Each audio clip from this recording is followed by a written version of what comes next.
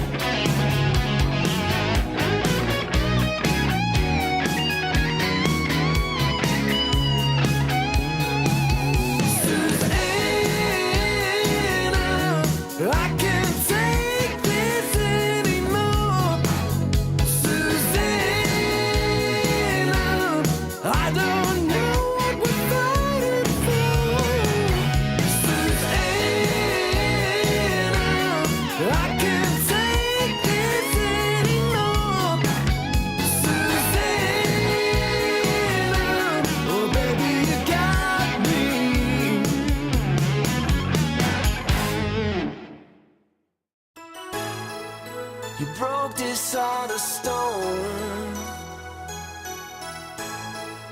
I always hoped that I would find you. Now the emptiness is gone, and the winds of change have almost blown through. You're right where you belong. So grateful you're beside me, always and forever. Just you and me from the stars. Always and forever. You'll always be forever in my heart. You're the better part of me, one that I can always cling to. Was blind but now I see. You made a way for all we've been through. I'm right where I belong. So thankful you're beside me, always and forever. Just you and me from the stars. Always and forever. You'll always be forever in my heart.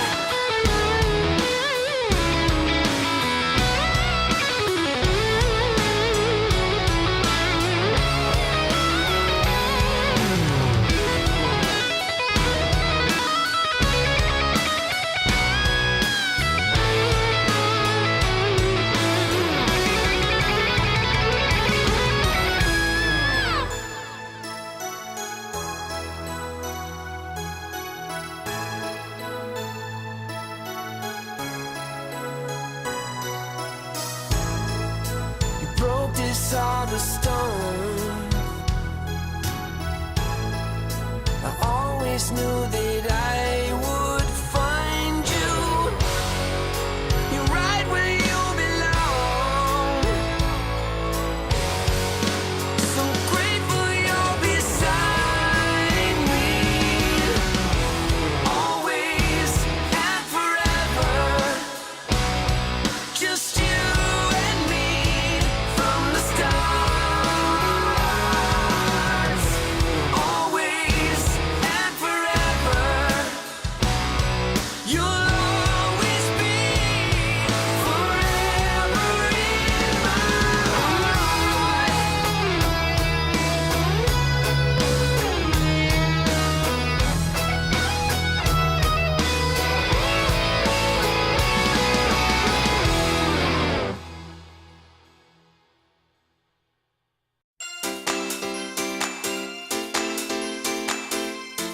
Bring out the best in me, baby.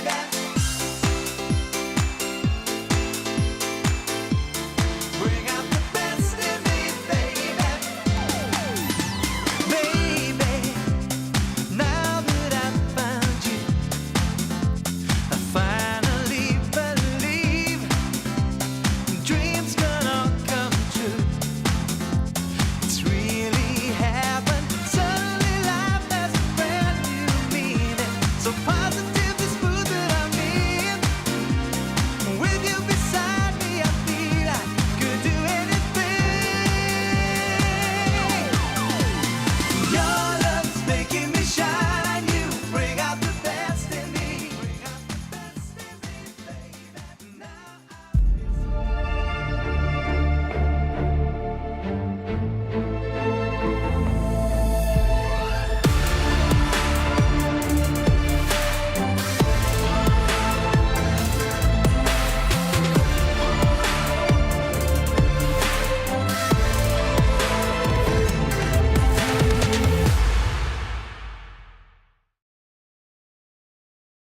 DreamLeague Season 23 is brought to you in part by Intel Arc. Acer Predator, DHL, Qiddiya, Monster Energy, 1xBet, and the United States Air Force. It's the very last day, my friends. 3 teams are vying for championship glory here at a DreamLeague Season 23. Falcons, Gaming Gladiators, and BetBoom Team all duking it out on this Sunday. So let's get into some more of the last DreamLeague action before Riyadh Masters with 3 of the PogChamp Pandas.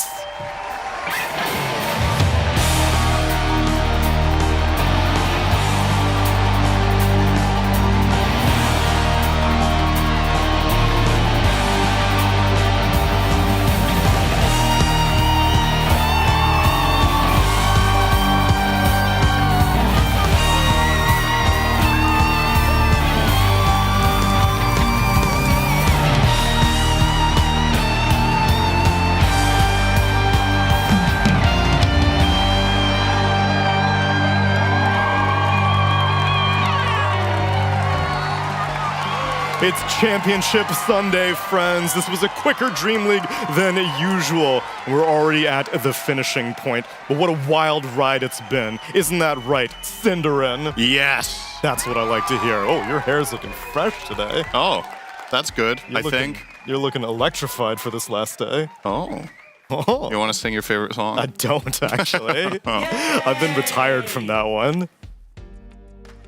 Do I look stupid? No, you look great. Say it as it is. No. Say it to my face, Neil. Cap, what is it? Cinderin's so uncomfortable with compliments.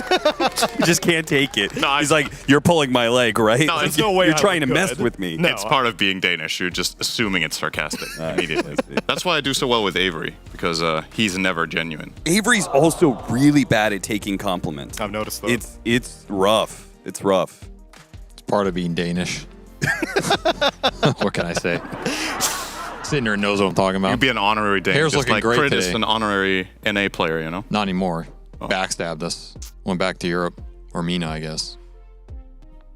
Shame. What is the region? Well, all I can tell you is that he's doing great on the EWC leaderboards. Let's take a look at it for another pre-show, because the Falcons and BetBoom. Wow, I actually did not realize that they're this close at this point. That's right. This lower bracket final that's about to commence is really not a placement for second and third. It's a placement for first. The glory, The glory of being top of the EPT leaderboard. which I suppose should theoretically affect like maybe some seeding in group stages, perhaps, when we come to Riyadh Masters. Affects the Probably. feeling of ego That's true. and confidence, Which Cinder has a lot of. Oh, yeah. and BetBoom need more of, especially when it comes to a LAN environment. As we take a look at their road to Riyadh, because damn. obviously these podium finishes look good, but these are championship players, and I'm sure they've been immensely frustrated by being so close to glory, but never able to capture that trophy. Well, are you championship players if you don't win championships? Yes. Okay. Toronto back to you, Tokyo back to you, has Neil. won a championship before. Is BetBoom the new Liquid? That's what I'm kind of. Was Liquid the new Cloud9? Is Yeah. Cloud9 the new one of Cinderin's old teams from 10 years ago? Is Falcons the That I don't remember the name new of. Spirit? As Falcons is the new Gaming Gladiators. That's true because they're winning everything. That's what But now Gaming Gladiators is the new Falcons.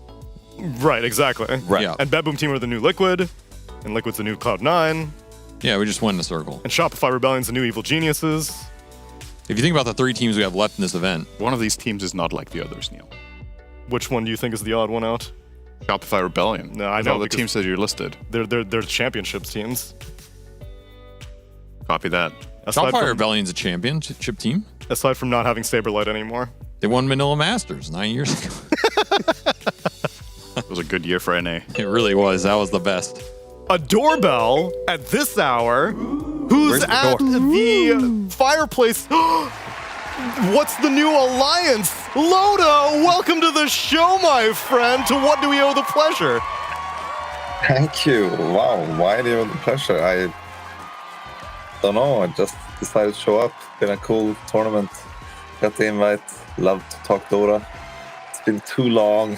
That's what I'm saying, my man. It's been far too long. What if you've been off the grid for a little while? I know you've been keeping up. I know you saw the new patch. Your daughter's been streaming recently. You've been teaching your employees some Dota. You've been keeping up with the scene despite not having a team behind it. Yes, of course. I mean, we kind of fell through for us in Dota late last year. But of course, I mean, I love Dota. Been working on the return ever since it all fell apart. But it's good. I mean, honestly, I've kind of felt. You know how it is with Loda, sorry. I know how it is with Loda. No, but you know how it is with Dota. It's like, if you played it for this long, Swindren at least knows how it is. You know, you love, you hate the game. Sometimes you need to, like, learn it from a different point of view. That's why I played with my daughter, with my employees. But I think the game, to summarize everything, the game is at a good place. The patch blew my mind, and I think right now competitive Dota is honestly probably its best place ever. So it's exciting times. Hope to come back soon. You've had these peaks and valleys, right, Sint? Oh yeah, a lot of valleys. Sometimes I could just barely scrape the bike up the hill, and then it was straight back down. I mean, the path down should technically be nice, but that's true. You're going way fast down. But then you ideally take that momentum into going back up. Yeah. But you know, the really deep valley, down, you can't really get up, Neil. You're stuck down there. The further down you go, the better it feels when you return, right? Right. So when is that return going to be? Because you guys have a Counter-Strike team, you have an Apex Legends team, you guys stepped out of Dota, you did a rebrand. I see the rebrand is done.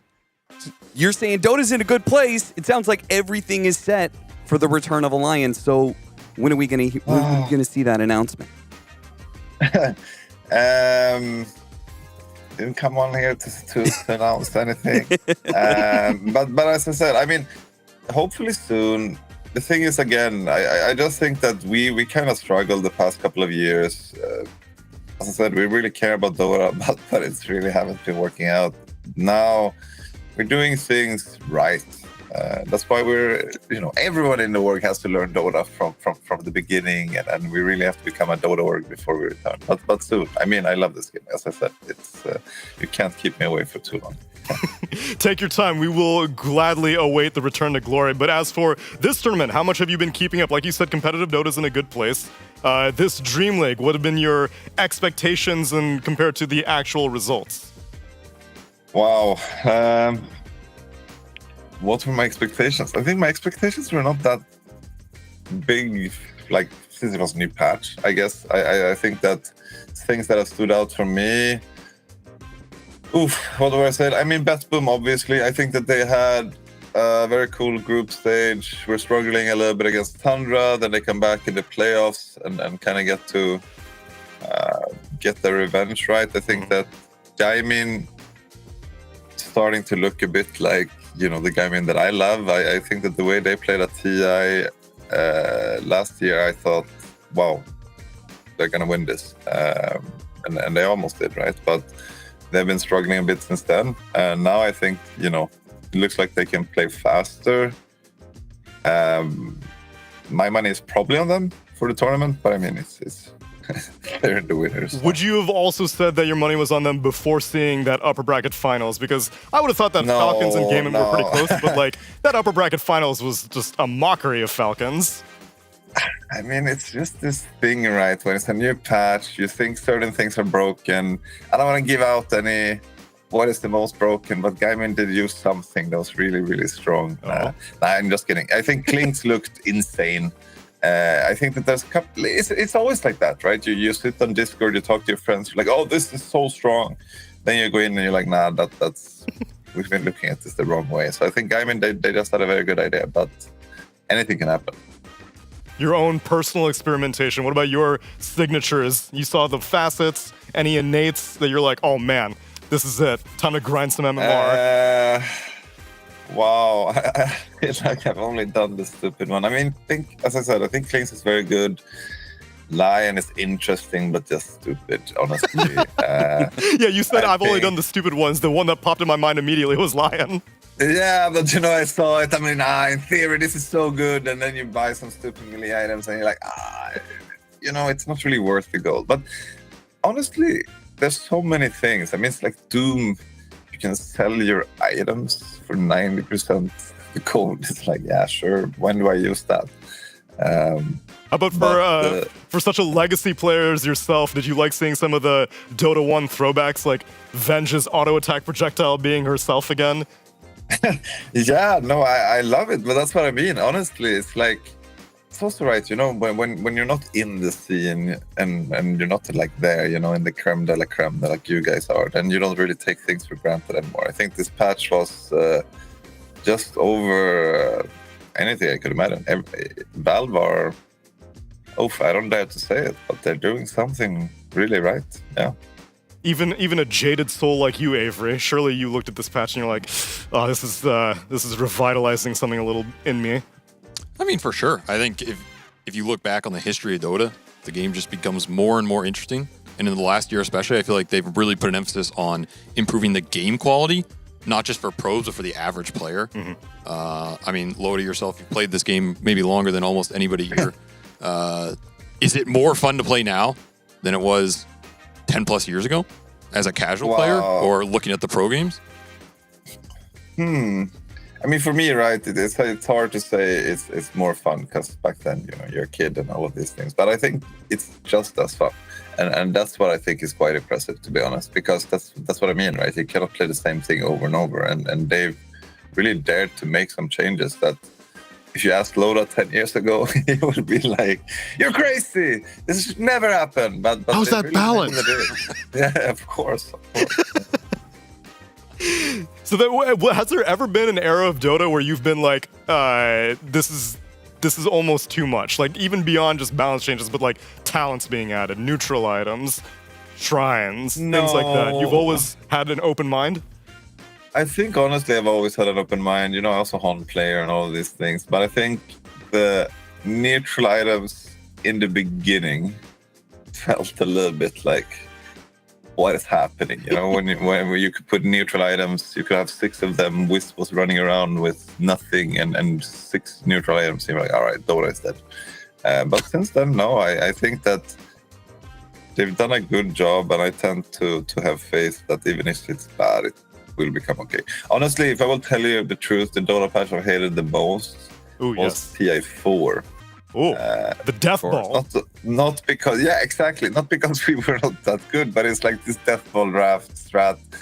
It was the only way to play Dota. You could try all the different ways, but going 5 together, ending the game in 25 minutes, it was the way, and it just didn't end up that interesting.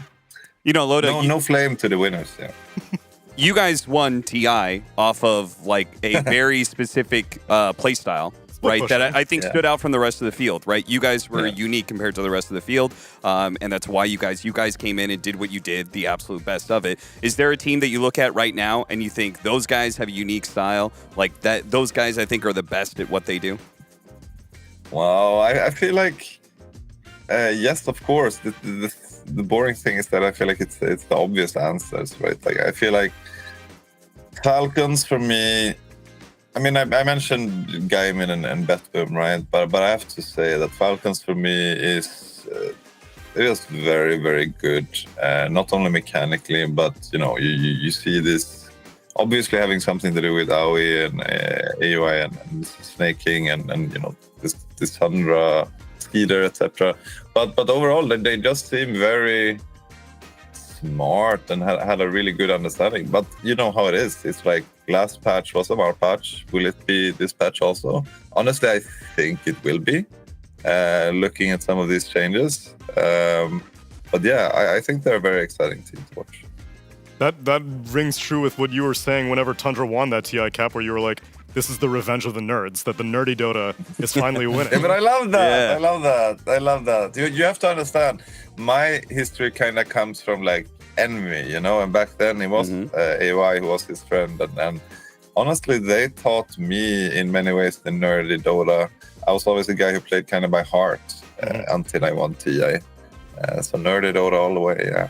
I love how Envy just keeps on coming back to the conversation, Loda. I mean, somehow he just keeps on getting brought back up, man. His legacy, He left a mark on Dota. It did. It really did. Yeah, but it's like you people that look at the game their own unique way, you know, they will always stand out. I will never forget about, you know, even with, I had the Insania, when I was working with the Insania team and Mickey he had to take a break because he was injured and we were using Envy as a stand-in.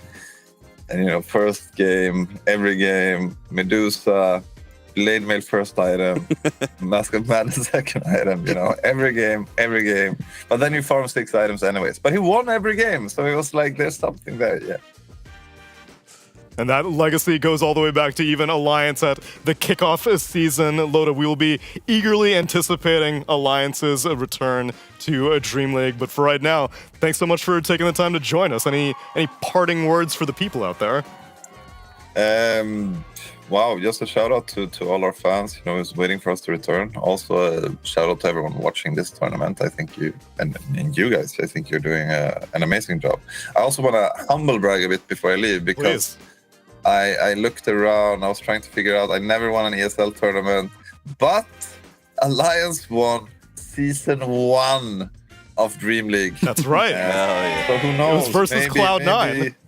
Versus Cloud9, exactly. Legendary times. So I felt like we have to return. One day we will return and it will no longer be just the interview here. Yo, happy to hear it. I will be gladly waiting to interview your players then at that point. But for right now, Loda, thanks so much for joining us, and we'll catch you again later. Okay, thanks so much for having me. Cheers, guys. Bye. That legacy Dota bring a tear to your eye. He came around on neutral items. You still hate neutral items. Oh, not nearly as much as I used to. Not as much as you used to. I think Loda and our perspective on neutral items when they came out sound like they were very similar. Yeah. It was just a poorly implemented system to start, but over the next year, I want to say, they balanced things out clearly better. And probably now, I'd say maybe like 1 or 2 outlier items. I think the neutral items are probably in the best place they've been. I suppose once the token system came around, then you started warming up to it a little bit. That helped first of all, but it was also because some of the outlier items, there were specific items that were just way too good on specific heroes. Yeah. And over time, they just weeded those out or tweaked them to make them more reasonable across the board. And at that point, it's fine. Like, I'm still not like a mega fan, but I'm also not a hater anymore. It's all right. And it's like one of the Valve strengths, right? Put in a big change and then improve upon it until it ends up being like in a good spot. Yep. Which I think is interesting because I think Facets is probably one of the big ideas that they put in that I feel like are already like my initial impression of this is like, oh yeah, I think this is like pretty good idea compared to like talents and neutral items. Both had some like pretty rough start there initially. Mm-hmm. Remember like the death timer? Respawn talent. Oh yeah. GPM talents. The level 10 Lina minus 30-second respawn talent. You killed her mid, she was back after 5 seconds. So does that like mean some weird game of whack-a-mole? The facet system, they're going to make it worse over time? Oh, because it started out good? Yeah, it started out good. They're going to consistently make it worse over time, and then Cinder will hate it in a year. He'll be wishing he got back to the age of new neutral items. I'll believe it when I see it. Okay. Well, I want to see the bracket for this tournament right now because only 3 teams remain in DreamLeague Season 23. It's Game & Gladiators, Team Falcons, and BetBoom team. And Cap Loda's prediction was that the nerds may win, but of the 3 teams remaining, I would say that BetBoom's probably the least nerdy, the most emotional of the teams. So you think emotions can triumph, or we're just set for another generation of nerdy Dota? Why is emotional an antonym to? Yeah, that's what I was wondering. No, it's like the heart versus the brain. Yeah, I get the angle you're coming at here. BetBoom, are they going to make it through? They have to go through Team Falcons. I mean, of course, they got to get second. They're the new Team Liquid. And they've had a hell of a journey. They went all the way from lower bracket at the beginning, 2-1 against Aurora, then 2-0 against Tundra, then 2-0 against Extreme. So momentum is on their side. Yeah, they've got huge amount of momentum, and they would be it's been a long time since the team has made that kind of lower bracket run all the way through a tournament and successfully won it. So it would be quite the feat. If they were finally going to win a tournament, it would be fitting that they would do it the hardest possible way. You know, the last team that did that was Gaming Gladiators, which is why they're going to win here. And you know why they're going to win here? Because they're the best team. Name me the 3 best mids right now, Synderen? Quinn, and No, SVG. heroes. Well, that's a good answer. But heroes. SVG. You're really ruining this bit. I'll tell you what they are. Storm. Leshrac, Storm Spirit, Void Spirit. What does Quinn play? I think Lesh is top 3. Leshrac, Storm, Void. That's just top 3. They're winning this Legends event. top 3. It's been picked a decent amount, but his win rate was not great when I saw Honestly, it last time. But I don't even know what placement is. I'm just saying Quinn's hero pool, outside of the Pangolier, back to the top. And they're all the playmakers that team needs because they don't necessarily have a playmaking core by default. Well, you guys are all the casters that I need for our upcoming series. So if you're ready for some action with the Falcons versus BetBoom, then get over to your booth and we'll get over to the draft table. and if you're not ready, you stay here.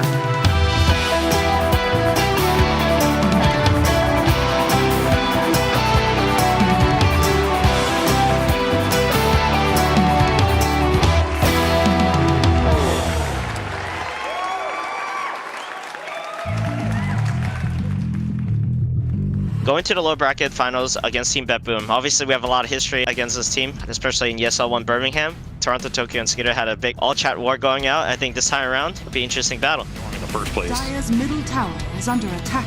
This hero definitely... There are a lot of heroes that got buffs, and just a couple of them got nerfed. What a bushwhack comes in, does so much damage. XM, ooh, he's zipping, he's DPing out, and the shot comes in from Crit. From downtown, he lands it. I think Team Falcons has a good gameplay style. They also have good strategies, but we'll prepare for them. I think we just want to get a revenge from Birmingham. Only have a spy back. Can he save his allies? Yeah, he's out of mana. No, this GPK's gonna die. No, we get the vortex on all 3 of them, pulling him into the spin. And now it's just a mosh pit of death. And Nightfall is the commander of. They'll take the raid. Got out once. Back up a little bit, let the healing ward do its work to make sure he doesn't die, and now go back into it on the second life of 23 Savage. After the tournaments we spent, we're gonna beat them. That's right, friends. It's a little bit of a Birmingham rematch, although inverted this time, because it was BetBoom team that made their way all the way through the upper bracket to grand finals, and it was Falcons that had to grind out the lower bracket to finally make it to that grand finals and then win it. So now that the shoe is on the other foot, Purge, do you think that BetBoom can capitalize on all of this data that they've gathered throughout the new patch, grinding out lower bracket games? I think so. I mean, that is one of the negatives of the Falcons in this tournament, is that they got winner bracket. They only got to play, not 2 matches since the patch came 4 out. games. So they get to come in with their ideas that they think are good. And this is something you have to protect in a new patch because you don't want to let your opponents know what you're drafting. In this case, Falcons brought their ideas into the winner bracket finals, and it fell kind of flat. But first off, the BetBoom squad is the other side of this. The heroes that they're playing, I feel like, are just a little bit better. They've finally taken some of those new ideas, but they're also pairing it with like the strong heroes of the meta. And when they get to that point in the game, it's going to start making cohesive drafts. So we have a graphic that I'd love to show you guys, showing some of those heroes. They've picked there's a ton of data, obviously, but they've picked Enchantress 2 times so far. Slardar is almost consistently one of their openers if it doesn't get banned. And then the Pudge support was really effective. They picked Phoenix twice. Almost always worked, and I love the Lycan as well that they pulled to play in the offlaner. They just played it traditionally. It's like it was just good that game. They bought good items on it. It worked really well for them. And then on the other side, Falcon had their huge defeat that we saw yesterday, I believe. They had a 20-minute loss, and they had a 32-minute loss. And look at those 10 heroes. Are any of those like mega broken in this patch? Like Timbersaw's good by all means. There's some okay win rates there, but I'm not seeing any like, wow, Clinks is broken with Burning Barrage and Skeletons type picks here. And that was their second match of the series. So I feel like momentum-wise, BetBoom is looking great with their drafts. And on the other side, Falcons, they faltered big time. They're coming off a loss. I just feel like it's a really perfect circumstances for BetBoom to finally break through and like get to top 2 and possibly win the tournament. Here, what was up with that winner's bracket final that we saw yesterday? A 20-minute GG from a team like Falcons seems very, very unlike the bar that we've set for them, especially from Gaming Gladiators of all teams, which has not had that much success this year. I mean, yeah, for sure, but I think Avery said it pretty well that Quinn's hero pool this patch is incredibly good. The Storm Spirit looks really, really strong right now. The Void Spirit looks strong. The Lesh looks strong. Look what he was playing last patch. It was like a predominant Coddle mid, Sniper mid. These aren't really Quinn heroes, so to speak. So that thing can really help them. But with Falcons here, they've got an interesting battle to go ahead. They need to find, I think, better strategies, best way to put it, because I think when they lost before, they lost to Storm Clinks that looked incredibly strong. So the strategy-wise department, Falcons, they need to step up here. And moving on to like the side of BetBoom team, they also had some really cool combos yesterday. They ran the Ursa Slardar, which is like incredibly burst damage heavy, because Ursa can use the minus armor really well. And they ran like the TI-10 Classic with the what was it, the Wolf Bite, that's what it's called, with the Tiny. It's back. You know, it's back. We're back to Wolf Bite Tiny. So they have some really cool ideas going into this. I think it's almost impossible right now in this patch to be like, I'm going to counterpick your hero, because nobody really knows what the hell all these facets and changes are. You just come in with your own idea and strat, and I think that's the way to win right now. Yeah, but it can't be an idea like Alina mid in some ways. It's like, it's okay, but it's like not abusive enough, I feel like, to like win a series when you're at the top 3 stages of the tournament.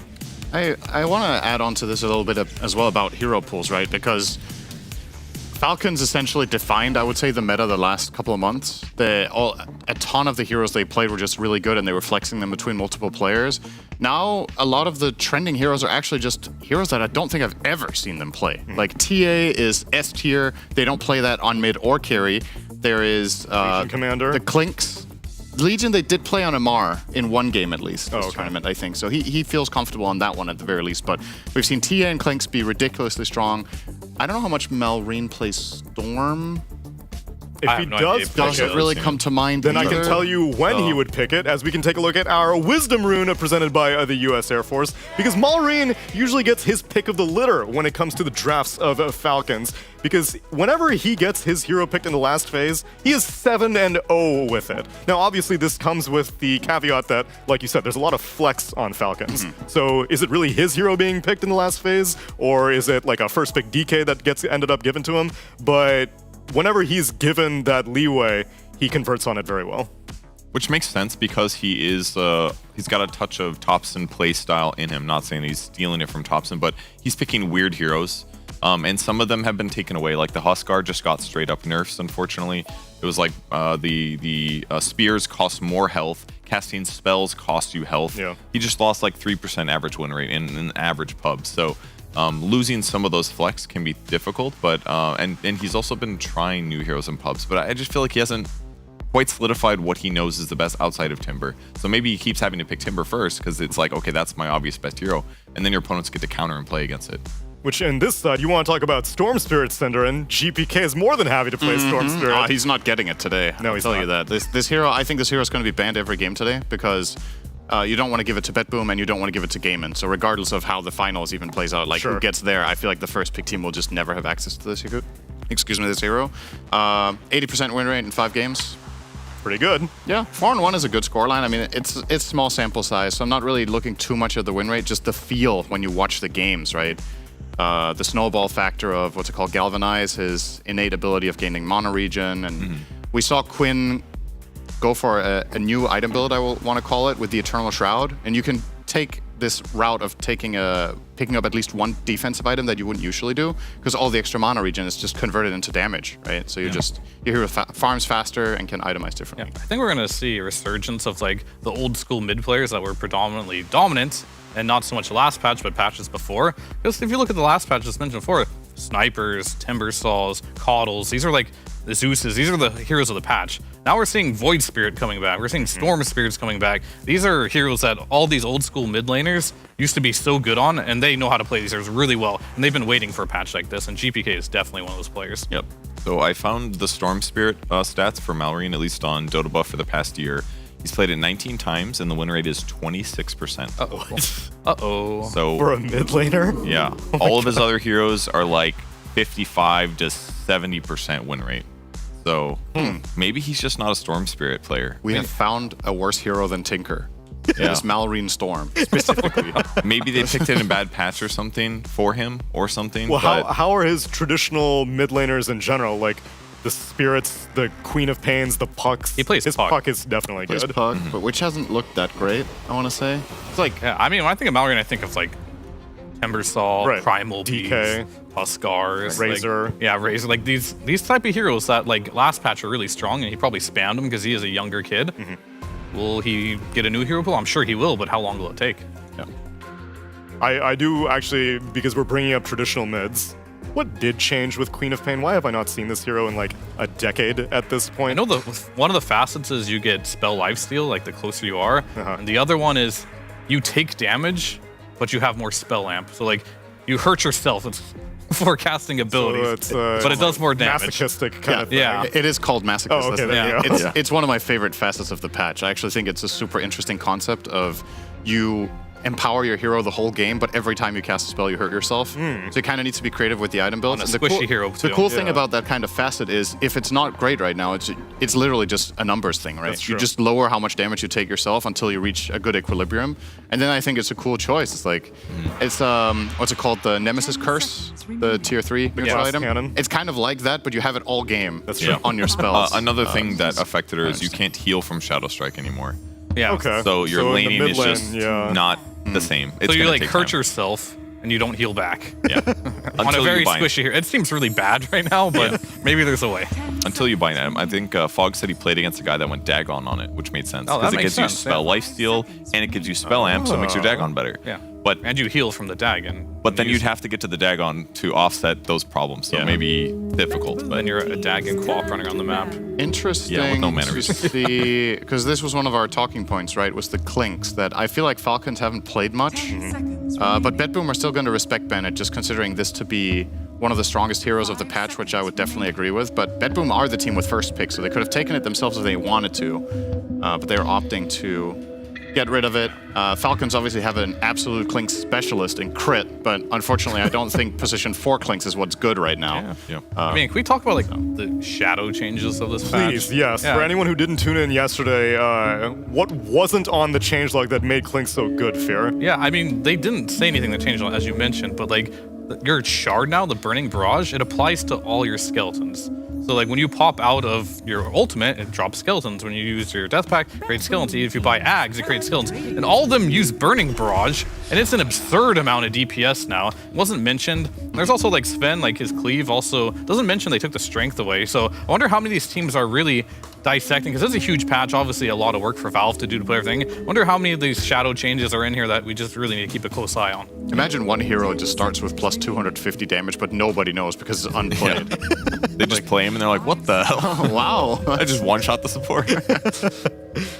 Yeah, Alright, TA's in. that change to Clinks just makes that hero, like, you read it, it's like, it's not very good, but then when you know it does that, you're like, wow, this hero's actually OP as hell. So that's why we're seeing it banned out right here.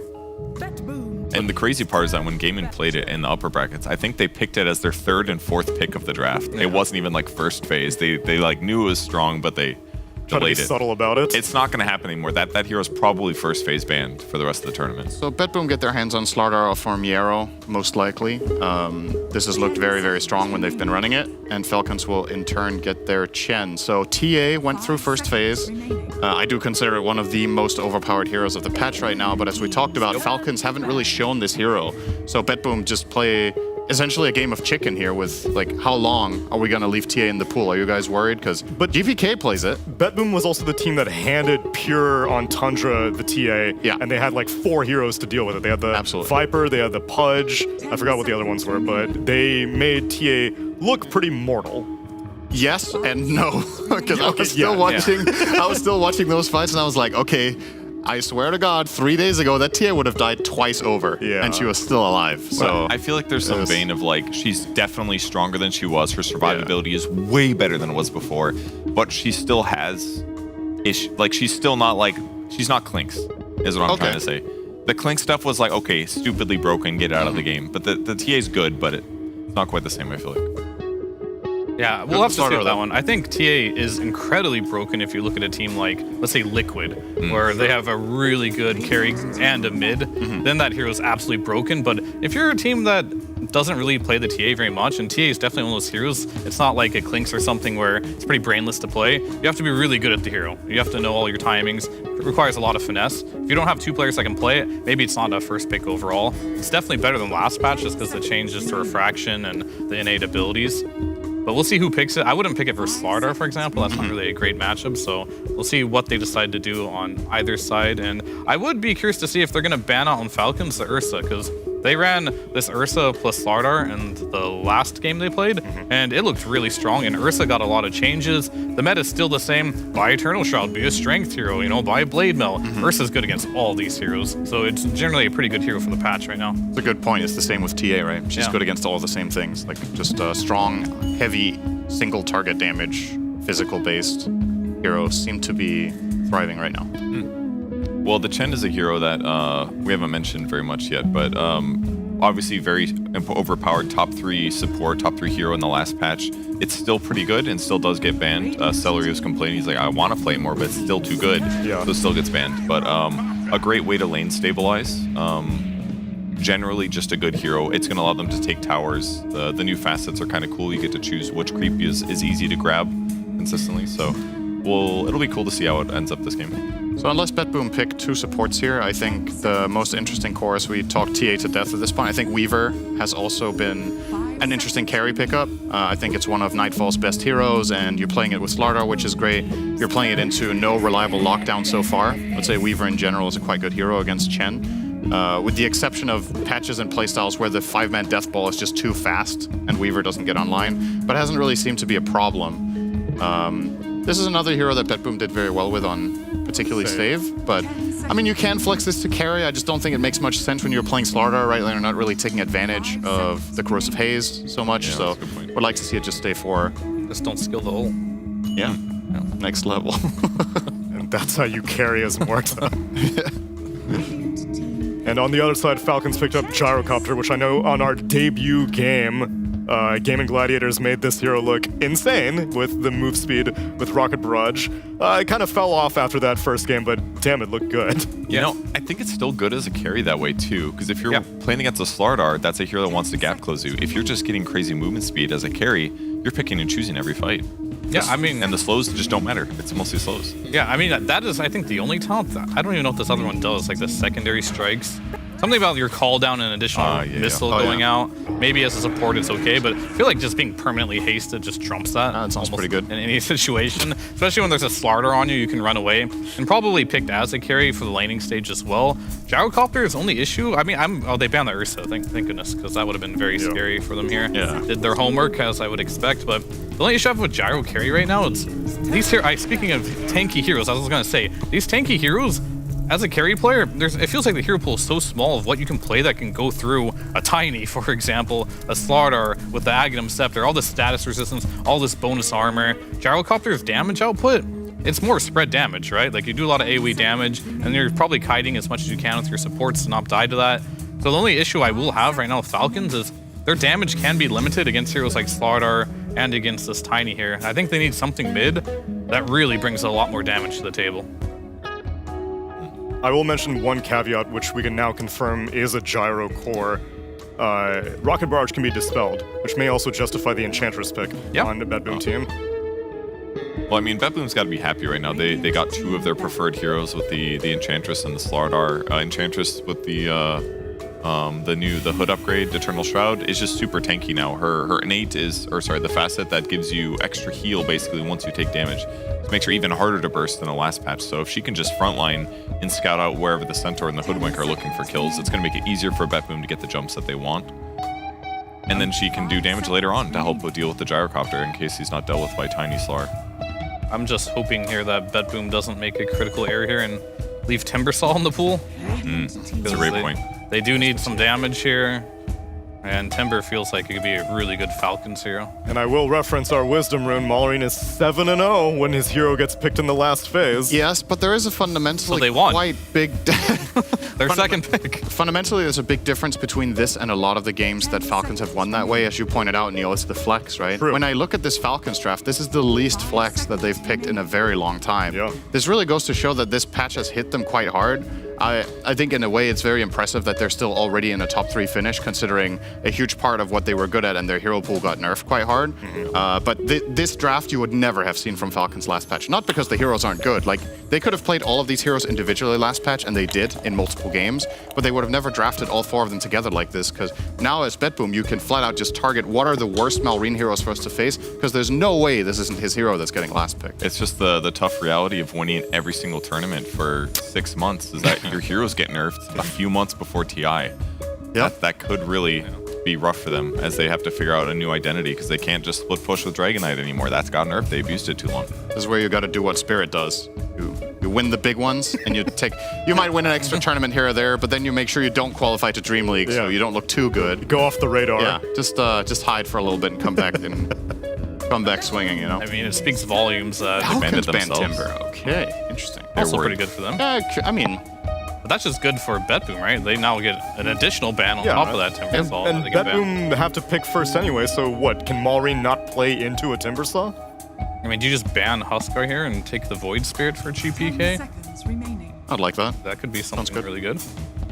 I also don't even know how good Huskar is. Like, maybe the hero's just dead on a pro level. Like, it's one of those heroes that has always been very much in equilibrium, right? It's like, okay, how much damage can you deal to yourself without being too weak? And now that your mana costing spells now cost health, despite you being able to reduce it with magic resist, it might just tip you over the edge where, you know, in fights, if you're like 10 or 15% weaker on Huskar, that can make or break the hero completely. Because how many fights have we seen Malrine survive on like 2% health, right? I mean, I don't even think he's picked Huskar since the patch came out. Some heroes he's been playing the last couple days, he played one Storm game that he lost. Two Storm games, one, lost the other. He played 2 Mid Void and 2 Earth Spirit. So those are maybe some possibles here. Earth Spirit? For their last pick. He's playing the Spirits. He is playing the Spirit. Except the Storm Spirit, which he has a 20% win rate on. Well, no, he played 2 Storm games, but... Right. Ban He's Razor, getting into pick it. Wind Ranger. That is bizarre. I mean, interesting. It is Falcon's Razor. They do love the hero, so that's a bit of a respect ban there. But yeah, what do you pick into a Wind Ranger if you are Malrine against this lineup? I feel like they definitely need more damage. Like, Centaur, big and tanky, he can do damage back, but he's going to be burstable. Tiny doesn't really care too much about the Retaliate aura because you hit for like 700 damage per hit, right? Add an amp on top of that. He is going to die and not be your typical Centaur. Gyro also doesn't really have a buff to help him do more damage in this game. So I really do think Malrine has to play something that brings significant amount of damage to the table here. What about Void Spirit for them? Is that a thing here? I think that hero is a thing right now. It's really good because, like, it's going to go with the Earth Spirit. This hero can do a lot of damage, but if it doesn't, it falls off really quickly. Well, he's been buying Blade Mail first, great against the Wind Ranger, so that part is okay. One game, it ended really fast, must have been a stomp or some levers, and the other game he went Sanj Yasha into BKB. I mean, I think he'll probably go Blade Mail Sanj and Yasha? Sanj and Yasha is what Dota 2 Pro Tracker tells me, which, you know, it's possible that APIs not happening, I think. Yeah. I think Vessel looks good here, though, against, like, Tiny's 5,000 HP, Blade Mill for the Wind Ranger. After that, I guess Sanj. He needs armor, for sure, if he's dealing with the Slardar. Do we know if, how is it the Craggy Exterior works on Tiny? Is it against melee attacks only, or is it against all attacks? I think any attack. So how does that work against Flat Cannon? It's not melee, just... I'm not entirely sure, but there's a chance that it does put a debuff on you, but I'd have to test it. That would really suck We'll for see Gyro after this if it game. does. If you flak in the fight and you hit Tiny a couple of times and you just lose damage I've played this awful. matchup actually in a pub, and it did not feel good as Gyro. Like, he kills you, and you don't really kill him. I guess that's the story of Tiny at this match. Earth Spirit's the biggest question for me. He took the Resonance facet. I just thought that so much of how you play Earth Spirit, like your muscle memory has kind of changed because Wait, which one is the Resonance? Yeah. There's no way it's the right one, right? Oh, okay. Yeah, you're Is right. it? The right one is the one that the boulder does not get consumed when you roll on it. Yeah, okay. The one step. It's the normal. If he took the other one, I would have laughed so hard because we've spent a good couple of minutes, Effie and I, on panels talking about this is why he wants worst Saint passive Yasha in the game. Because each magnetized stone room, it gives Earth Spirit 40, 80, 120 bonus attack damage. Oh, so you wanted to attack. Yeah, so you use your remnants and then you just start smacking them. The flak doesn't give you the tiny craggy damage back to you, so you it has have to be hit him direct directly. attack. Okay. Yes. So never hit Tiny. That helps. Otherwise, I think this would actually almost make the matchup quite a lot worse. It's still not great for Gyro, but I mean, I'm looking at this and I'm looking at how things have been going recently the last 2 days with these two teams. I have a lot of faith in BetBoom with these picks. I think this is I'm in the same boat. I think Falcons has to snowball this game and end early, or it might be very hard. Let's see if Earth Spirit turns out to be a viable hero in 7.36. It's lower bracket finals time. Let's get into it with the PodCap Pandas.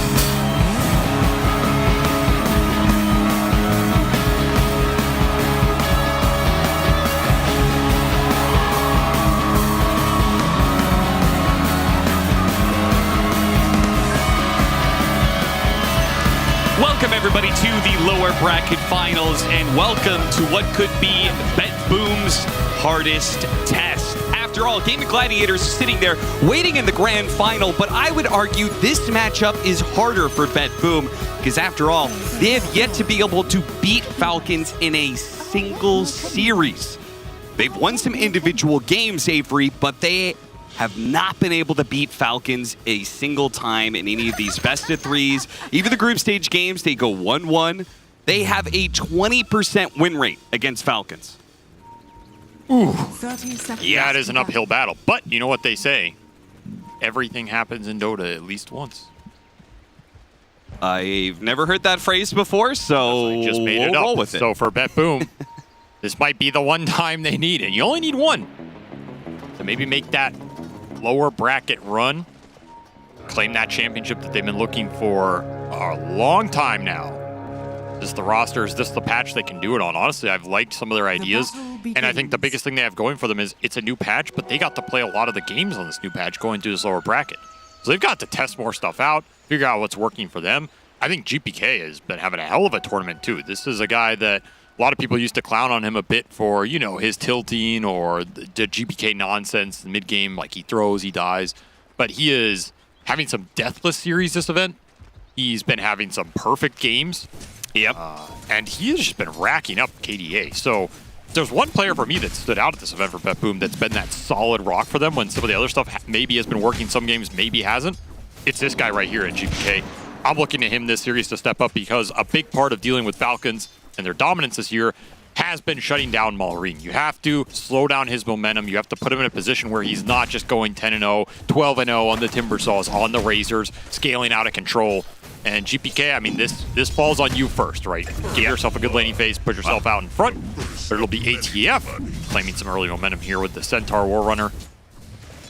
First the Enchantress, not an easy first blood kill, but they will find it. A little bit of roll in here from Malrine. This matchup truly is the unstoppable force versus the immovable object. GPK has the lowest death average of any of the players here at DreamLeague, while Malrine has the highest kill average of anybody here at DreamLeague. So you are talking about an absolute killer in Malrine against GPK, who just seems to be elusive as hell, and even though they're here in the lower bracket, has just simply not died that many times. In fact, he averages a little over 2 deaths a game.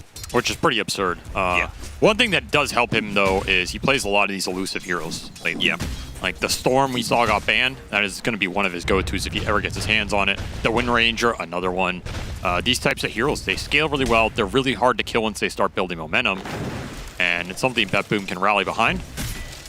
Also interested to see how Nightfall can make this Tiny work again, because this has become one of those carries that on paper just seems absurd. We saw it yesterday in the hands of Ame in that game. They didn't win that game, but that time you put them in a position to win that game. Yeah. And it just does some crazy stuff. The slow resistance. He's one of the few heroes that has innate status resistance left. After a lot of the status resistance got removed from the Sange builds up. That's a rare trait to have nowadays. And this new Craggy is just ridiculous in the right-click matchups. So he has so many of these little passes, just turning him into this monstrosity if you get there. Yeah, I have a feeling that Tiny is going to be like one of my most hated carries to go up against as an offlaner. I've already felt it, like I've already played up against it like 3 different times, and I could just feel like, oh my god, this guy's so oppressive. You can't really hit him very much. He hits back like a truck. He's gonna take the CS advantage over you. There's nothing you can really do about that because his base attack damage is so high, so much higher than yours. And then he just becomes a beast in the late game. You say that, but ATF has matched him here. Double Bracer Centaur, he's already up to 90 damage on the board. And this hero is another hero with his laning phase is just ridiculous now because he basically gets free boots on top of everything else. ATF living his best life here and cruising through this laning phase. In fact, all Falcons cores off to a pretty swift start here, claiming 3 of the top 4. This team just CS's damn well. Yeah. One of the things you have to match. I think BetBoom is one of the teams that can match that.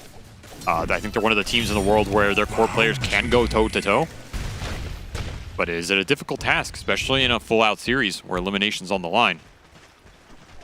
It's so crazy to me how Amar starts every lane just getting so much CS that he's always able to get this double bracer timing super fast. And then at that point in time, like the rest of the CS is easy, right? Once you get to your double bracer, yeah, maybe. Why? Yeah. Why not? I mean, it's move speed on this hero, right? You're just replacing the boot slot with another bracer. It's hella efficient. Oh, yeah. I think Centaur got that really nice buff as well, because now when you use double edge, right, you're getting strength off of it. Well, okay, that is also turning into movement speed. So now you can actually constantly be using double edge in these fights and keep up with heroes, which was a problem with Centaur in the past. A lot of that was fixed through the stomp animation being changed, but now it gets fixed even further by this double edge and extra movement speed off the facet. It's also interesting that we see Snakekin go for this Hellbearer convert that we were looking at bottom. Yep. He went for the Alpha Wolf in some of their previous games, but maybe something about their lineup here. He just wanted the Hellbearer. Maybe the laning's a bit better or something. But nothing sticks out to me because the big Hellbearer doesn't have an aura anymore. It has a death throw for boosted damage, but I don't know if that's something you're going to play. Like, are you planning to run this Hellbearer in the fight and kill it for the death throw aura? The mini one does have an aura, but of course it forces you to summon the larger one later. So this is one of those that's like really interesting. You know, I would love to ask him why he opted for the Hellbearer here over the Alpha Wolf, where he talked about it just being super reliable, which makes sense. You're just getting damage aura over the whole game. Yeah. I will say, if you do get that death throw, it is a massive buff. Oh yeah, it is. To a hero like Gyrocopter or even Earth Spirit, who has very high base stats. Gonna go on Skeeter here, run him down. They saw the Chen move out of lane, and they just immediately pounced. Really nice. Really nice little move there. Get themselves a big win on this safe lane, and it'll be Malrine making the first move here, and it'll be guaranteed kill on Nightfall. Overwhelming amount of damage with that Magnetize. Both junglers leaving their carries alone and immediately get punished for it. Dire's top tower is under attack. Though on the BetBoom side, they didn't have to rotate their mid, so... Radiant's middle tower. Yeah, GPK's just taking mid tower off that rotation. He's making the most of it. Doesn't want to move. He'll get a shield rune, and he'll just focus fire this tier 1 down. Force crit to respawn. So he's getting something out of this period. 7-minute Wisdom Runes coming in, but with the Earth Spirit returning back to mid, don't think anybody is going to be in a position to do any kind of steals.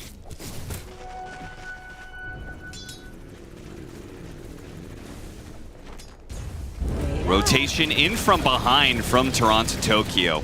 This hero is quite the menace. It's one of the supports that is able to do an insane amount of damage as the game goes later, right? A pure damage source that doesn't run out of steam.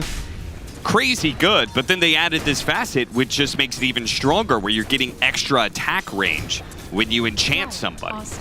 So you can enchant them from farther away and then just throw out these impetuses from super far away, doing even more damage than she did before. Yeah, this is one of those that on paper is like, oh, that's nice, but then when you play it, it's just absurd. Yeah. It makes her a real menace in the early exchanges, even bigger menace in the late game team fights, especially if you can get to slaying like the Hurricane Pike. Just the range you can throw out these impetus, that is absurd. Yeah. Turns her into a much better like semi-carry from that support position. Not that it was necessarily bad before. Definitely helps your cause. Level 5 for the Chen. So he does have this big Hellbearer if he wants to give it. That might be one of the stolen ones.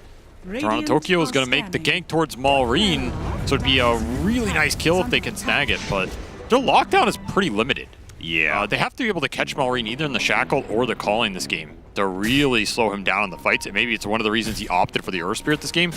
Maybe this hero doesn't play the fights as smoothly as he used to, but just spamming the Revenants, but this facet gives him so much extra right-click damage. I would not be surprised to see more of these Earth Spirits build into some sort of right-click item or a mini attack speed item. If you get Magnetized on a couple stones, it's a lot of extra damage. Yeah. I mean, what do you think that build kind of looks like? Because right now it'd just be like Blade Mail, BKB. You're still going to get a good amount of right-clicking in with that kind of build as a core Earth Spirit. I have no idea, but, you know, I could see like your 6 slots late game end up with maybe an AC or something in it. It's a good word. This hero gets really tanky. He's still one of the highest strength games in Dota. Yeah. And that also helps his damage here.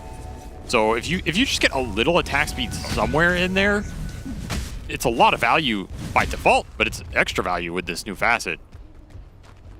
We're seeing him take Spark of Courage as well. So armor is very good for this hero, and Radiant's attack speed is now bottom very tower good. is under attack.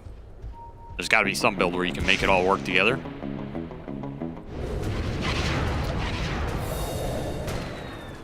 Snaking coming back through the gate to help secure Skeeter's lane once again.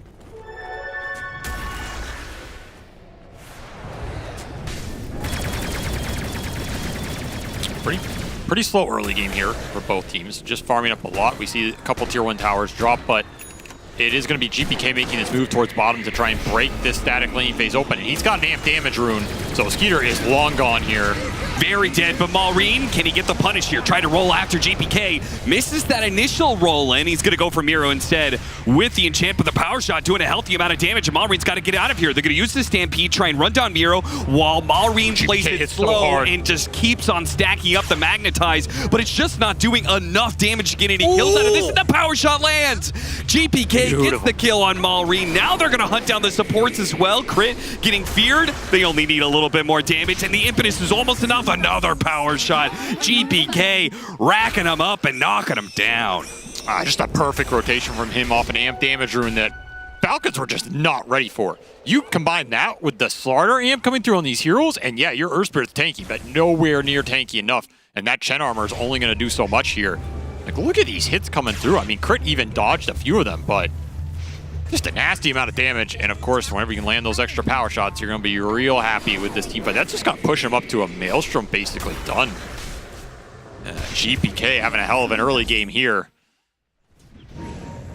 And again, he is my go-to for BetBoom if they want to overcome their demons and finally beat Falcons in a series that they've never been able to accomplish here. Well, GPK might just be the thing that pushes you over the edge. He is very far up the net worth, and I think Wind Ranger is one of these heroes. Maybe nothing crazy happened to this hero, but it just became slightly better, right? Everything about her is just a little bit better, a little bit more move speed, buffs the team, and she still gives you that raw killing power on these tanky cores, which I think is a big deal this patch. Yeah. You're going to see so many of these heroes like the Centaur here, like these Earth Spirit. They're just tanking up. They're getting Shrouds. They're getting Hearts. You're going to have Blade Mails, Triple Bracers, whatever it is. A lot more heroes can scale through the stats now than used to, which means you need raw damage at some point. You need to be able to cut these heroes down to size and actually chunk them through these stat buildups where they might have 3,000 or 4,000 HP with 70% resist. Flat spell damage is not doing it anymore. You need heroes that can scale and give you that oomph in the late game. I think Wind Ranger is one of those that can often reliably do that. Which makes me call into question the Earth Spirit pickup. He may be a tanky hero, so he kind of fits some of the archetype right there, but damage-wise, I feel like he won't match up very well. Well, that's the X factor, right? With the new facet, this hero is often a menace in the late game just by the fact that he out-survives you and he's continually stunning you, continually dealing these small instances of damage. You get Ashivas, you get other items that amp it up even more. He just becomes a late game menace. Most of the time he gets there. Maybe this facet pushes him over the edge. But I agree, things like Eternal Shroud, Heart, do seem tough for him to... It's going to be tough for the Centaur plus Earth Spirit here in the late game to punch through that if BetBoom can get that online. Perhaps on the Slardar here, perhaps an Ag's Wind Ranger you might not be able to see. Tiny with the slow resistance, the stats resistance has got to be good.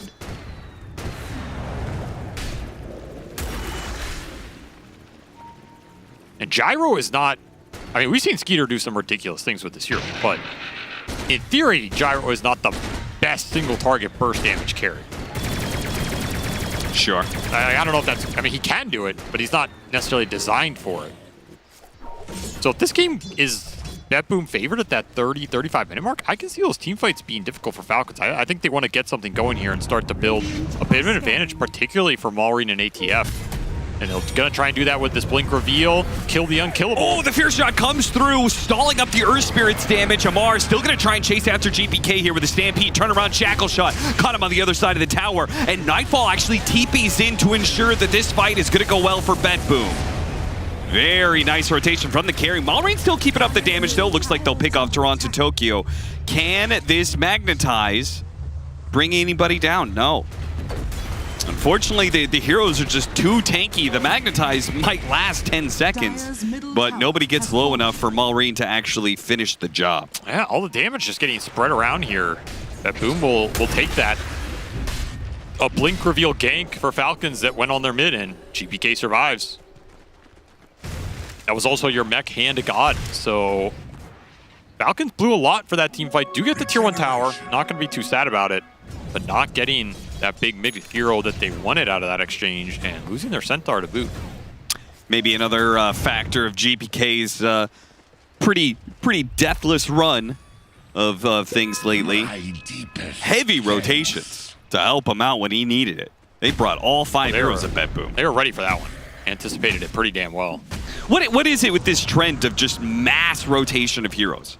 Everybody comes to the fight all the time now. New patch, you don't know what's going on, just play together. I felt like we saw it a lot last match too, though. Jump onto Amar, fear shot back in.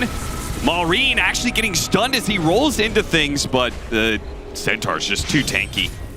BetBoom did not feel like they could get the kill fast enough. It's hard for them to man up on ATF right now because of the blade mail threat. Same with Malrine. Like, GPK cannot commit a focus fire into these heroes. He's just going to kill himself. Right. So that's something that they're going to have to figure out, and it will just be second item BKB from GPK to open up those opportunities. I like it. Like, maybe you'd rather be able to go something else here, but there's just no way for him to give BetBoom the damage they need versus these double blade mail unless he can man up through them. BKB guarantees that. It's also like a mini stat damage item for the universal hero, so I think that's the crazy part about BKB is that it's like still pretty good stats for so many heroes, right? It gives you damage and then it gives you strength, which a lot of heroes, you know, like for in this example, Wind Ranger's universal, so she's still getting extra damage out of those stats as well. Radiant's bottom tower is under attack. Still a very good item. No doubt about it. We're gonna pop this Enchantress real quick. Take her out of the thing. I guess another note is that Falcons don't have any BKB piercing disables outside of the Bash, I guess. Radiant's bottom tower Thinking of Slardar. They're on the same team. So they have no BKB piercing disables, right? So if the Wind Ranger gets BKB, she could just run down the gyrocopter, which is kind of her job in team fights, right? Yep. That's what I'm saying. GPK can be a big problem for Falcons here with this early BKB timing. There's not much counterplay they have other than you divine favor the guy and heal him up, which is annoying. Shen can be really annoying in these single target burst scenarios. Yeah. There's a lot of armor being built on the side of Falcons. But ideally they want to get some control for him later. Some Dispels, some Abyssals, I don't know, something to help find this Wind Ranger back in fight. Maybe Malrine just rolling in is enough to catch him. Might be able to rely on that. And he is going to Sange and Yasha here. So likes the extra move and attack speed. Okay. Maybe this is where Spirit's able to push through on these tankier heroes, is through the right-click damage that he's been given. Big push coming in the bottom lane. BetBoom not really responding. So looks like this tower could be for free. I mean, something to keep in mind is something like Sange and Yasha on this hero is it is some extra farming speed as well. This hero doesn't really just clear waves off his spells alone, so speeding up the process with which you finish off a creep wave or finish off a neutral camp can add up over the course of a game. Move speed's never bad. I can kind of get behind it. And you're just going to have ATF building into the armor items here. Shivas, Lotus, Shard on the menu. Lotus and Shivas are going to be huge in this game if you can get them on multiple heroes. Any sort of armor deficit you can make up against Nero is going to feel good. And that Roshan is still sitting there. Got to be thinking about it soon if you're BetBoom, because you could be doing it. You're probably waiting for the Wind Ranger BKB to force that fight. The Slardar Eternal Shroud would also allow you to do that. Making a jump onto the Squirrel, crit. Silence immediately afterwards. Power shot comes through. The Chen heals, though, is enough. Even if they land that shackle shot, it's too deep for BetBoom to dive. They know that Falcons is likely to punish any sort of overextension. So look at this move. Stampede and Hand of God on cooldown. They got something out of that go. But Falcons will wisely back off. Or will they? Oh, they're going to catch him in the river, perhaps.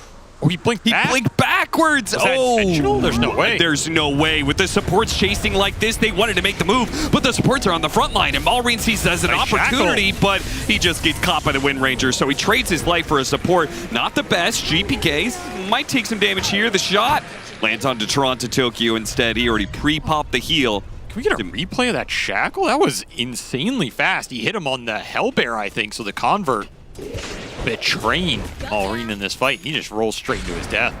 Radiant's bottom tower And again, is the under lockdown for Bet Boom is you kind of have to catch the Surf Spirit in a long duration Shackle or the Calling. Yeah, that blink was very unfortunate, but this is just a super heads-up Shackle from GPK. I could almost guarantee he clicked on the minimap. We got feared out by Save and then max Shackle range. That's a nice little pickup for them. Back into the game, looks like Falcons strike a bit of revenge, but again, supports that they're picking off, not cores. And you have to keep in mind the Chen differential here. There's a reason Chen is still a first pick hero, especially for Falcons, is they like to get their supports farmed, and this is probably the best farming support in Dota, no question about it. Yeah. Another reason I thought maybe this Hellbear has some value, like it does clear waves a bit faster than some of the other creeps, while still giving you a buff. Could be an interesting idea.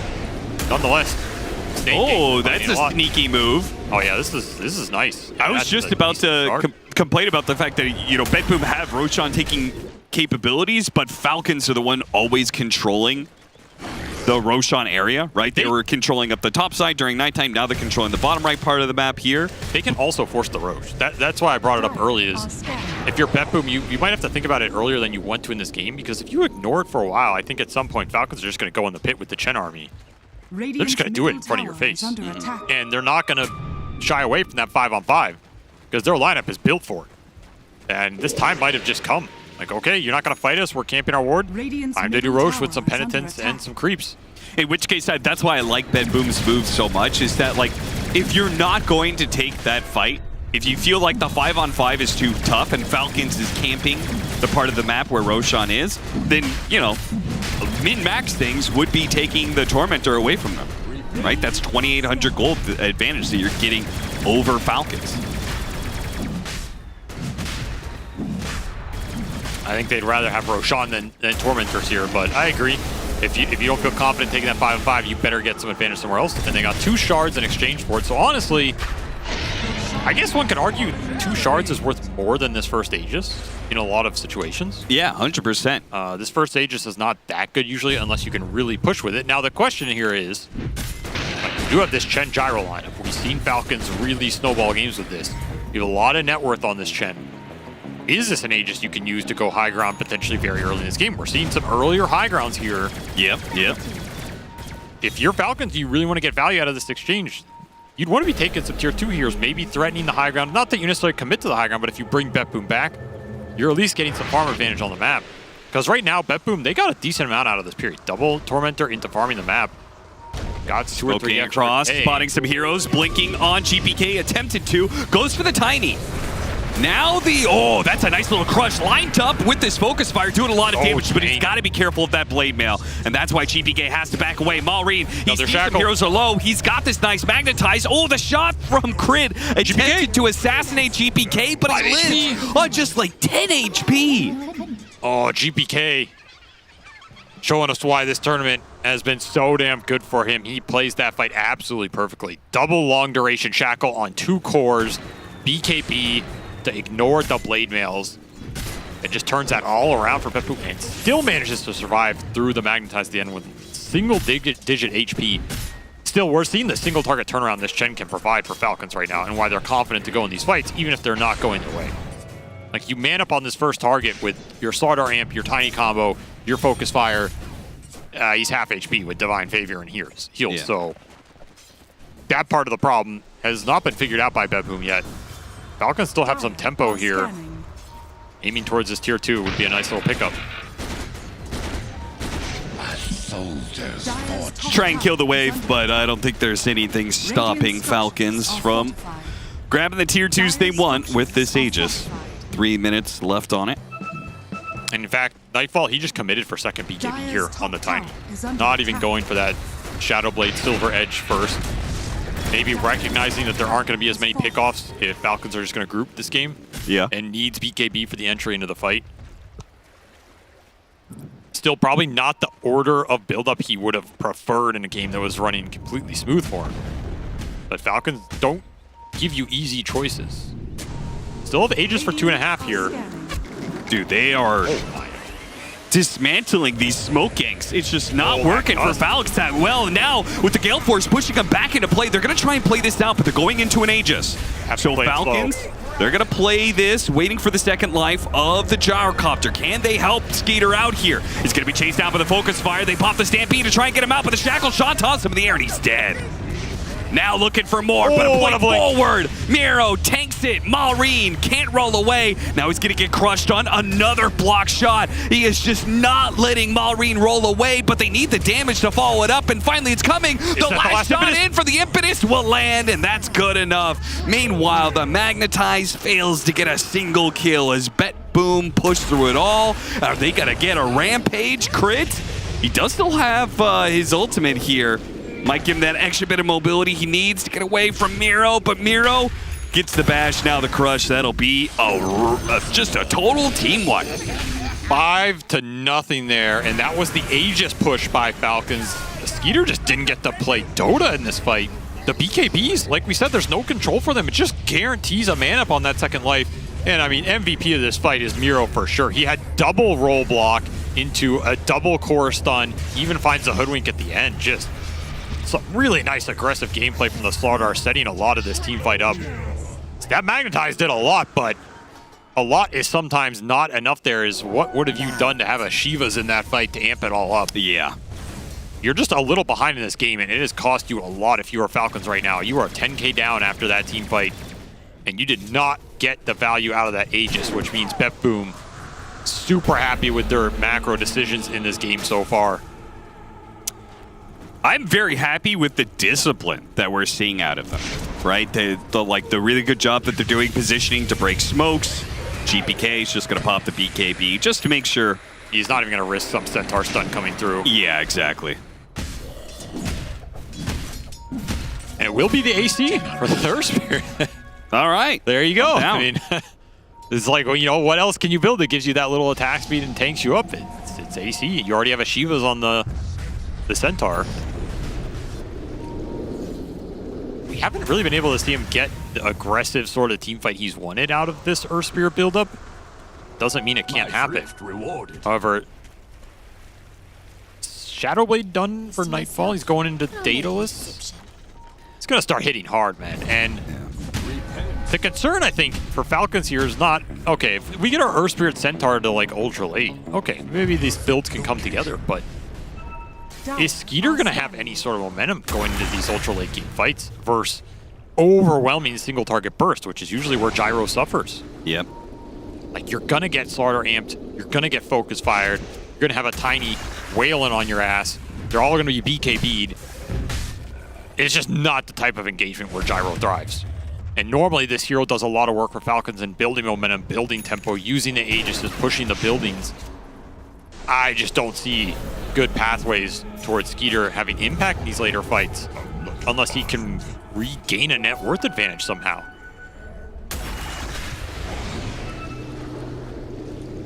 I mean, this Slardar is about to have Eternal Shroud Ags in 4,000 HP and be sitting in a puddle. There are no easy targets in this Bet Boom lineup.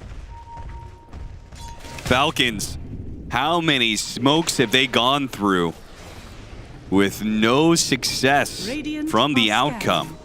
Another situation where they're smoked up and they know where Bet Boom is. Yeah, you can scan him here all you want, but who's going in? Don't want to go to that corner again. They know the high ground vision is likely there. That last fight went way too well for Bet Boom not to have a high ground vision. Toronto Tokyo, he has his Hurricane Pike. He got Enchanted Quiver off the neutral item.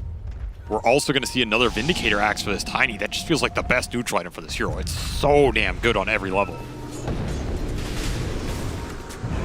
Trying to chase after him. Maureen didn't make it that far. Missed out on the longer roll, and now he's going to get silenced up, pulled back in by the Gale Force, back into the silence. A beautiful shackle that knocks down GPK. They just destroys that gyrocopter. There's nothing he could do about it. Amar tried his best to do some damage, but he's going to get kited around all that HP just to try and TP out. Doesn't even make it. Miro's there in time with the crush. He's got all the armor in the world, but nothing to do with it. Another very one-sided team fight here for Bet Boom, as they have just taken this game over. Once more, 2 core hero shackle, including the gyro. I don't think Skeeter got to do anything in that fight. Nope. Nightfall just obliterated him, man. He like 2-shot him off the cleave or something. Yep. That was disgusting. Radiant's top tower is under attack. One hell of a performance by GPK and Miro. Honestly, it feels like Nightfall is just kind of, you know, no disrespect for him, but he's kind of along for the ride. Yeah, I feel like his team is winning the game for him. I would put it in his life has been made easy, which is, I think, that should be the goal of every Dota team. Make your carry's life easy. When your carry has an easy game, you're probably going to win. He's just been able to stroll in these fights. There's been stuns, casually pop BKB, smack a hero, he's gone. Living the dream. Living the dream, indeed. I think one of the things I really like about this Bet Boom lineup is the diversity in damage, right? Like, you have this physical damage and minus armor threat, which Falcons have obviously addressed. They want to go a bunch of armor items. Yep. But even then, Save, who hasn't actually scaled quite as much as we normally see his Muertas scale, but that's a big source of magic damage that scales into the late game, and the Enchanter is a big source of pure damage. So you get this armor, but you're not necessarily dealing with what the supports are doing to you, and GPK, half of his damage is going to be magic as well. There's a lot to contend with here. I mean, I think in some ways you have the survivability in a way on this Falcons lineup, but I just don't see the damage output coming through. I think that's the bigger problem for them. They do have the Shivas now to help buff up some of that. They're just going to need to land some clutch stunts. You need some good bushwhacks, some good centaur stomps to land. This might be the window into it with the high ground. Yeah, Bet Boom going to break on the low ground here, throw out a ward. Amar tries to jump in. Miro does the same. They manage to find Crit here. Over there in the corner, gets healed up. He's going to be okay for now. What a shot from Skeeter, though. Big ultimate, big flat cannon shots. Everybody's getting low. And Bet Boom running out of time here as now they're ticking down to all the Magnetize. A roll in from Malrine. Snatches save up. Miro somehow doesn't die to the tick damage. And GPK is going to be left behind. He went for the kill on Skeeter. But this time around, the clump of Falcons was too strong to contend with. It's just really good positioning from Falcons, and I'm surprised Bet Boom pushed into it like that. Yeah. They put both of their cores on the front line to try and get the initial stun with the Slaughter, but it only landed on the Hoodwink behind a tree. And that is just not good enough with ATF on the front line, not a target you want to go on. Very strong formation from Falcons, and finally, Skeeter gets to play a team fight. And that's a huge deal. He dealt the most damage here. You're going to see the Slaughter stun just not land. Nightfall commits in, but you're going on crit, and he's nowhere near dead. What even? It looked like they got shackled there or something. It was a bushwhack, a late bushwhack. Yeah, but crit. He didn't get pulled to the tree. Yeah, it might have been just a little bit of funkiness with that corner area. That was a massive stun there. Falcons just set that team fight up beautifully, and now they got second Aegis. Not an Aegis Bet Boom wanted to give up. That's gonna be Banner plus second life for Skeeter. Regained some life in this game. Still have to respect Chen. This is not a hero that you can ever assume you're just ahead on. So much single target armor buff up from snaking with Solar Crest, Divine Favor, Greaves. It's almost like you want to commit on a target and then switch it up once the buffs come out. Yeah, maybe. I mean, easier said than done, but it is funny how it feels like there is no initiator's advantage. You know what I mean? Yes, every fight has been won by the defender of this game. Yeah, and I think part of that is the tankiness of these heroes, right? If you are Falcons and you're walking into Slardar, who's in his puddle, or like the Enchantress or something, you're going to have a hard time killing that hero fast enough and you just are naturally going to get like clumped up or something, or the enemy team is going to, get vision of your heroes, and they're going to be able to pick their entrance into the fight like GPK was able to do multiple times. I mean, both these teams also just want their formation to last throughout the fight. Yeah. Like, both these teams want their backline protected because they're really important to what they're trying to do. I'd say even more so for Falcons, protecting this Chen and Hoodwink is just monumental to the fight lasting long enough and buffing up their cores. So when the fight goes into them, they're way happier in that situation. There's no real huge backline jump from Bet Boom. Like, they kind of just have to go on who they see, and that's worked out so far because you can just BKB commit in and there's no control for those BKBs, but they're getting worn down a bit here. You need these Daedalus up to make sure you can kill somebody in that BKB duration, because if they get saved, they get healed up, that fight no longer looks as favorable for you, and double armor items for these frontline boys are up. Your Shivas is done, your AC is done. Even more armor added into the equation. You're gonna need this amp damage rune in the next fight. Yep. You're gonna need this tiny Daedalus. Tanky heroes are scary, man. Like, you just don't know where the damage thresholds are anymore. Do you have enough damage to kill this Earth Spirit if he rolls in? And he's buffed up? I have no idea. Like, when was the last time you saw Earth Spirit with Assault Kuros, right? He has 70% physical resist.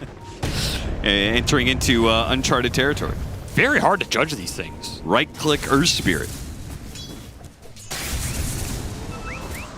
I don't think so.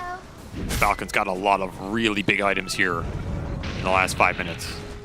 Yeah, and it feels like Bet Boom realize that and know that they have to wait for their next set of items, their next bit of scaling. Like the Daedalus on GPK is going to add a lot. It seems like Nightfall feels like it's more important. Maybe this goes to what you were saying. The backline is so important. He's going to go back for a Blink Dagger. Yeah, maybe just wants to get in there immediately with the Slardar Crush. First target's down. They know their window is maybe lower in the fight than Falcons is. Gonna get some tower damage in. I mean, Swift Blink in theory is also very good on this hero. True. It's not as if you're giving up a scaling item here. And Aegis will get Falcons some time, some net worth, and tier 2. They will not get that fight out of it, but that was probably too much to ask for. Radiant's top tower is under attack.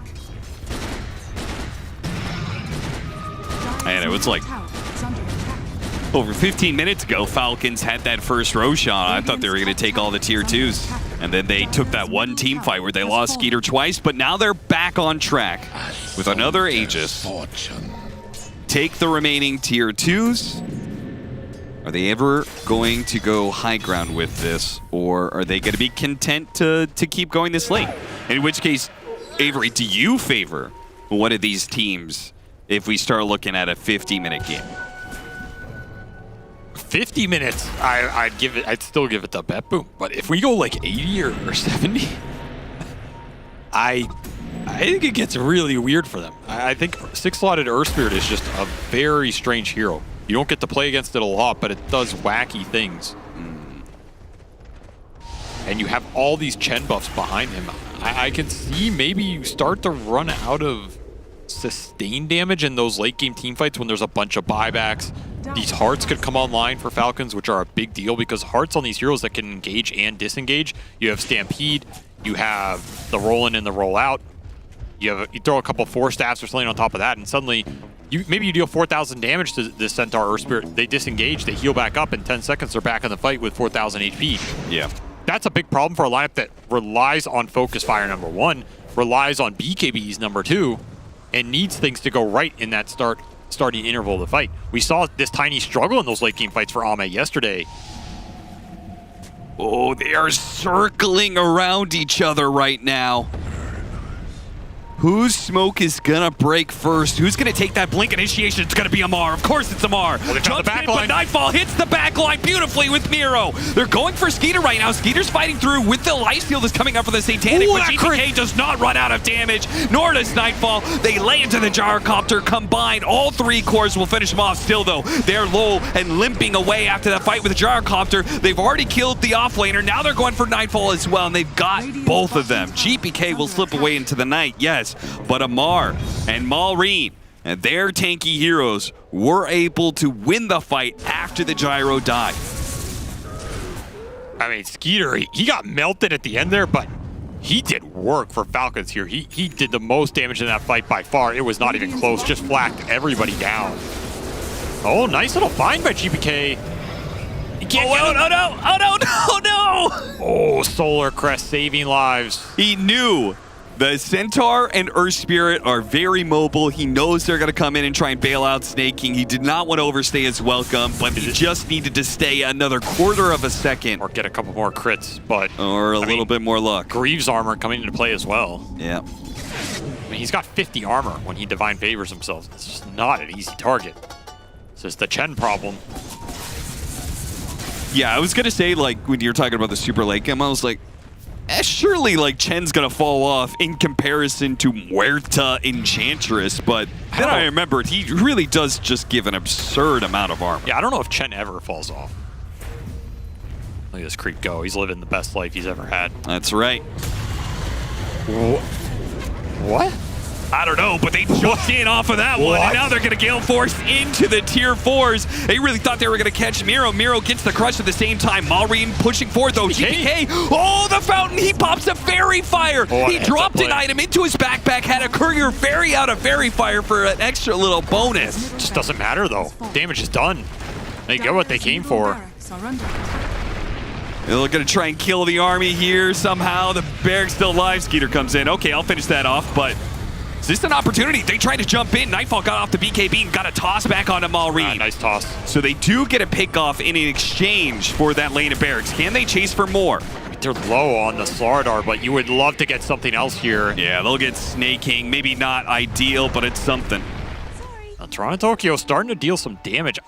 The thing is, it's going to be hard for him to scale his damage up for the burst situations that a lot of these fights are revolving around, but he is doing a decent amount of consistent over the fight. I mean, that's it. Falcons did force that around the Roshan time. Roshan, it's a fast Roshan, but still, they did force that.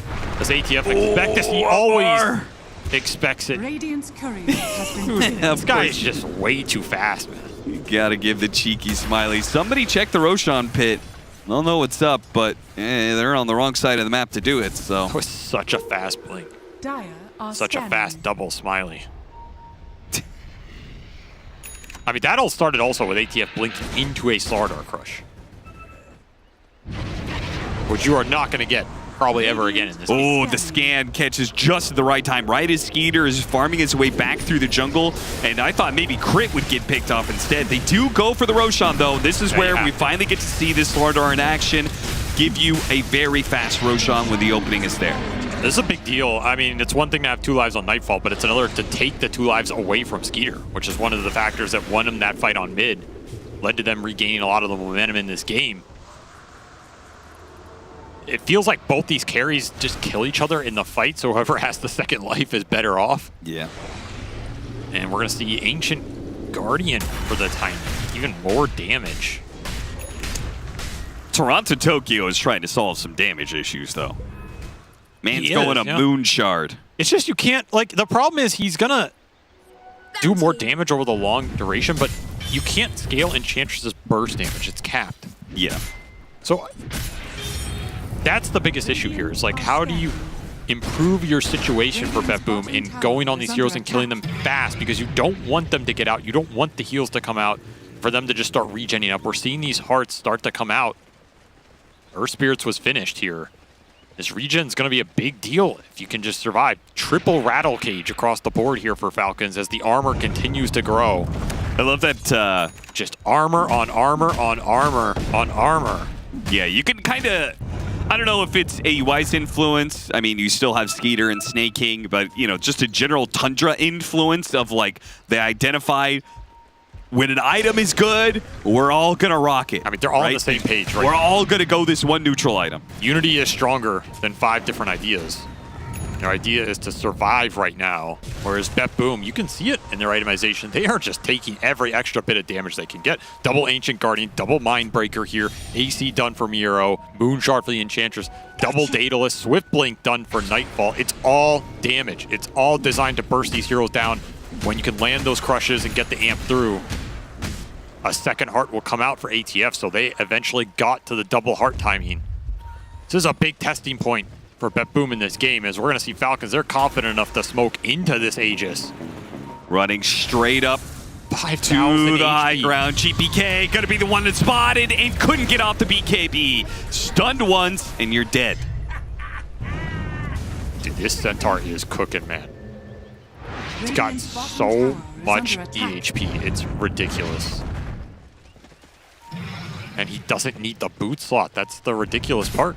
Yeah, that.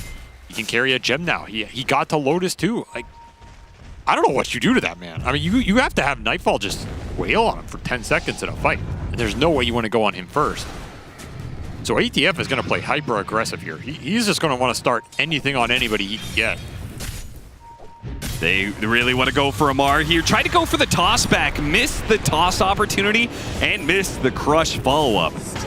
I mean, that might have been good for them, honestly. I don't know if that's the target you want to start the fight on.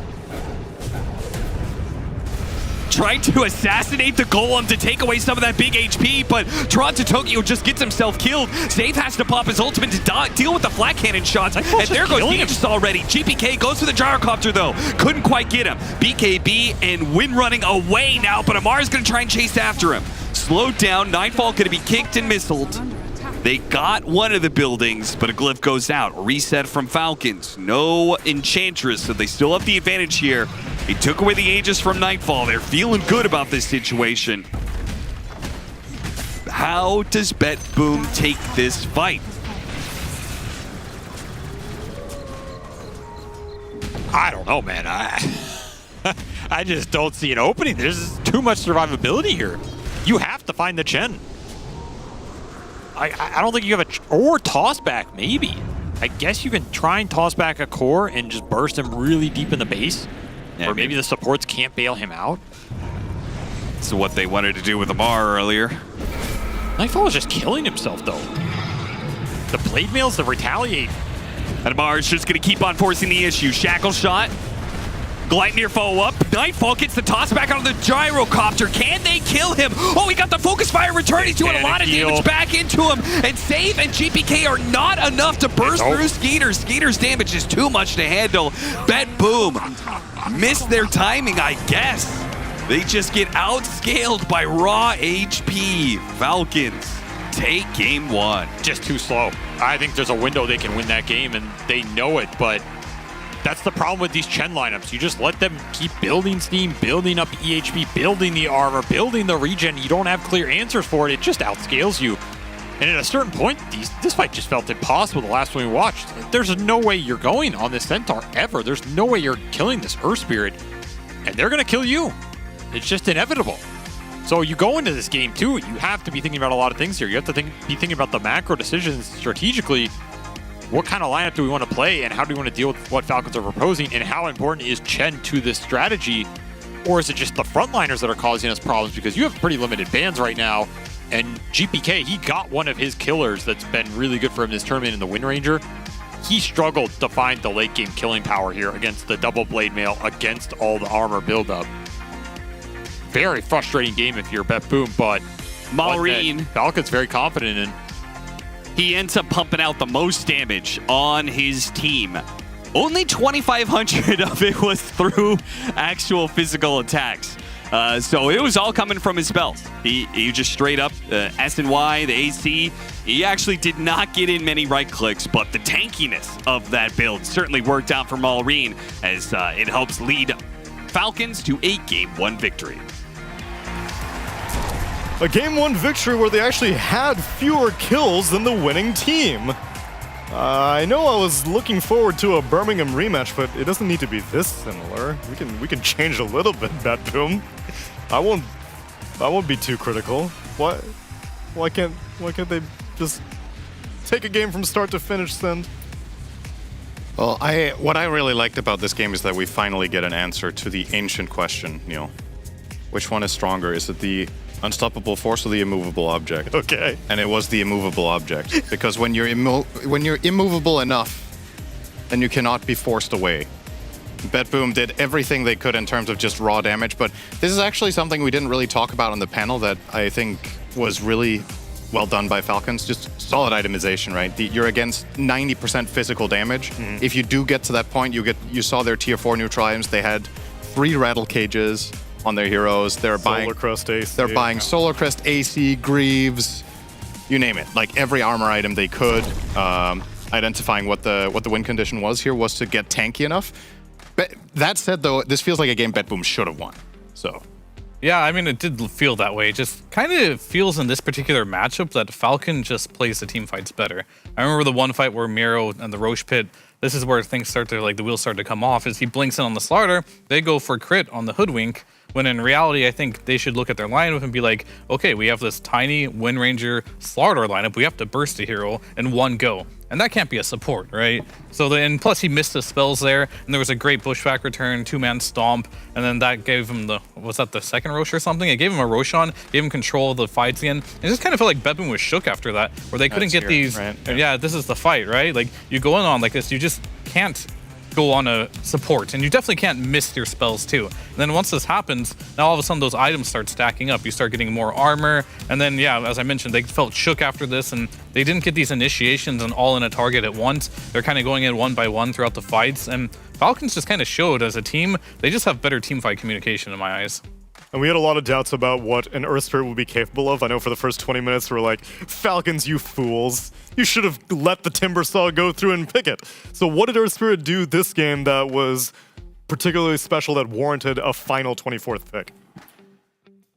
Well, he tied the lineup together in a way that I guess Timbersaw couldn't have done in terms of just, lockdown and control. Timbersaw is all damage and frontline tanking. For the side of Falcons, I can't say for certain that Timber wouldn't have been a better overall choice, but you needed to remember the pick order, that if you don't ban it there, BetBoom might have taken it. Sure. And if you're looking at that, it's a totally different game. If it's a Timber mid, you probably don't run your Earth Spirit, and then who knows, like what type of game it would have been. So. And then also, I guess, in regards to the praise that you had for Falcons in terms of itemization, Timber would have never built those items that an Earth Spirit did. He wouldn't have needed them because he would have had armor. But they were team items, though. Like an AC helps out the whole team. That's true. I really like that he went for it despite barely right-clicking. It's the highest efficiency armor item he can buy for his entire team. So it was probably between that and Shiva. He didn't have Shiva, right? They bought that on Centaur only, I believe. So yeah, they just covered their bases really well. Did the Earth Spirit look great? I think it looked all right. It didn't like blow Later me on away. It was good, but early game, yeah. Regardless, though, it brought them to a Game 1 victory. So let's see who Purge selected for our Acer Predator head-to-head. Well, that was very convenient that you were talking about that, because I was focusing on the mid players. The impact that we saw from the Wind Ranger was just way higher in the early game. It felt more dangerous in the mid game. You would think that it would be so perfect with the Slardar, but they managed to mitigate some of those advantages. So here's the overall KDA. Excellent early game for GPK. Went 2-0-1 with his first rotation. Very similar hero damage. Keep in mind, though, that when you do a lot of AoE damage, like Earth Spirit does, those numbers are going to ramp up pretty quickly. But he was definitely the I'm going to go in first type hero. And it gave him some facepalm moments, certainly, because it didn't always go great. But here's GPK's first rotation. Excellent. Ends up getting an assist on the enemy carry, then ends up killing, I believe, Malrine as he escapes to the left, and securing a kill on Snake King as well. So great rotation here for GPK to start the game. Definitely a little bit better of a performance, certainly early game. But the Earth Spirit build, yeah, it was really just about going in and absorbing damage. This is why he went Sanj Yasha. Something else to think of is that Sanj Yasha has status resistance. Sanj Kaya does not right now. So he gets slow resistance and status resistance by having the Sanj Yasha. So even if he doesn't necessarily do more damage or right-click that much with the Yasha, he's just harder to kill. And this is the item that does that. The status resistance is difficult to get otherwise now. Unless you're just tiny. The individual Sage components, like, so Halberd doesn't give status resistance anymore. I believe that's correct, Sage itself doesn't give status resistance anymore. But additional components, when combined with the Yasha, it does give it? Yes, the Sanj and Yasha together gives the same status resistance as the last patch, but only with that item. So in almost all other circumstances, you go Sanj Kaya on at least last patch on an Earth Spirit, because you want to amplify your magic damage. But he just paired that status resistance, that slow resistance, with his Blade Mail, which makes the Wind Ranger less effective. Pair that with an AC, pair that with the Rattle Cage. He finally became quite difficult to kill and quite tanky. He got a heart later on. So it went better as the game progressed, whereas GPK's Wind Ranger just kept buying damage items. He bought Ags, he was actually burstable in one of the clips we saw when he came back. He was like Centaur stun into Rocket Barrage into one more stun, he died. So the late game play potential is just a little bit easier for the Earth Spirit, but maybe it wasn't the most important thing. It was more about keeping Gyro alive with the Chen as the game went on more and more and more. But it was about keeping his win rate alive, because now Malrine is now 8-0 when he gets the last pick of the draft. You're so right. And that's what really matters at the end of the day. Will he go 9-0? Will he 2-0 BetBoom team? Find out after the break.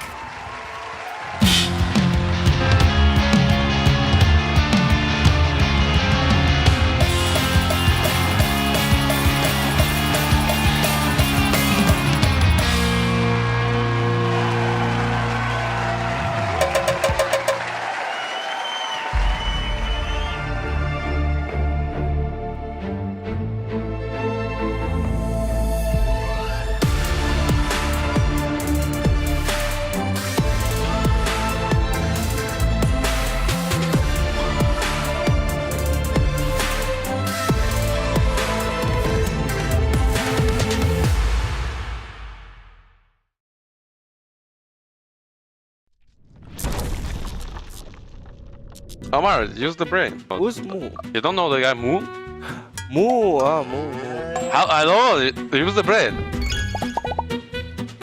Hello guys, now we're gonna do some plays with Amar. I hope it's gonna be fun. Who's played for Consecutive Amar? Yawar. It's correct. Carry for player for Team Secret. It's top 2 international, Amar. It's Remco Arets, Crystallis. Crystallis. Okay, OG. Tomato. Team Ado.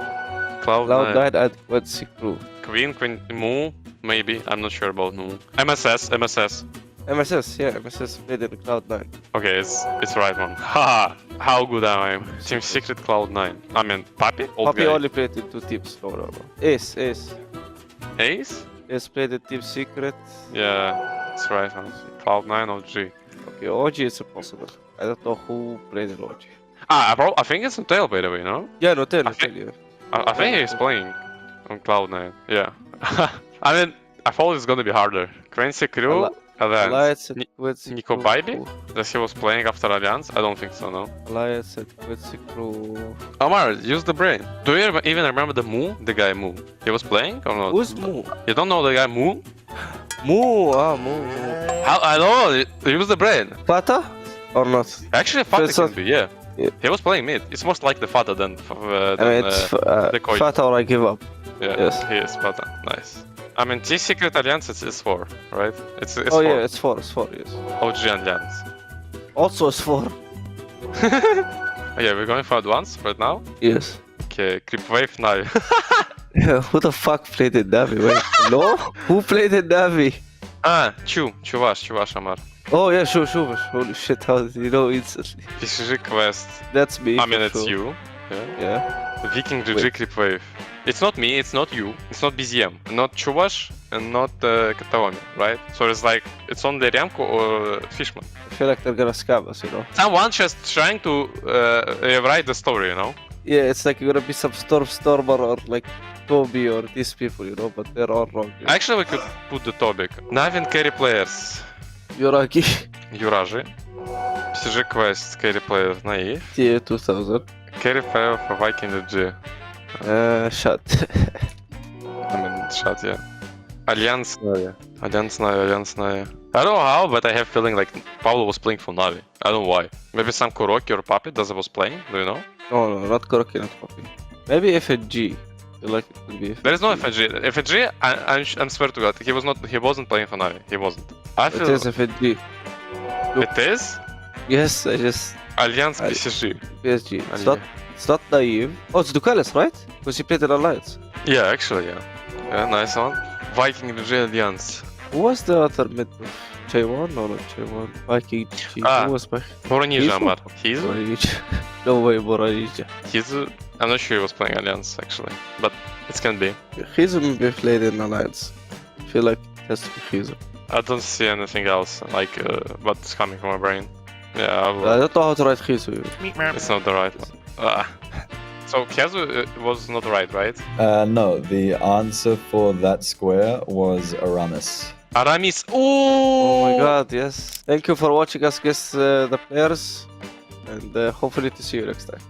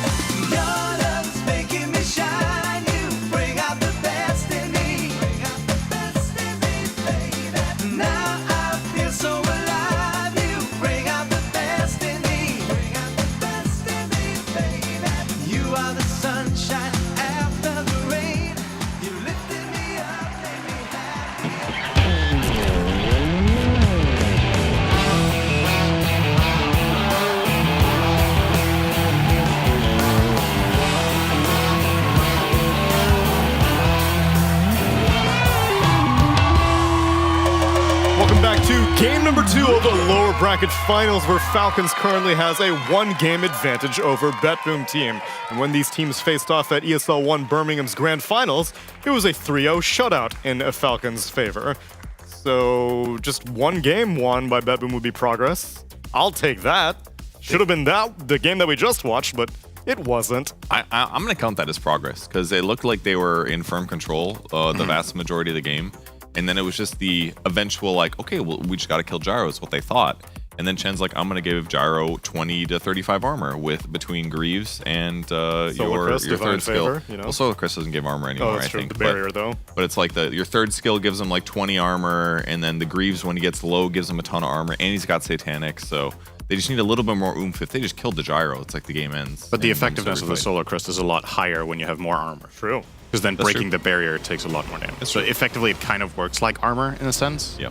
You could even argue it's better than armor in that situation. Just getting more. If you like armor at some point, you love these graphs with armor and EHP, right? Yeah. When your armor is high enough, health is way better than armor, right? That's true. So I guess the barrier is actually even better than if it gave the 10 armor potentially. Maybe not against the Slardar, but in almost all other cases, Depends on for sure.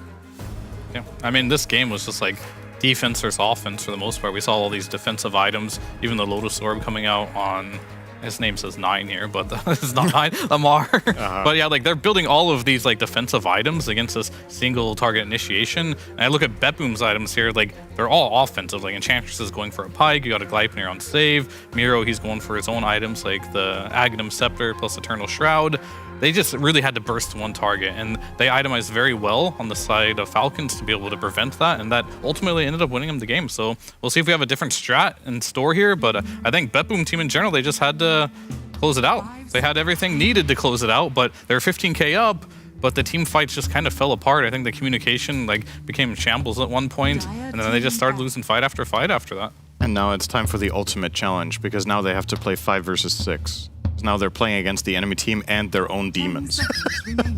So this one will be even harder. And they gave back How Falcons. many times can you lose to the same team in a row before it starts to really get to you? I don't know. You know? Team Liquid last year. Liquid last year against Gaimin, it was the same story every time they faced. But this year, Liquid actually started doing well against Gaimin. Unfortunately, it was in DreamLeague, so they couldn't progress out of the group stage, but leaves a lot to be desired. BetBoom will grab their slaughter once again. If you guys had to guess, what do you think his win rate is right now, Neil?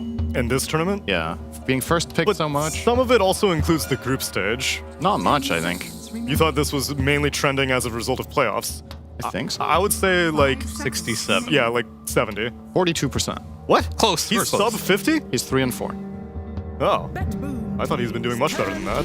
He's first pick though, so you got to give him like another 5%. Sure. If you pick him at I mean, last game was a morale victory. Yeah, he's going to carry that into this game. Guys, my hero was great last game. So Falcons is going to respond with the Gyrocopter again to give some of those movement speed advantages, but with the Chen banned, they don't have this overwhelming armor amp thing. Yeah. So I'm worried for them if they get behind like they did in the previous game. I don't know if there's items that solve this problem later on, except for Dispels, I guess. Dispel the amp damage.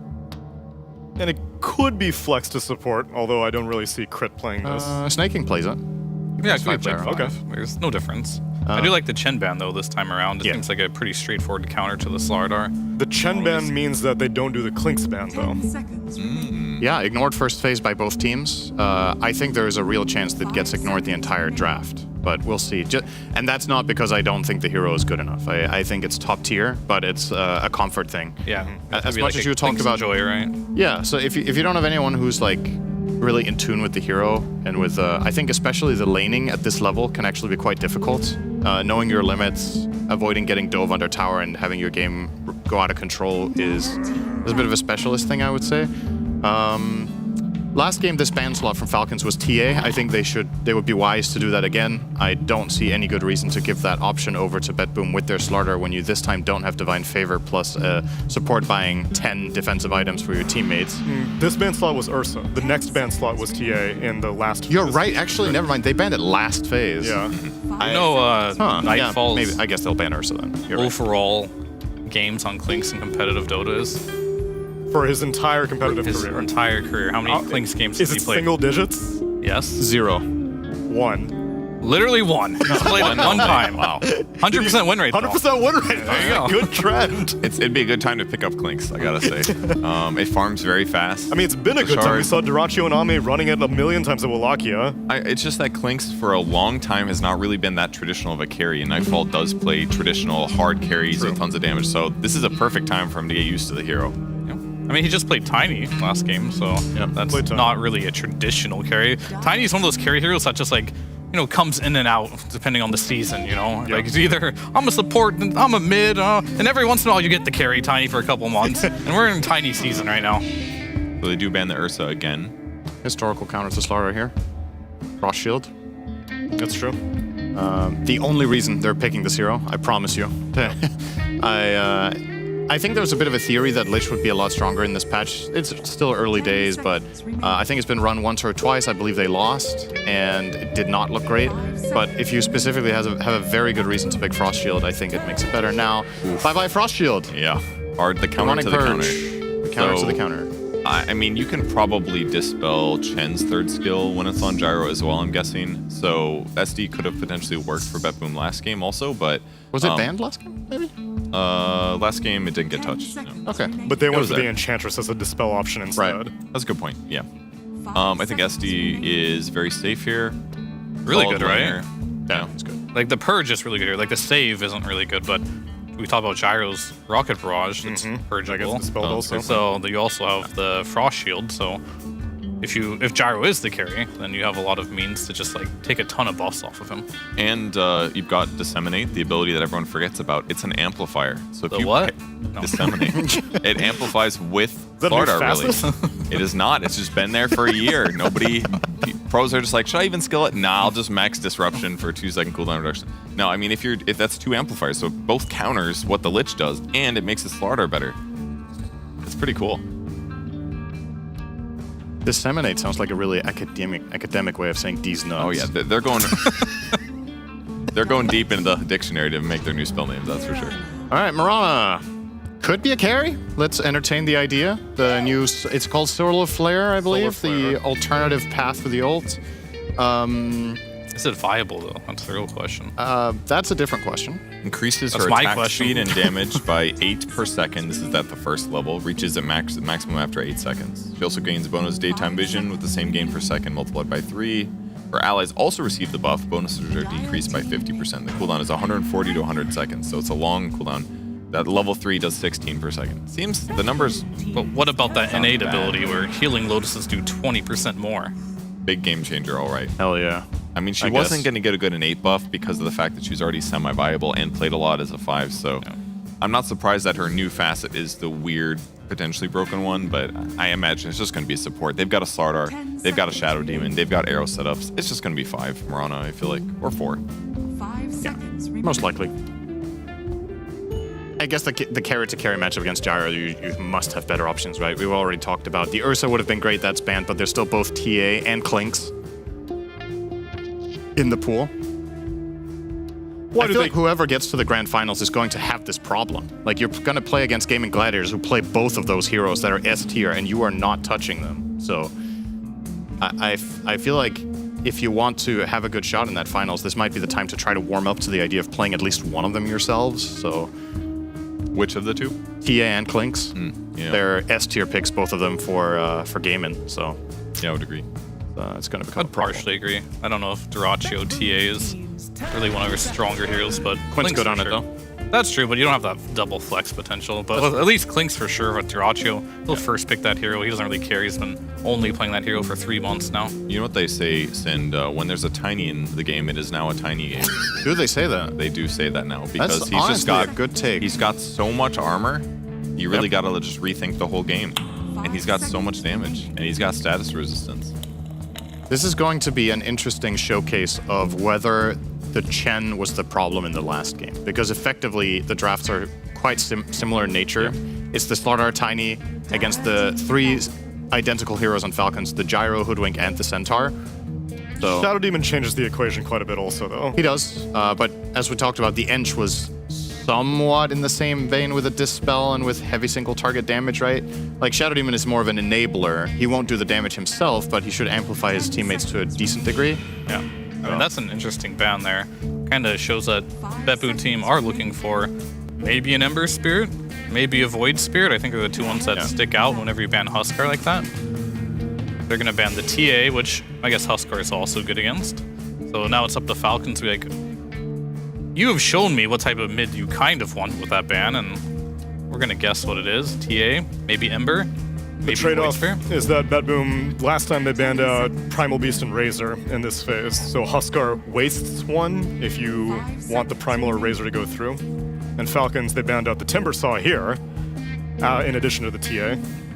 Looking at the stats right now, this is TA's 16th ban. She's been picked once, and she lost. Yeah, it was Pure. Pure was the only one allowed to do it. And we're here preaching how insane TA is. I mean, who knows?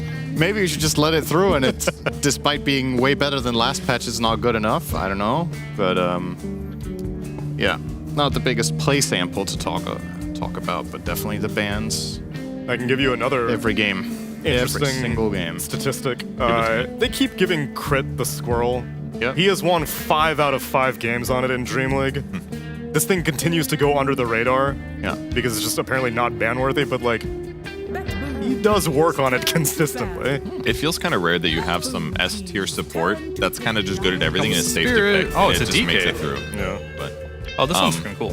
When GPK played DK in his last match, he went green DK, Yeah, right? he did. Yeah.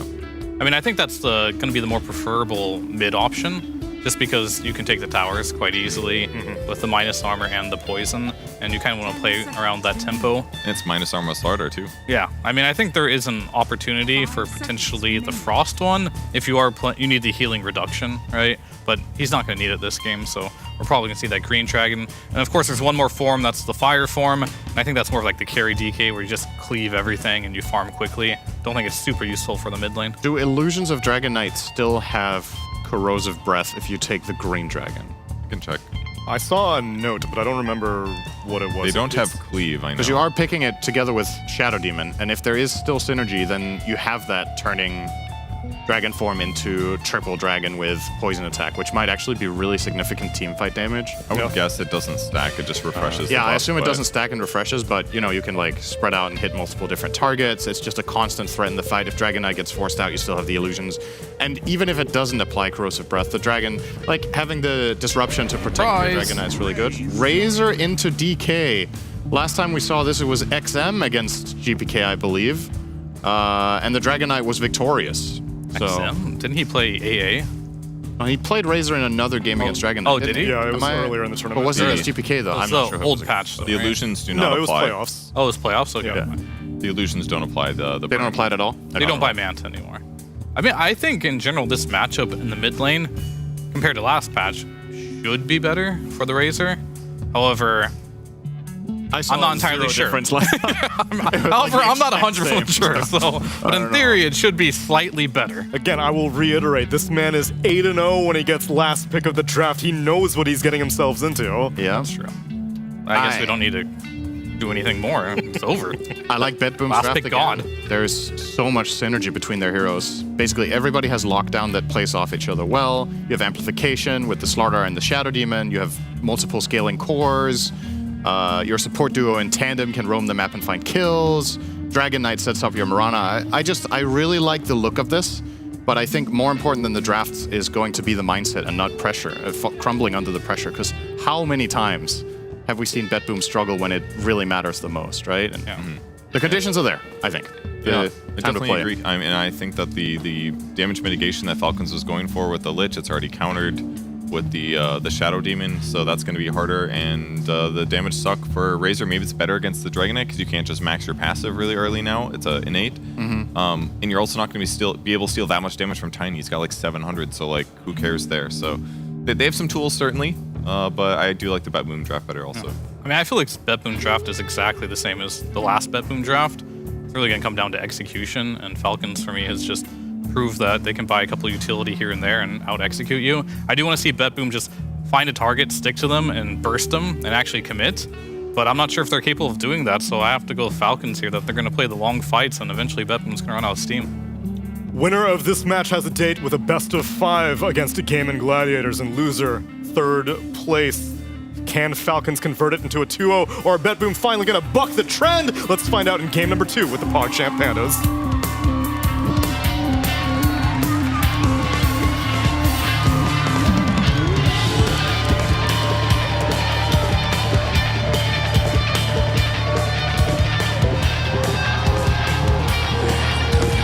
Lives on the line here, and BetBoom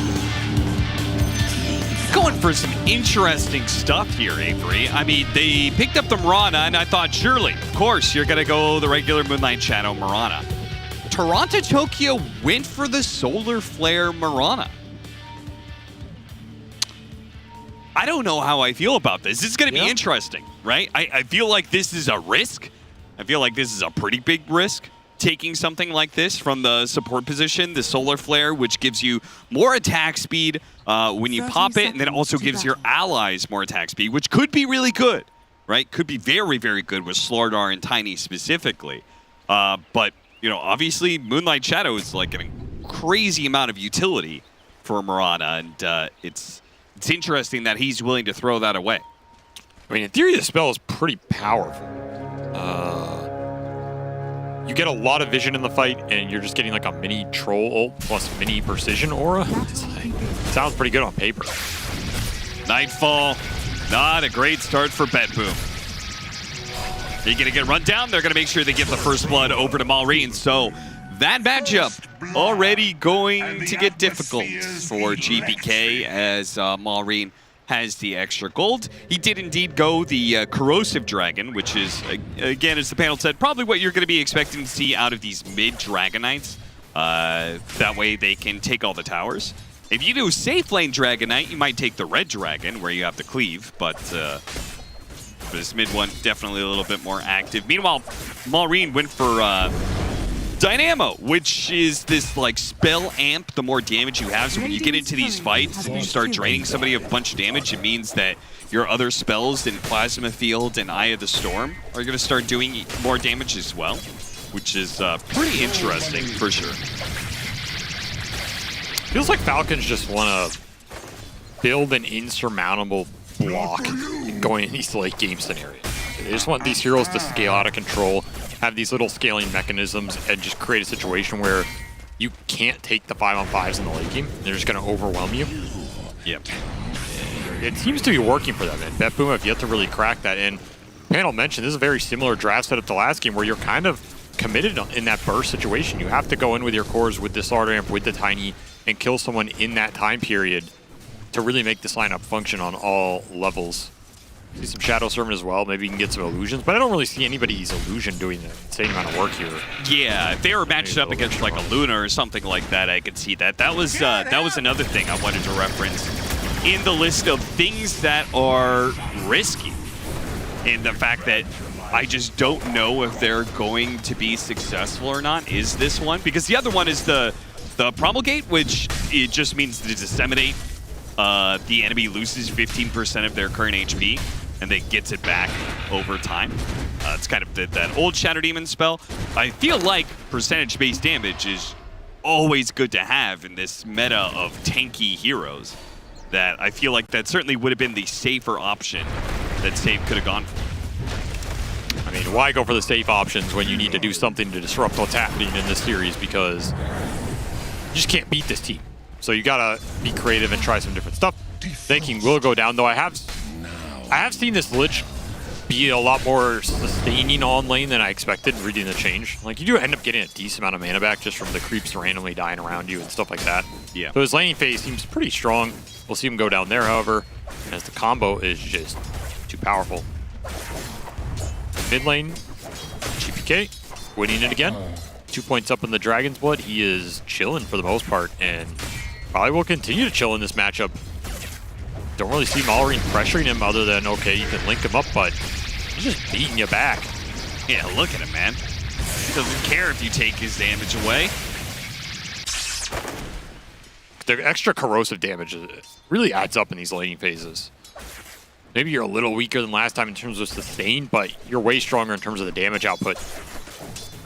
I mean, it's hard to imagine finding a hero that beats Dragon Knight in these mid one-on-ones. Yeah.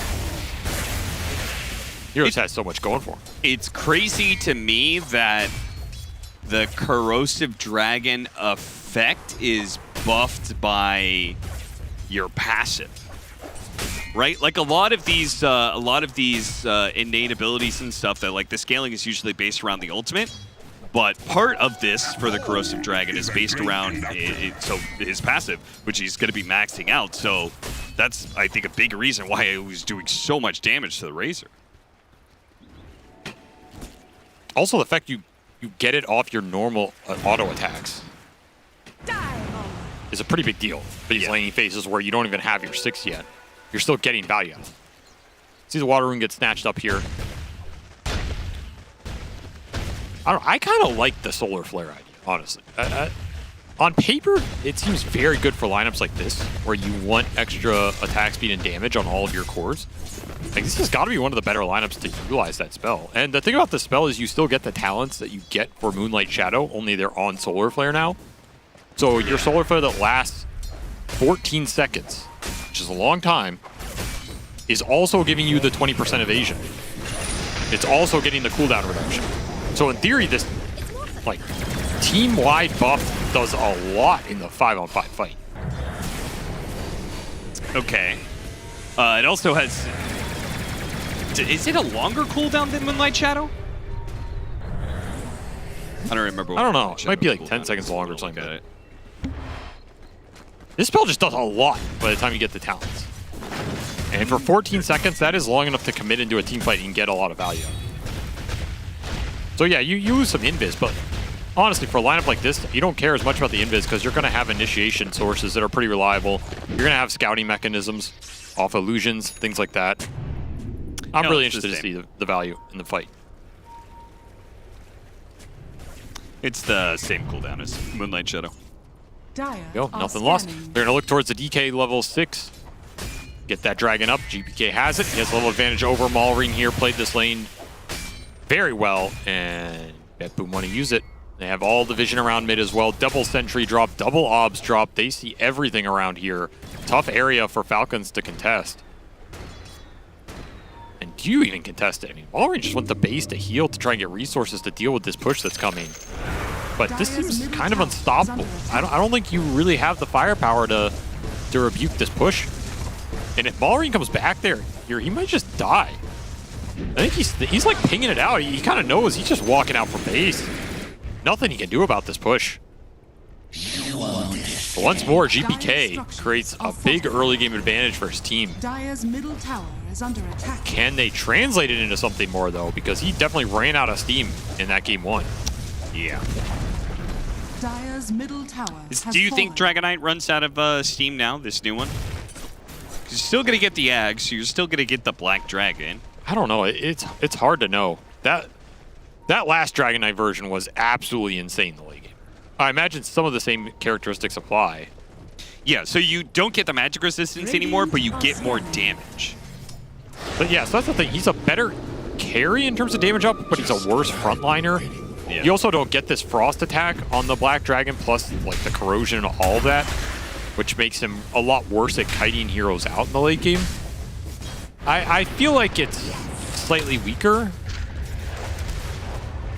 He's certainly weaker in some other things. There was like, they took away the damage over time on the illusions for the dragon or something like that. I mean, his illusions don't proc any of the bursts anymore. Right. Which is also a big nerf. Yeah. So that late game like Black Dragon shenanigan version is gone. Yeah, no more sieging the high ground in one of the dumbest ways. And there's the arrow flank. Does land, but you have the damage to finish him off? You don't. No, you He's don't. dooming. Stampede just means Malrine is going to get a whole lot of damage out of save. Turn that damage back around onto Toronto Tokyo. Double kill for Malrine. As you got to feel for GPK. He's been keeping a clean series and did a lot in that game 1, but unfortunately, some of that advantage getting lost in the sidelines. Yeah, that is a support rotation that does not work out at all and throws a decent amount of that advantage BetBoom were creating back into the Falcons' hands off a nice Razor teleport. Look at the damage coming out, man. Eesh. That thing hurts. This corrosion in the early game is definitely strong. You can play around it. Once more, BetBoom are going to their Dragon Knight. Can you find the opening here with the disruption into the arrow? Find Skeeter again. Can't gap close him. Defensive gameplay from Falcons here on point.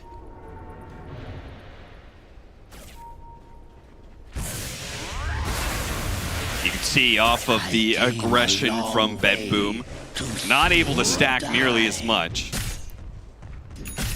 R has some all chat already ready before the 10-minute mark here. Though I'm not sure why. This lane is probably the least exciting lane in the game. There's nothing happening down here except 2 heroes killing creeps. Yeah, they're just whacking away. Guess ATF didn't like that CS. Little stack invasion. Maybe that's the exact right time to all chat. Yeah. Create that confusion. Why is he talking to me? What did I do? I don't think Nightfall. I think BetBoom have these guys muted at this point. Dire's middle I feel like everybody has Falcons muted. Not us, apparently. It's getting out CS'd a bit. Triple bracer. Yeah, again. Same build as last game. Makes sense to me. Little downside to it anymore. Oh, got the Dragon Tail, but now the arrow's going to be blocked as Malrine comes in. Stampede once again put to use, slowing down GPK. Disruption's going to go out, but Skeeter. Falcons just bringing all 5 heroes to make sure when they go for a specific target, something that's really dangerous like this Dragon Knight, they make sure they have enough firepower to bring it down. I missed the bushwhack there, but yeah, it's just an outnumbering again, and it's GPK getting punished. Like, BetBoom were trying to play through him, but these moves feel a little forced, and there's no tower here. Like, why not bring the Dragon Knight top and take the fight into the tier 1? Or at least you're going to get some tier 1 damage if it goes wrong. You're just fighting in an open area for nothing. Skeeter, he's happy to join these kind of fights because he's a gyrocopter. He has the passive for the move speed. He can do some work in these early engagements just with the barrage. He's not missing out as long as the supports give him some stacks later. I don't know, it's felt a little forced for BetBoom around this mid lane. And GPK, who gave him a big opening, had an advantage. Most of that's gone by now. Toronto Tokyo trying way too hard to save his Siege Wagon. Understandable that he wants to start getting damage on these towers. BetBoom, they did not close out the game fast enough, I guess, in game 1. I didn't expect their late game to be as one-sided against them as it was. I thought they had a little bit more power. But I think there's something about Tiny where you kind of have to hit the window with this hero. Or it feels like he's just falling off in the ultra late. Like, he gets the 2 or 3 hits in the ultra late fight, but it's not enough to kill the hero, and then he struggles to play the long, drawn-out engagements. Sure, he's such a burst-oriented hero that once you get past 35 minutes, heroes are getting 4,000 HP, and maybe he just needs more buffs on the team, like more Solar Crests and IO Tether, I don't know, something like that to help him play those longer fights. But we've seen multiple times now this tournament where these Tinies, they're 10-1, 10-2, owning the game, and then all of a sudden you get to this point where it's just not enough damage anymore. Radiant's bottom tower is under attack. And you get kited once, your BKB wears out, and you're in trouble. Maybe Solar Flare is the answer. Maybe. Save, taking the time to even out the stack advantage that Falcons had. Not for anybody else, though. Just for himself. Meanwhile, Falcons putting all that gold onto their cores. Are scanning. Little pickoff here in mid lane. Crit trying to hold that mid lane, get whatever farm he can. Something goes right for GPK here. Yeah, it had to. I mean, first Blink Dagger reveal's got to do something for you. Make it work. There's something for the Dragon Knight because he's not getting these stacks. And his Tiny is just farming up, so you're not going to go with that Midas Dragon Knight or something like that. You better make these moves work. I'm still looking towards that top tower for BetBoom. That is the natural focus point. You're going to try and accelerate this game more off the Dragon Knight, which I think is how you want to play this Corrosion Facet version. Yeah, I guess they're going to wait until Blink Dagger is up on Slardar. It just feels a little slow. I think there's a world you can go up here and, you know, you jump this Lich, take him out of the fight first. There's not a lot of spell damage you're too worried about, I think. Instead, it's Falcons making the first move. Yeah, they catch Miro as he tries to back off from that attempt to kill on sinking in the river. I think he had the read that Falcons was trying to fight, but just didn't get out fast enough, and Amar strikes first with his blink. 14-minute Wisdom Rune spawning. Radiant's top Move, tower put them in a is under position to attack. contest it, and they should be able to get it here. Yeah, Nightfall's making a run for it on the other side of the map right now. He even throws out the scan on the tier 2 to see if anybody's going to TP in. So looks like they'll still be able to get a trade, though it does cost Nightfall a hefty amount of time where he was wanting to farm, I'm sure.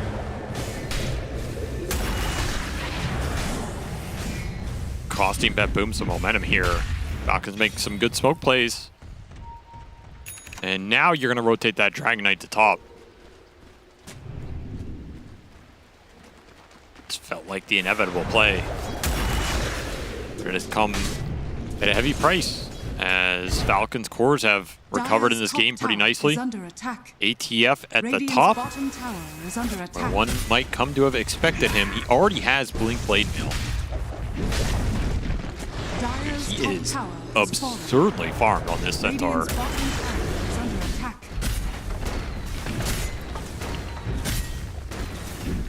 Standard Amar things at this point. They gave Skeeter the last hit on the tower. What a nice sacrificial offlane. Dire's top tower is under attack. Probably had to beg and plead to get that one. It's probably in his contract. Sure. As the TI winner, I get to claim the last hit on any tower. Yeah, you know, I'll play with you, ATF, but you have to give me all the tower last. You're too greedy. See, that's the sort of thing we're talking about. More of these orgs need more, more managers in that regard. Yeah. What kind of last hit deal can you get me on this squad? Still a very even match here across the board. But you are getting these early Blink Daggers up on the Slaughter and the Dragon Knight. You'd want to be using them at a bit faster pace. Like, ATF has his, but I don't think he minds farming here. Saw how well he scaled in that game 1 with the Centaur. It feels like he's just gearing up for a similar situation.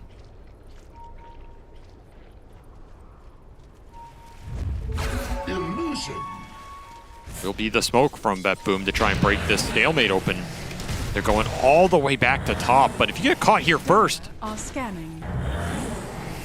Well, they scanned the Razor. They got scanned mid by the Razor, so this move mid fails, and it's Falcons trying to find the rest of the heroes, or does it fail? Nope, not quite. Dragon Tail into Arrow. Gets the pick off on Maureen. They're still going to jump for the Shadow Demon kill, though. Save gets off the Purge, and Disruption before he dies here. Double Edge should finish him off. Can that Purge lead into Bet Boom chasing down these heroes? After all, they have the Dragon form, want to make use of it. Get the quick kill on the Lich. The shot goes out, though. Breaking the Dragon Knight, made a little bit squishier, but nothing Amar can really take advantage of with all his magic damage. So he just has to back away and leave his supports to die. Ends up being a very good sequence for Bet Boom. I did not think that mid play was going to work after Maureen scanned it and just sat in Nurse Tier 2, but they had the better ward, scouted him in that little crevice, and able to make it work. Slimmest of margins, that's a huge kill to get this Razor, who is recovering pretty well in this game.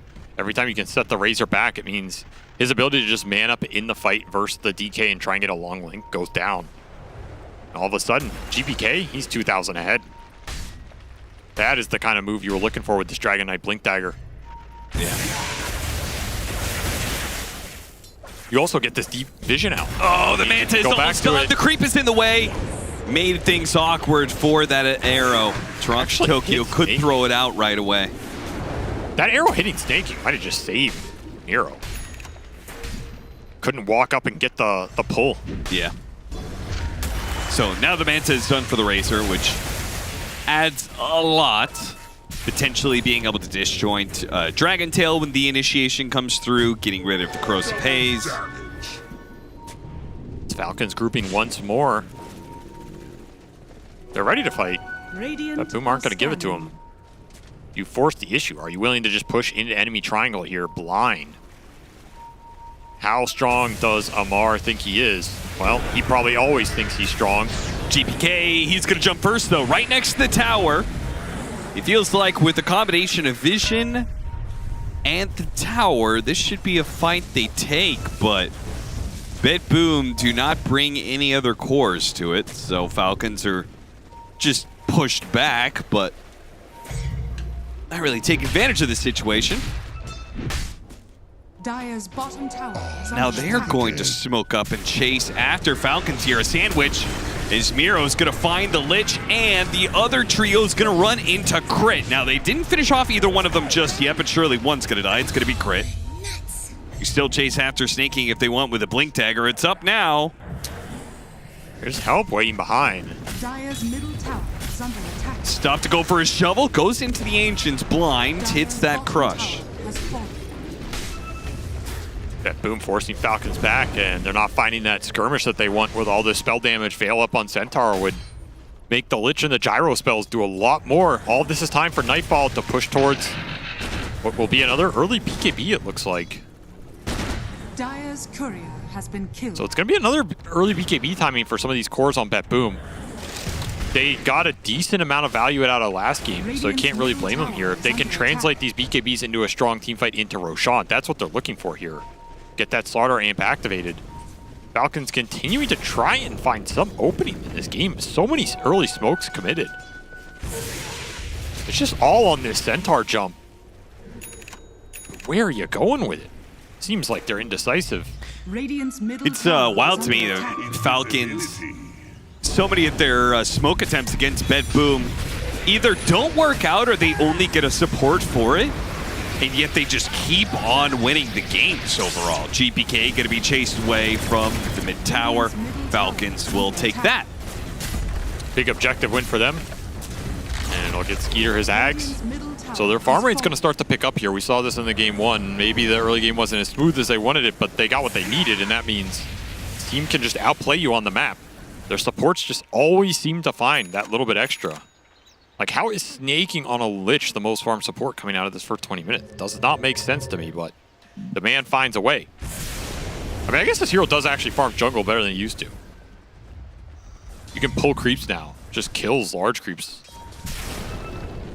I guess you get your mana back. Yeah, compared to Save, though, who's been That's what I'm saying. stacking and It's like- farming, like, that just doesn't seem possible. That just ain't right, boy. Weird.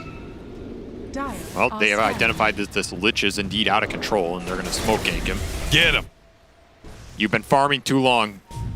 Never mind, we got the Razor even better. GPK, oh, he went for snaking instead, but they have the disruption onto Malrine, so it's not like Malrine was able to get away. And I think Save's role in this game is maybe the most important for BetBoom. I mean, if you want some extra scaling to change this game's dynamic compared to that game one, it's got to be off the Shadow Demon.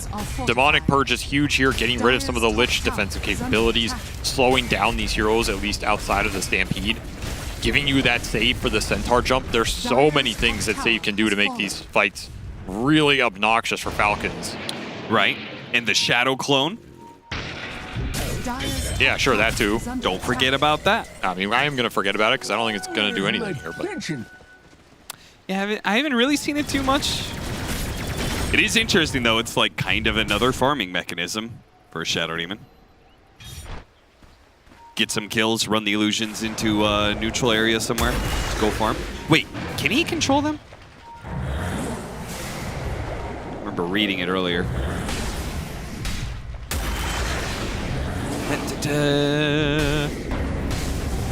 I assume you can. Assume so as well. You can control all the other illusions. Well, BetBoom take another early Tormentor, though last time they took the enemy Tormentor first.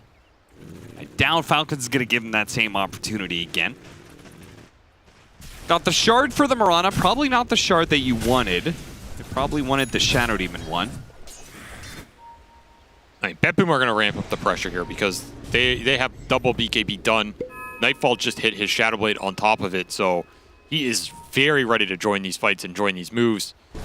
And again, you really want the pick off of the fight right now to lead into that Roshan. I mean, you can just force it with your BKB timing here.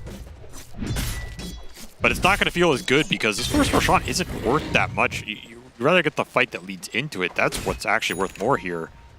And this Shadow Blade entry could be something that just gives you a free pick off on the map that can open up that numbers advantage.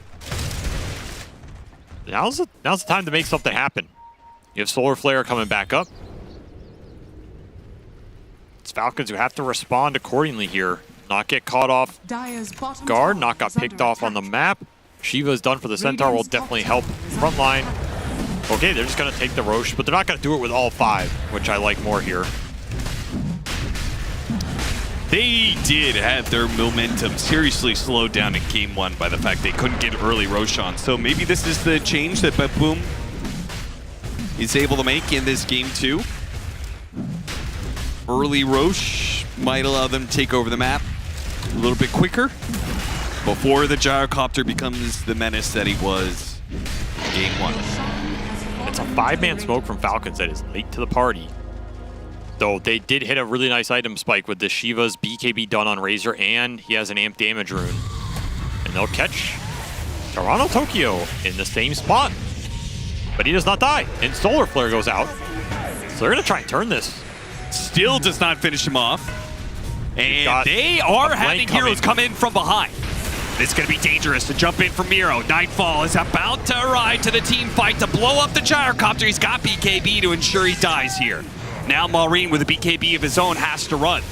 Without the Gyrocopter, they're lacking in damage, but he's hit by the Demonic Purge. He's going to get run down as well, and Miro's catching even more. They're going to make sure all 3 cores are going to go down on the side of Falcons. What a perfect situation for BetBoom. Just a really well-played sequence. And the fact you don't finish off Toronto Tokyo there comes back to bite you hard as he gets all of his spells off, multiple arrows in this fight. But honestly, Save really set a lot of this up. He blinks and gets the disruption, which stalls enough for the Nightfall to come in from the backside, Miro to come in from behind, and then he gets the Demonic Purge on Maureen, seals his fate at the end again. This Demonic Purge is going to be huge versus the Razor post-Stampede. So if you engage aggressively as Falcons, you use this Stampede, and it doesn't get you out of the spells you need it to get you out of. You might just be stuck in nowhere land. Oh, God damn. Supports find the Slardar, so that's a big win for them. One hell of a shot from Crit. We'll trade Snaking's life, buddy. I mean, that man don't care. So Nightfall, he gets a lot out of that. Gonna continue to build momentum here. Full Silver Edge done, has that shard, working towards that level 20 talent. Hazel ends for save. There are big items coming out for BetBoom in terms of snowballing this game and continuing to win the fights here.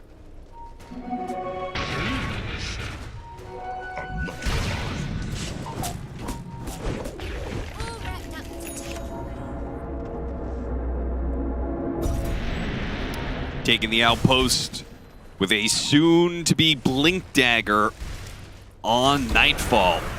And these strength heroes are going to be a menace. They don't die easy. And they have super good pick-off potential. They also have insane building damage. Yeah. Between this Dragon and Tiny. You mess up close to your base in this game as Falcons, it's going to be gone. Yeah, they're really setting themselves up for like, okay, we just have to catch Falcons a couple times and we'll be able to take a lane of barracks. This feels very similar to game 1. Very similar. You're building momentum. You're playing this game pretty well. I would say say a decent net worth lead. You have this Tiny who's snowballing. This is where it all went wrong. I feel like they're like 5 minutes ahead, though. You know what I mean? The lead's not as big, but it maybe feels a bit more stable because this Dragonite, in theory, has better matches than that Wind Ranger did into the double Blade Mail heroes. That was a big problem for GPK to find impact in those later fights. Here, he can continue to scale and become a tanky frontliner force of his own, which can be annoying here. But you should never count out Falcons, especially when they have their Razor. And particularly against BetBoom. Yes. Nightfall finds a little pick off. That's what you want to have happen. So that's the strength of the Aegis on this Tiny. You can play the rest of the team together, let this Tiny run around in this Silver Edge, and just be a solo pickoff machine. It becomes very hard to play the map if you're Falcons because you take the full fight that you might not be confident to take. You don't know where the Tiny is. You're having trouble split pushing the map. Your pickoffs aren't as big a threat on their own. GPK wants to catch. And they'll catch something. Will they win the fight off of it? Looks like the Gyrocopter. Oh, he's gone. Yeah, he just can't deal with these tanky guys right up in his face with BKBs. He doesn't do enough damage So, like, last time we saw this where a lot of time the Gyrocopter was challenged and he would die, but he would get off enough damage that heroes were low and then the rest of Falcons would come in and clean up. And That's remember, not happening this time around. You do not want to die near your base, because these men are going to walk straight down towards it. And they know who they want in these fights. They ignore the Centaur, they ignore the supports. It's about the Gyrocopter. Take the damage out first, the squishy damage dealer, and your base is gonna disappear here unless you can muster a defense. Arrow. Oh, that's that's gonna a good catch one. Malreed. Immediately, That's Nightfall a makes good the one. jump. Razor already down to half HP. They throw out a Chain Frost, which could be good to kill Nightfall, but the illusions that came out of the disruption and the facet from the Shadow Demon tank up the rest of the Chain Frost. So BetBoom are going to take a full lane of barracks. Just like at 30 minutes last game, they do hit a 15k lead. But this time around, they're a full lane of barracks ahead. And probably in a far more comfortable position in terms of the scale. Yeah. Both these supports are going to scale very well for them. Dragon Knight is going to have a much better time, and the moves continue to be a struggle for Falcons. So they'll find save. Nice little pick off. Not that core they were looking for. Illusion. Vision is still up here for BetBoom, so they can continue to play around this high ground. Could take the 4-on-5. As Falcons wait for Malrine to respawn here.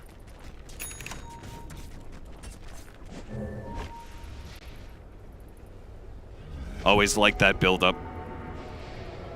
Bloodthorn pickup for the Dragon Knight at some point. He's got the Orchid already. I mean, this just ensures you won't run out of damage. At least not anytime soon. Radiant are scanning. Seems like Bloodthorn is that big item in some of these games to remove the threat of heroes becoming too tanky. Yeah. As long as there's no clear dispel mechanisms against it. I mean, we saw that against the Almay Tiny yesterday, yeah. Almay Tiny yesterday, yeah. And the other big factor here is that Shadow Demon versus Lich matchup. Like, your Saving Grace is supposed to be this Lich armor similar to the Divine Favor Chen from last game. It's just not necessarily going to be there. A much easier spell to deal with when you have Demonic Purge plus Amplify damage. ATF will find the jump, and they'll get a decent link here. Nightfall's getting behind him, and they use that Solar Flare, but the Tiny is getting kited around. So too, though, Mira was able to get away from the rest of Falcons, so it's not like he dies for anything. BetBoom, blink backwards and just say, okay, that was one of the failed team fight starts, so let's not just try and push it too much. Ultimates used on both sides, though. The biggest one is definitely, the longest cooldown. Not the biggest one, but the longest cooldown is definitely that Solar Flare. Still up in 90 seconds here, and that'll complete the Daedalus for Nightfall. Have you noticed the Solar Flare's impact? No, I mean, I'm sure it's having impact, but it is a very hard spell to see. Yeah.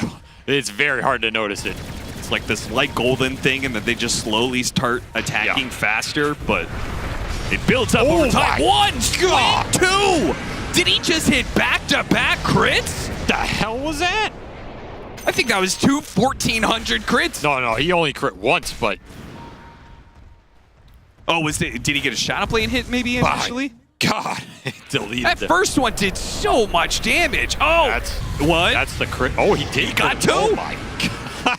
I told you, man. Jesus There is no way the Razor gets chunked like that. I mean, Nightfall just used all his RNG luck for the year. He channeled it for that exact moment. Blows this game wide open. Now you have to take a desperation fight, 3v5. They're going to go for Miro here. Arrow lands onto the Centaur. The shot building up, hits the Tiny. Hurricane Pike on a mark, gets him. Actually, enough here. Low ground shots don't matter to the Dragon. I mean, there was a lot of questions. Are BetBoom just going to crumble? Are they going to feel the pressure and not be able to respond in a game that's very similar to game one? They have perhaps learned from their mistakes. Looking to close this out, and they have a very comfortable lead now. Almost 10,000 net worth advantage between those two carries. It's just not a fair fight for Skeeter, and he does not have the same help he had last time to recover that difference. Time for Roshan 2. complete those last couple of items, maybe. They've got the Aghanim Scepter for the Slardar. Triple Ogre Seal Totem.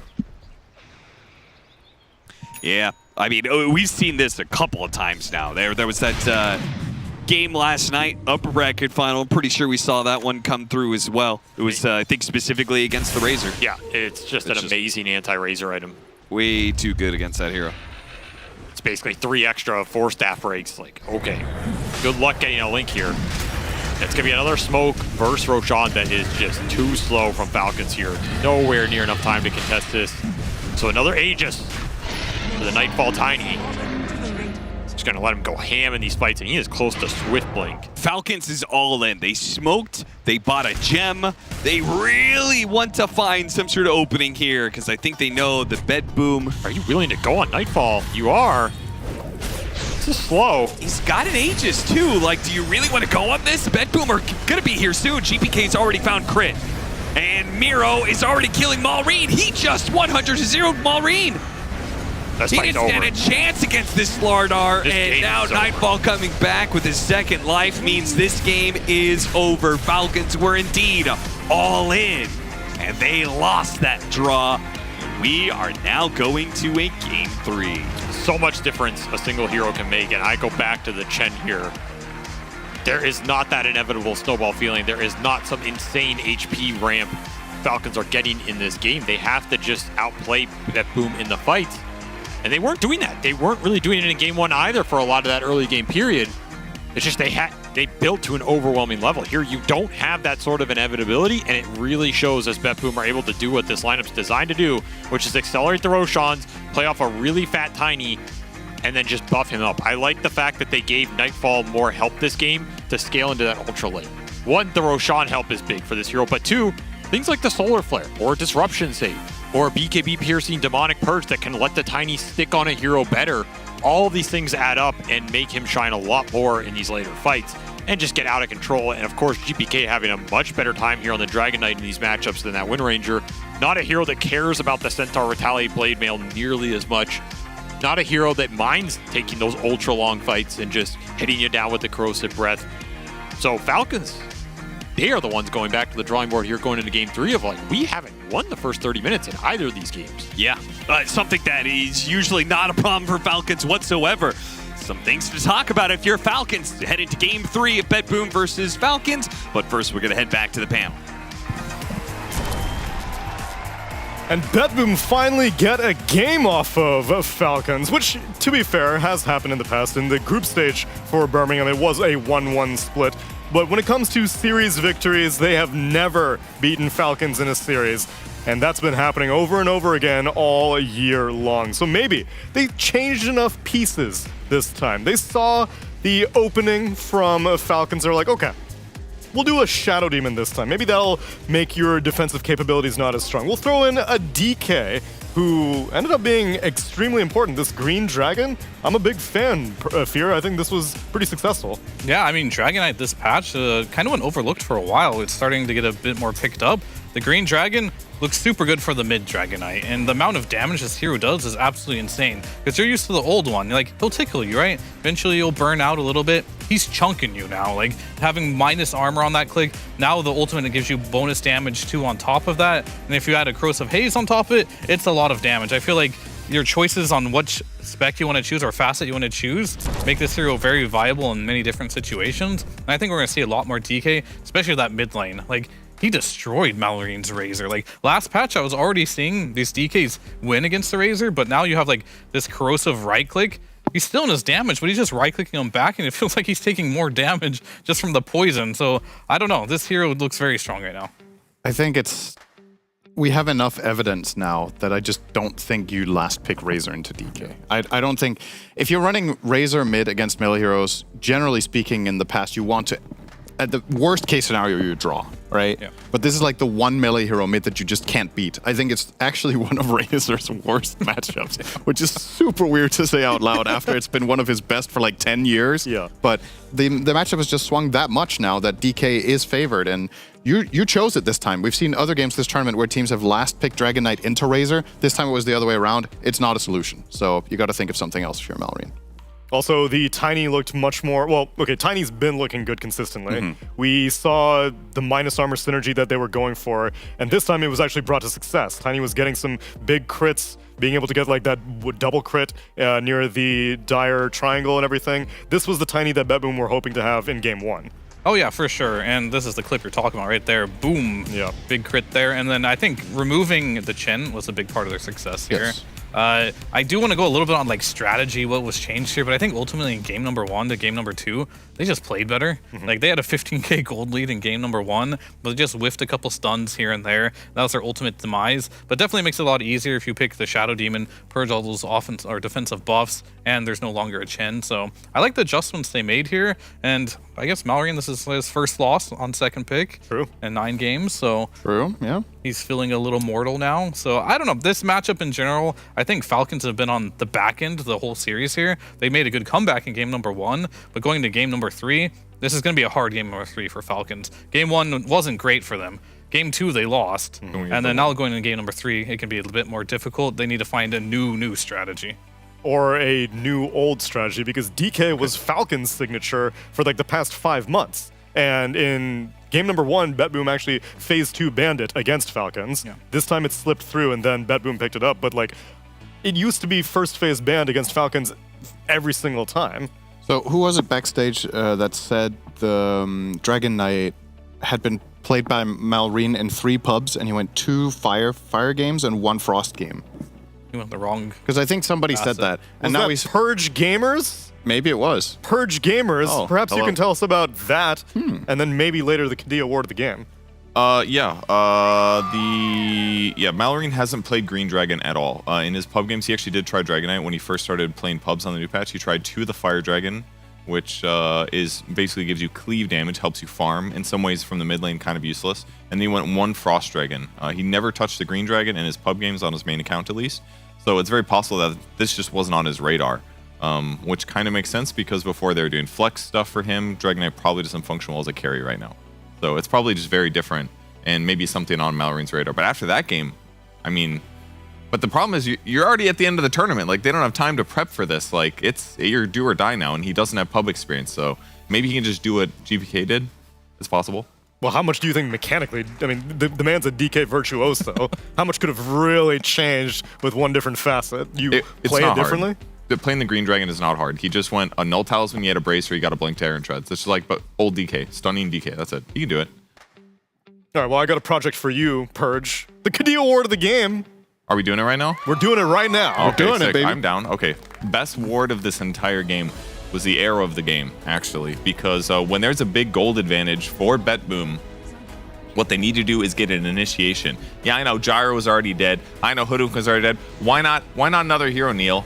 Put another one on there. Why not kill the other core? Now it's just a Lich and a Centaur to defend your whole base. Another one.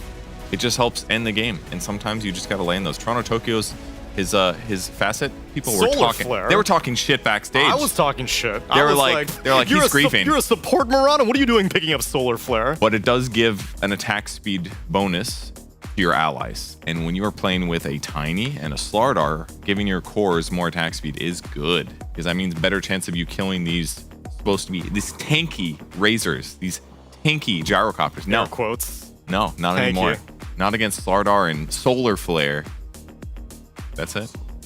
What's Solar Flare, Cinderin? It's the new old Dazzle Weave. You need to time it. You're putting it on your team, and then you need to peak at the right moment when it's built up. You gotta prime it. Kind of, yeah. Except it's just like global, right? It just works on your whole team. So you just press it and everyone's got it. We gotta hit the right spot because it's really good for like the last 3 seconds. I hope they add a really annoying sound to it so you know that like it's active. Like Slack screaming. Yeah, that'd be fine. Yeah. You know, like the Troll Rampage one where he was like, Oh, yeah. and everyone knows like, oh, okay, I can attack faster.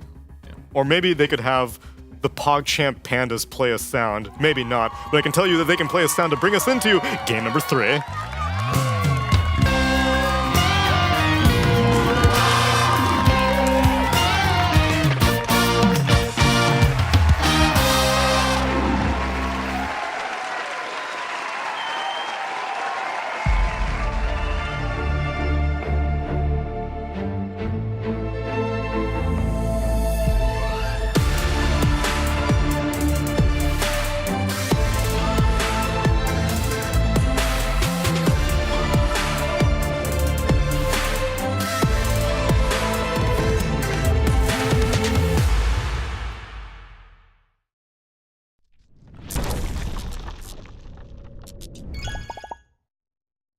Hey guys, this is Cap, this is Avery, and we're going to be testing each other on knowledge about each other. You know, what a true casting duo. They should know everything about each other, so we're going to put that to the test. Okay. 7,586. I think it's a little less than that, but honestly, I think that's relatively close. I was going to say like over 5K. 13,000 games. All right, that was a little off there. All right, well, I was off too. You have to think pub profile of all time. Most of the games I played in. was Rubik. That's a pretty good answer. If online counts, then that is. Oh, you're talking about like an online Dota 1 event would count? Is that what, I thought we were talking about Dota 2. I mean, if it's Dota 2, it's still, okay, well, if we're going to include Dota 1, then 2007.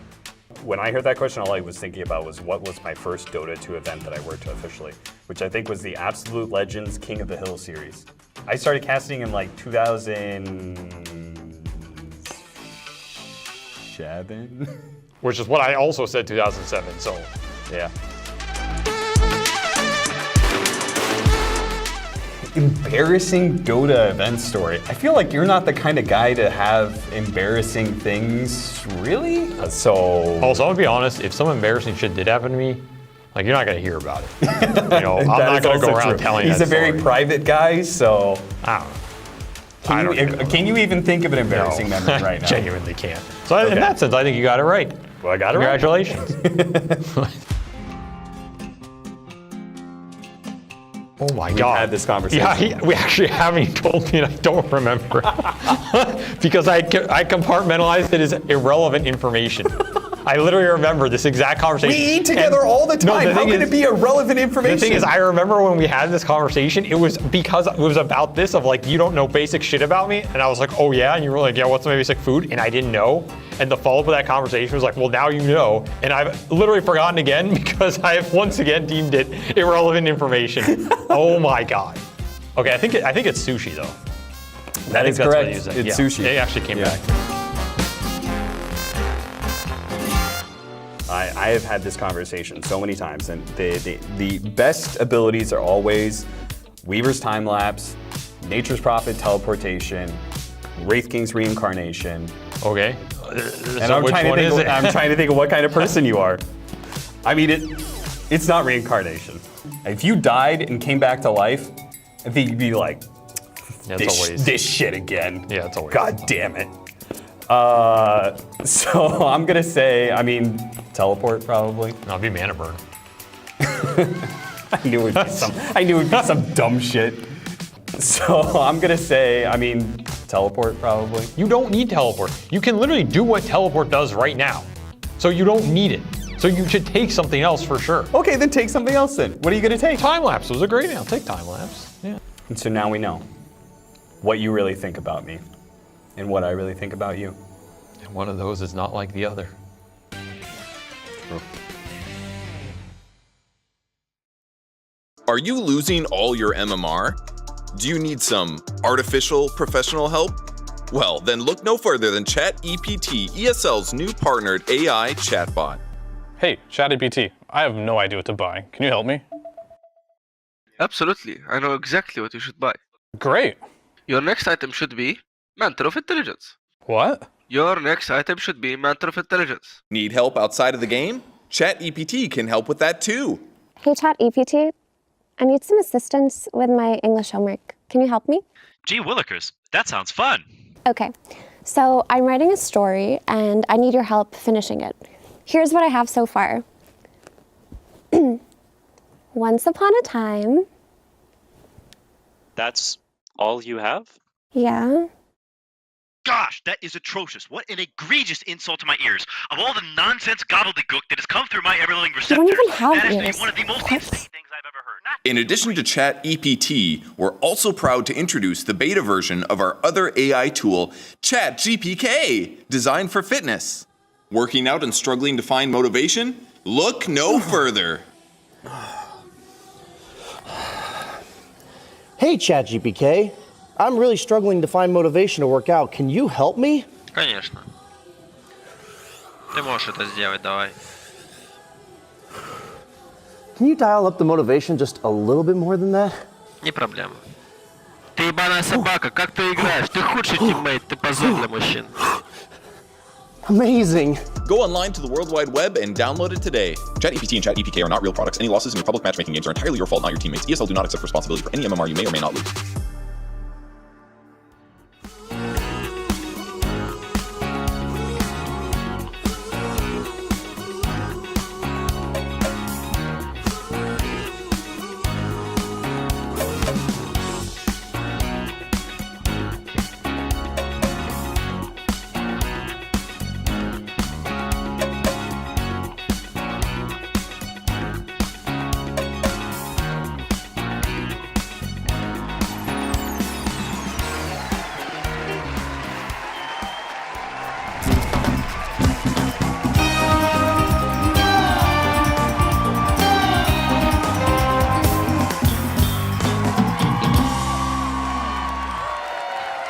Hey, ChatGPK, I'm struggling to win a series against Team Falcons. What do you propose I do? And in game number 2, it seems like they finally had a solution. Dragon Knight, the green Dragon Knight. Who knew AI could be so smart to think of such a hero, to steal it out of Falcon's own warehouse and be like, you know what, that hero seems great. You guys you're ignoring it for some reason. I'll add it to my arsenal. It's finally doing what it's supposed to do, which is just be good at killing towers, laning, ganking, and maybe single target damage. Like the way that the hero changed over the last few years got a little crazy. The Manta build was very abusive. The Black Dragon had a good time in the sunlight, but now you're kind of this single target monster with the exception of the Fire Dragon, and the way that it fit into their lineup with a Slardar was perfect. I love the way you presented that. It's finally doing what it's supposed to do. Great laning, tanky, pushing towers, late game, good single target Finally, damage. it's good at everything. Finally, Dragon Knight can do everything. Doesn't have good AoE though. I mean, finally, it's not Naga Siren 2.0, right? And that's True, that's yeah. what he meant by that. You're not a split-pushing Manta hero. Yeah. From all lanes. More focused, and it was able to synergize with what I'm assuming is going to be another first pick Slardar, because BetBoom team seem to have a lot of faith in the hero. They are structuring the rest of their draft around it. Perhaps the Tiny also contributes to it as well, but they are first picking Slardar every time, and I don't think Falcons are going to care enough to first phase ban it. BetBoom are first pick again. Don't you think they should though? I mean, the previous games, both games, they banned Storm, Phoenix, and Legion, and then Batrider. Like their first 5 bans were the same in both games, so. I think you can let Phoenix go through, but I think Storm and Legion have to be first phase permabans. I would agree with that. Can you let Phoenix go? I'm not so sure about that. What is so fantastic about Phoenix? I feel like Slardar like limits your carry matchups and makes these cool synergies that counter the enemy carry. So like, how does Phoenix hit that same value? I mean, it definitely enables more of like these broken heroes on the patch. Like, it's all about being strength, tanky, hard to kill, and he pretty much enables all of that with the Sunray. Also makes you miss attacks. Phoenix for me is the hero that's not really easy to crack because there's not many heroes that can hit Egg right now that are actually good in the patch, I feel. So it's very difficult to do. And so it is going to get banned out again. It's just, as a support, the impact this hero has in the game is just way too goddamn high right now to let through. What was their 4th ban again? Batrider. There is a difference though. Instead of banning Phoenix second, they banned Legion second. They switched it up. They wanted BetBoom to sweat for a second. Yes. BetBoom teams. So Same bans literally there. the same. Ban Chen picks Slardar. Here it comes. That's what I'm expecting. Here we go. And then I feel like you should pick DK if you are on Falcons as a response to this. That's my opinion here. I agree. Like Sorry, this. what did you say? Oh, you should pick DK for Falcons, like right now, because I feel like this hero is not getting the love it deserves in this patch, as it did last patch. It's just like it got changed so much that I feel like we don't really fully understand. But your high armor here, that helps a lot against the Slardar. Of course, you're not going to buy a Manta like you would previously, but that doesn't matter too much. And I don't know what beats this hero mid. Maybe just ban Timber, even though Timber doesn't even do well against this hero apparently. So, all right. And I just like, from my perspective, this is just how the evolution of the patch is turning out. There's no way you didn't feel it if you were Falcons last game. You're like, holy shit, this DK is wrecking me this game. I picked Razor against it. It didn't work. Let's think back to last patch. What worked against DK? Nothing. And this is like, we're back there again. So like, just take it. I feel like this hero is gonna go into even to the next series as either first pick or first ban material. For Falcons, is it still a triple layer flex? Because last patch, it was Scare, Maureen, or ATF were all equally happy to play it. I mean, we haven't seen the carry DK, right? I don't know if the fire... The red dragon? The fire form is good enough to justify putting him carry, because the reason it worked so well as a carry before was the exact Manta build, right? Which is not... Well, I have played it, so I do have an opinion on this. Like, it's good. Okay. Like, There you go. you do a lot of damage, but you have to play it like as a carry. So like, yeah, you don't have Manta for farming, but you have built-in cleave for farming. So you are going to farm very quickly, and your ultimate is, as you saw last game, can be incredibly good. You do 100% splash damage now, so if you bring like even a Darkseer or something to the table that can like group them up, it does incredible damage right now. It's like a better version of Sven. I will go out on a limb here and say they will not pick Darkseer, though, because it's a Mar. How would you compare it to Tiny Carry, though, in terms of the splash? 5 seconds remaining. I mean, similar, I guess, as the splash damage goes.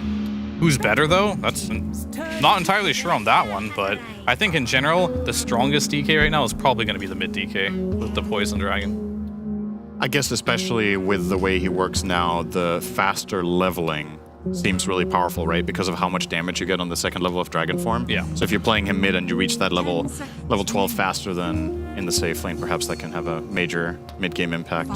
So this is a hero that I feel like just got overbuffed. The Dark Willow, we've seen a couple of games. I feel like the Bramble Maze is ridiculous. I believe it's the right facet that gives you 4 extra brambles in the outer ring that last half duration, and then it gives you plus 10% full team spell amp on the target that is rooted. Yeah, which is incredible. I mean, it's straight off the bat, it's 10% more damage from your Bramble Maze, and there's more of them. So pair that with Bedlam, it's really good. And previously when Falcons ran this, I think they gave Malrine the Primal Beast, which made the combo look terrifying. Absolutely. 5 seconds remaining. Betboom go back for the Murana, which we posited the idea that core Murana could be viable, but Toronto Tokyo definitely made it look good as a 5. Ursa's in the pool. Ursa is in the pool, that's true. He was banned the huh? last 2 games. I think it's a pretty strong pick here for Betboom. Fear was talking about the Slardar Ursa synergy. I think Ursa will be one of the heroes that can pierce Dragon Knight in this patch. Yep. And against Dark Willow, having status resistance is really powerful. So I do think they're just waiting here to buy more information, essentially, but I think it's very much on their radar already. Especially since their other carry gets banned out with Tiny. You're going to need to get a new replacement for Nightfall. Which also, he ran some Juggernaut earlier in the tournament. We haven't really seen that hero pop up too much ever since. Yeah, I mean, Jug is still very strong, but he still fits all the rules as before, like how you can pick him. It's really hard to early pick him because he does have a lot of hard counters in the game, so I definitely could see him pick it up later on if something looks appealing enough for them to do so. We'll have to see on that, but for me, this whole series in general is like Betboom coming out like, we're going to first pick Slardar every game, and you have to find the solution to our strategy here. And it's been pretty... I mean, it's not very hard to figure out, I guess. Like, we're doing Slardar on the offlane. We're going to pick a carry who does a lot of physical damage. And our mid laner, well, we'll see what it's going to be, just whatever's good for the game here. And I feel like, as Falcons, this is something that... you're really well prepared, right, as a team, like, generally speaking, with Aoi on the team. Like, I feel like this goes into their favor. It's like, all right, we've seen this. This is our 3rd time seeing this strat now. Like, you should be able to figure out what they're trying to do here and figure out the best hero possible. But I'm not entirely sure what it would be. But that is a good pick against the Doom. I like the Wraith King here. You don't think the Wyvern's a good step in the right direction? The Wyvern, I mean, it's definitely good because, like, you are jumping in these fights and you're trying to burst a hero with the Slardar. So you do have that Curse and the Cold Embrace that can help against that. And it's going to be position 5 though on snaking, which makes it even more defensive, and we won't see that like offensive capability. The draft looks good so far. I'm very curious to see on the Wraith King which build he goes for.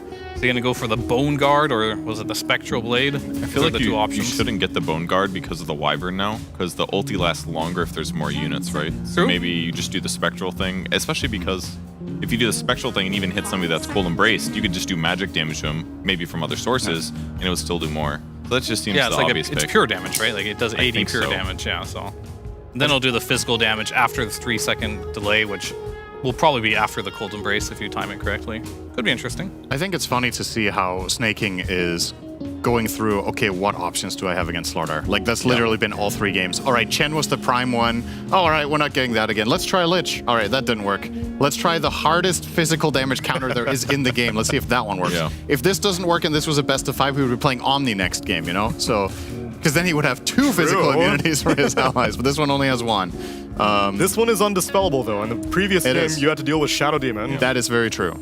And yeah, as a result, they don't have to ban the SD. Yeah. Doom probably...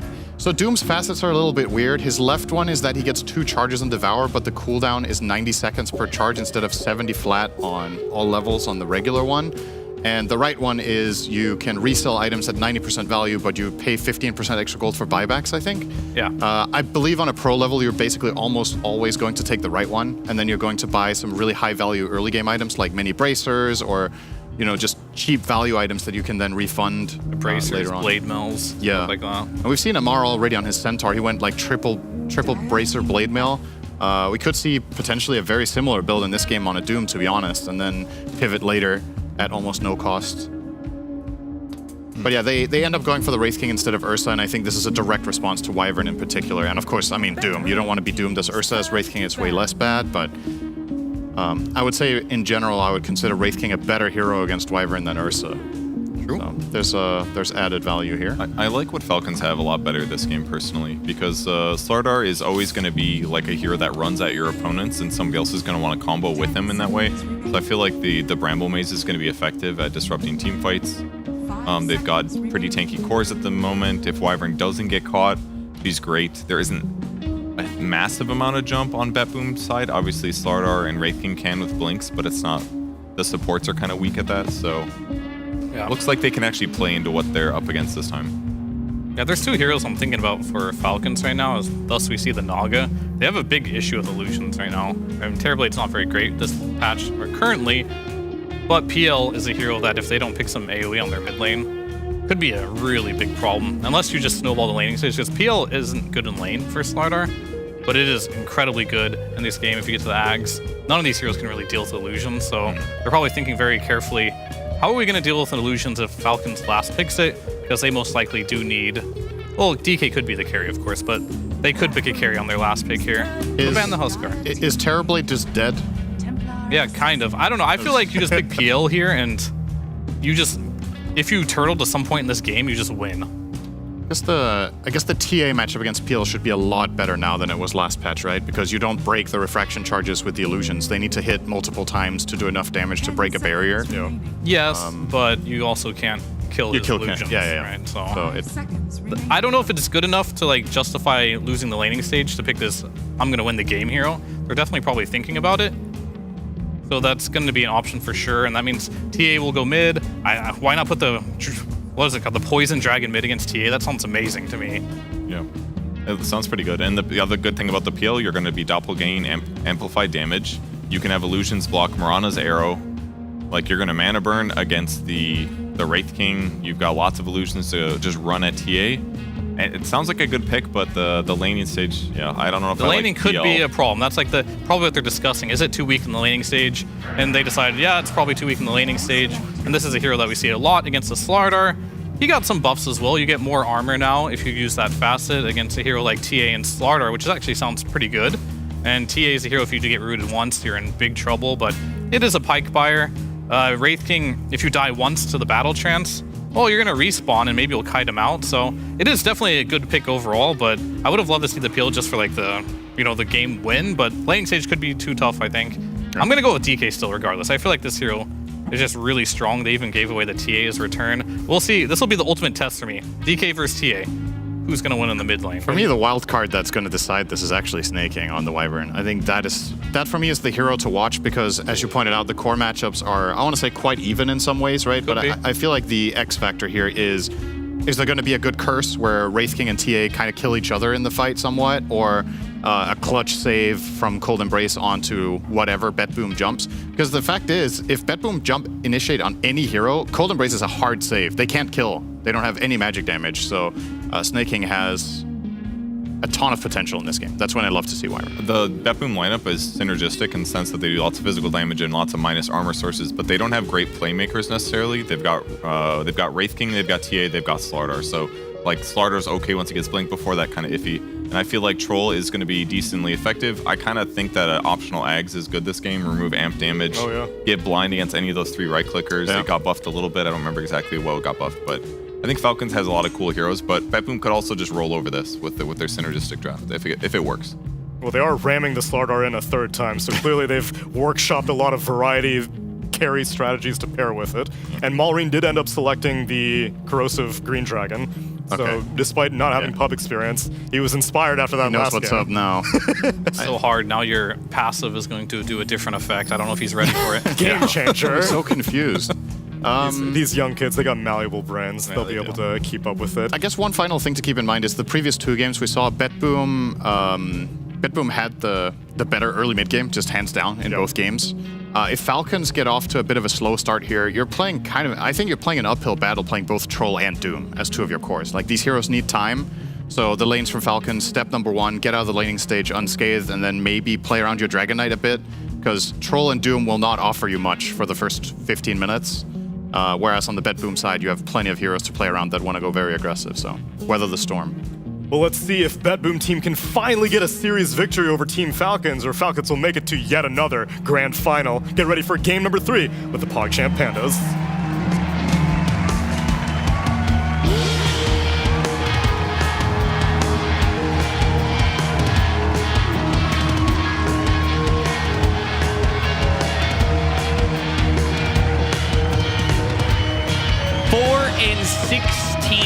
At the start of this series, that's BetBoom's track record against Falcons this season. Now they are 5-17. Can they get a 6-win over Falcons, propelling themselves to the grand finals, take on Game Gladiators, or will Falcons have yet another grand finals berth? If they ever needed a win, it was now. None of those other losses matter if you get this one, and then you never play them again. Ha! Gotcha, fools. It's a big game for BetBoom. Maybe not as large a game for Falcons as, you know, they're already qualified. They've won some tournaments this year. They're going to have confidence going into Riyadh no matter what. But they would love to get another grand final and maybe get some revenge on Gaming Gladiators who are awaiting them. So some things are going to stay the same, or in fact, most of them. Most of the facets that you've come to expect from these repeat heroes are going to be chosen. We're once again going to see the Mirana with the Solar Flare, but an interesting switch up. With one that I fully support. Dance of the Dead for the Muerta. I think this is just much better than the Ofrenda. I just don't think that respawn mechanic is actually that usable. I don't think it changes that much of the game, whereas I feel like this Dance of the Dead, having seen it in action, it is very annoying in team fights. Could definitely just straight up win you some fights if you start snowballing off it. It's a lot more annoying of a facet to play against for sure. I think maybe the ceiling's higher on Ofrenda if you can actually make it work in some of the later fights. It's like a carry or something, but sure, the floor is a lot higher on this one. And yep, we're going to see save opt for it here. Just wants some better consistency. The Spectral Blade again for the Wraith King is going to give him a lot more single target burst. Maybe not slaying this lineup needed, but it's going to be definitely overwhelming now. Maybe a bit more hybrid damage to go against this Wyvern. Could be interesting in some of those later fights.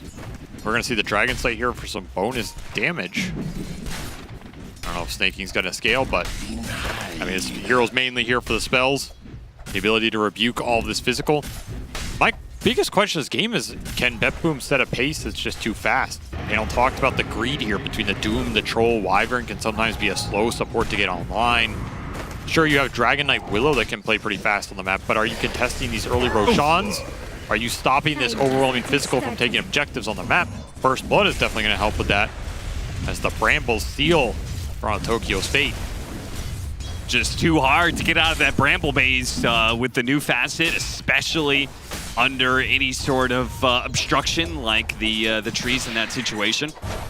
We also have Amar, who is known to be a greedy offlaner on a greedy team with a greedy draft, and he's got a greedy facet. So he's going to have that one where you can sell items for 90% of their value. I think people are trying to theory craft like what would be really good to buy and then sell later. Midas. I think he may just straight up just be like getting value out of the bracers. I mean, my first thought is Midas. But somebody said it didn't work for Midas. What? Is that true? I mean, that would actually make sense to me, but I didn't see that anywhere in the spell. There's a lot of other interesting small things you can do with it, though. they're gonna be cool to see if they happen. Like, you can buy early bracers or early helm and just sell it back after you're then getting the value out of it. In fact, you can buy early items for the lane and then just sell them to get a mega fast Midas that you normally wouldn't have. Yeah. I don't know if that's ever a play, but it sounds kind of wacky. We have seen ATF get to a point on this hero where he does often sell something back to get those like late game refresher orbs or upgraded blink, something of this nature. So I'm sure he's not feeling too bad about having that basket up his sleeve. I mean, the thing is that it is something that you want to use in some way, because otherwise this is just a straight up nerf, because your buyback costs are also more expensive by 15%. So you have to get value out of it somewhere. Yeah. Malrine is having a rough one. Yeah, GPK is taking it to him.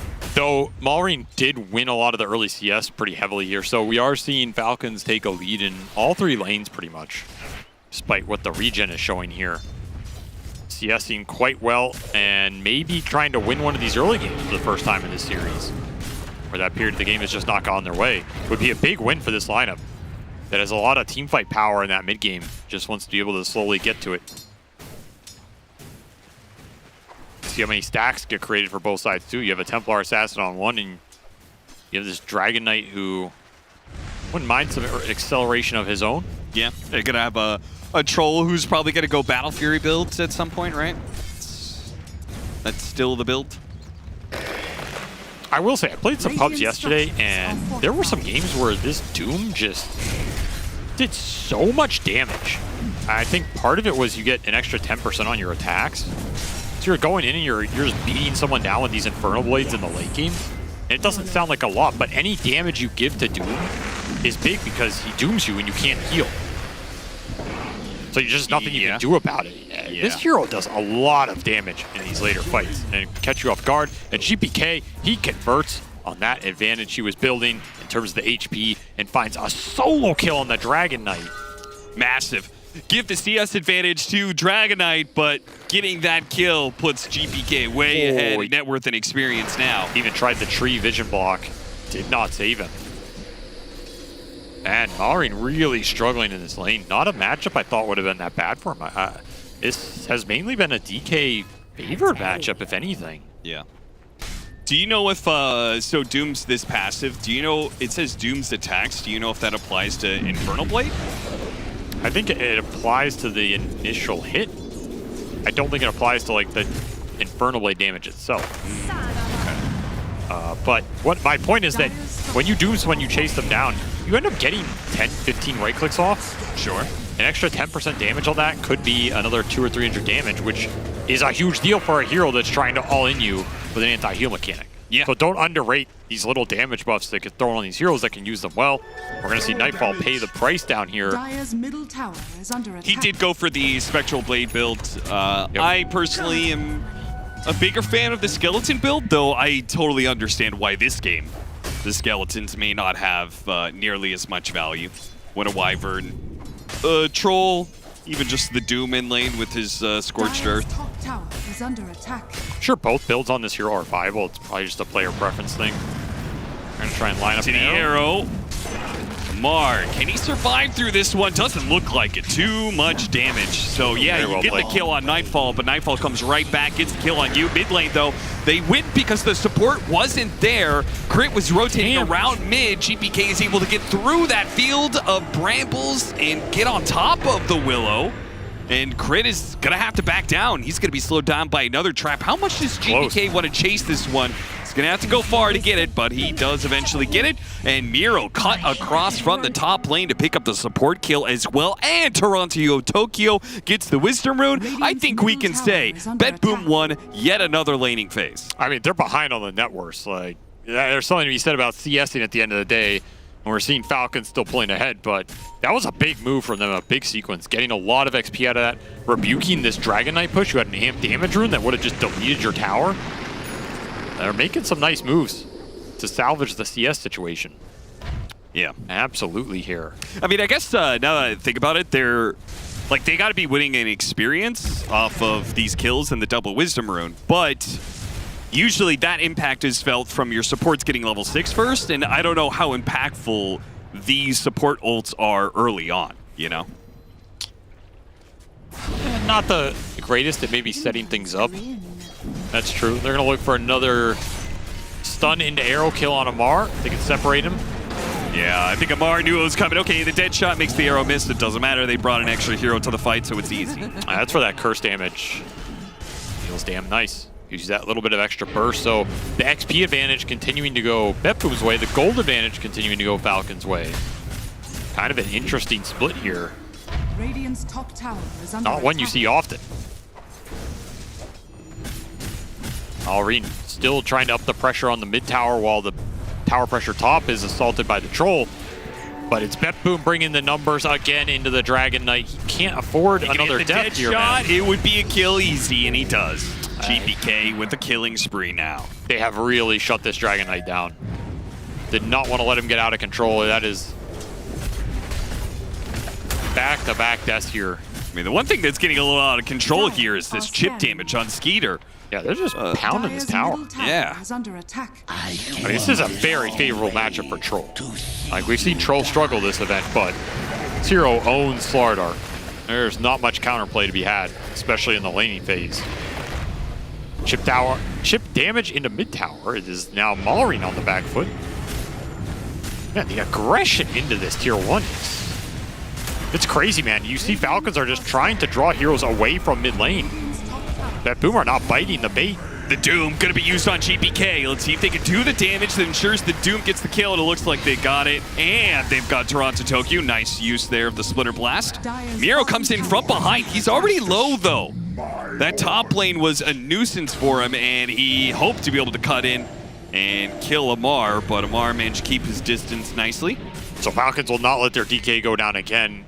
And now they'll bring 5 heroes into mid before the 10-minute mark to convert on another tier 1. Skeeter is insanely active on the objectives this game. Yeah, seriously. He has woken up for game 3. And he's going to bring them a huge net worth lead by taking this many early towers. I mean, Troll is, in theory, a lot better at these early objectives because you get the bonus armor now. Like, we're seeing him sit at 26 armor at the 10-minute mark. That is kind of absurd. Lets you just man up on some of these buildings or dives a lot more comfortably. Yeah, it's pretty crazy. They use the Cold Embrace for a creep to tank up the tower, and then that's enough that Troll gets enough hits in to max out his fervor, to max out his armor. Yeah, this is not a lineup where you would have thought the building damage was going to come from the Troll Wyvern lane over that DK lane. Yeah. But it definitely has. Cool way the Falcons are using their heroes here. Create some map pressure. No Doom available for another minute here, so Nightfall feel comfortable staying down here. Always has that ult up his sleeve if he wants to skill it. Falcons definitely taking command of this early game for the first time in the series. Up 3K in a pretty comfortable position and doing it with a Doombringer, a hero they are not afraid to go late game with. Yeah. I really thought Betboom was going to be the one to win out the laning phase when they got that double Wisdom Rune situation, but apparently just not strong enough to stop that mid-push situation. The lane matchups were just not that good for them. Like, yeah, GPK got the solo kill on the DK, but he was never out-farming him. Yeah. And this Troll just obliterated the Slardar in that top lane. Betboom also committed a decent amount of resources between their 2 supports to gank safe lane and mid, which made that lane even worse for Miro. So a lot of that net worth deficit we're seeing is just between the Troll and the Slardar. That's 2 of the 3K here. Some recovery to do. There's still 1 tier 1 left for Betboom on that safe lane. They would really like to defend it. Buy time for Miro to recover. Slow down this Troll Warlord's progress on the map. As he already has Maelstrom, he's starting to clear through some jungle. Miro does have a little bit of experience with Slardar. As Betboom just keep on jamming this hero for him. It's basically been going the exact same build too. Same facet. Same itemization, Blink, Eternal Shroud, Ags. Just seems confident that it is the right way to go no matter the situation. Yeah, I've learned over the last month or so, the build for off lane, just build a bunch of bracers, then build an Eternal Shroud, and then go whatever else.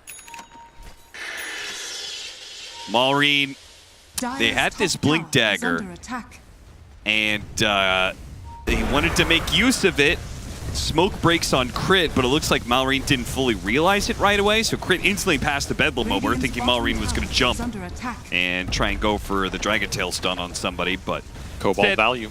They just run to the bottom tier 1 tower. Here's an Arcane Rune. Hold pop for Malrine, so he will have another Dragon form very quick here. Still make another move with this blink. And of course, this is the 3rd tier 1 tower down before that 2nd Wisdom Rune comes out. So a lot of space for Falcons to operate. They want to play aggressive. I mean, their biggest combo is these 2 supports behind the Dragon Knight. I don't think the Troll and Doom are going to lead anything off for you here. But that hit squad it's lethal in itself. Bedlam on top of this DK going in, burning you down with some more corrosion. Enough to take down anybody here. If you can find him. Boom, playing elusive. Yeah, they're chilling. Seems like with TA and a Wraith King, they really need to hit their mid-game item timing here pretty hard. Oh, I like this Falcons play. making a move for the 14-minute Wisdom Rune. This is a very nice time to look for this play. Maybe a 14-minute kill on Slardar with the Dragon Tail Bedlam going to work. Miro runs into one of the Brambles, struggling to get out. He loses the Wisdom Rune, then loses his life. Maybe the first Wisdom Runes went Betboom's way, but the second set will go the way of Falcons off just a really nice timed play. And not much action or pressure happening around the map for Betboom in the meantime. GPK has struggled to shove in mid. The supports aren't really finding those kills, and we're going to see Toronto Tokyo. He's smoked behind bottom, but I mean, this rune's already gone. Nothing to claim here. There's just going to be a wasted smoke. Yeah, he doesn't even have like wards to put down, an aggressive ward somewhere or anything. Very awkward map setup for them. Maybe just feeling the lack of initiation capability. If this Slaughter had the slowest game, their playmaking really got shut down. Can't really get it anywhere else. Cuts a creep wave. Let's see if he gets out though. He's got one more leap charge and then a TP. Nice play by him. Draws a lot of attention from the Dragon Knight. Slows game down. Armlet on the menu from Malrine. Okay. That could be interesting.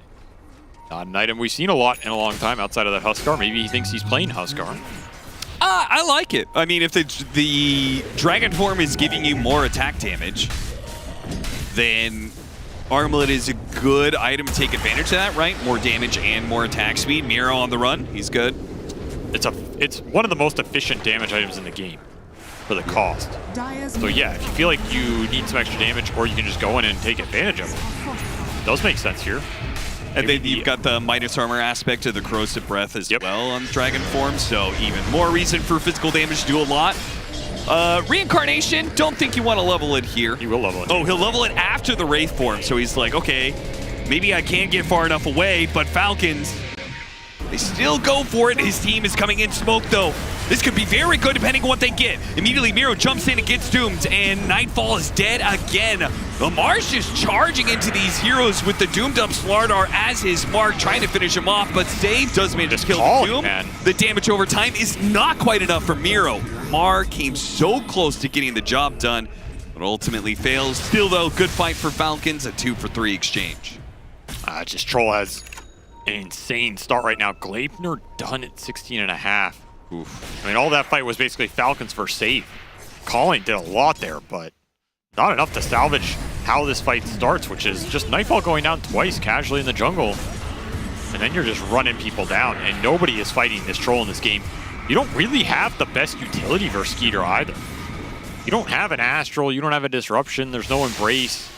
These supports don't necessarily deal well with the Troll through the spells. They need utility. You need Eul Scepters or Force Staves or E-Blades. TA Trap getting popped as they get the pick off on Crit, who went for a little de-warding mission. I mean, they know Troll has no ult. Now still in the river, but the Gleipnir is dangerous. Winter's Curse put onto the Slardar. Nice dead shot, but it doesn't save the Slardar's life. They have no further control to keep Skeeter around. Nice little pick by Snake King there. Just resets that whole situation. We were seeing the silences be pretty annoying for Falcons there, as you do already have this TA shard online for GPK. So there's a lot of silence potential that can come out pretty instantly on this backline if you can land a trap or into a dead shot calling on maybe the Wyvern or the Dark Willow. Yeah. Pretty obnoxious spells for Falcons backline to deal with. That's why you really want to get your front line going as soon as possible. And Shiva's guard done for the Doom is going to help him there. And hey, he can just sell it right now for 90%. That's true. And buy another one. What a value. What's stopping him? So, somehow I feel like Amar is going to use that to troll. It just means he could buy more or mantles of intelligence. That's right. This was made for drop him. them and then sell them out. I mean, when people talked about is this patch just a Falcons patch 2.0, everybody's thinking about the Timber Saw, but it was the mantles all along.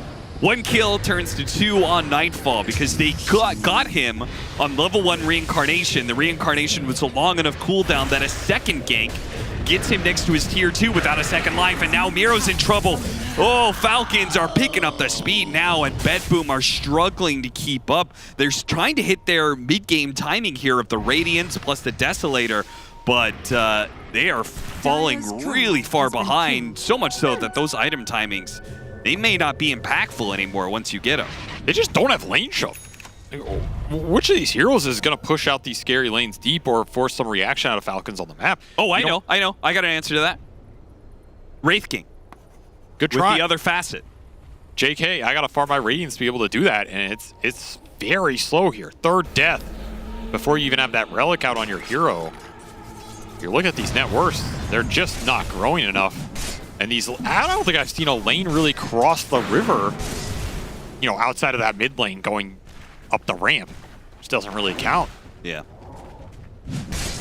There is just no forward map progress here for BetBoom, as the threat has been very high from Falcons, and honestly, a lot of it, gotta give props to Skeeter in this game. It felt like he just set so much of that early tempo up from a hero and from a role that I don't think BetBoom were expecting. Yeah. Like, you're not thinking about this troll taking 2 of your tier 1s by 10 minutes, making mid-rotation, destroying that lane so hard, playing past that tower, prioritizing maybe team advantage over his own.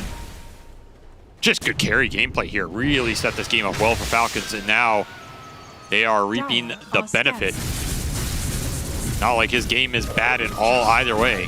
Most farmed hero by far. He's ready to rumble. He's going to get Ags after the Manta?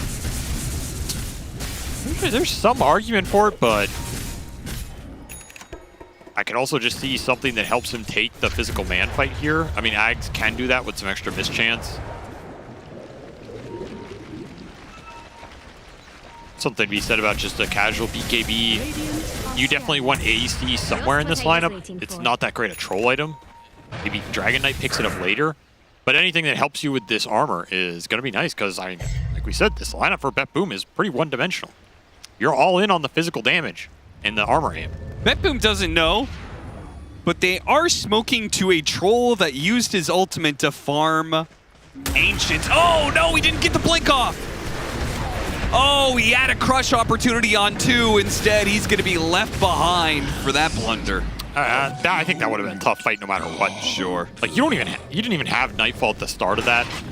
He does have his Radiance done. You have the Deso done for GPK, so BetBoom were trying to use this item timing to find something, but honestly, I think if he goes in there, that fight is very tough. You're giving a very good setup to the Dark Willow and the Wyvern here. They're just going to turn those types of engagements against you, so that'll be a Roshan for Skeeter. Probably going to take this Aegis, play aggressive with it, can force some more objectives, force some more buildings down if he really wants to.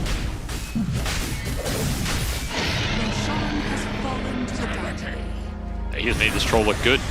Force it, they will. You are doomed, son. Means you are dead. I ran into the brambles to try and give the kill to... Yeah, to give it to Crit instead of Amar. I like that play. Dude, do you see how many brambles there are because he has the shard? Yeah, this is where this build becomes fun. You're so damn obnoxious in the fight. If you ever get to like shard, Aetherlands, Octarine lane on 0, you're just a menace, man. Absolute menace. I mean, you don't have BKB control, but that's where Wyvern bails you out. And look at what we got here. Yeah, Templar Assassin is no match against a troll that is out farming you. This matchup's not necessarily fun for TA anyway. Yeah.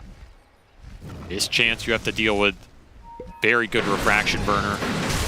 No, it's definitely a matchup that if you want to be able to win as the TA, you need to be ahead in net worth, and that is not the case here. Back for a Midas. Amar says, yeah, I'm going to use that 90%. I'm going to buy a late Midas here after Blink Shiva's save is going to be in trouble here. Deadshot trying to create some space for him. Pops his ultimate and fights for as long as he can, but eventually he'll get ripped to shreds. Meanwhile, second life of Nightfall. Looks like he's going to die twice as well. No TP rotations. Bedboom are just running out the side lanes.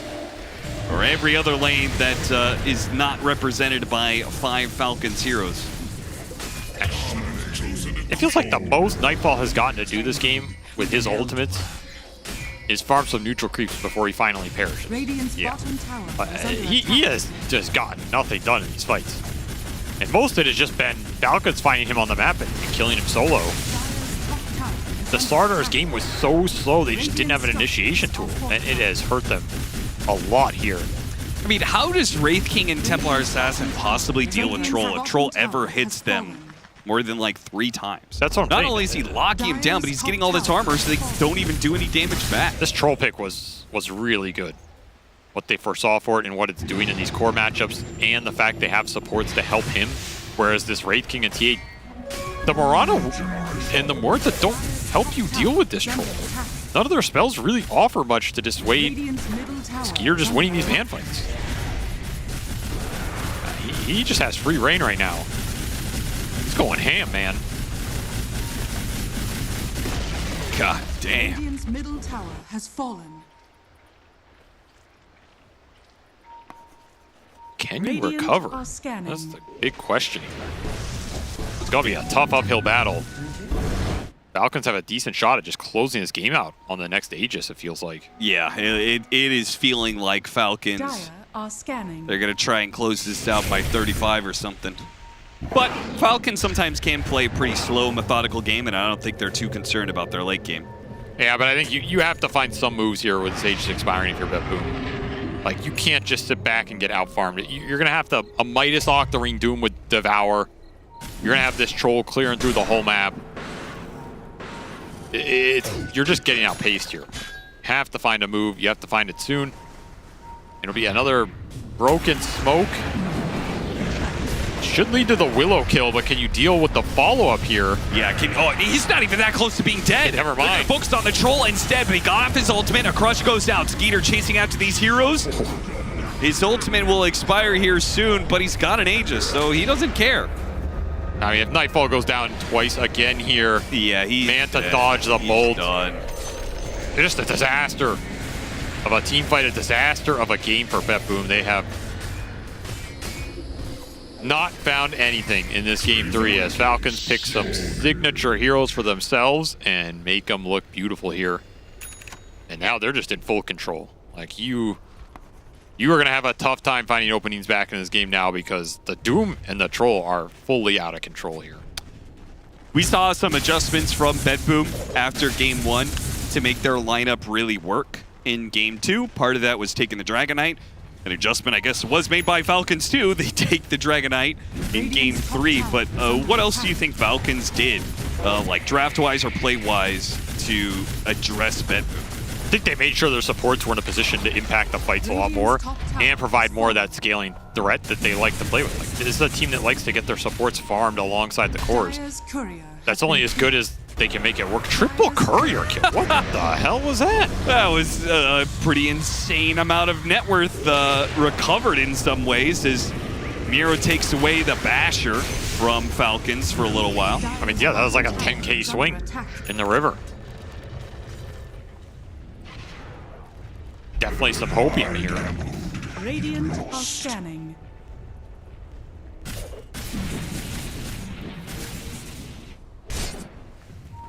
Still trying to get BKB, man. Oh, I will say this Spectral Blade buildup, it feels so slow. Yeah, you have you're to losing, recover. you just lose even harder as Wraith King. You can't push waves, you don't clear camps as fast. Radiant's courier has been killed. Man. Whew. Tough game for Nightfall.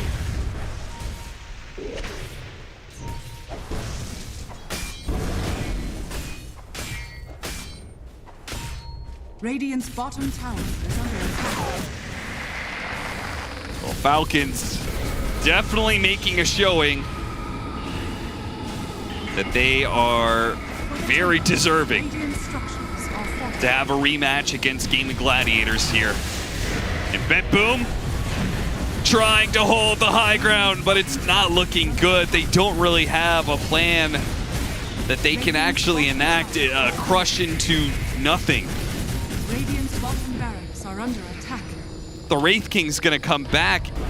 Even if he was to have his BKB, would it make a difference against the Troll? Radiant's bottom barracks is falling. Take the range barracks first to make sure they don't refresh the glyph right away. They'll take the melee barracks last. An attempted deny from GPK, not even that goes right.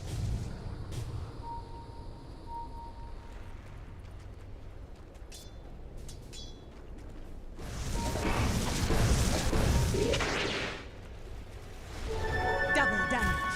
Hey, big DD rune though. Big amp damage. Took it away from Falcons. That's about the best you could say. And it is going to be AC for the Dragon Knight. Yep. That wasn't. That's like the last nail here.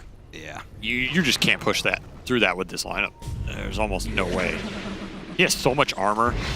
His armlet doesn't even tick him down. There's like 50 regen.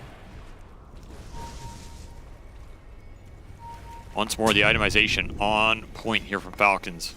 They have dealt with what BetBoom had proposed in this game 3. Made it look very easy. Still looking for this BKB, man. Oh, it's so slow. So slow. And Falcons, they're going to chill out, farm up some more. Looks like a little man, two-man smoke. They know BetBoom is just scrambling around the map trying to rally up some farm here or there, but Amar has a great hero for picking people off, and they had a great ward set up. They're like, we know you're going to go to that ancient side camp. Just place the high ground ward and wait. Tried to take the outpost back. Save will get caught in the process, and then Falcons will just likely take the outpost again. All that for nothing. No progression unless you're on the side of Falcons. Now progressed to a 22,000 net worth lead for them. And just a minute away from the next Roshan spawn. They're just not giving any space. No camps to farm, try and come back here. Yeah, they haven't killed a hero in 10, 15 minutes. I will say the more we watch these, I can see why this Dragon Knight became Dark perfect. Willow, what time is that? Like 17 minutes in? It's been 14 minutes of nothing for Ben. I don't think they're going to find anything either. Oh, Ari didn't make it up the hill. Yeah, don't go back through there. That is the death sentence. Amari actually chasing here. Wow, he really wants to get this run off the map. Well, he also, team doesn't need him for taking Roshan, that's for sure, so. Might as well get more farm, and that farm is going to be in the form of a Toronto Tokyo Marana, who just cannot stop hitting brambles because they're all over the goddamn place. All right. A smoke to the other side of the map, missing two heroes. Can they get here fast enough? They're going to be coming through the portal soon. They have the scan on them. It's now or never, BetBoom. And I guess it's never.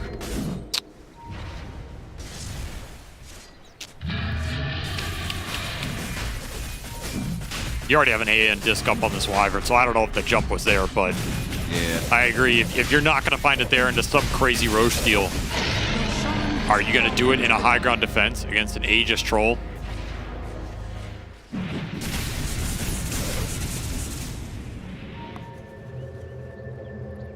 Look at Skeeter just taking mid. The rest of his team stays grouped up bottom, but Skeeter's like, I am so strong. I'll be the one to deal with the mid wave. I'll push in and meet with you guys at bottom, where they're likely to go high ground.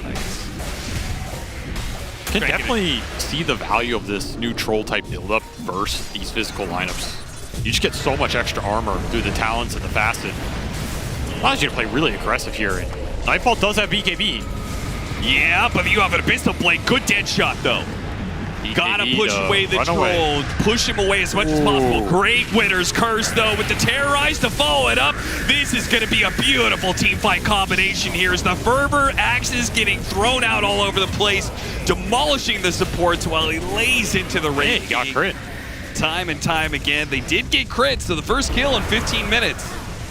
But it is in the darkest hour for BetBoom as they lose a team fight into a lane of barracks. Crit just feeding out of his mind this game. Yeah, it really but it's did. not enough to drag BetBoom back. And the hits are just not doing much here into the armor buildup that came online way too fast. It's just pitiful, the damage. He takes more damage by toggling off his armlet. I mean, look how much armor his troll has. He's like 40 that goes to 60. It's pretty nasty. Got Elven Tunic Evasion on top of that. AC Aura. This guy is a siege machine. Big nice crush. Yeah. Is there any follow-up to it? They actually got the arrow on the troll, not any of the illusions, and it's still nothing to be done about it. GG is called, and Falcons remain undefeated in this matchup. They will do it again as they have done so many times before. And like so many times before, they are also going to the grand finals. A puzzle that BetBoom has not figured out once in their 9 meetings. A very frustrating matchup for them as they just keep running into it. But the thing is, Falcons, this is a team that's going to go deep in all these tournaments. They've won a lot of them. They've gotten seconds or thirds. So you're going to meet them at some point. And if you can't overcome them, how are you ever going to win a championship on the side of BetBoom? So you have to address this problem. You have to figure out what is not working for you in this matchup and progress as a team. That is something that they're going to be thinking about a long time after the start of this season. But for Falcons, they get a chance for revenge in that grand final against Gaiman. And they've gotten a few more games under their belt to maybe figure out some more heroes to bring to the table when they meet their match, right? Yeah, I think that's the scary part, is the lower bracket momentum sort of thing going into the grand finals. On a new patch, that's got to apply even more so. Just getting more officials has to be super beneficial than a normal tournament. So it's going to be a scary matchup. I don't think it'll be the one-sided affair that upper bracket finals was. Definitely not. I think the biggest thing for Falcons is figuring out more of these supports that enable these cores to do what they want to do, and maybe the larger hero pool for Skeeter. I think a lot of times Falcons tend to push Skeeter into these 2 or 3 heroes he's really comfortable with towards the end of a tournament, like the Gyro we've seen in a lot of those grand finals. But that Gyro got figured out. I really like what they brought to the table here with this Troll in a game, using him as an anti-physical hero, and 9-0 and 10. Skeeter just took this game over. All right, well, that closed out the lower bracket finals. We got to set the stage for the grand finals and for Falcons to meet up against Gaming Gladiators there. And we could also mourn the loss of BetBoom team specifically against Falcons because they lost against them in Dota Dubai. They lost against them 3 times in DreamLeague Season 22. They lost against them in Birmingham Grand Finals, and they lost against them twice now in this DreamLeague, once in the group stage and yet again here in the playoffs. Look, that's a lot of L's, but I just got to say that BetBoom, I thought, played very well this series. Okay. I think they had a terrible group stage where I was like, I thought they were just going to flame out. They didn't. They recovered big time with the patch. They had some extremely convincing wins. And in my mind, it looked so much like they won the first 2 games instead of just one of them. Sure. So, yeah, they lost game 3. They lost against Falcons, who recovered well. But I think it was a great showing for BetBoom. I think it's worth keeping in mind that this is probably the closest BetBoom has been to beating Falcons in the best of 3. So I guess, I mean, it's not exactly gonna make you feel great. I guess, I mean, you're there. It's still the loss. The end result is still the same, but especially the fact that I think the way BetBoom has struggled against Falcons a lot over the last many matchups is that there's been plenty of games where they never really got online. Like this last game was a bit reminiscent of that, but the other 2, BetBoom had a really solid grasp of what they wanted to do in the game, what the strategy was meant to, how to counter Falcons. Just they were missing that little extra 10% in game number 1, or we could have not even been here. Yeah, I mean, they're getting closer, but they're still not quite there, right? Yeah. And I think the big issue they ran into this one, they came in with just pretty much one strategy in mind. Like, we're going to be on first pick, We're going to take the Slaughter. We're going to run it every single game. As I mentioned before the game, I think Falcons is known as one of the smarter teams, and I don't think you can get away with the same strat 3 times in a row. And they were, for sure, they proved it on this one. Like, you're going to use the Slaughter strat. We're going to ban out the Tiny this time. We'll leave the Ursa. We'll get the Troll on the last pick. And we have, like, this gotcha pick on that last pick for Skeeter. And whether they had Ursa or not, Troll still deals with that. I feel like this Troll last pick was actually very brilliant by them. And I think the pivot to take the DK by adapting this series kind of just shows you how good of the team Falcons is. Like, oh, that game 2 we lost, this DK was a big issue. Let's up it in priority, let's pick it, and they're evolving on top of like countering BetBoom's singular strategy. Yeah, that was really cool. Especially the fact that it was Slaughter all 3 games, even though it looked great the first 2. They were just like, yeah, we'll just let it through a 3rd time. We'll show you another counter that we had planned. And then at the end score screen, Slaughter had like 3.5k hero damage. Yeah. They shut him down in lane. He had a terrible game. Yeah, so I mean, it was Wyvern too, right? Wyvern and Troll, like, seems like a pretty hard Slaughter game, and That it lane definitely is was. not playable. I think that's really bad. So, yeah, I mean, he did what he could in the lane. I honestly think he floated it quite well considering the matchup and everything, but especially the first few waves, he was kind of somewhat close to Troll, but over time, it's just going to get worse and worse. We're talking about Wyvern as a wildcard pick in this game that could have a big impact. I really feel like we saw it. We had a couple of great curses, a couple of great cold embraces, and playing Wyvern in a game like this feels so nice when the enemy team doesn't have the best jumps, because you can just place yourself relative to where the fight is probably going to take place and just wait. And you know you're going to have those huge impact counter plays as long as you're in the right place, and Snaking knows what's up, so well done. You know who else knows what's up is our winner interviewee. We're going to get a chance to talk to Skitter of Teams Falcons. Skitter, how was the adventures against Slardar for 3 games in a row? Did you like progressively making Slardar's life harder and harder with your team's picks?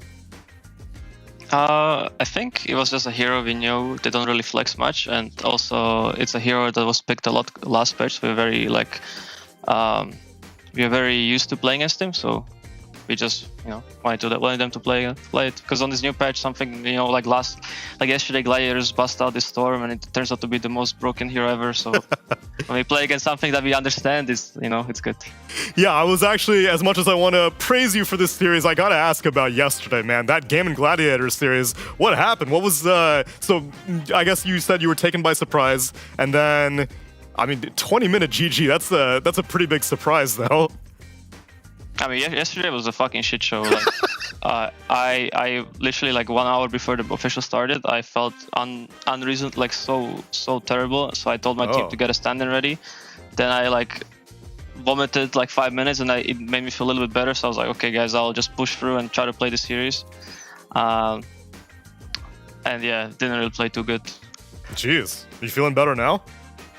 Yeah, it's better. I got some painkillers in me, but it's as good as it can be right now. Nice, I understand. So then what was the post-series discussion after yesterday? Did you guys just chalk it up to, obviously you're not feeling 100%, or were you like, we gotta hit the books, we don't understand Storm Spirit at all right now?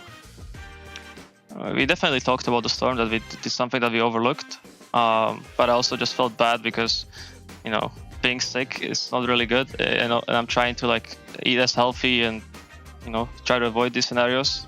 But it kind of got to me, and I felt bad afterwards, even though maybe we would have lost anyways because of the drafts. But yeah, we talked about Storm and Clinks after that series a lot. Oh, you're calling it Clinks, not Clonks? Oh yeah, I do like it Clonks.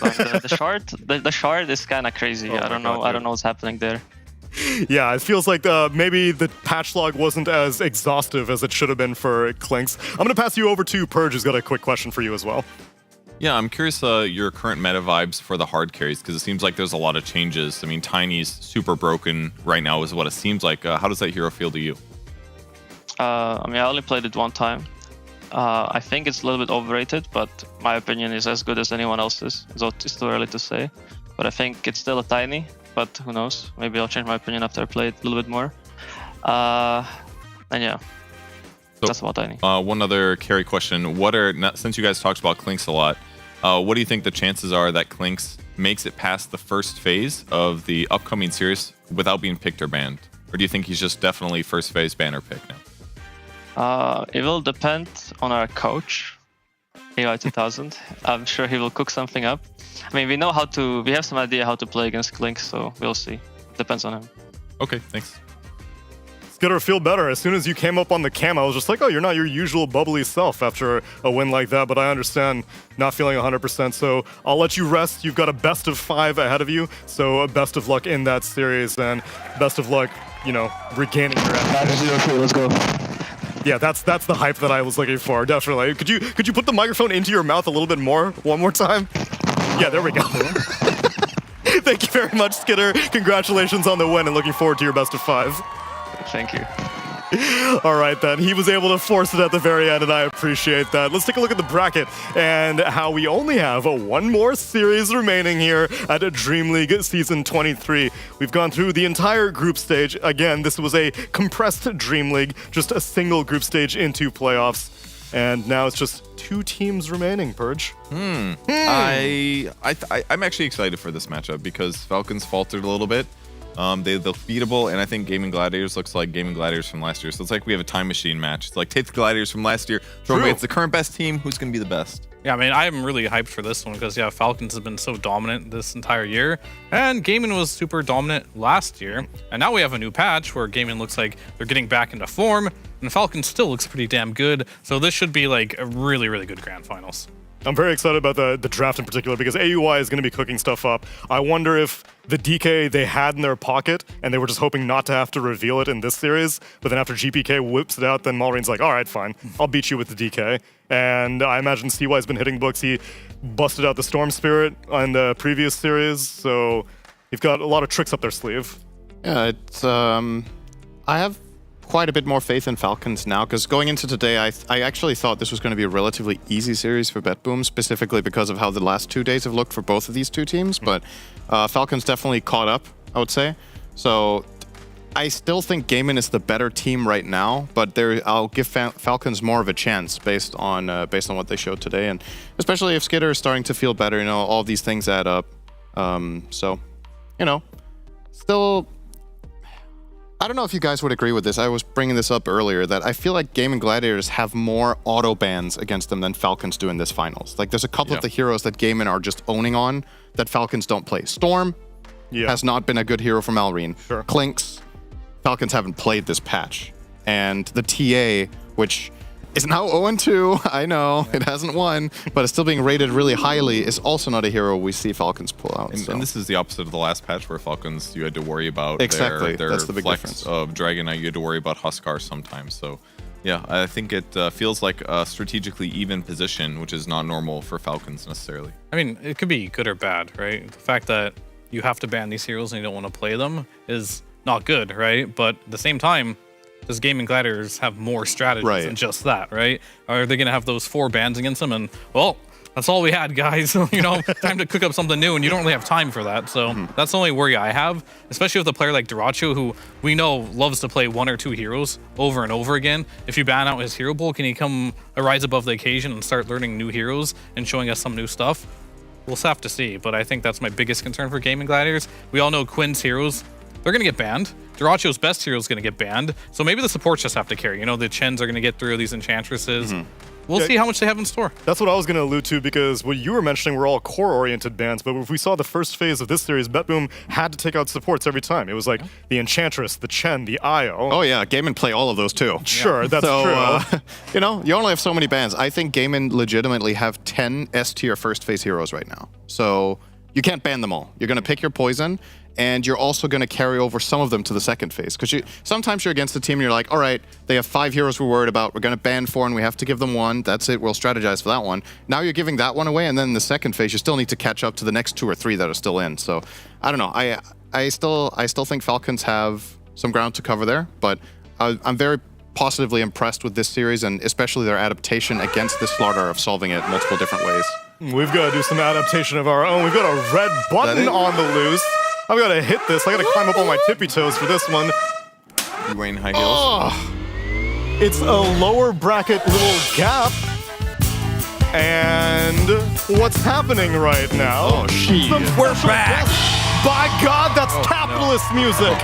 I've got a delivery for you. A special delivery for me. Delivery. An envelope. Are you're leaving? No. Don't leave. You still don't leave. Open it. What have we got here? No, I was We've got instructed a not to little look at it. game on our hands. We've got some time before Grand Finals rolls around, so I thought I'd bring in some teams. As you see now, we have a surplus of individuals here right now. So I'd like to split some of you up and play a little game with all of you. You may have seen Guess the Rank earlier on a previous Dream League. Well, now this time, I'm going to have you guys play Guess the Talent. It's you. That's right. It's me. You're talented. But it's not going to be real life footage. It's going to be your Dota gameplay. I'm going to show you guys some Dota gameplay from our talent here at this event, and you guys are going to need to determine who is playing on the Is this a pub screen. game or what? Like, It's a pub. Well, they were stalking our we'll pull up pubs? some TI3 replays for you as well. Well, I know. But I know for the which rest one. of everyone, it's going to be recent pub games. I wasn't playing at that. Yeah, I didn't qualify. That's the. Rubbing it in. It still hurts 11 years later. It really does. Sorry. We'll pull up TI5 replays here. How about that? There we go. How would you like to split the teams? I'm thinking Cap and Avery, surely. As long as I can be with anyone else than this guy. I'm fine with anyone. Well, I've got a special guest for you to be paired up with. Well, it's Oh, not no, that special. this can't be good. So I'm thinking Cap Avery, if you two could go over to the social desk. As far away as possible. Please evacuate All the the way in the premises. It's over there. Purge and Fear, I'm going to pair you two up, and I'd like you to go to the draft table, if you don't mind. Thank God I didn't get sinned again. He Again? was dead weight yesterday. So dead. Hey, we tied first.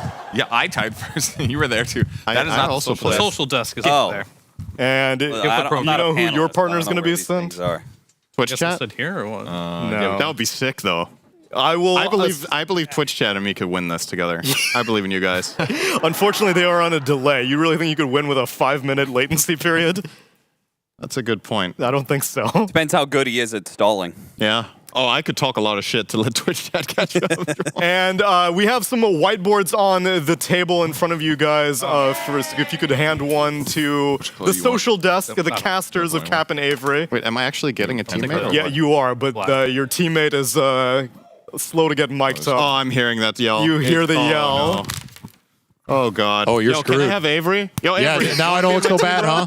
Huh? Now I don't look so bad. Yeah, I mean, everything can look good by comparison. You made your choices, Cinder. Now you live with them. So I will re-explain the game Oh, my to God. any of you who missed out as we welcome Cinderan's teammate. It's Kazu, everybody! Yo, Whoa, relax. let's go, baby. Bro, you need me. Oh, my goodness.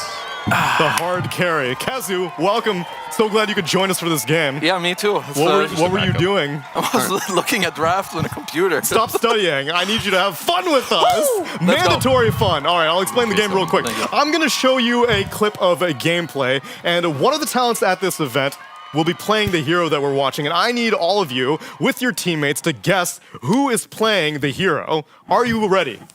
Yes. Are you ready, Cap and Avery? Can Cinder contain his excitement, please? Yes. It's a little I require distracting. more excitement. Whoa! Especially from Fear. Fear, are you excited? baby! Yay. That's what I'm talking my about, fear. Fear! That's my fear, baby. All right, friends, let's get into our very first clip. We're going to be watching a disruptor. Tell me, who is playing this disruptor? And take a look at the items. He's big. He's farmed. He's big. This is. I don't think. Can we see a gameplay footage?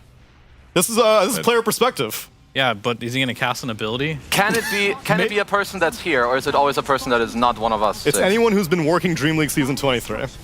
Okay, we need to see the skill level here. I'm going to go with Bob from the band here. I think I know. Okay. I think it's this The guy. Pog Got a Shop Pandas will give refresher? us some thinking music. Okay, this is pretty pog. This is decent. Should I get this? This is pretty high level gameplay. High level You're helping gameplay, the other Fear. teams. You're helping the other teams. Wait, it's just us or everybody? It's everybody, right? Everyone's collaborating. Yeah. Don't you think? I mean, there's a lot of things you need to look at, Yeah. like camera movement, itemization, farm, positioning. The Are we items sharing told me an enough. answer? Yeah, we're on the Tsunami. same team. Kazu I has was a strong suggesting read based a off second, of I think items. this is just a suggestion. You were going Who for else do you think? What were you You writing? couldn't read that? Oh, no. Who plays 5? My teammate can't read Tsunami. Can I? We're all swap the him out? 5s at this Help, I tournament. am illiterate. I'd say more him. Our screen is so small. Yeah. I would agree. Can't see anything. What are you guys analyzing right now? Apparently the Club gameplay, players but Kezu have and this one on the Cinderin, farm. you've got your first read. Answers locked What, in, what's the minute? gentlemen. Locked in? I can't Oh, read. shit. I'm looking up the All right, talent well, at this event. Wham, look Yeah, at these the are- talent of this event. I don't know down who with I'm working with. All right, let's. Oh, I are just thought somebody else could have been. We need more time. I'm giving you 5 seconds. not- 5, it's not right. 4, Oh, 3, 2, 1. Lock it in. Pencils down. Pencils down. No, it's not done. Oh, that's wrong. Too late. All right. So you're going with What is that? Kevin. Kevin. Says Purge. Avery. It was not me. I haven't played Disruptor in at least like God damn it. Wasn't him. You're useless. That's a whiff. Purge, who do you think? We wrote Fogged. Fogged. Okay. You thought it was some high-level gameplay. Cinderin and Kazu, what's We on your also mind? rolled Fogged. Fogged. All right. This one was Thraction Slacks. No. You all do not know how to estimate gameplay, or maybe Slacks is just so much better than all of you think. That's 0 the points. best play I've ever seen Slacks make before. Was Whoa. static storming the person reviving on Aegis. In the itemization, that is not Account sharing there's no is entity. We went illegal. Aeon Disc? What? Yeah, someone was boosting. And the he had account. a gem. Someone That was was not boosting. him. Let's investigate. I want an investigation. Try I'm convinced that Please. wasn't him playing. It's fine. There's unlikely. plenty of chances for comeback, friends. Let's take a look at our second clip. We're going to be watching a Rubik in this one. With Dagon. A Rubik with Dagon. What's the in-game time? Okay, still small. ABBA old. Can anyone see the in-game? Okay. 28 Blasted, minutes. It's Yeah. 28 minutes into the game. Also, everyone has a good gem. Yeah. Also, Purge, can't you pull up the program on your laptop? I could if the laptop was open. My hands don't work. That is sad. Is this? You're really trying to pinpoint a lot of details over here, Purge. You're really squinting to see. I mean, this person. I mean, it's a it's Rubik one of them. Dagon rush. Okay. You got any strong ideas I on think so this one? too. Does he camera drag or do you know how you use camera? I don't know. Like probably one of them. Does he play sub though? The top two. Could be.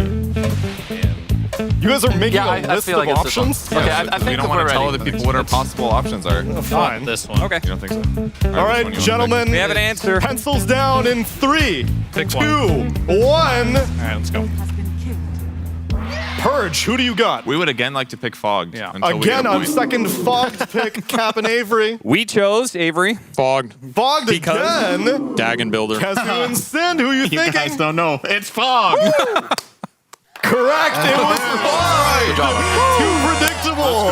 That Dagon Rubik. You guys know your talent well. All right, let's move on. Let's get into a Faceless Void. It's OD Pixel. He doesn't have No, black he has battle good gear. It is a items. signature never hero mind. of his. He's a level Too many 30. offensive items to be No, K1 we Hector. got it. That's it, just like that. You already know, Kazu. Carry players. Oh, and We do have a shortage of carry players It on the has to talent be, pool. right? I mean, it's one of two, I feel like. Jason, what the fuck? Not very many people play carry. There are two carry players here. 2 carry players. You got a 50-50 shot. Everyone I'm pretty ready? confident. I'm pretty Pencils down. All right, 3, 2, 1. Grandmaster tier, Faceless Void. Owen definitely is the Grandmaster tier Faceless But those items, though. Doesn't matter. It's Banana Slam Jammer. Oh.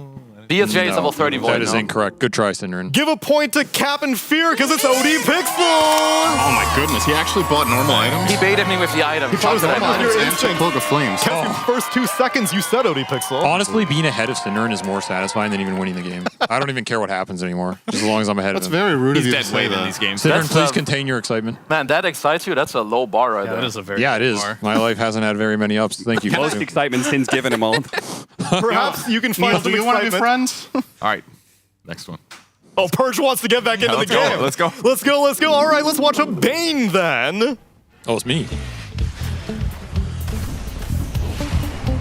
Uh-huh. Mm-hmm. Okay. We're brain sapping. We're moving. Nice.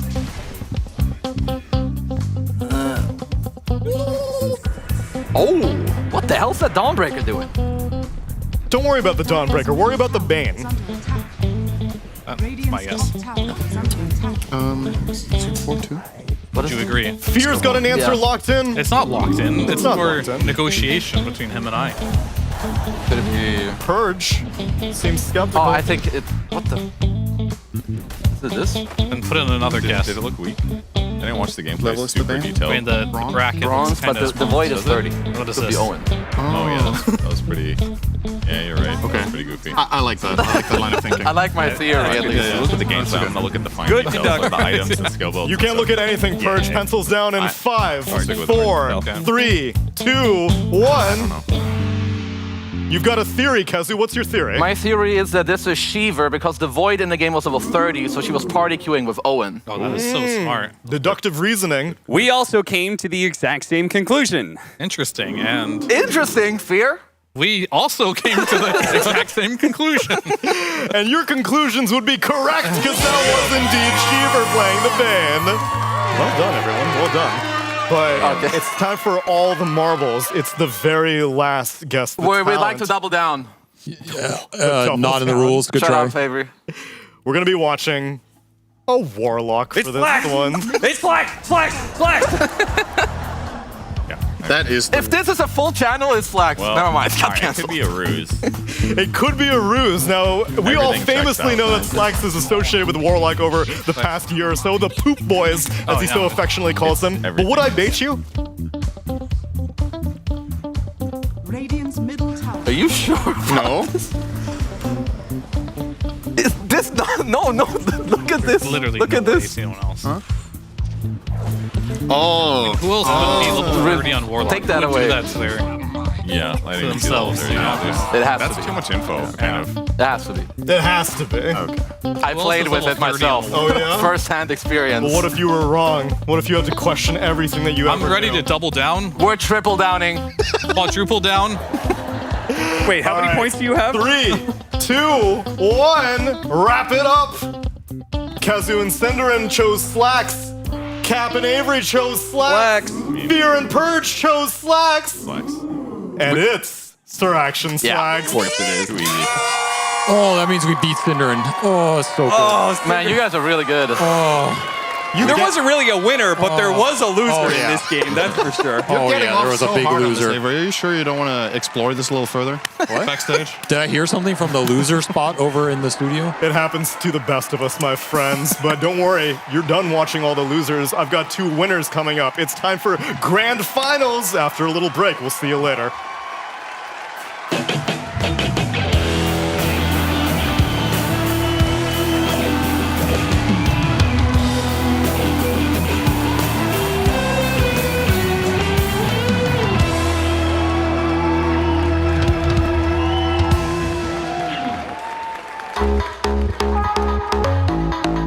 We have it here, the golden ticket to the DHL Super Drop. I'm gonna get the box over here.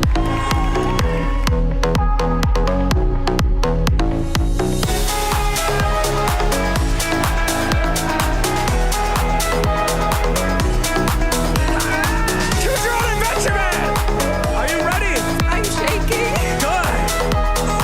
That's absolutely correct.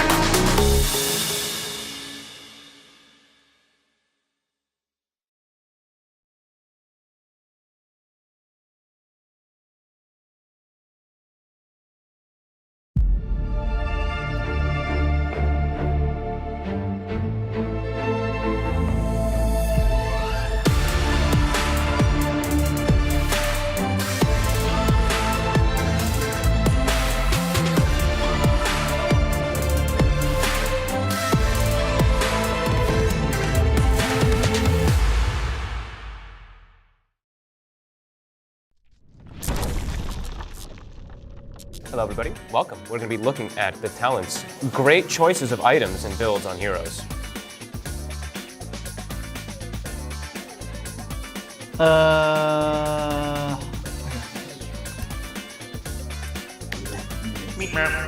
Tranquil Boots, should have guessed that one. I got it. Yep. Yeah.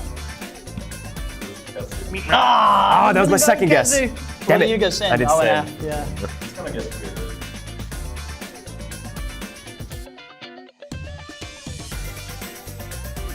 I'm going to have it wrong and I know which one the other one is going to be, but whatever.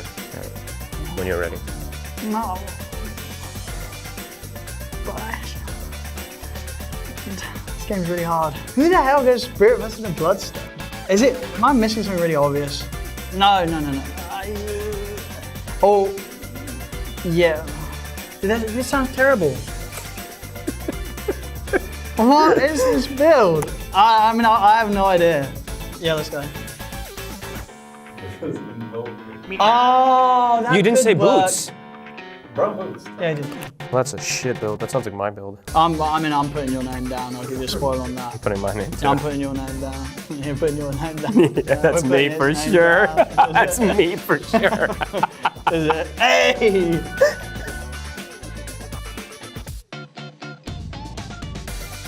I know who it is. I don't know what hero it is. Oh, yeah. Well, no, you know what hero it is. There's only no, one, bro. No, because there's something Oh, missing in the- between. I know what you mean, But I I'm gonna feel do like it there's- anyway. There's been some games where he'll miss it. Yeah. What? Oh, I mean, it's still slacks, so Wow, whatever. I'm not even well, writing it slacks. well, like Well, he knows it anyway, too. Put his name down. He knows it too. Is it? Well, I mean, it might be a bluff though. It's not. It's no one else buys refresher on that On- shit hero. No one picks it. Yeah. Nice. Okay. We'll see. We suck.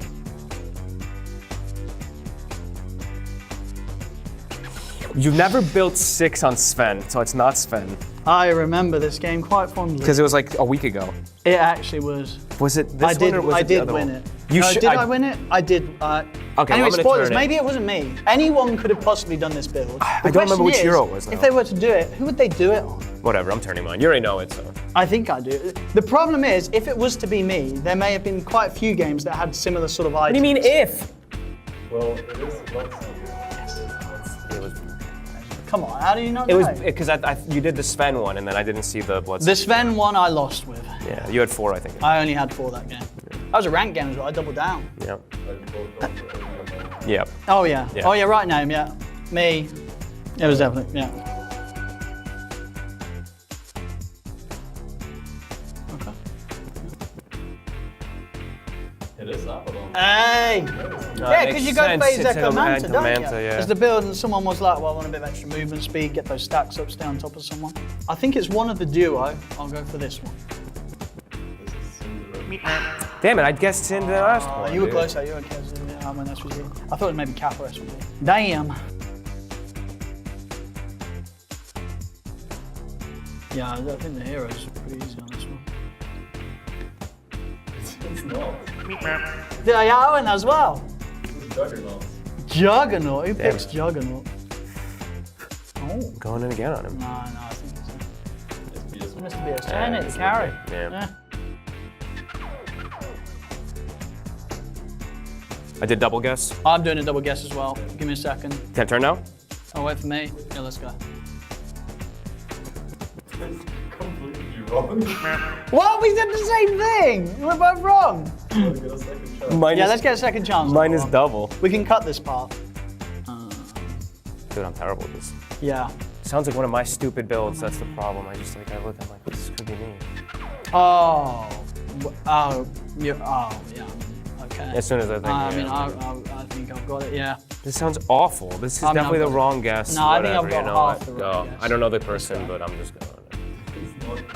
What? I had a sniper. I had a sniper. Yeah. This is FP Ninja's problem. Ah.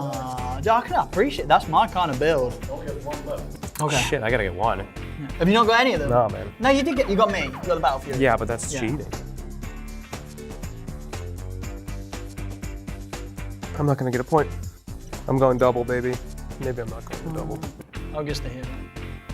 The hero is the lion. Lion. Yeah. Okay. That makes more sense. Well, who would do that? I got 2 people that could do that. Good guess, but it's Cap. No! Damn. Here we go. This was not easy. I don't think I got any points. Yeah, this was the talent mini game of guessing at heroes and items builds in the game, and I did terrible and 0-1. Congratulations, Owen. Great job. Thank you.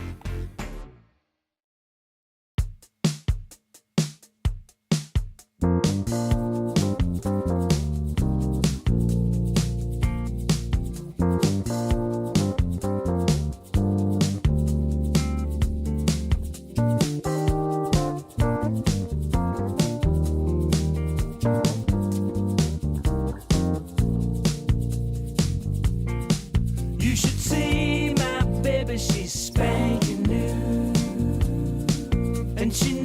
never says no, she's can do. Got a smile that shines like rubies and pearls. And I love that little robo girl. Well, she knows how to do that bump and grind. With 4 on the floor, she'll blow your mind.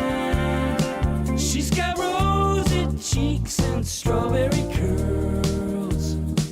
That's my sexy little robo girl. When I kiss her heated lips, she purrs like a kitten and twists her lips. Says your wish is my command, telling me to love her like a real man. With the high-speed motors in overdrive, I've never felt a lover who's more alive. And my head gets spinning like a tilt-a-whirl. With my kinky little robo girl.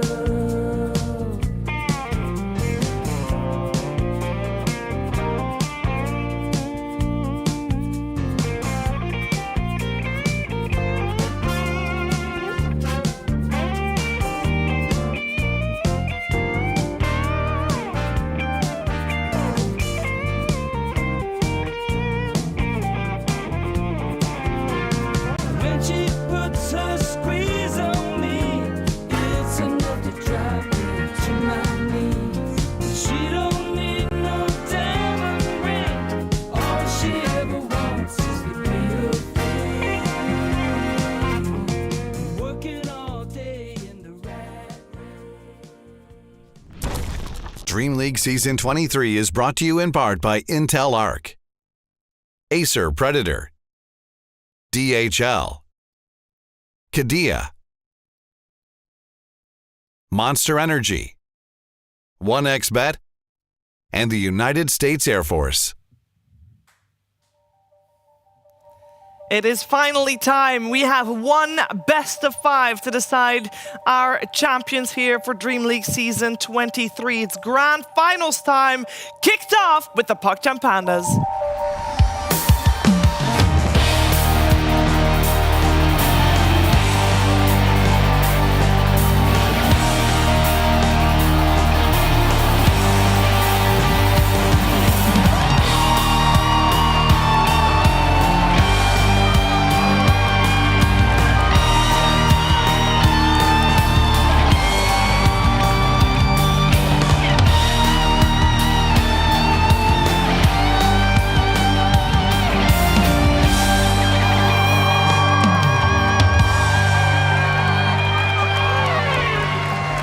It's been 7 days of battle here on the Dota 2 battlefields, that is.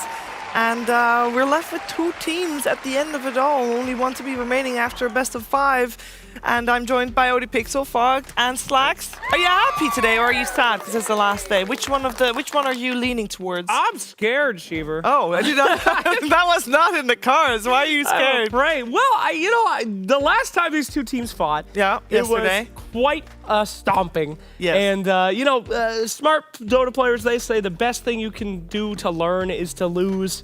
I just hope that we have as big of a finals as this tournament deserves, because it's been a hell of a tournament. We've seen so many cool games on a new patch, super exciting, but Falcons got pooed on yesterday. I want to see them come out here, and I'm afraid they didn't get their sleeps. They didn't get their power, but I'm sure I'll be proven wrong. Can't wait to see a kick-ass grand final. All right, Fuck, how do you feel about it? Because, you guys commentated the game as well yesterday, and it did not look pretty.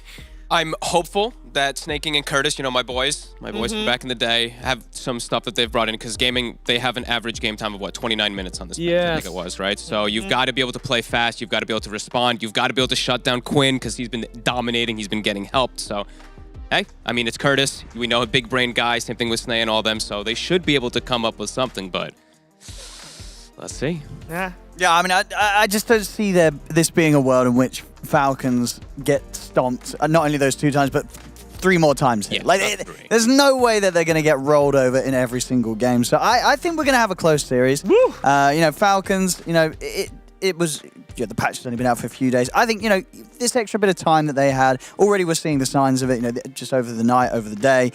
The performance already, they look so much better than they did in that series against Gaming Gladiators.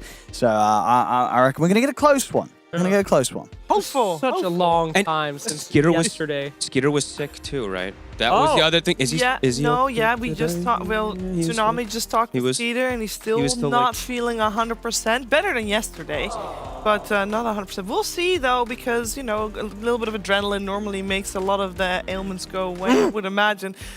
We can see which road the teams have taken to get to this point, because both teams actually, Owen, started out in that upper bracket.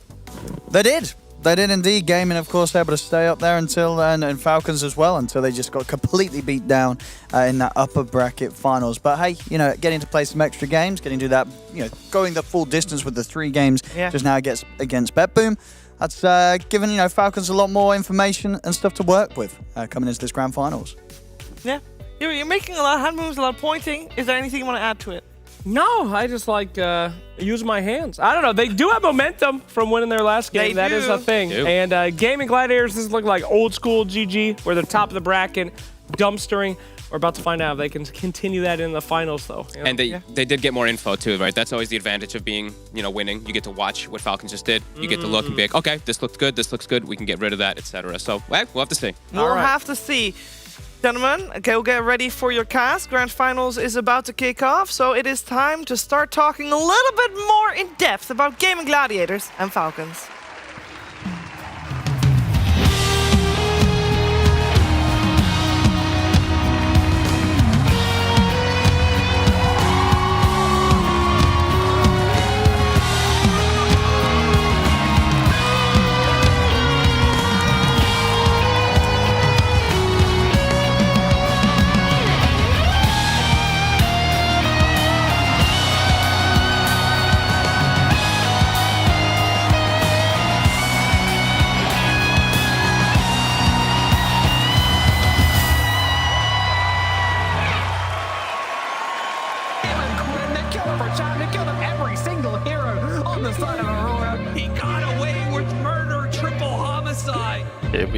We're gonna play Falcons in the final.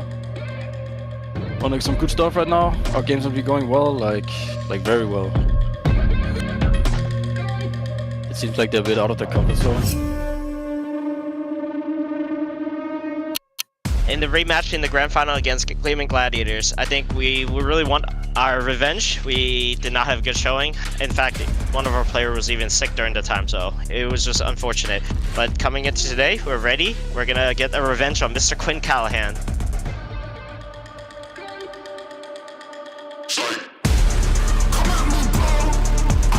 Here's the got buffs, and just a couple of them got nerfed. What Bushwhack comes in, does so much damage.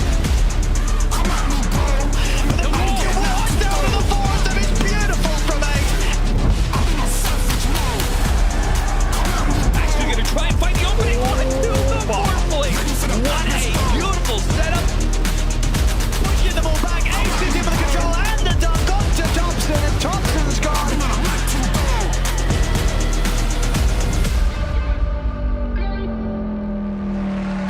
A best of finals here between two teams that have a very high success rate in grand finals. We got Falcons, we got Gaming Gladiators. Some would say the best team of 2023 versus the best team of 2024.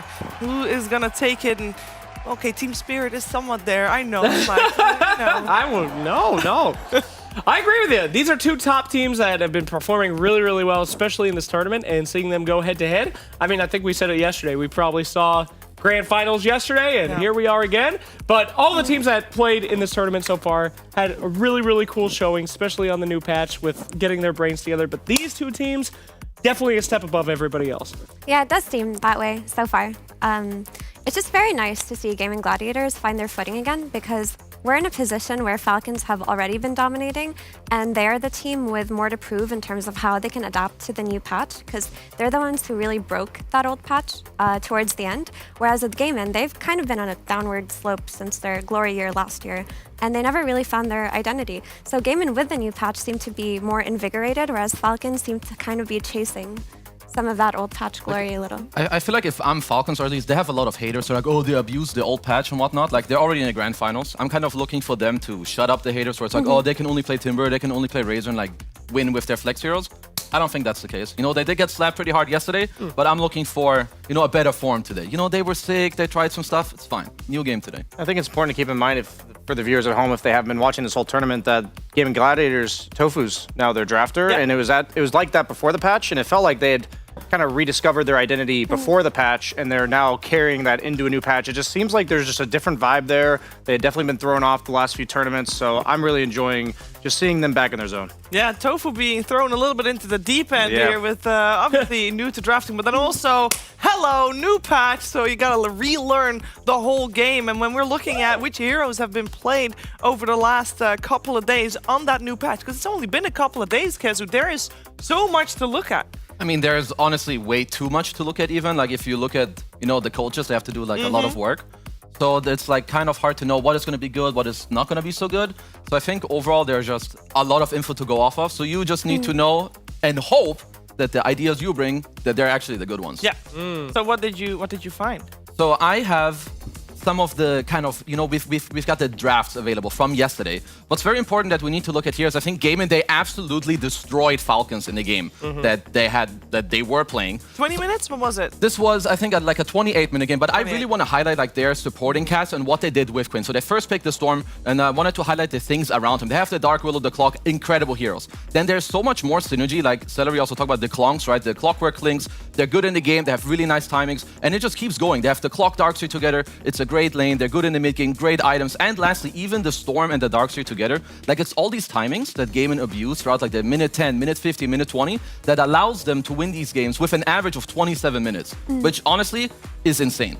And then I looked at, you know, their pubs. This is only from yesterday to today. And if I look at these heroes, I see a lot of speed. Like there's offlane Dawnbreaker, offlane Bounty Hunter. There's some, you know, Carry Venge as well that people have dabbled with. And then lastly, you know, we have the Falcons heroes, which I think it's maybe a bit all over the place, but mainly what I've looked at, I feel like their supports are really cool. You have the Marcy support, they've tried out the Venomancer as well, but I'm looking at Malreen to try and shut down Quinn a little bit. He's been playing a lot of the spirits, like the Storm, the Ember, and also the Earth Spirit, which you showed in the last series. I don't know what you guys think about the hero. I don't play so much Earth Spirit. Effie, I know you played. I'm not sure if I'm impressed with it or where it really is.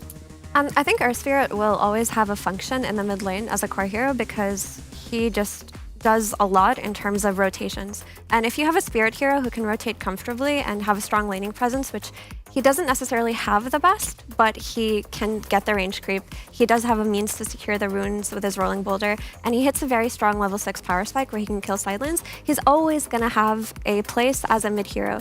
I think as his numbers kind of get tweaked here and there, and he stops being as good as he used to be, and Heart get nerfed, Blade Mail got nerfed. That's why you don't see him so much anymore from the mid lane, but he has a place. I don't think it's like a first pick or even a second pick. I think that's kind of like a last pick mid hero when you run out of like Puck's banned, Storm is banned, Void Spirit's banned. What do I do? Okay, I'll just go for Earth Spirit. That's what it feels like. Yep, we'll see if one of those pops up on this time around. And one of the things that actually Gaming Gladiators has been doing really well is do very well in the early game, which leads us to our US Air Force Wisdom rune at last hit at the 10-minute mark, Brian. Nice. This is a quite telling stat, I feel, between, like, there's not even anybody of Falcons in this list. I mean, I feel like Quinn's the one that picks mid-lesh every game and probably is somehow stacking the Radiant Big Camp with his stun or something while he's going for the rune. That's just the way Quinn plays. Like, if you ever watch this guy stream and you're watching his player perspective, it's just methodical, after, like, creep clearing after creep clearing, and it just makes sense to me. It's shocking, even with that knowledge, that the number one is a mid laner. But if there was a mid laner, it'd be him for sure. Such a depressing stat. Why? I don't think I've ever hit those numbers in a game in general. What do you mean by 10 minutes they have 80? That's like 65. Oh god. I'm surprised that there's not a single Falcons player in that list. Yeah, that's what I'm saying. That's a real stat, yeah? Right. Yeah, I'm almost surprised Amar's not in there out of all of them. Because they're also incredible at laning. Sure, Gaming are like insane, but to not see a single Falcons player there, right? Yeah, I mean, that's a big difference, and I think that's something that, even though Bedboom is not here in this finals, they did talk about one of the reasons they felt that they were doing well on the patch was that they normally go for good lanes, they have a solid early game, and then the rest falls into place. You know, they are like, we focused on the start, and then in this patch especially, Effie, it feels like that is where your focus should be. Yeah, because there's so much that we still don't know about this patch, and we haven't really discovered the optimal way to play. The thing is, if you get rolled in the early game and everyone's just kind of lost, and it's easier to push with the removal of the glyph after the tier 3 and adding it to the melee creeps, you can't really get away with having these bad starts anymore simply because of that. But I imagine as the patch will progress, we won't really be in a place where if you lose the early game, your game is over. Like, just give it a month or two and that will be a bit ironed out. Yeah, maybe a little bit extra polarizing now with all the new changes and people just having interesting ideas about the patch that might not entirely be true. As we head into game number 1 of our best of 5 grand finals, we got Gaming Gladiators on the Dire side with second pick, Falcons on the Radiant side with first pick. And so far, I don't think we're too surprised, Kezu, to see some of these bans. A lot of the usual suspects are in there. Yeah, that is true. The only thing that I'm looking at is like Storm is in the pool and Dark Willow, which I feel like yesterday, at least when Falcons played against Gaimin, they were on both teams' radar. When Falcons played just now, they banned Storm every single game against Bedboom, so I wouldn't be too surprised to see either of those 2 heroes be picked up first. Yeah. Or banned. There it is. I also want to talk about another mid hero that's kind of not on people's radars exactly yet. Like, we did see Falcons play it once from the offlane, but I think Void Spirit's completely broken right now. I mean, that hero just seems absurd. Like, both of his facets are really good. Really good. And that first one, the Sanctuary, makes it so you can just tank all kinds of damage, and all of the Spirit heroes are better, and Void Spirit's innate makes it so that he gets 33% more from his attributes. I mean, he just seems so broken right now. Yeah, I saw him in some pubs and I played him once too. Like, he reminds me a little bit, I guess, of like this Legion Commander, Bubble 2, right? The shield. You trade so well, you scale really nicely too. I'm not too surprised here on the first pick to see Falcons pop up with the DK. They did just play it in their last series. They're like, turns out this hero is still really good, because I wasn't too sure how good he was going to be. But now the games I've seen of this hero, he looks insane. His laning stage is even better than before, I think. He's just got a free damage over time. Like, he's already hitting you a bunch. That's what the hero does in lane. And now he just gives you an extra 15 dot, level 2. I don't know. It's one of those things where it took a whole 2 days for these DK teams to be like, oh yeah, this hero's still DK, just even better in the laning stage. And the cool thing is you can choose whether you want to be a mid-game DK or a late-game DK, right? If you want to play carry DK, you just go for the Fire Dragon. And we just saw Bedboom pull out the Poison Dragon, and that looked incredible from the mid lane. Go ahead. I feel like the Poison one looks really strong, at least from mid. I've tried the Fire one, like with the Splash, the kind of late game one, which felt okay. There must be a better build, because the one I tried didn't feel amazing, so I would be more leaning towards the Poison guy and like push the early game, go around, get some kills. GPK yesterday also on the Poison Dragon, crushed it and set a very high tempo for his team. Take it away, Brian. Yeah, I was just gonna wonder if, like, because Team Falcons has played DK in all 3 core roles traditionally, so if Skeeter were to play it, would he do the Fire one? Probably, right? Like, if he wants to scale, I think so, but generally I feel like Skeeter plays more the role of he pushes his team like kind of forward, I guess, and makes space for the others. Maybe then the Poison one still feels like the best. Honestly, I don't know. I just feel like the Fire Dragon farming speed seems nuts. It's Giga, yeah.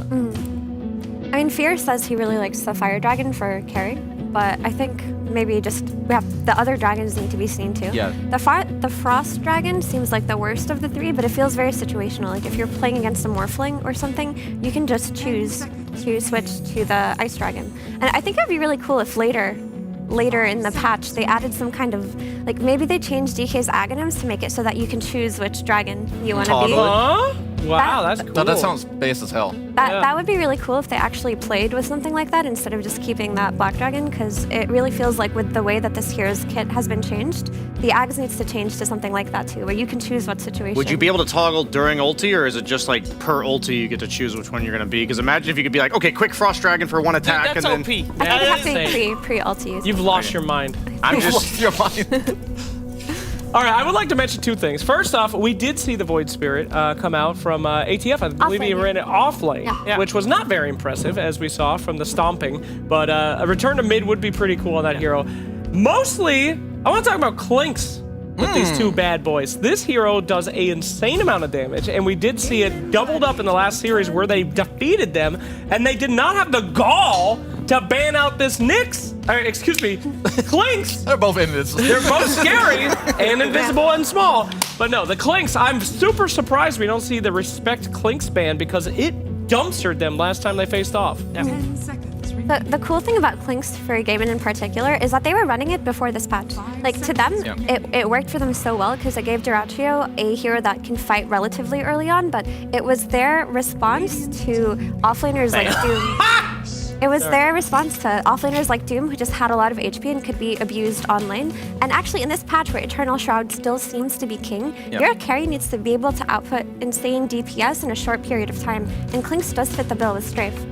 I would love to see like a Mars, maybe not right here, but the last pick of the second phase, just because I know Clinks just hates Mars in general, in lane as well as in game. So like if they were to pick their 2 supports, maybe even block pick the Clockwork, perhaps.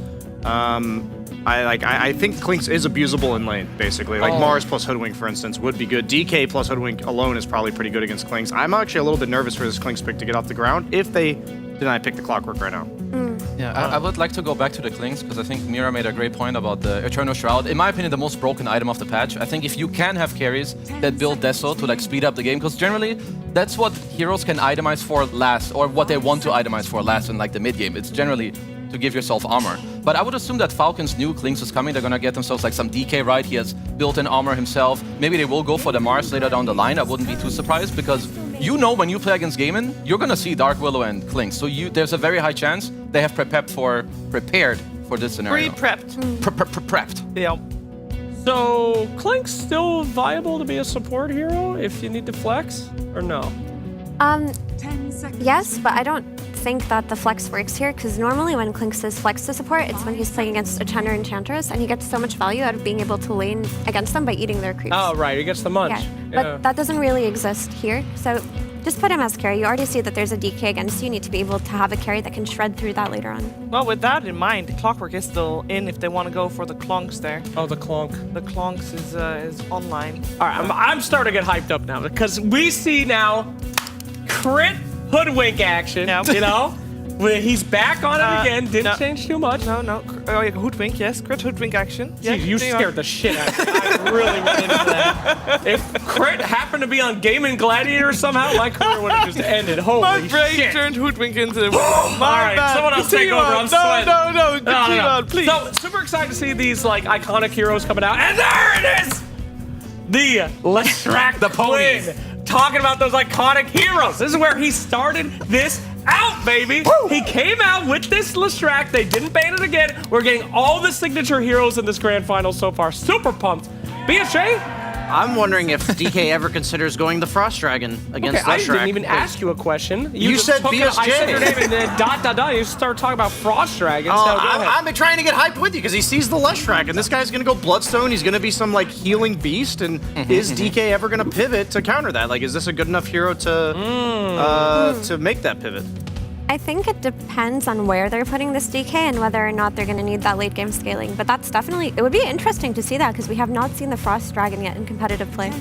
Otherwise, you've got also in Dragon Knight, just in general, you've got a great flex potential depending on what the hero picks up. You can counter someone always. Clockwork is picked up, so there's that. And then Falcons go for the Slaughter. Yeah, I feel like this pick is very good. Like, first of all, of course, you're good against Clinks with the haze in the game. You will always show him. It helps DK a lot. This hero gets to hit a surprising amount of times in fights. People underestimate it. Leshrac as well, again, like he's going to have his Bloodstone. Maybe he needs Yules. Like, minus armor against Lesh can be very scary. The thing about this Lesh pick is there's a lot of poke on Team Falcons. Like, usually Lesh likes it when there's like 3 or 4 melee guys that are right on top of him. Yeah, you have DK. Yeah, you have Slaughter. But Slaughter is more of like a Blink, Crush, Disengage. DK, and he also usually has Eternal Shroud, so your lifesteal is pretty limited. DK is going to be in range form. You're going to have like the DK stun into Hoodwink, Bushwhack, and Crystal Maiden nukes. I actually think this is a pretty tough Leshrac game, unless they somehow enable him to get in there.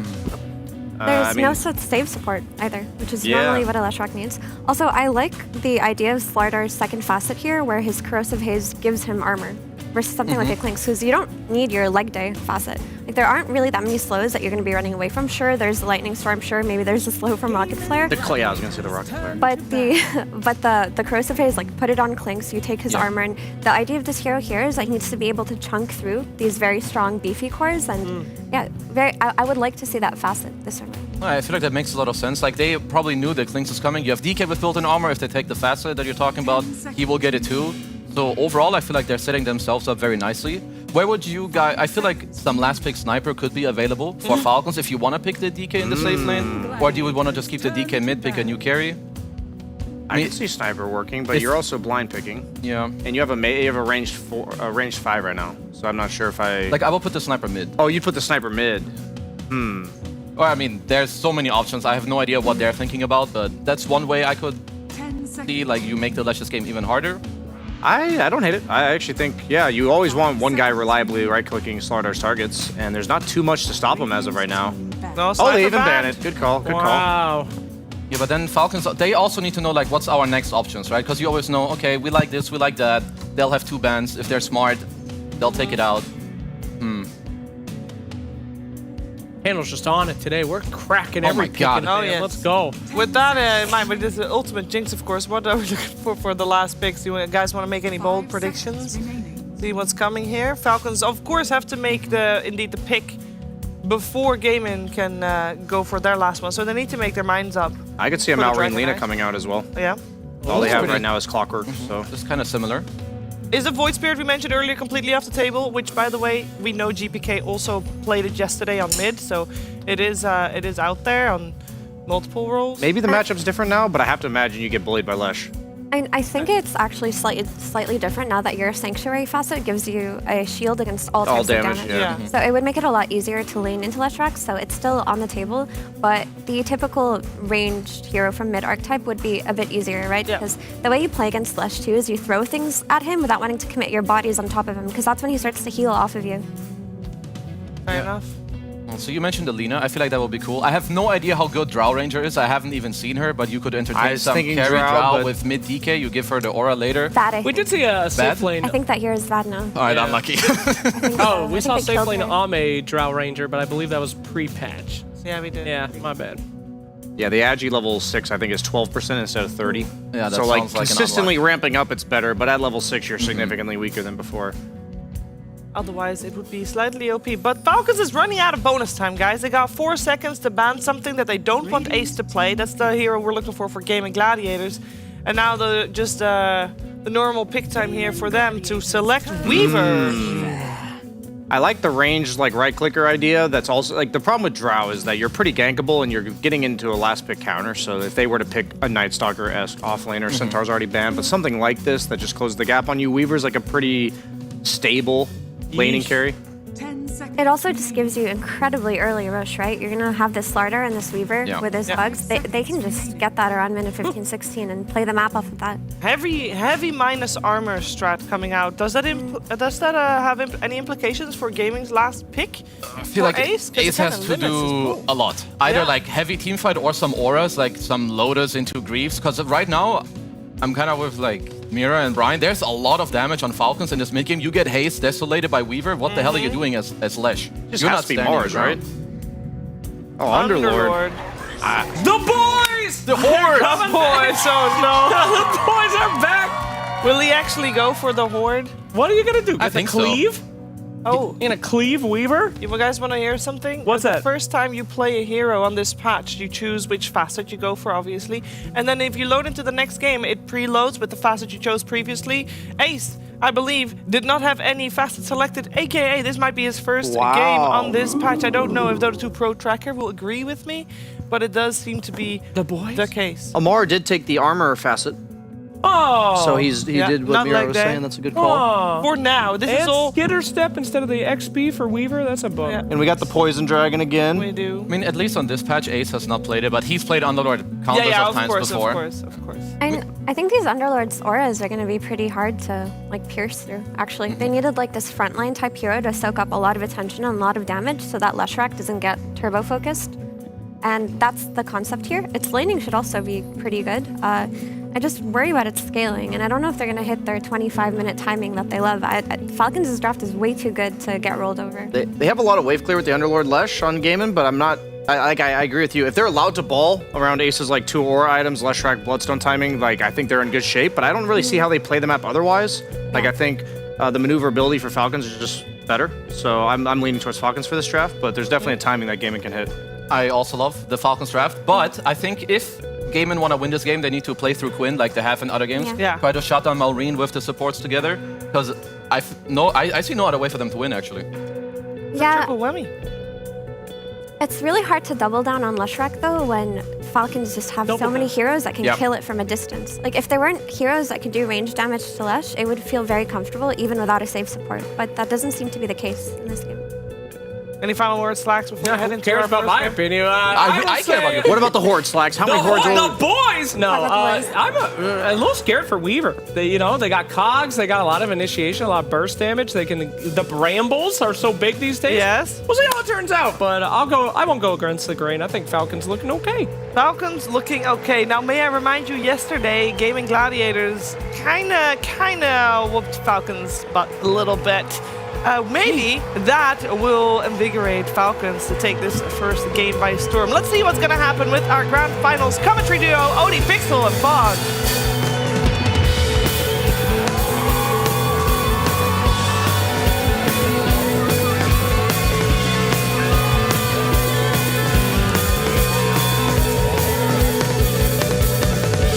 Thank you very much, Shiva, and indeed it is time to get stuck into Game 1 of the Grand Finals here of DreamLeague Season 23. It's Gaming Gladiators up against Team Falcons. Hell yeah. And indeed, as the panel was saying, Fog, these two, they met up the other day, and it didn't go too great for Falcons. They got stomped 2 times, back-to-back.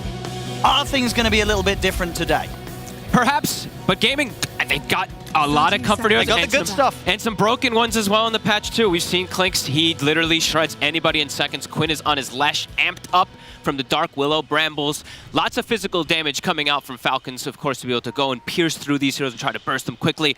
So Gaming, they finished their draft with an Underlord to try to, reduce that damage that's going to be coming out with the Atrophy Aura, but also having extra control, Firestorm to start some of this aggression from the DK and Slardar. Oh, they've completely surrounded Amar here. Begins. I mean, let's see if Seller's going to be able to get the setup. He's in with the battery assault, trying to get in with the body blocks as well. Amar caught in the brambles. It's going to be first blood. Goes the way of Tofu. Super prepared for that one. Even a very early aggressive ward being placed on the high ground there so they can see everything. So Celery, a very good wraparound. Did he drop the GLHF right after the Celery always has a giggle. He does this a few times. If they get first blood, he'll drop the GLHF after.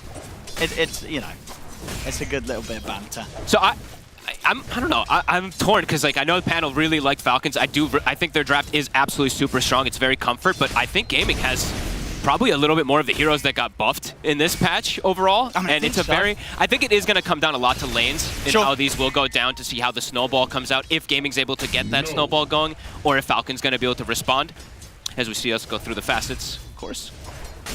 Same one we've seen every single time on the Lesh. Yeah, nice and simple. Just you're gonna get free mana. Basically, when you go for those attacks on any unit that has mana itself. Yeah, I don't think in terms of the facets, are we having anyone choosing any of the facets that we've not really been seeing be usually selected on these heroes so far? No, not really. It's just we haven't seen Underlord so much, but he took the Necro book. So just to point that one. Oh, did he? Or did he switch it back again? Oh, no, he didn't. Oh, he switched it right at the end. Apologies. Oh, he doesn't have the boys. Okay, so no boys, but no he's boys got that the panel was excited to see. I mean, this is the more exciting one. This is a cleave. Yeah. That way it scales up, not in terms of the distance. Right. Yeah, so the more stacks you get in with the Atrophy Aura, you're going to be hitting these cleaves that, I mean, I haven't tested it. I don't know how big it gets, but I'm guessing it could get pretty crazy. Like I said, I haven't tested it either, to be honest. So, not too sure. But overall, like the nature of the hero with what he wants to do is he's good versus the DK, good versus Slardar, and he provides extra catch and damage reduction versus Weaver physical. Yeah, and it's going to be interesting to see if Falcons do so. Tofu, he used Shadow Realm already. This looks pretty dead. Brambles to rely on, but indeed that's not going to hold them back. They'll be able to take him down. Falcons themselves a kill on the board. But yeah, this top lane, Duracio on the Clink, Celery on the clock. We heard Celery talk about it in the interview the other day as well. You know, he wasn't hiding it at all. No. They feel that this is probably one of the strongest lane duos in the game in the patch right now.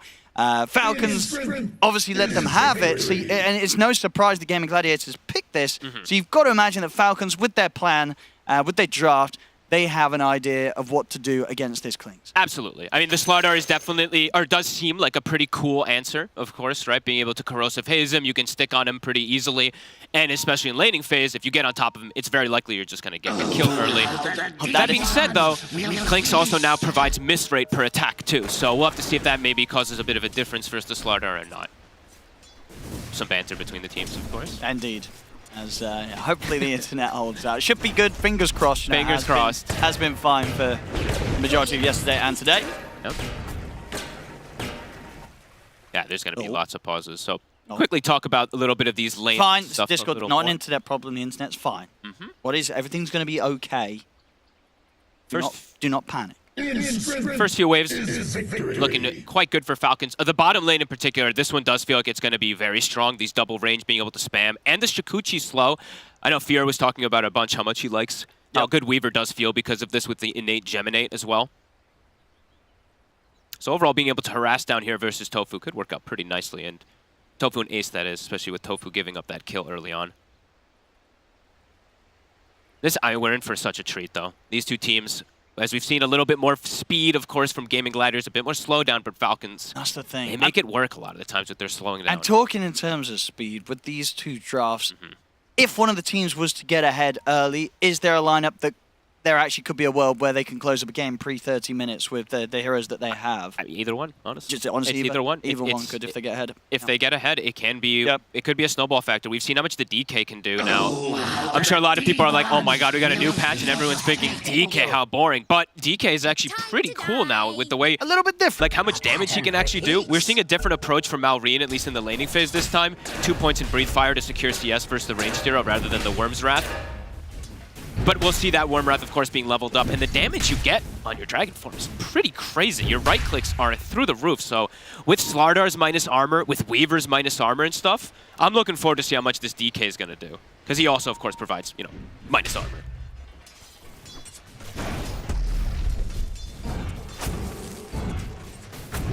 And so far, Marlene having a great time in the mid lane versus Quinn. Yeah, I mean, we're seeing these DKs do this right against some of these heroes that you feel might have a bit of a decent chance against them, but yeah, the good DK players, they pretty much always come out on top of the matchups.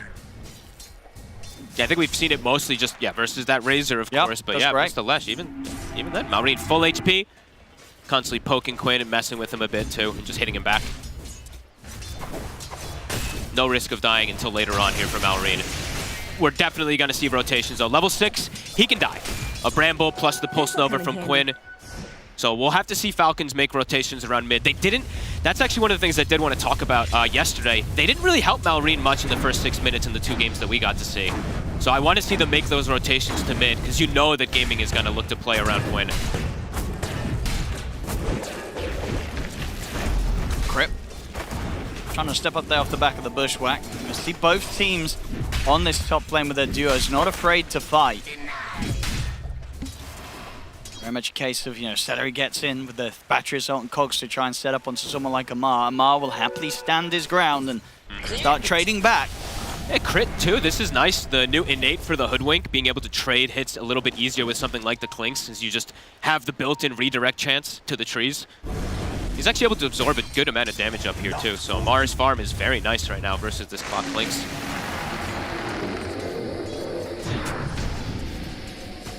Skater already with a Falcon Blade finished up, off to a hot start. But is catching up in CS, 21-5. A couple more denies here up on Skeeter, but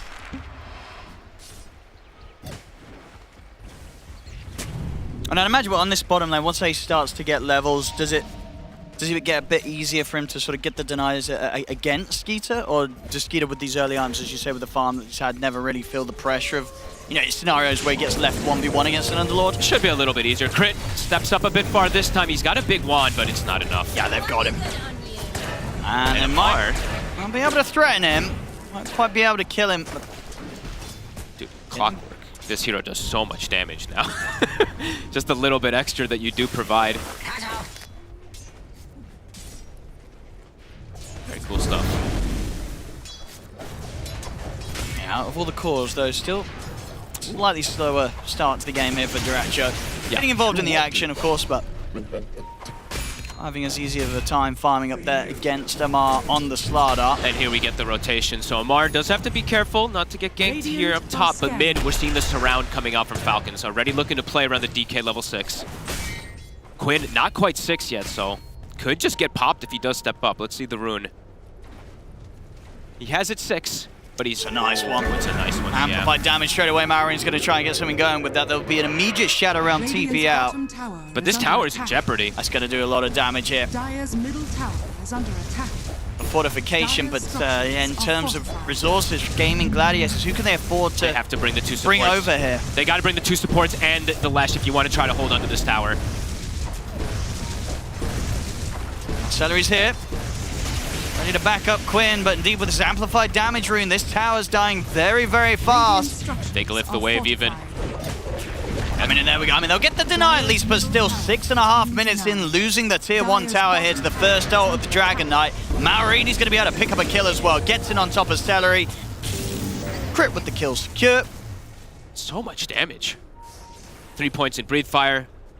Wisdom Runes. Falcons sneaking. They should be able to claim both. Skeeter's going to get it. You could tell that they've already, like, the early game just looks so different from what we saw the other day. Looking clean. Quick tower, objective based, and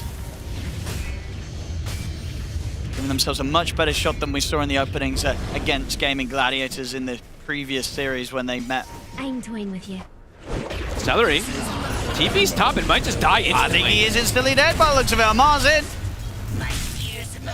Things continuing to look up here for Falcons in this early game. These lanes definitely going to cause a bit of a snowball with Maureen now opening up mid lane so early. Can look to make early moves, especially look to pressure top. There's the Skeeter early rotation that we see most games. These lanes have gone very well for them. Radiant's bottom tower is under attack. Dragon form online. Dire's See what Maureen looks to go. Power rune in 10 seconds. Yeah, I mean, what do you think sort of is going to be the priority for Marin? Is it holding on to his own tier 1 tower, or is it just continuing to pressure some of Gaming Gladiators' side lane towers and trying to get more active? Pressure, baby. When you've got this type of lead, we've seen how much damage this hero does. I would imagine he's going to pressure. He's got the setup. They've got the Dragon Tail stun to follow up. Celery, he's gone. So much damage here between the two of them. Maureen and Crit, they could team up and take down anyone right now. Bottom lane, AC has to TP away. Tower is under attack. Falcons really starting to begin this sort of lane domination across the map here. 8 minutes in, and Gaming Gladiators got to come up with something soon if they want to try and slow this down. We'll have the smoke come out now from Quinn and Tofu. They still have pretty good farm, at least on the 3 cores. We do see that the Clinks is tied up with the Weaver.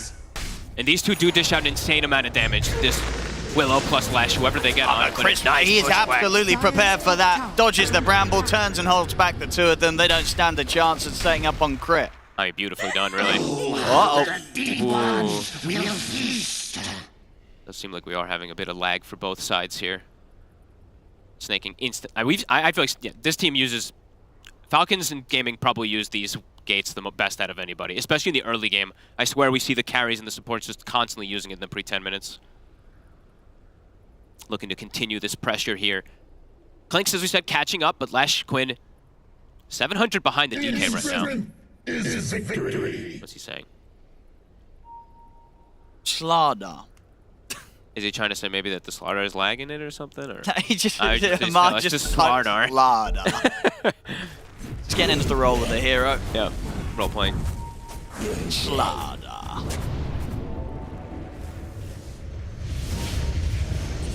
Gaming Gladiators not finding that successful move that they were hoping for with these two. Not quite yet. 6 soon to be hit on the clockwork, and now they do have Fiend's Gate. So for Falcons, have to always remember that Fiend's Gate can come into play. Don't overplay your hand so that you don't get outnumbered. So far, they haven't done that at all. They're playing very careful with the way that they pressure. And soon a Blink Dagger on the Slardar. So double Blinks are going to be very early for the side of Falcons. And for Gaming, their initiations can come natural from a clockwork in a way, but it's going to be easier for Falcons to pressure with those 2 Blinks that are coming this early. Yeah, they're both pretty much there. 400 for Maureen. Another tower gone. Falcons continue to do whatever they want right now. And look at Amar. Amar the selfless. He bought the smoke even for his team. In the mid, Mallory's starting to scare off Quinn and Celery from getting the chance to put any sort of damage onto the Falcons tier 1 mid. Does so much damage. And Quinn, he comes in with the rotation, he's able to steal the Arcane Rune, and he's going to be able to take Quinn's life as well. Crit, once again with the kill secure, killing spree. A Crit on his Hoodwink. They're bringing it to Quinn. It's the flip around, right? Just like we saw from yesterday from Gaming, bring it to Maureen. This is fast. Falcons making all the right moves to pressure this Lesh. Yep, there's the blink too, so things can accelerate a lot here for the side of Falcons. I mean, how did Gaming deal with Falcons just sort of running at them and soon jumping at them this early on in the game, just 10 minutes in? They just have to be in position, prepared, but it can be difficult. Snay using the Kobold a little bit there to try to block the hook, it looked like. Farming an aggressive position. They're gonna look to make a move. Okay. Quinn tried with Tofu before with the smoke. This time he's gonna try with Celery. Celery's got the 6. Tofu not quite there yet.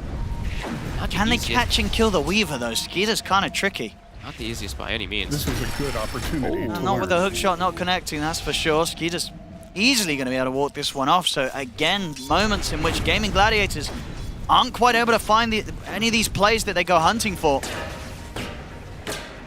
And for Falcons, it's like as you said, much easier for them to jump and just pick a target to kill with these 2 blinks. Gaming has to land the hook shot at this point, it feels like, to get a kill this early until they get some more levels or some more items.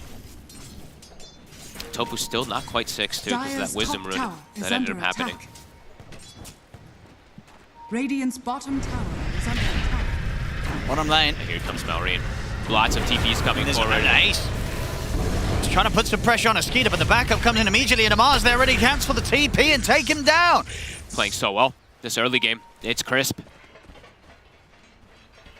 Gaming now getting caught a few times trying to make any type of any small aggressive move. It's just been met perfectly here so far from the mid. Falcons. Gonna try and deal with Crit. Now get him with the hook shot. Crit will try and jump away with the sharpshooter, and I tell you what, he gets away. He's actually gonna get away for the 3. That's ridiculous. And now with the backup, they jump forward with the crush. They're in on top of Quinn. He's actually able to get the acorn shot, the hook, the bushwhack off. Crit is still alive. Finally he falls, but he did everything that the team needed there. He survives long enough. And Ace came in. Turnaround. They're gonna kill off Ace. Oh boy. I mean, a brilliant death really from Crit. He did everything there. That was beautiful. And Ace just comes into his death. Look at this again. I feel like this is just after where he was able to avoid the 3 of them killing him. And then on low HP, healing up, he comes back in, makes sure that he can offer up that extra bit of catch to ensure that they kill Quinn. And Celery's having to spend a lot of time hitting onto him to try and take him down. It gives the rest of the team all the time in the world to clean up and keep the advantage here, Falcons. I feel like Gaming keeps trying to make these aggressive moves, and Falcons is just so ready for it. They're instantly TPing with 2-3 heroes, or just there in position already. Yep. The swing was already coming from bottom lane as they made the move onto Crit. Duracha. He's gonna have his work cut out for him. With a hook shot to snaking, it should be a very dead Crystal Maiden. Good grab. How's his farm looking? How close is he to his Deso? He is pretty close, but playing versus some tanky heroes, in particular Slardar, who went the Brine Guard as well too, so he's gonna have extra armor, a DK and a Slardar with that. It's gonna be a lot stronger versus the Clinks when he gets his timing online. And Falcons, the ones dictating the pace very nicely here so far with their reacting plays to Gaming Gladiators. Yeah, and Amar with the gold that he was getting from those kills as well. He's insanely farmed. Massive. And he's very close to having the Mage Slayer this time. Very nice versus Quinn. He's in on top of him. It's another one. I mean, they're cleaning up kills wherever they want to go. They're having a beautiful game here. And yeah, Crit all over the place. Always with the setup, always with the follow-up. His Hoodwink last patch, you didn't want to let him have it. I think this patch as well, you don't want to let him have this hero. He just completely breaks the game. I mean, they seem to have found a bit of an answer, at least for the early game, for the Quinn Lesh. That's 0-3 now at this point. And he's very fragile versus all this minus armor, all this massive physical. And magical, to be honest. The Hoodwink and CM provide a good chunk. Wisdom Runes. This time it will be a 1-for-1. Yeah, look at the support levels. Tofu. Toughest game he's had so far on the Willow. The toughest game all Gaming Gladiators had, of course, as they've stomped every other game. This one, Falcons. Cruising. Yeah. 8K net worth on Slardar. Yeah, this is definitely one of the more farmed Slardars you'll see. He's about to hit level 12 as well, Amar. And the Mage Slayer is so good this game versus the Lesh and the Underlord as he blinks and he's stuck. It's okay, we weren't watching. It was on purpose. Just having a moment of peace and relaxation. No, giving the enemy team a bit of a chance, a bit of mercy. Huh? I really like this build-up that he's done. We've seen a lot of variety on the Slardar, but you can clearly see why it makes sense versus the Lesh and Underlord. Yeah, he just goes in, gets in there. Yep. Ratio. Gets on top of them. He is aware. Gladiators, yeah, it's just going to be a question of how crazy is the Clink? How crazy is You know what I mean? Are we going to see him with the Shard, getting these barrages out and just tearing through heroes, even if they are sort of like an item ahead on some of these cores? Trying to get a setup here onto Crit. They've got a rocket and a hook shot. It would be a nice kill. Crit's pretty annoying. Should have him. Deso stack acquired. Same time in the mid though. Ooh, I tell you what, Tofu coming in with a save, the fear there. Pushing back the two of them, keeping Quinn safe. He'll pay with his life, Tofu. Fiendskate's coming in. Ace is considering fighting this. They'll bring Stellar across as well. They've got Marine trapped in the cogs. Do they have the damage? Snaking laying down the freezing field for the start of the fight. And indeed with Quinn closing in, they'll have enough to bring Marine down. May even be able to look for more. I mean, Skeeter and Snaking are trying to turn back towards Celery, but Celery's able to back away. Falcons this time, they had to be a bit careful as they continue the retreat. Duracho was considering chasing. I mean, Skeeter and Snaking, they're still sticking around. The rest of Falcons starting to swing over. Quinn, he's already TP'd out. There's the jump from Amar. He's in, he gets the two-man crush. He's straight on top of Duracho. The full-on bushwhacks there. They've killed off Duracho. There's going to be a pause. You never would have survived to be cursed. Packet loss. Lag. I mean, that's always, that's how you really kind of rub salt in the wounds there. You come in with like a great two-man crush and you're like, oh, by the way, I'm lagging. That ward is doing wonders. They're able to just jump in, get the crush after they end up losing Maureen. Yeah, I mean, we see here the start of it all where they get the 1-for-1, but the fight goes on for quite a long time. And we see as well Falcons knowing that they're still in a position where as long as they can kind of keep a few members on the front, I think sort of Skeeter and Snaking stay alive, they stick around because they know that Amar, he's going to eventually find that chance to get in there and make sure they continue to come out on top of these fights. As long as Gaming can keep the Lesh and the Clinks alive, they'll have damage, right? If they can just use Ace to be that charge in, as long as he doesn't insta-die, he just ports in the midst of them, they can dish out the damage. And Ace, we're seeing the itemization, he is going to, of course, just going the aura route, so he is looking to just be that buff up, be that tank to allow them to hit. I guess the question is here, is anyone else dying? I imagine not, right? Ace and Tofu should be out of here. Hey, Celery is definitely dead. Oh, yeah. I didn't even realize he was still on my screen, and he's underneath them. He's absolutely dead. Celery's dead, and yeah, I mean, Quinn already ditched. Quinn's already bottom, pushing out, so should just be Celery. Some very nice aggressive moves this game, this time around from Falcons. Yeah, we got to see them playing like a little bit of a different style, it felt like, with Crit playing a Weaver, and I believe, what was it, Snaking playing an Io, I think it was? I can't remember if that was the same game, but either way, it felt like that game was a lot more passive from them, making the early rotations. This one, we're just seeing them collapse nonstop, especially with the two supports. It's easier to make the plays, especially with these two. But they're making the moves around Malrine. This one, yeah, got him a big kill just before, but still looking to press their advantage forward. Oh, how that deep one. Duracho and Ace having a little bit of a, little... Yeah, it looked like Duracho was sort of coming in with the tech support. Yeah, he's like, hey, right, you got to do this, do that. Yeah. He's like, dude, you have plus 225 damage. You can go back in. You can. Look at that. Bro, you can hit the jungle, get some farms, start hitting some creeps. I mean, how much? Okay, so cleave distance per step. I mean, the distance goes up. How big is the distance when he has 200? Well, that's what I want to see sort of visually how crazy the cleave does start getting. Because back in action, Celery's gone. Did manage to get the purchase up on the way out, though, so Solar Crest will be there for Celery. Good Solar game as well, too, versus DK, Slardar, and Weaver.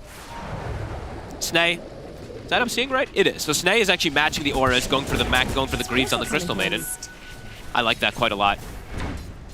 Very snaking kind of style. He usually goes like, drums and stuff like that, but in this one definitely feels like it can be very nice to have these early Greaves. Malrine, he steps up a bit far. Got the setup with the pit. No extra follow. And the rotation's here. Malrine jumps back in. Goes in with the Dragon Tail on towards Quinn. Crit and Skeeter, they're ready to try and catch the Leshrac. The bushwhacks in. And they've got the damage to tear Quinn down. No chance of a save from the rest of Gaming, and now Snaking.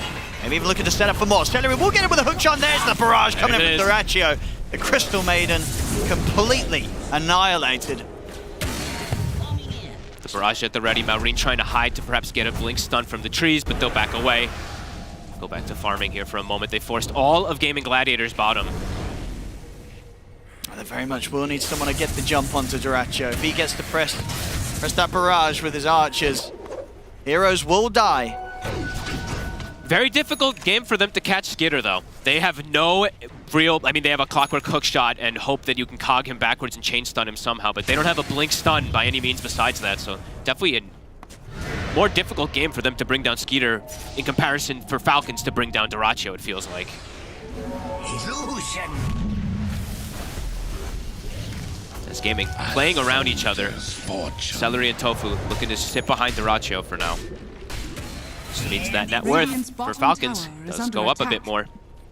They get a little more efficiency out of the map. And yeah, we'll really have to see how busted the barrage can be. Quinn. Dire's top tower is under Support's just literally sitting right behind him. They've got to be ready. You know, Falcons very likely to make the jump if they see a chance around mid. And these Flash will die so fast, so they have to be there already. They can't TP and react. They have to be instant with the counter initiations, with the solar crests. Malrine, now BKB finished up. Yeah, he feels he can just push the lane on his own. He's pretty invincible. Very good build versus the Underlord and the Lesh and the Willow. Dire's top tower Rather than going down the Mage Slayer route, we have seen a couple of DKs do. This does feel just a bit better. A good chunk better, in fact. Gaming just looking to try to slow things down a bit here, get their farm. Dyrachyo. Deep, sneaky position. Yeah, he's heading pretty deep. Won't find anyone down here, and now, of course, Falcons could start to go straight towards him. Kind of cute move. He like cuts the creep wave with his skeletons. Scanning. This tower's nearly gone on the bottom lane. Dyrachyo might want to stick around and push, but if he does... chose for a sec. He does. He's just teasing with them. And, you know, did force out quite the reaction. That's true. Got off to split push. Off to get that extra farm. Skeeter's seeing if he can chase this down, but Dyrachyo's already up. It's the high ground. Ace also under the safety of his tower, so unlikely Skeeter's going to be able to get a grab with this light net. How are the Force Staff situation looking like? They have 2 on the side of Falcons, so already are prepared to get through these cogs, get through these tanky frontliners to get to the backliners as well. Do they want to dive the tower though? Crit. Getting the follow-up onto Ace, but Ace still pretty tanky here. Dyrachyo. Oh good my God, Dyrachyo! I think they're almost surprised that they saw him when they put down the sentry. They kind of put the sentry down, they're like, hold up, that's a Clinks underneath us. What the? Oh no. Well, that's a rough one. Dyrachyo's out. Runs in and insta-dies. I mean, it really looked like Falcons, they were surprised themselves. They're like, my goodness, there's a Clinks. Amar got the Orb of Destruction as well, too. Even more minus armor into their draft. I want to see how much the Weaver right-click did, actually. I mean, yeah, it looked like it did, like, the majority of his damage. HP just disappeared in an instant. 828. That was the double hit, I guess, but either way. Holy crap. Disintegrated. Gaming falling further and further behind. Getting closer and closer to their big item, the Bloodstone in particular on the Lesh, but their armor is still going to be quite lacking. Yeah, if Amar gets on top of anyone, I mean, even if they have to follow up from like just crit, it's going to be a lot of damage. And so far, it's like Ace, he's got his Greaves, I believe, almost under. He's got the mech and the pipe, but no extra little bits of armor besides the shoulder. Celery? Gonna get the catch on to Snaking. Try and go for the easier kill first. They'll get it. They'll take down Snaking off the side. Quinn and Dyrachyo, they're in onto Amar, but Amar's gonna get forced back to safety. Quinn. He's away. Quinn getting focused by Skeeter. He'll stand his ground, go for the stun onto Skeeter, but Skeeter, he's just gonna continue to beat into Quinn, gets the kill. He'll be able to reset, get out of there. In fact, he could consider coming back in on this fight. Dyrachyo, he's getting focused down by Malrine. Double kill for the Dragon Knight, and maybe even more as Malrine turns over towards Celery. Crit slides down to the low ground, keeps himself alive. It's a triple kill for Malrine, and Falcons, they only lost Snaking. They don't have the stun to... Amar went through... Oh! Well, he's... All right, TP out from there. Oh my goodness. Oh. It just misses. They don't have the... they don't have the stuns or the damage to go through this Weaver at this point.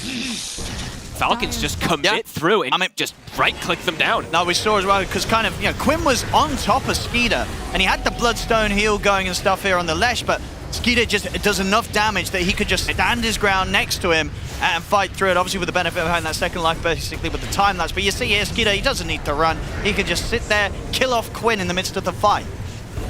That build from Skeeter is working out real nice. He's quite tanky. Of course, he got gifted the Specialist array, but Falcon Blade, Dragon Lance, he's got so many stats. It's a 2400 HP Weaver versus limited control. Dire Great aggressive plays, continuing to grow this lead in very fast fashion. And the levels also, too, are starting to get pretty astronomical. Level 16 on DK, 16 on Slardar. Yeah, Gladiators have got to get out on the map and take some risky moves now. Try and find Falcon split up. See if they can do that. Quinn needs this plate mail ASAP, too. So if they can get a kill, get them set up to get some more armor, Yeah, gonna help them out, but they get need the tower. They really do need these kills at this point. If they get a couple, maybe even get a Roche. We'll see. Falcons. The jump's already been made. Duracho's going to show himself first. Tofu's in with the fear, but the BKB's out from Marine. Duracho on the retreat. Has to get away from this Dragon Knight. The hook shot's not going to connect in over towards Skeeter. Tofu, he's stuck on top of Skeeter as Skeeter will look towards the Dark Willow. Time-lapse has to be used by Skeeter. Celery will continue to control him here in the cogs. And in fact, Quinn's got the damage coming in from the backlines. They control the Weaver. They kill him off. And Quinn, he's still got mana in the tank to look for more. He looks over towards Marine, but he's caught by the Bushwhack. He's coming back for the Fiend's Gate. Can they get any further control on towards Mallory and Amara? Crit doesn't look like it. The three of them back off. Uh-oh, this buyback. I mean, Mallory or Amara could be ready to jump again. That's not a great buyback. It's See a if they're able catch. to get onto the Miyako shots out between the three of them. The Bushwhack will connect onto the two.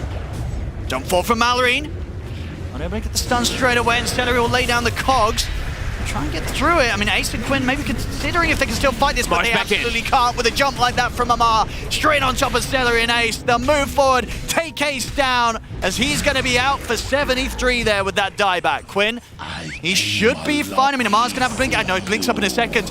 Amar might be able to get this. He's in with the crush. Is there any sort of save for Quinn? They'll force him to the side. He's trying to get back in. The Bushwhack won't hit, but the Acorn shot does. Crit him with the snipe to take Quinn down. Falcons is just playing these fights so nicely. Duracho had to run pretty much the entire fight. He did get the barrage off, so did get the cleanup onto Skinner, but immediately gets chased down, and it's a dieback from Ace.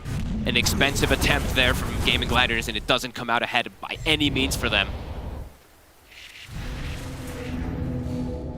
These three cores on the side of Falcons. Like you killed Skinner, but they have two other very beefy right-clickers. Maureen hitting for 300 damage per hit at this point. Both level 18 now. Oh, now even more damage because he's got the Aghanims, so.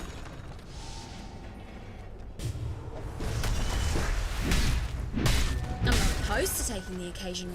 Gladiators. How do you fix things here? There's just too much physical.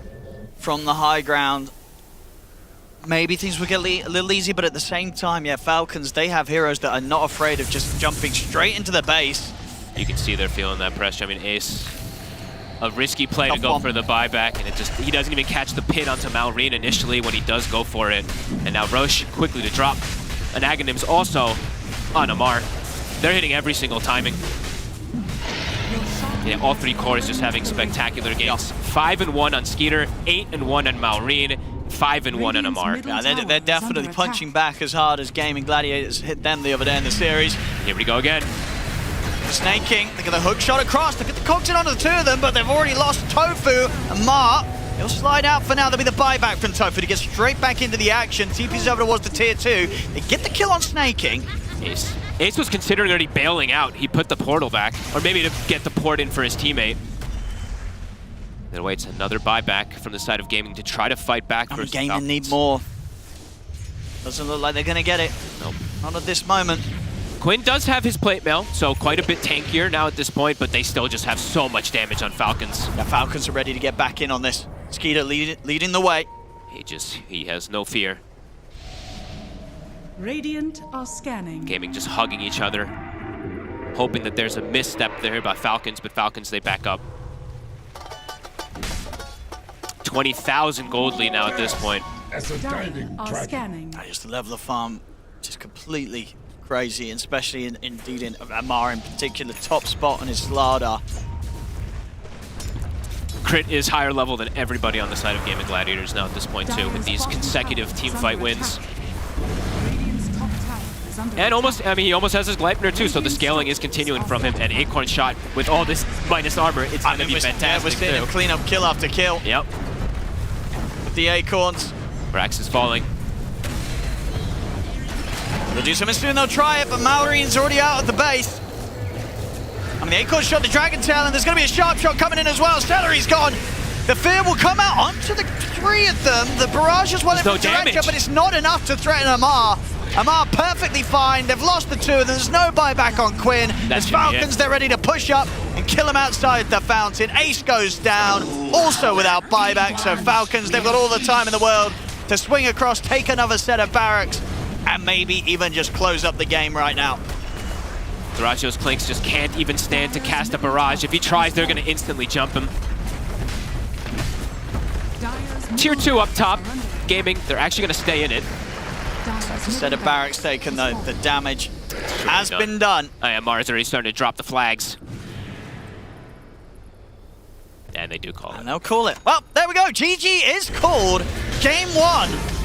As I say, they say you learn a lot from losses, and apparently they do. Falcons, after getting stomped 2 times the other day by Gaming Gladiators, they come in today, and this game 1, 28 minutes in, 29k lead, 30-11. It was just as much of a stomp the other way around, Fog. Yep, a different early game that I saw from Falcons versus Gaming completely last time. They've had very strong lanes individually, but also just the moves. We saw them rotate super early after Mallory's already having a good lane. They shut down Quinn 3 times in a row. 3 deaths he has. They did. And the other lanes are still going very well when they're just left alone. So for Gaming, definitely have to make a bit of adjustments here. Look to play fast, just like the way Falcons was. But it's definitely a painful loss because of the fact that Gaming, they had the strong stuff right. They had what we know that they believe in. The Clinks clock, I mean, on paper, it is a great lane, and they have been crushing games with it. But Falcons, they knew how to deal with it, knew how to play against it. Tofu on his Willow has been looking crazy on this patch. Didn't have the impact it needed this game. Quinn on his Leshrac, he loves it, but he might not love to play it anymore this series because this loss is going to feel rough. Only ends up 2-7-3. And Ace coming in with the Underlord. We saw this Underlord in the last patch. Teams sometimes trying it out in some games. It just didn't look like it had any impact. It seemed to be the same this patch, right? Just not able to do as much as Ace would have hoped for from that offlane position. All in all, a rough game from Gaming Gladiators, but a fantastic one from Falcons. Fantastic stuff from them across the board. They'll get the first win here in this best-of-5 grand finals. Thank you very much, ODPixel and Fog. Falcons crushing it in this opening game. And the laning stage is where it all went wrong for Gaming, and they did not have a chance to bring it back. Here to discuss it all, I got BSJ, I got Effie, I got Slacks. Slacks, what do you make of this game? That's what happens when you don't get the boys. The boys. Talent. They would have scouted out everything in there. No, super impressed. That's what I'm talking about. This is what I was hoping for with this grand finals, was that we would be able to see different drafts, different strats. But BSJ, I'm going to let you talk about the big difference here. The thing that I think you will agree won this team the game. Unless you want Effie. I don't know exactly what you're alluding to here. I mean, I think it's the DK. Yeah, that's what I was saying. The big, because he's a big dragon. Okay, I got you. I mean, I think DK is 100% getting banned next game. I think it took people, obviously, 3 or 4 days to figure out, like, DK is a new hero, very different than before, so this poison stuff, he just wins every lane, it seems like, and the fact that Leshrac operates on pressuring mid lane, getting that tower, being able to play around Quinn, that's also how GG just plays in general, and instead it's Falcons 3-man collapsing on mid. It's already a tough Leshrac game as is. As Mira mentioned, a bunch of range damage on Falcons. So the fact that he didn't get off to a good start, and it's a tough Leshrac game, we're seeing it on the screen behind us. Like, this is the exact portion of the game. Just tough game overall for GG. Yeah, and that was just the story of the game too. Even after the laning stage, GG needed to make anything happen, and they just couldn't, because Falcons draft, because they got the mid tower so early, because their supports are much better at fighting into GG's draft than vice versa. We saw aggressive wards being placed. We saw the Slardar plus Hoodwink just go and hunt Leshrac into the jungle. Leshrac and his team were never really able to get out on the map. I don't think I saw GG cross the river once this game, and it's not because they didn't try, but it's because Falcons were like a stone wall in their path. Absolutely. They were indeed. No, the stone wall. That's what you were doing. I feel like, I mean, yeah, Dragon Knight, very good and all that, but I thought Hoodwink was nerfed. I don't know why. Like, I thought Hoodwink was not as good as she was previous patch. Incorrect, Sheever. I mean, incorrect. I don't know, but I feel like she wasn't buffed. Yeah, which effectively and the rest should was mean buffed. Yeah. So it was like, I felt like she wouldn't be as good I mean, I think I will say that the way they looked at GG's last pick of Ace's Underlord, they had no way to kill Hoodwink and Crystal Maiden throughout the entire draft, and this is a way that GG's been playing all tournaments. So I also think this is incredible prep by Falcons. Like, it's no shock they picked 2 range damage dealing, kiting supports in the CM and the Hoodwinks. So overall, I just think they had their number strategically, and it's going to go back to the drawing board for GG, and I think that they can whip something up in time. They really will need to. There's there's only like 15 minutes in between games, so hopefully Gaming can come back with something stronger. Before we head to that game, though, we're first going to check in with Kezu and see which 2 players he wants to highlight in his Acer Predator head-to-head. We need to look at the supports. You guys talked about the Hoodwink, and when Hoodwink is played by an amazing player like Crit, I'm going to have to highlight him and Tofu as well, who, they're playing good supports in the patch. It's not like one is really more enabled than the other, but it comes down to the gameplay and really how they're enabled with the draft. So Crit scoreline, of course, very nice, 7-3-16, but it really comes from how well you're playing and who you can play through. And I really love what Crit is doing here. He's protecting his Slardar, making sure to, dodge the smoke, uses the scurry, kind of outmaneuvers them, double stuns down. Here in mid, he's just very clutch. He's going to get to ult out of the cogs. Most likely slight misplay from Gaimin, but it does happen. But the cool thing is he stays around, he salves up, his team is coming, so they're just always very clutch, right? He has like 0.1 seconds to get out, he does it, he comes back in, uses his spells nicely. So overall, just very nicely done, I would say, from Falcons with what they've done overall with like their movements, their laning. And here too, I want people to pay attention to Amar. He has a 4-staff on Slardar and like a mage layer. I love his build, where he can go in and out. They just fully understand how to play these like long and drawn out team fights, because we've all talked about it, like strategically. They did have Gaimin's number because they knew there's going to be a Klings. They first picked their Dragonite, they get a Slardar on 18, they all don't care about the Klings. They win their lanes, they move nicely, easy. Yeah, well, that's what I was curious about, because you went for the support duo, and I kind of thought that with the overall last pick for Ace, the Underlord, going up against the Slardar from Amar, who was playing great, I thought you would pick those for the head-to-head, because I felt there was such a glaring difference of impact. That is true, but the cores are often enabled by the supports. I will also say, to defend Ace a little bit, you have like the Zashra game. His game breaks whether he's allowed to run in or not. If Mars goes on the backline and he kills them, I feel like he will still struggle against the front line. So I personally have a really hard time figuring out what Gaimin should have last picked, because I feel like it's just incredibly hard for them.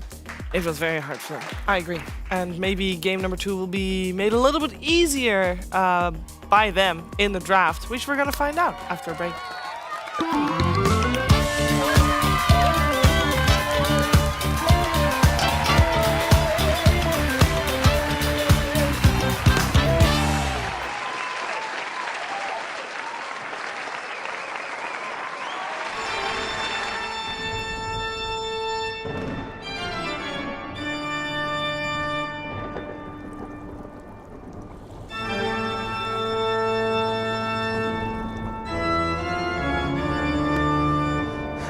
Yes, it's finally complete.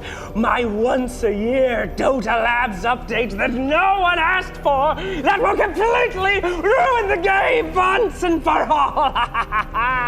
Our first invention this year, Manost, is one that will change Dota forever. Imagine you're in a game and you've received 80% magical damage.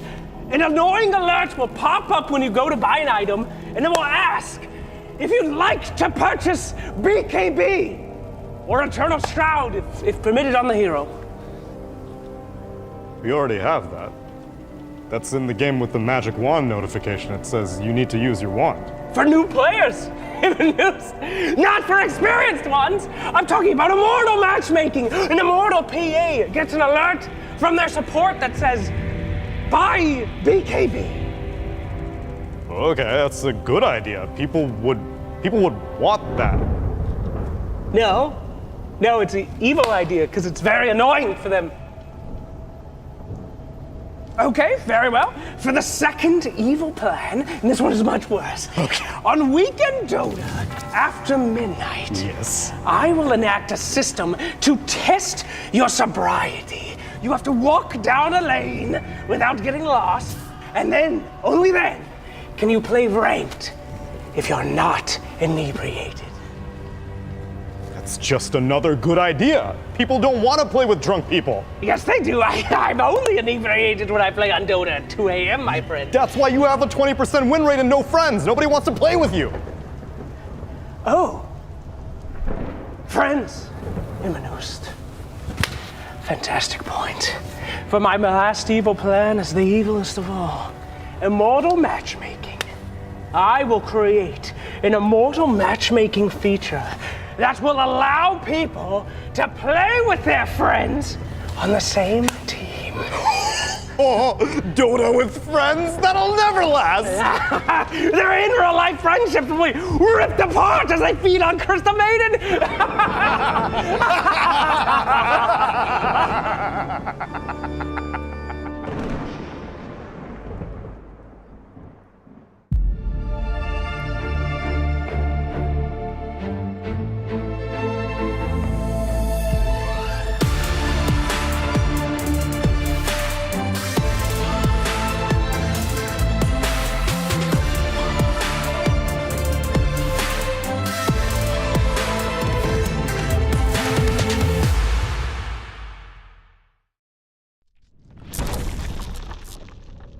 Go try, go try. Go. Type it one time, bro. Bro, look at this monster. Tony, help me, please. Okay, PSG quest Nigma, it's Ammar obviously, and AG Nigma, it's Miracle. It's too obvious. First Nigma. Alt W. Alt W, bro. Good job, Ammar. OG Tundra. OG Tundra. Wait. Timado. Bro, this guy is monster. He's carrying me. Quest Tundra? Quest Tundra. Tony, you need to be fast, bro. Play this game. You can with do me. it. Carry me. Not solo, bro. Help me. Spirit Tundra. No idea, bro. Yeah, hard. Bro, help me. 9. He played for Tundra. 9 played for Tundra, but not sure if he played. Go try. Ay. Easy. Good job, Tony. Navi. OG Navi. It's your field, bro. Bro, help me. Iraqi. What the fuck? So easy. It's easy actually. Fucking noob. Quest, someone on. Quest Navi. This guy. This guy. Bro, you're thinking about it. I mean, I'm sure Spirit was Iceberg was Spirit at some point, but not sure if he ever was Navi. Oh, Tony, yes, bro, I get play it. this game with me, bro. Go Come next. on. It's still easy, bro. We finished next. Bro, Secret we got that one. Quincy Crew. Bro, Quincy Crew dead already. Wait. Amasasia Warno. Bro, I don't know. Quincy no. Too Lelis old. no. Papi SVG maybe, bro. no. Papi never played. I'm joking. Fata, Miracle. bro, it's Fata. Bro, look at Stop, this bro, monster. play this game, please, bro. Come on. Quinn? Yes, I'm a Quincy Crew. Quinn? No, bro. Amasas. Not sure. Yavarno. Holy shit, bro. This one is hard. Amarito, you can do it. I believe in you. Okay. Leave this for last, bro. Fata played for Alliance at some point, I don't know. Yes. Yeah, it should be Fata, yeah? I think he played. I'm not sure. I think Lelis was under Alliance, no? Yes, he was. For sure. Tony, help me, please, bro. I mean, Secret is Resolution, for sure. DC and TSM. This guy is a monster. DC is like TI6, bro. It was Moon, Resolution. Moon Mentor. Moon wasn't under DC, bro. Go try. Go. Type it one time, bro. Moon Meander. Nice, Tony. Good job, bro. Alliance. I actually don't remember their full roster. I answer other one, bro. It's okay. I got Ari, bro. With Forage. Brian was under Quincy. It was Quinn. Maybe after Quinn left, he was. Go? Right? I'm not sure, bro. You can try. He was with Quincy or not? I'm not sure. He was with TSM, bro. No, doesn't work. Okay, go for OG, bro. OG Secret. Timado? He wasn't with Secret. No. No. Maybe a UI. But he wasn't with OG. Secret. Actually, it was Secret, not Tail, no? It was not Tail, no? Tony. OG Alliance. I mean, you can say Taiga, I guess, no? God damn, bro. I guess this Weha works. Now the last one. Try, Tony. Cyberlight. No, bro. It doesn't. It's not right. Bro, just go. Bro, don't wanna ruin it on the last try. I will type Cyberlight. It's not working. Yeah, why it's not? Oh, it works. Why you didn't? Bro, I typed it with skip big S and it didn't work. What can Bro, you so bad, Tony. I got +1, bro. It's okay.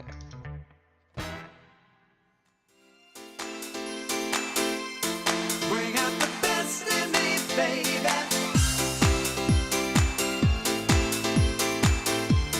Bring out the best in me, baby. Baby, now that I found you, I finally believe dreams gonna come true. It's really happened. Suddenly life has a brand new meaning. So positive, this mood that I'm in. With you beside me, I feel I could do anything. Your love's making me shine. You bring out the best in me. Bring out the best in me, baby. Now I feel so alive. You bring out the best in me. Bring out the best in me, baby. You are the sunshine after the rain. You lifted me up, made me happy again. You're everything a lover could be. You bring out the best in me. Yes, you do that. You bring out the best in me. Yeah.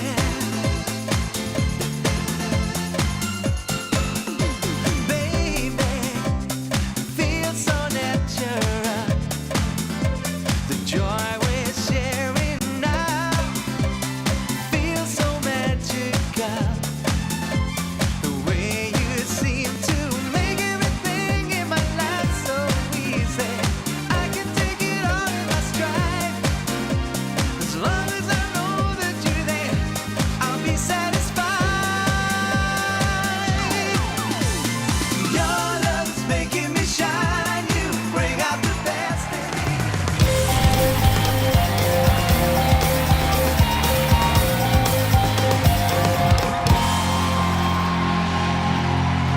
Everybody here is prepped and ready for game number 2 here of our grand finals. The question is, are Gaming Gladiators? Because game 1, little rough there for them, but who knows what's going to happen in game number 2. We should be in the draft momentarily. I'm joined by Kezu, by BSJ, by Effie, and of course, This Sir guy. Action Slacks. Slacks, before those three are going to, predict the whole draft as they do. Anything you want to say that you want to see coming out from the teams in game number 2?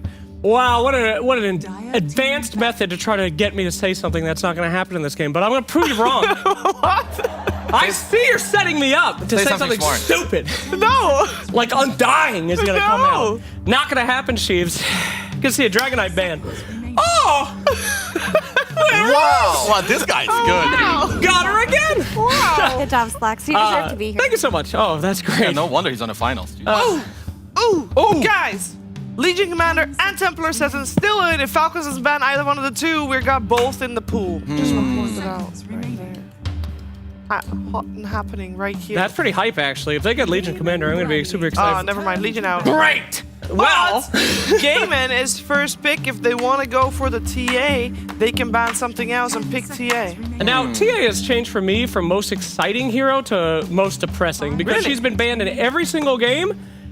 And I think she's only won one, maybe? I think she's lost to all of them. Yeah, true. In the hands of Bet Boom, LMAO. But at the same time, couldn't be seeing it here. I'd love to see. Yes! Woo! That's another one for baby boy! Look at me! I did it again! Good call on the trade, Slacks. And we're gonna get a Viper from Amar. Yo, ain't no way. Go ahead You and call think that one. first pick Vipes? Yeah, Vipes That's it up. crazy. We have seen first pick Viper That's a few what Bet Boom times. I did. believe it was from Extreme Gaming. Bet Boom Extreme did. Gaming. That's right. Yes. I think TA is actually a very high value hero for Gaming Gladiators. I mean, regardless of whether or not it won or lost. I believe it won one and lost one, so it's not doing too bad. The thing about Gamin's TA is that this is a very strong flex between Quinn and Duraccio, and people forgot that Quinn was a really sick TA player until pre-patch. They picked it and they ran it on Quinn. And before that, they were trying to run TA on Duraccio too. There were games where they drafted this hero similarly to Clinks for Duraccio, ready to fight and be ready to take early Roshan. What team was it that last picked Puck and then they flexed the TA to mid? That was a upsetting. Like, I think you have to respect like everything you're saying. You have to treat this as like, okay, we need a good lane matchup against TA in the off lane and in the safe or in the mid lane, because if you give them any opening game and we'll swap it up. And Razor, it's nice because it should lane pretty well against both of them, and it also can go either one. So that's probably why it's better than the Viper. A little bit more flex there. I mean, I feel like if I'm gaming, I'm not like that disappointed to go up against a Razor. I feel like TA can do pretty fine. I would say you lane fine. You also have overwhelming damage. Generally, those heroes are good against Razor. I feel like if this was a different team that's not Falcons, like other teams wouldn't close the face here with Razor. But they love this hero. They can flex it. So I feel like both teams are probably fairly happy with what's going on. And the hero still feels really good. Yeah. Like, yeah, the biggest thing for Razor was that it lost its level 15 talent, which made it a little bit weaker, but overall, if these games are going for longer, you don't really feel that. And there's also a lot of tanky boys we've been mentioning, a lot of strength heroes that gain a lot of armor, and the best way to deal with them is the war of attrition over the course of the fight. Razor probably deny picks a lot of these. You probably don't want to pick any of the tinies, any of the like underlords, stuff like this.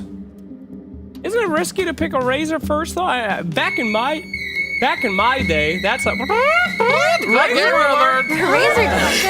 At any rate, back in my day, picking a Razor, you can't just pick a carry, you know, to start things off, because they could get countered. Aren't there Razor counters? Yeah, I just want to point out to people at home, if they do hear this, it's in your head. Someone walked through the wrong door, which triggers a door alarm.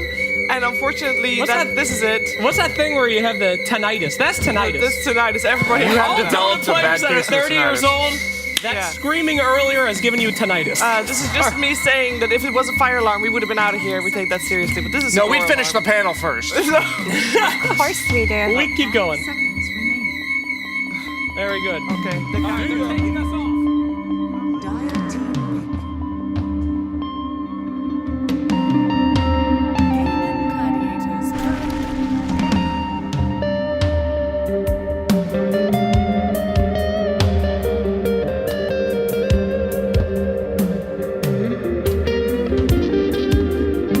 Welcome back. That was. And your tinnitus has been miraculously cured. Congratulations. All right, so let's get back to action then. So we were talking about Razor. Forget Razor. It's Tiny time. Yeah. Tiny, super important hero. Very hard to kill in many different ways and massive damage. BSJ is a resident carry. How you feeling about this bad boy? I think it's nice because it could potentially be a 4 with the Razor, and it also could just be a carry in general. So I like it a lot. A lot of flex, a lot of open options for Falcons. Yeah, it's important to keep the flex open here for Falcons, because even though Tiny has been run exclusively as a carry in this patch, you can't forget that this hero still was a very high value position 4, and he can still fill the same role. He didn't lose anything in terms of being a valuable position 4 here. Yeah, I mean, he answers TA in like many ways, right? Like he can lane, like you guys said, against the TA, it's kind of annoying. You're low range, you can get tossed away. If you're mid, Tiny can roam on you. If you're carry, you're probably also okay if you want to end up with this matchup. I feel like this hero has looked incredibly strong, so big fan of the Tiny pick. Yeah, one of the Now, stronger heroes. For Dumbos, when we see a TA, there's some heroes that are like rock, paper, scissors, right? In Dota. You can have even matchups, you know, like Axe and Jug, both are pretty Yeah, good. you both went paper, yeah. Right. But Yeah. TA, she's like a hard rock. And if you get paper, like anybody, a Venomancer, someone to break that, you know, ward, a natural radiance I'm builder. following you. That's how a Dumbo thinks about it.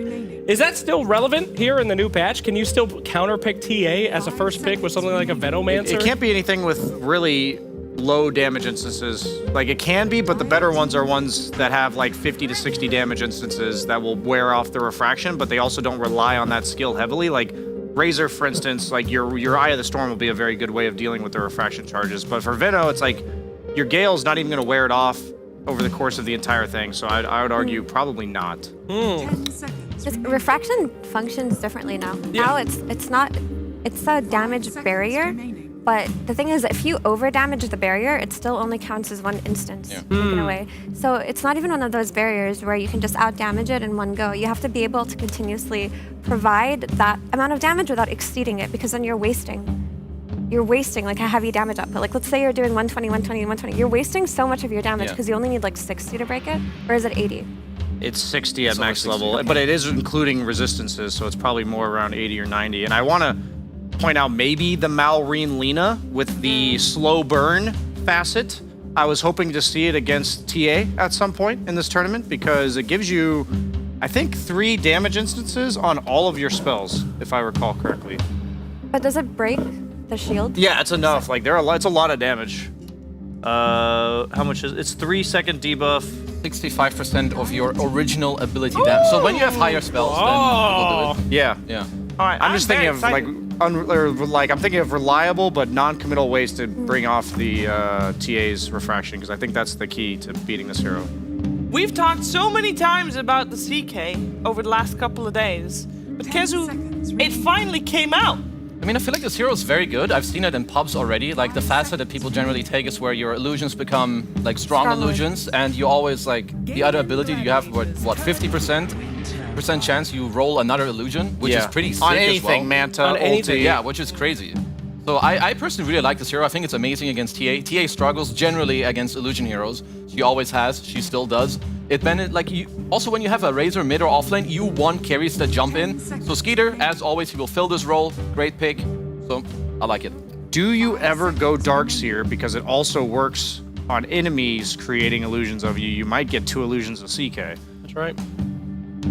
So I'm just wondering, like, is it worth considering if you don't have a melee 4? Because it would help for their team fight. They are lacking it a lot right now. Gaimin usually picks them or a guy. Oh! Get in there. So the wall has a chance, 50% chance of creating 2 illusions of CK. That is pretty high. What about normal punch? It does as well. It does as well. Holy. Any illusions. Holy basuda. Hey, can we get ice, baby boys? We got a winter wyvern. You guys. All right, sorry, Effie, go ahead. It should be noted that actually CK rolling an illusion is not a facet, it's an innate. So you can go for the strong illusion facet here versus Enchantress, so she just doesn't take enchant one of your illusions, and you'll still be able to roll on your innate.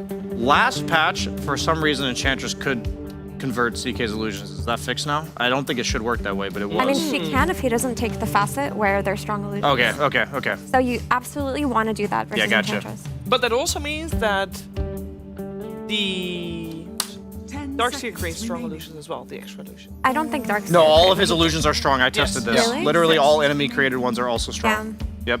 That's tough. That's a really great pick then. And also, it works. I mean, they still maybe need a carry. It works on Terrorblade refraction thing too, or reflection. Yeah.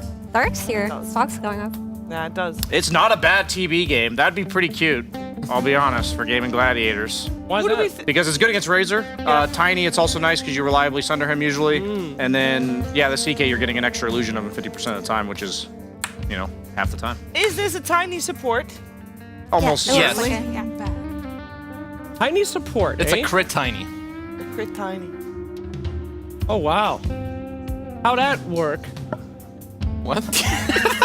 Toss back. Well, I Razor understand Link. the positioning of Tiny is super strong with toss and stuff like that, but is he really going to be able to get his hands on these bad boys? I mean, toss back a Darkseer or a Hoodwink or an Inch? I mean, technically, yeah, sure, that's a lot of burst damage, right? Could this work well? You guys confident in Tiny It's good support? crit Tiny.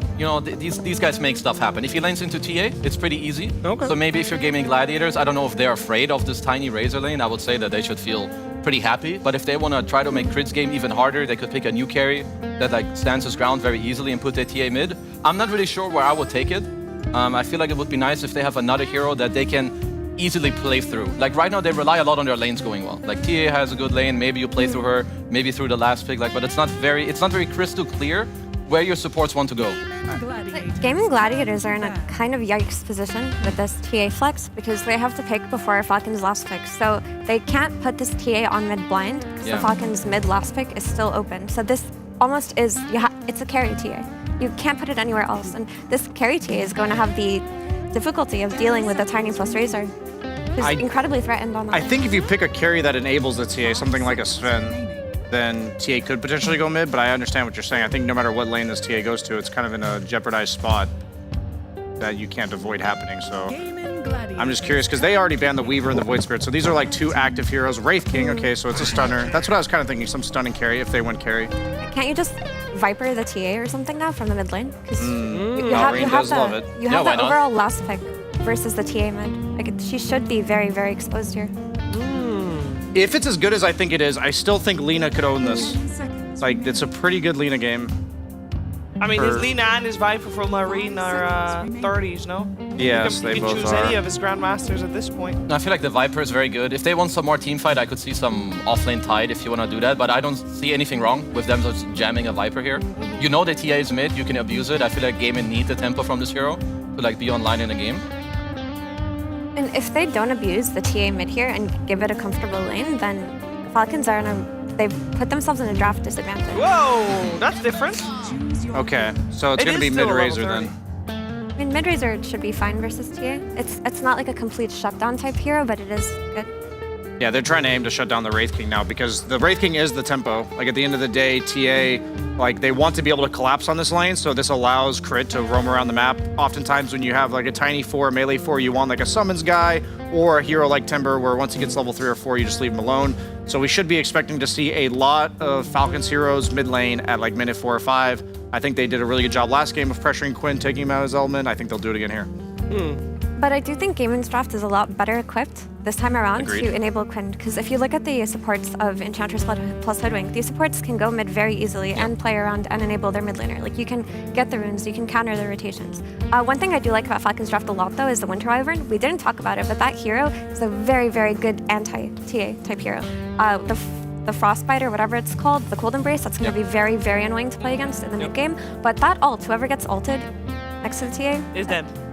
I mean, what I like a lot about the Timber pick actually is he's going to be the one to deal with the CK illusions. I feel like maybe that's why they chose it over a Viper, but I agree with the early tempo from Gaimin. I feel like the way that they can move around, enable their TA, and then play with this tempo, I slightly lean more to them winning this game.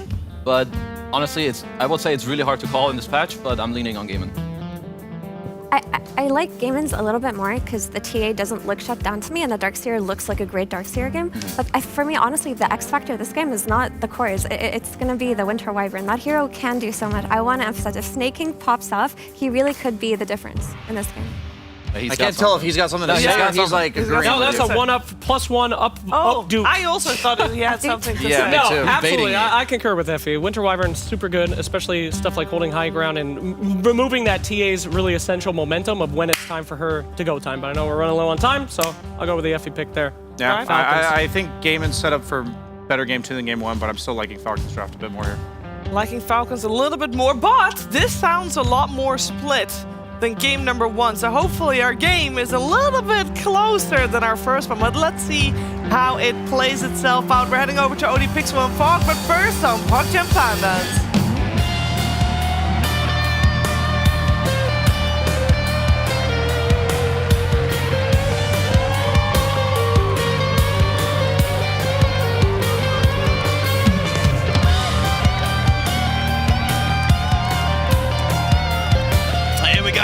Gentlemen, time for game 2 now between Gaming Gladiators and Falcons, and let's indeed find out if Gaming Gladiators can get back to sort of the level that they were performing at against Falcons the other day, or if Falcons are going to continue to stay on top. We're going to see the game probably start off with the first blood here. Crit does get the 3-man avalanche out, but the Ray Fire Blast comes in. Ace with the block off as Crit can't run away from this. First blood for Gaming Gladiators and for Tofu. So this game 2 draft, I heard from the panel, they still like what Falcons have got, but they feel that Gaming Gladiators surely are going to have a bit of a better shot than they did in game 1, Fog. They surely can, but they need to make the better rotations into mid. The last game, it was just the 2 supports from Falcons crushing mid on top of Malrina already having an amazing matchup. So have to see these rotations work out a bit better for Gaming to see them have a chance. And we see at the beginning of the game there, Quinn types the Malrine Razor, what a treat. All right. You know, it's one of their big top heroes, of course. We have a lot of Grandmaster heroes. Because I think of the 3 of them. Yep. On the side of Falcons. And we do have to talk about a couple things. As we will see Diraccio die right here. Got the bounty rune, but indeed he'll die for that. Oh, and they get a ward. Look at that. Little D ward. So fun things to point out, of course, is we have to look at some of these different, of course, facets. That what do we got? Because the Tiny one, we've only seen Tiny carry. Sorry to throw you off. Support Tiny, what we got? He's got I mean, this is cool. I have no idea the potential for this, but it's got to move and attack speed slow when you toss people. When you toss them, like something at someone. Not the person who's tossed, but the person that whatever you throw at someone. So that can be pretty cool. Okay. I mean, it scales up and it's pretty long slow, right? 2.5 seconds slow duration. I haven't gotten to see it at all in practice, so see how it's going to be able to do. A strong lane that Gaming Gladiators has brought down bottom with the Enchantress, but of course the Timbersaw versus the Wraith King is always going to be very nice for the side of Falcons. And yeah, we've seen this one a lot. I mean, the Twisted Shotgun just feels so damn strong, especially whenever you are playing versus those strength. And the Enchant one, a very good one. It's just a buff, pretty much, it feels like, across the board for this hero. It feels very, very nice to play. Yeah. Well, what do you sort of make of the CK? Skeeter this game, bringing in on the Chaos Knight. It's a classic for him, but we have a Darks here, which makes things really, really interesting, right? The wall potential, double illusions that are strong illusions as well, too, so see what Ace is going to be able to have happen on in the mid lane. Holy goodness, Quinn got Marine very low, but with the static link up, Marine was able to successfully trade back. There's another meld. God, that was close. Not quite able to get in range for the hit. It's going to be down on that bottom lane, though. Crit able to get the finish off onto Duraccio. Looks like just with the Avalanche alone being able to poke him from the side and catching him by surprise. Bar, Timber Saw, baby, versus those strength heroes. Even though there's a Celery Enchantress to try to secure the lane, it's 2 deaths early. One in the river, one once he comes back to the lane. And he has gone down the Spectral Blade route this game again, too, so not having that great farming mechanic to be able to catch him back up with skeletons if he does fall behind. He needs to have a good one. I feel like I can't look away from mid. I was going to say both of them. And Marine can definitely do a good chase down onto Quinn here. Refraction still cooldown for 8 more seconds. He Quinn might have him. Might be gone, and indeed he is. Marine able to get the solo kill. Oh, that's a big deal. That TA is struggling already in the matchup. That is absolutely true. Look at the CS, 12 for 5 against the 6 for 1. So doubling up on the last hits here, Marine, and getting solo kills. Not a lane that's going to get any easier anytime soon between these two for the TA. No, and the Razor always is going to be able to just link TA no matter what stages of the game, right? If you are tanky enough, you can stick on top of that hero pretty easily. So yeah, fantastic start from Marine, and we are seeing the dominance of a Razor in the lane, at least not versus a DK, right? DK in particular just stands his ground, but Marine, Quinn, TA. Just got to be careful. These trades are just never going to feel good for him. Gotcha. Gonna try for another melt hit. Big damage.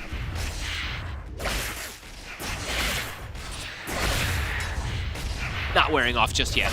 Marine playing it pretty much perfectly. 7 CS only for Quinn. Oh, an easy lane for him. Nope. As it ended up being. And I'm seeing an old school crit movement. Look at this. Look at this.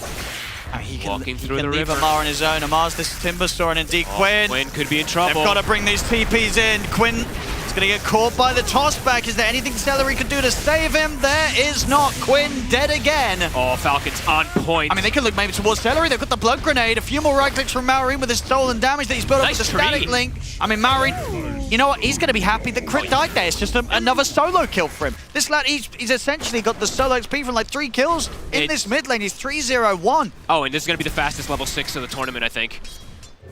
He's one creep away from hitting 6, almost at the 4-minute mark. And Quinn's still level 3. He's still level 3. Holy moly. At least he's level 4 now, so he won't quite be doubled up on the levels, but it's still an insane difference between the two of them. And we saw last game, you know, Quinn not able to pop off to the extent that he had in previous series. This game, he's going to struggle even more. This is one of the roughest starts that he's had. And Amar can just be left alone. He is now 2 points in his reactive armor versus the Wraith King. There's no way to push him out of lane. He could get the kill. He's here. Oh, he's dead. Sentry's down for Crit. Quinn's dead again. Oh, my lord. He is getting absolutely destroyed and very heavily bullied in this mid. Level 6 on the Razor already. Immediately goes on him. Crit, yeah, he's just roaming. It's just a roaming Tiny at this point. Going toward the top lane next. Falcons coming in with a game plan, and the game plan is working beautifully. They are exposing Quinn. I think XM's AA was getting more out of the mid lane at this point. Oh, come on, don't be... I mean, okay. It's rough. Good bushwhack. Oh, great vacuum. That's going to kill Crit, and tell you what, Ace is going to get Skeeter as well. The recovery being made on the top lane here for Gaming Gladiators. Ace, he's ready to chase down for more potential. He goes over towards Snake King. They should have him. Rotation's coming in from Maureen. The bushwhack's out, sets up for Ace to get a triple kill. So where Quinn may be suffering, Ace is ready to pick up the slack, and he's ready to carry this game on his dark side. They needed that so badly. Crit, I mean, he wanted to make this rotation, but a godly bushwhack, and then a vacuum to follow. It's like they got double vacuumed into Ion Shells. Beautifully done. I mean, we saw the other day, right, Ace did have a fantastic game on his dogs here. Amar now starting to drop a little bit here. Tofu. Off the mark.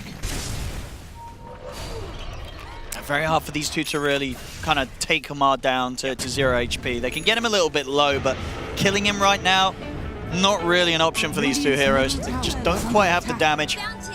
They're trying to zone him a little, though, because he is about to hit 6 already. And as soon as he hits 6 on Timber, he's just going to push the Rocket out of lane. And mid lane, Celery. Bullying, snaking. He's got the cold embrace, but Celery's going to get another impetus in. Won't quite kill him. Mar? Ah, he's chilling. Still okay. Pushing the limits. Things stabilizing a little bit, but Quinn very far behind. 1,300 difference between him and the Razor. How are the stacks looking? I mean, they'll eventually get some stacks for him to catch up, but Skeeter is struggling a lot too. He is. Here comes Malrine.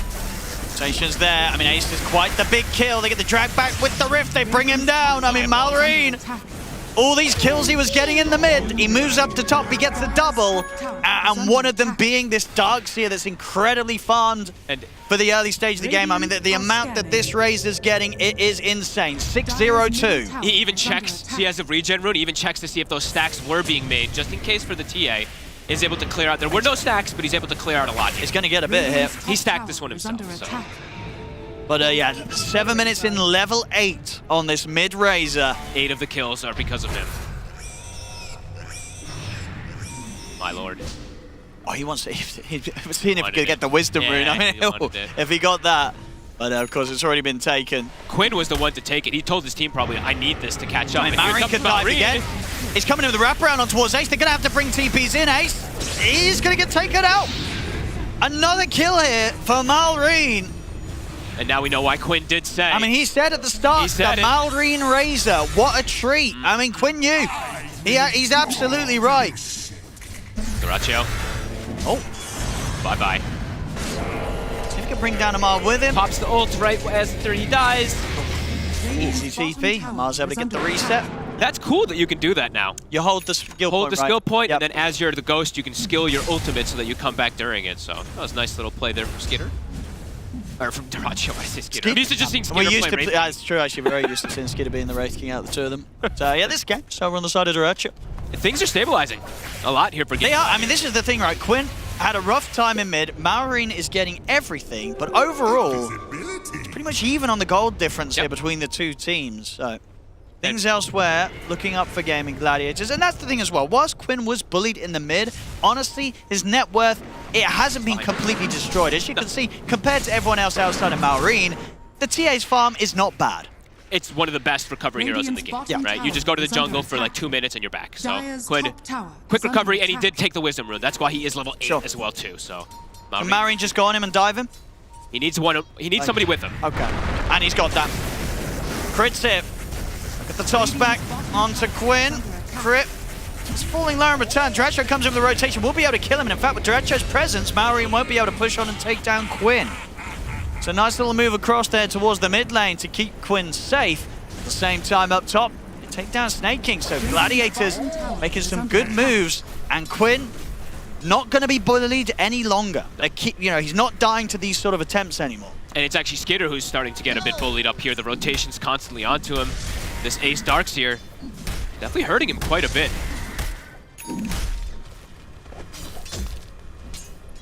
Celery now has his creeps online. Also, he's gone down the max impetus build with the enchant, so all about the damage. Just being annoying to Skitter. And Amar trying to find a target, but Tofu is able to separate himself away. Jack Gaming completely reestablished things with their rotations. Lots of kills this game for being blessed by 7 to 10. Yeah. We've had some slower games. This is not one of them. These two teams are really bringing it at each other. See where Malrine goes next. Looks like he's just going to focus on finishing off his Manta. Standard kind of build. Garaccio in trouble. No reincarnation. And he has got TP backup coming in. They'll get him. Backup comes in, maybe with his last few moments can get a hit onto Crit. No, not going to be the case, but he didn't need to. Tofu and Celery will have the damage to take Crit down in return. What the hell? He tossed the ghost? That just looks so funny. Get a trade kill, but they do slow down the Wraith King. Seeing the itemization also, he's going armlet. I mean, it's very good when you're going for the Spectral Blade and all that, but I feel like it's just about early game, right? Like, you can't just go Radiance when you're playing in versus these two. Like, these two teams just play so fast. If you play that slow, it's definitely not going to work out. Yeah, we'll see the tossed ghost again. It's just funny looking. Radiant's middle tower is under attack. Right, the three of them down here. Definitely poses a bit more of a threat to Amar. They're rotating Malrine. They're smoking him. Crit goes to the mid lane. Trying to apply more pressure with this Razor West. I mean, they want to try and burst this Timber Storm. We'll see if they succeed. They get the bushwhack. Got out. The sharp shot's not going to be on target. Dracho's in. One more hit might do it, but he can't quite get it off. Amar's able to get away. Chakram's down. He's going to heal up. Celery tries to finish him off with the impetus damage, but it isn't enough. The curse is there, catching the two of them as they'll punch down Celery. Another Chakram comes sliding across here from Amar. They take Celery down. They've killed off Ace, and they might just be able to look towards Dracho as well. They've got the three of them surrounding him. Skeeter turning up as well. Dracho is in a lot of trouble. He has got the reincarnation here. So he's going to come back for round 2, but indeed with the full team completely trapping Duracho, they will have no struggle taking him down as well. So Falcons back to getting the clean kills and losing nothing themselves. So we were 7-10 just a few moments ago. 8-15. Falcons speed it up again, bringing Malrine to the bottom lane with Crit's rotation. It's perfect. And they even swing Skeeter's little rotation that he does always through that portal to put the pressure on behind, and he catches Ace. Hey, look at this man, he's been everywhere. How's his levels too? He's what? Level 11 already at this point. Manta is almost done. Link is gonna be a big problem this game. Him being so high level, he's got it already maxed with max plasma field as well. I'm not opposed to taking Link versus a Wraith King and a TA is definitely very threatening if they can keep him alive. He's able to get the full duration. Should be able to finish off this tier 1 tower. Notification comes out from gaming, but turning up to this is not something they have of interest right now. Quinn just still trying to get his farm back online. And it is there. It really is. You know, for the 3 deaths Quinn suffered early on, he's holding strong. Now this hero is still pretty insane, as we've seen. You know, it's been banned out first 3 in a lot of these games. Players definitely know how strong it is. In fact, look, he's pretty much, he's almost the same exact level as Malrine, who has 9 kills. Quinn has 1. Yeah, it's pretty crazy. Like, Malrine is making all these moves, but Quinn is just only slightly behind. Because they're just farming some creeps. I mean, well, yeah, slightly behind on experience. Where is the difference on the numbers there? Because he got so much. Wisdom rune. He got a wisdom rune for XP. No, but that was showing the gold difference, right? It showed just how much more, obviously, Malrine's got from the kills. Yeah. It's about 2,000 or so. Yep. But indeed, overall, you know, Quinn is only what, about 1,500 behind. It's still, I mean, the gold at least is quite significant, but the XP is it's almost exactly the same. So not too bad. 1K lead, 2K lead now for Falcons as they get the deny on this tower.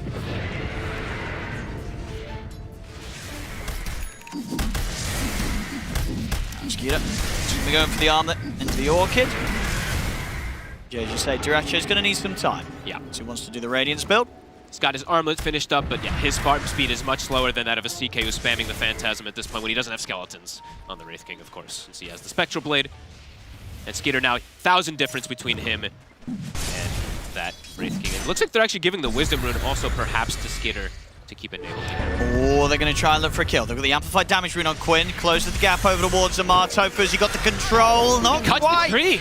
The Whirling Death, indeed, there in time to cut down the tree set up by the Acorn Shot. Doesn't matter, though. They're still able to chase him and take him out. Immediate TP's coming in to help out Duracho's. Malrine is playing super aggressive there. The Curse is here, out onto the 3 of them. Duracho in his final few moments trying to trade back with Malrine, but they get the kill. 1 second left. It was actually just about to be up. And Quinn gets a deny actually on the Ace. And they're going to give the TP out. Quinn and Celery, they have enough damage. I mean, that was quite the dive. It's a 2 for 2, and ultimately Quinn killing Malrine at the end of it. I'm not too sure if that dive was worth it from Falcons. And the Curse, I guess, right at the last second it ends, so it gets the deny thing that happens. You're right. Mid-projectile, the Curse ends, so the projectile that's in the air, by the time it connects, the Curse is over. So it effectively is just the ally hitting another ally. So all in all, I mean, Gladiators, they'll be very, very happy, I think, with that handed to them. It's Quinn in particular. He got a huge burst of gold. And XP. He's level 13 now. Razor, also level 13, but Quinn is actually ahead in XP now, just after that. Yeah, I mean... And Duracho, it was literally 1.5 seconds. Well, they nearly didn't even get him. Yeah, so... That was just a very risky move from Falcons that did not quite pay off. Still farming everyone on the map, though. So a 3K lead, even though they did get a big catch-up onto Quinn, they were able to get a I'm sure, but they had such the lead. Yeah, the Quinn TA is pretty much fully recovered. You give him one more scenario like that, Quinn's going to be taking over. Absolutely. It's crit. Another kill for Quinn.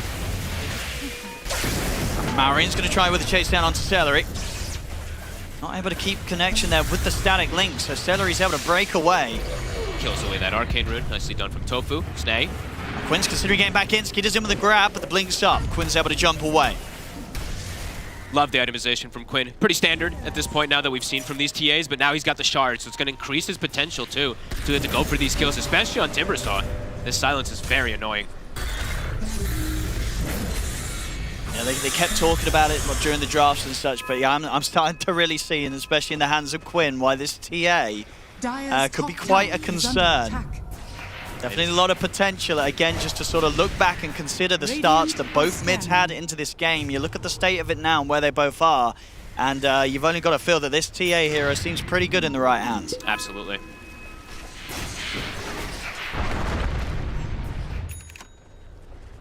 Top lane. Are again. They're making the rotation. And the two supports could look for the setup. If they bring in a core, they may have the damage to threaten him, but again, the Chakram coming back in will cut the trees, stop and get caught by the Bushwhack. He tries for a chain TP, but the Wraith Fire Blast from Dyrachyo was there to get him. The impetus is they'll finish him.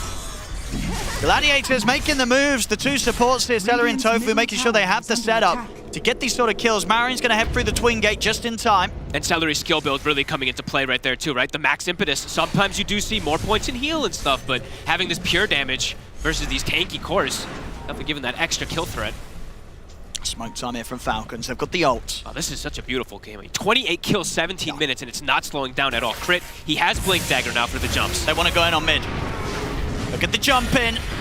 They've got the Orchid. It should be a pretty dead Quinn. Is there any backup coming in to help him? Nope. Doesn't matter. Either way, Falcons have the damage. They take Quinn down. That's a big Blink reveal for Crit. And the Orchid reveal as well, as we see there from Skitter. He's now top 2 net worth on this CK. Super farmed. Always have to mention, though, the more farmed you are playing versus Darkseer, especially now that you make double, these double unkillable illusions. If the RNG's there for Ace, indeed, the CK innate ability can be used against him. I'm looking forward to see when these walls do come out, because we haven't seen really one yet from Ace. Celery. Oh. Nature attend us. Action everywhere. Wait up. Dyrachyo has been able to catch up too, though. Relic is online, getting closer and closer to Radiance versus the CK. Falcons keeping a consistent lead here, though, between that 2 to 4K. Farming up as they do. Radiant's top tower is under attack. And Snaking opts against going with the Blink Dagger for himself, so he's just going Greaves for the team fight, it looks like, rather than having another form of jump. So trying to match, of course, the aura Ace has. Tofu. He's going to try for the setup. They get the wall drop down as well, and he's going to get the double illusions out of this. The Bushwhack, TP's coming in straight away. The corner breaks down Skeeter, though. Use the curse to hold back Dyrachyo. Tofu's going to get caught by the silence. He'll be the first to fall. They try and push on forward towards the CK, but they're not able to stay on top of him. And now Celery's the one to get taken out in return as Malorine turns towards him. But the two of them, Falcons, they can maybe look for more. They turn over towards Ace, crits him with the jump and the toss back. Nice A third kill for Falcons. And now Dyrachyo and Quinn, the last two left alive. Quinn's just got to get out of here.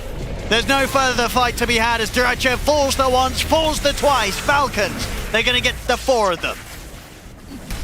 So quick to bring the numbers. They had 5 there almost instantly to react. Gaming, they kind of trickled in one by one. They lost Tofu at the start when he charged in, and Quinn wasn't even there.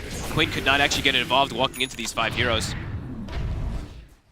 Now we'll see again sort of how things started off. And look at the minimap. Look where Quinn is. You can see he's nowhere near the realms of this fight. Falcons, it's all 5 instantly, right on top of him.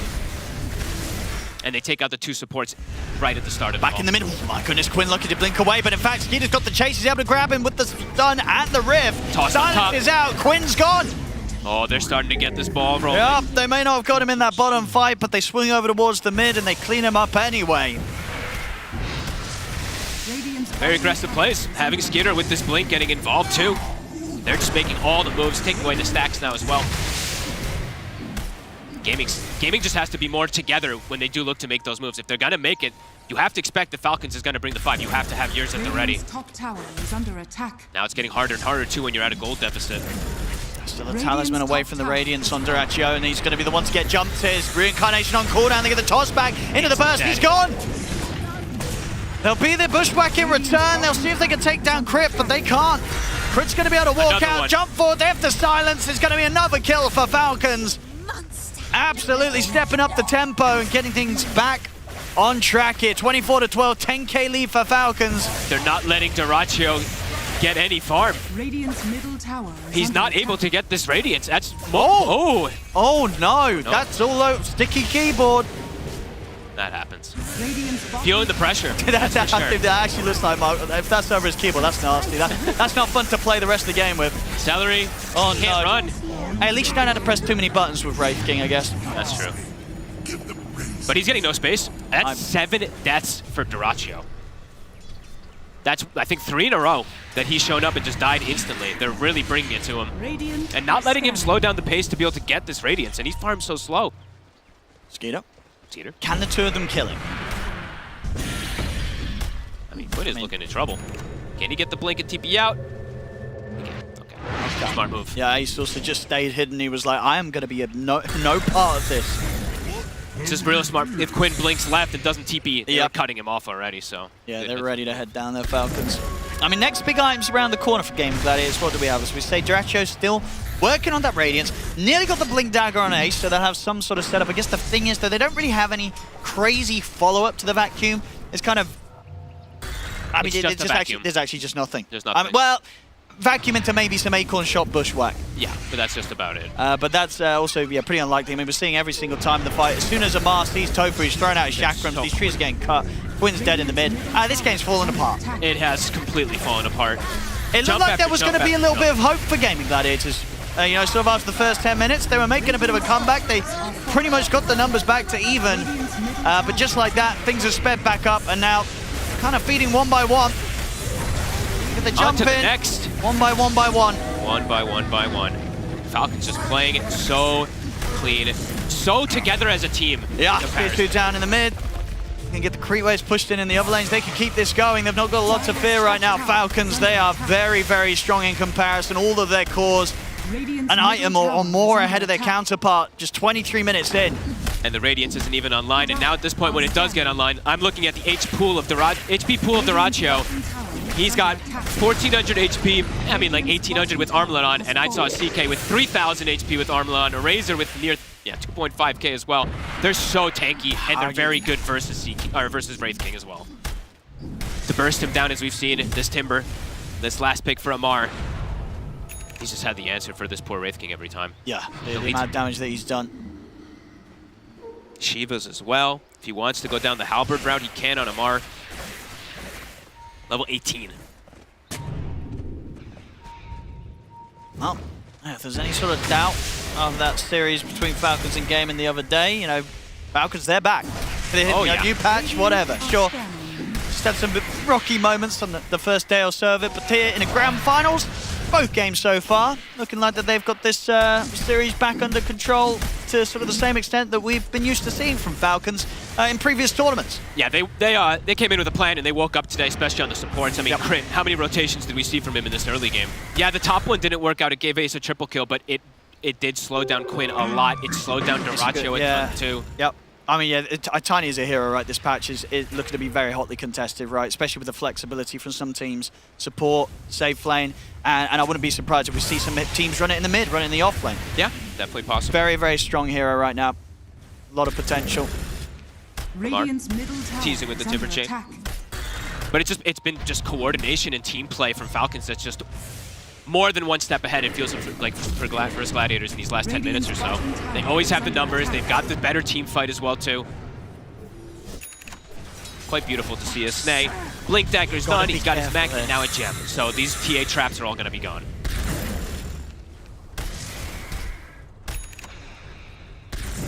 Shiva's finished up for Ace. He was deciding against the Blink Dagger. I think he was starting to realize there's no Blink combo, so he needs to just play for himself. Oh, nice try. Snake too fast. And they're scouting him out of the courier as well. It's going to give the vision for Crit to get him with the combo. And they found the Enchantress as well. Skeeter right on top of Celery. He's got him. Nice. Lucky that there's no sort of TP cancel there on him up. Nice will live. Dyrachyo alone in the mid lane. Dodge on the stun. going to be a lot of damage that Maureen's going to get to play with. I mean, they're surging him, but he can barely even run away still even then. Barely gets away. Plus 250, level 20's been hit on Maureen. He pretty much has Titanic also. And the items are just flying in for Falcons. And for Gaming now, at this point, look at them kind of hugging each other. I don't know, yeah, what do they do, Gaming? I guess they've got to wait for the high ground, but even then, as we say, where's the combo? Where's the damage? What's the plan? Yeah.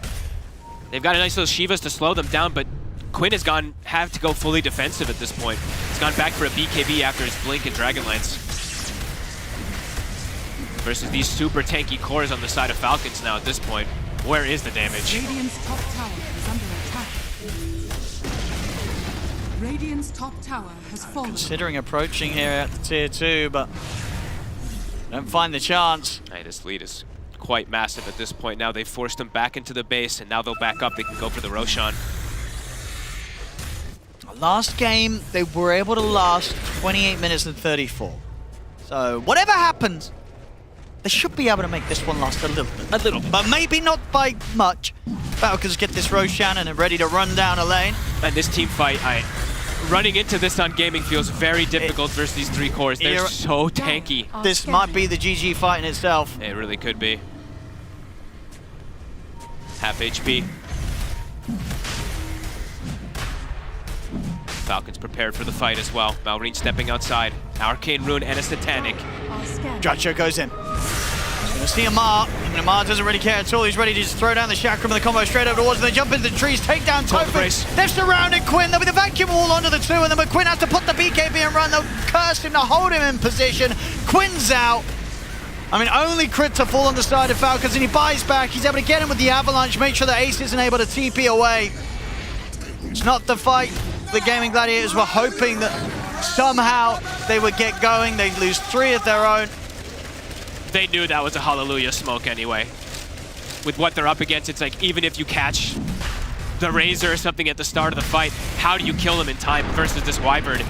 There's always going to be the Cold Embrace behind. Tons of different forms of save. Maureen tipping Amar. This last big timber was pretty fantastic, as we've seen, just making Duracho have no game and allowing Crit to make the moves around the map because they have this tanky offlaner that can just be left alone. Aegis, almost a heart. They're just getting tankier and tankier.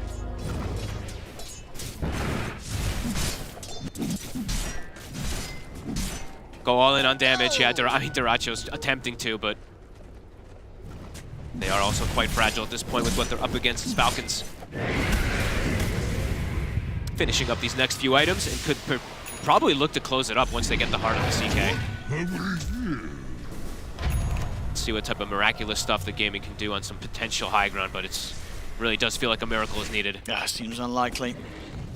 If they had maybe some type of combo, like you were saying, there's, you know, there's like no vacuum stun, like a less stun, like they used to have in multiple situations. It's just they don't really have that team fight follow-up. It's just the Darkseer. And yeah, they're like 4k HP cores on the enemy side, so. Are leading the charge, no fear.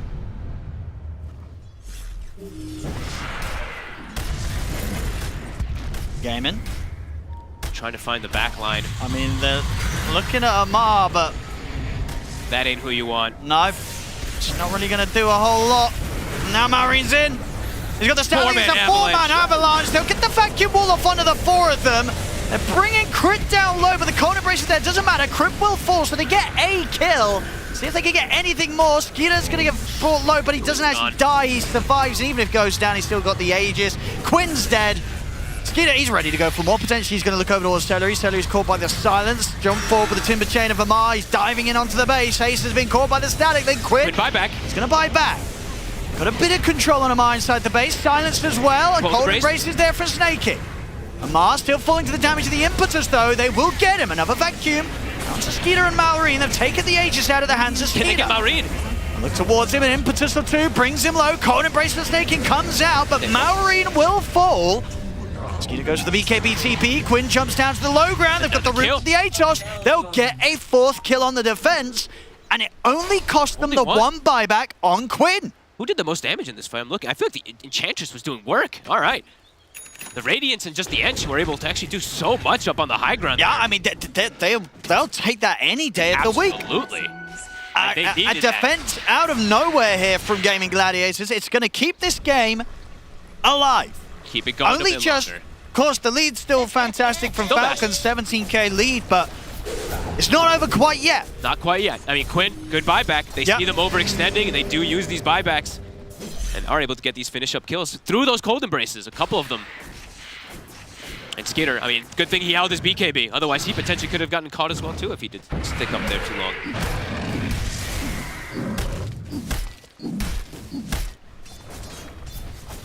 Will Ace be able to work the magic? Will he be able to use these wall illusions to their maximum? I mean, at least he's level 18, so he's got max wall now. And it was definitely some very good vacuums from him. Each time they came off cooldown in that last fight, so Ace trying his best here. Almost a Mjolnir and Dyrachyo too, so starting to get a bit more damage to do with these insanely tanky cores. Falcons though, their target, it's Quinn.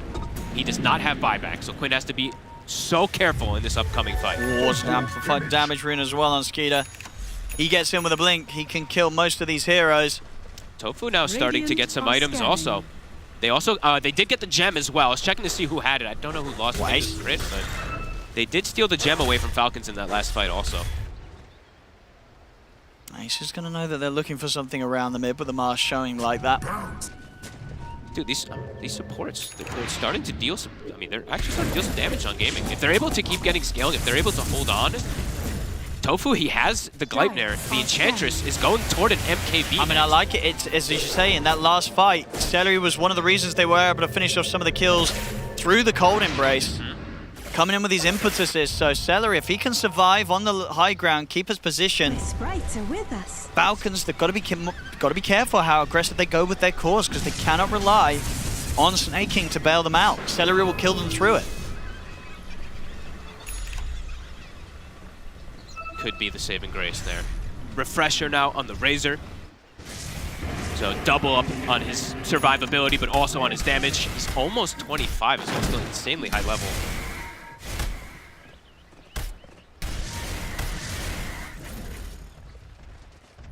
Can Celery farm this MKB though? That will be the question. They need every little thing, still need every little thing that they can get on the side of gaming. These Falcons collapsing onto the mid lane again. The question is, Falcons, do they feel that they can try for a push again, or are they just going to wait for the next Roche? Probably want to wait, but if Crit can catch a toss back, perhaps they'll, settle with a kill or something like that, but might be a little bit hesitant after that last defense there from gaming. Seen them draw the line to at least just deal with the lanes for the moment. So it's giving time. I mean, if some farm. If sort of all of these three heroes get their next time, if Dyrachyo can get his BKB, Quinn can get the MKB, Celery can get the MKB, then the high ground defense, it's much stronger. It's going to be pretty respectable considering that as a whole, this is a team that's 16k gold behind. But the money that they're about to spend could go a long way. Oh, absolutely. Celery's able to literally just sit in the back. Like, his damage is going to be very high. They are very tanky still, of course, but...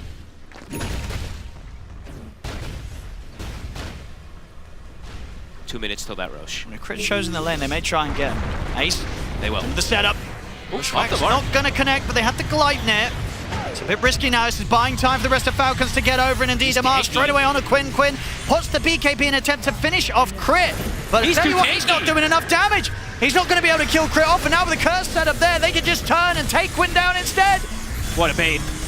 It just took them a little too long to try for that kill. Quinn's out for 100. Celery and Ace will escape, but no Templar Assassin here for the upcoming defense with his buyback still on cooldown.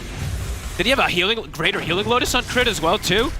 Because he healed up a lot afterwards. Let me see which one it was. I mean, either way, he headbanded them, Yules them, Force Staff. He did every little thing he could do to survive till Snay got there. And yeah. He does survive long enough. Maybe if they'd sort of got the initial Bushwhack catch onto him, they might have been able to kill him quick enough, but wasn't the case.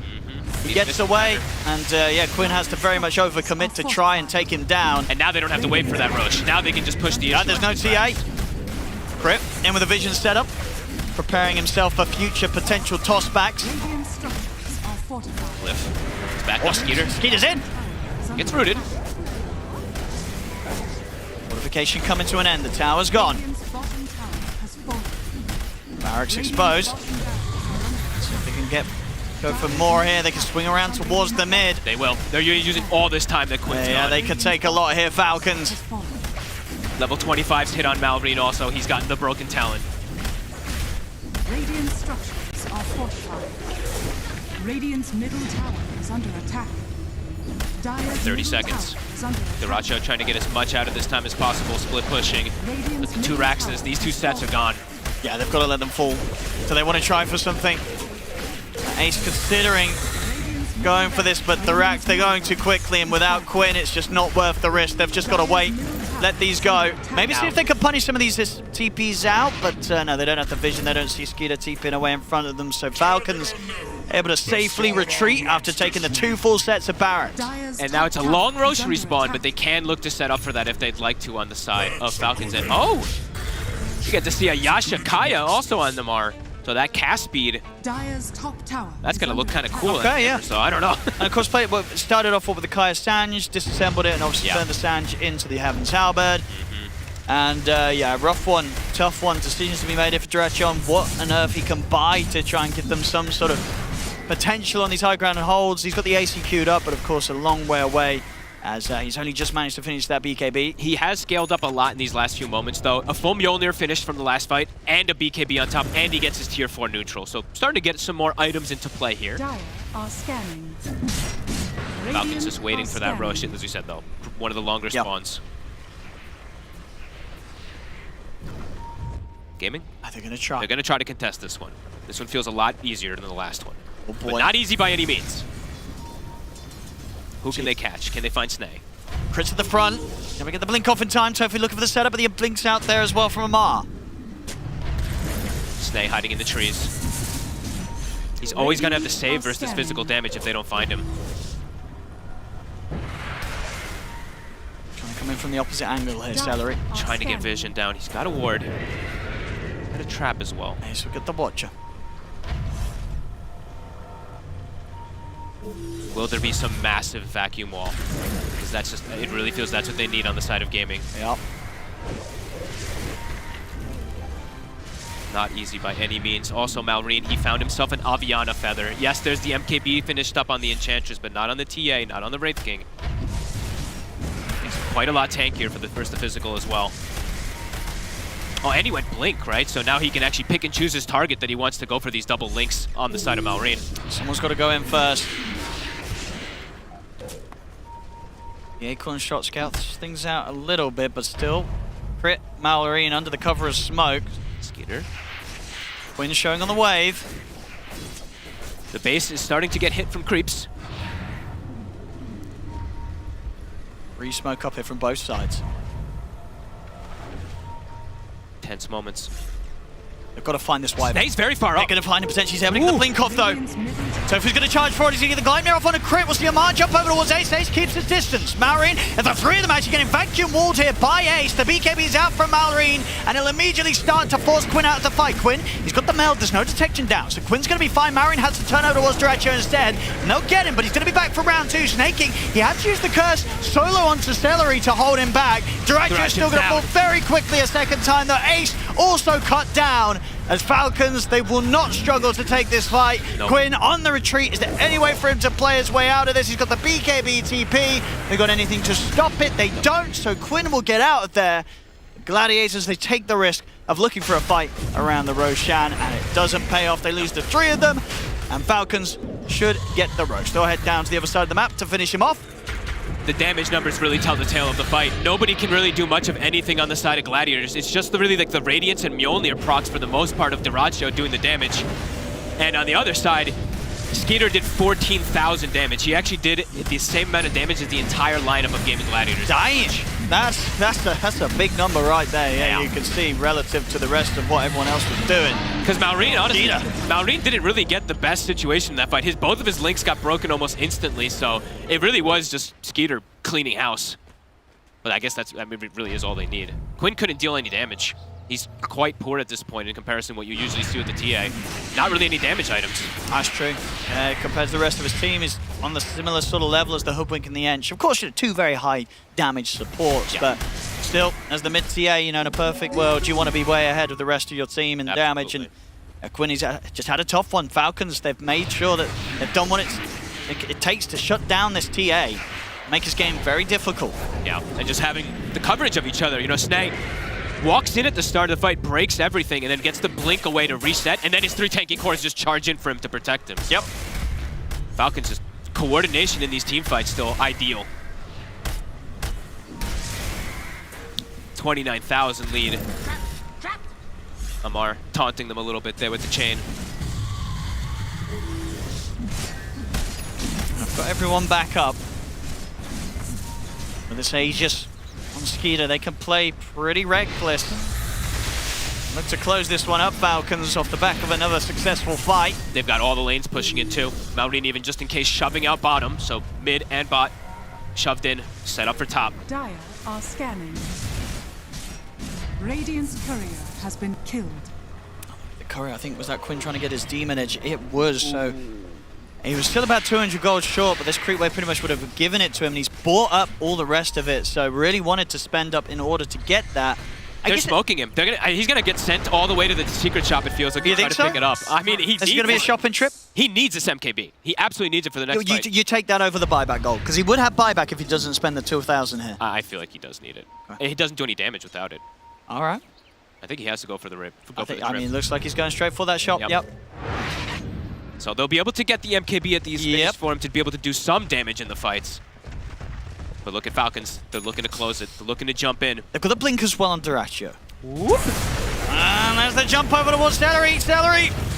Any way to get out of this one? There isn't. He's out, and that's a huge amount of their damage gone. Marine goes in with the BKB over towards Ace. Lamar jumps in with the burst. Ace, he'll have to buy back. It comes out now. Quinn forced back to the fountain. Ace jumps in. He'll get the vacuum on the Mosquito. He'll get at least 2 illusions out. He's diving. He's healing up. And he's killing them underneath their own fountain. Turns towards Quinn and Ace. Quinn will fall. Triple kill for Malrine. And with that, this game should be over. Duracio's got nothing more to play with here. He's trying to chase Snaking, but the cold embrace is out. 4 dead on Gaming Gladiators. GG is called. Falcons will take this game too. They are truly on point with their teamwork this game. From the early moves, but pretty much just getting the outnumbering in most of the team fights. The bottom one in particular is the one that stands out the most to me, where they just instantly have 5 members, and you can see Gaming, they're feeling frazzled. They are. It looked like maybe they'd have a bit of a shot in the mid-game of kind of sort of leveling things back off. You sort of see on the graph where there was a bit of a slowdown, but ultimately, Falcons just looking insane. 23-15 on this mid-Razor. And Quinn said it at the start, it was going to be a treat to see, and it certainly was.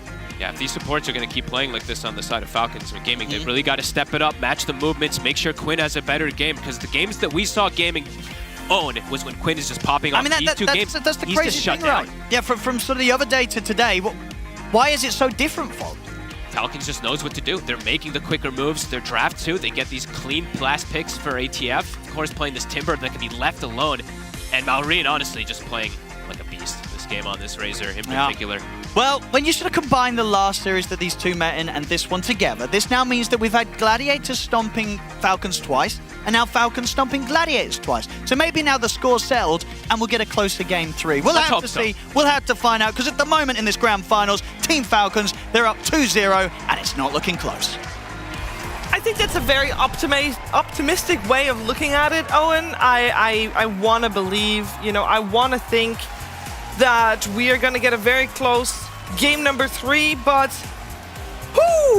this one does not inspire me to think that. I'm joined by Slacks, Effie, and BSJ. And BSJ, we're starting with the highlights here of the mid lane, because I think that is where a large portion of our story lies. Yeah, heroes like Razor, Viper, these heroes with slows that their abilities just gain infinite damage as they level them up. If they get ahead of you, get that first kill that Malrine soloed on Quinn, it just enables these support rotations even further, and it becomes quite a nightmare. And I'm going to give hats off to Malrine, because a lot of mid players would just try to stay mid, play for their own farm, and accelerate their game, but he literally cleaned up every lane on this map. Like, both of his side lanes were doing okay, or like maybe slightly behind, but like, you just see him, he's everywhere. Like, that we saw mid, then we saw top, now we see bottom. Like, I mean, this is later on in the game, but yeah, I think Malrine just absolutely shit on this game. Yeah, I like that point a lot, because you saw this Razor correct lanes. Like, he didn't stay. He gave TA the space to recover, but that recovery didn't really mean anything in the end, as it seemed like. I want to talk about that mid lane a little bit more too, because it kind of feels like Quinn made mistakes there. Malrine definitely beat him up, right? But I think that the TA thought that he could get away with going bottle instead of boots versus Razor. And if you're going bottle first, you die once or twice, it's kind of over for you, because the Timbersaw pick actually turned out to be so genius, not just because the pick looked good within the game, but because the Timbersaw just freed up the Tiny completely. If you have a hero like Timber who can just sit on the enemy lane and farm comfortably, Tiny just was roaming from minute 4. Like, crit was a big part of this mid lane story too. It wasn't just Malrine. This Tiny sat mid and did not allow TA to recover in that lane. And yeah, I just want to shout out the supporting cast of Falcons in this one too. Like, crit on that Tiny with those rotations, and snaking later with a lot of these really value curses. We saw him save Amar a couple of times, like making these really cool plays where, you know, baited the cold embrace into a curse, and then the rest of Falcons connected. Very cool. She said it in the draft, 1,000% in on Falcons, and they really did deliver. The Winter Wyvern, of course, did a fantastic job as well. I have to say, though, this series, although it is kind of a bummer that it's 2-0 in such a dominant fashion, I feel like this is fixable, though. We're talking a lot about the drafts, a lot about the items. Both these teams, we know that they're very good. We know that yesterday they had their number. Yeah, they did. So I am with Owen, personally. I feel like this could be a straight redo, and we could have some very, very good games coming up, as long as they... Who first picks TA? Even in a pub, I'd report that guy. That's toxic, so we don't do that. I think maybe they're just misled by the statistics of the hero, because he's one of the winners of the patch. But yeah, picking it first definitely does not seem to be the way to go. There's a lot to think about when it comes to Gaming Gladiators for going into game number 3. And hopefully they have a top-tier plan for game number 3, because game number 2 was not it for them. Obviously, Falcons dominating, which in part was the support cast. And guess what supports do? They ward, isn't that right, Kizu? Yeah! That is so right, Shiva, as we need to look at the Kidia ward of the game. But I don't only want to talk about the ward and that it gives vision, but how the best teams can use it. So Skeeter has this ward here on the left and he sees them. But it's important that you don't just freely give it away, so he knows they're coming in. But what I love about this, he now also spotted Tofu placing this ward. He will stick around. He kind of walked back in to bait him to actually go on him. Now, they get to bait the fight so much to the right that actually now Gaimin are fighting outside of their own ward vision. His entire team is set up. Here comes Snaking, good Cold Embrace, good Curse. Now they just win this entire fight, because this could have been the one way for Gaimin to potentially come back, because we already mentioned all their problems, but here I feel like they still held on pretty well. But a great ward with great play around it to enable the ward makes it look beautiful from Falcons.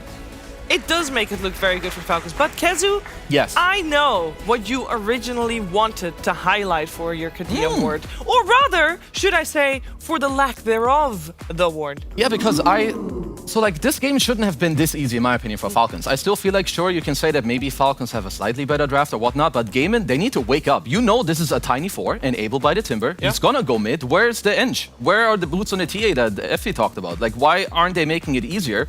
You know he's coming mid. Have the Eng follow him. Brave King versus Timber. Whatever, bro. Suck it up. But now they lose mid, then they lose bottom as well.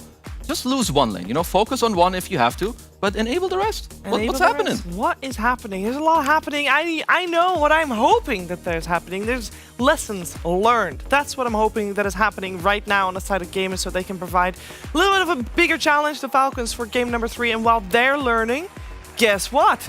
We are gonna be learning as well with a new series coming at you for DreamLeague. Hoggart.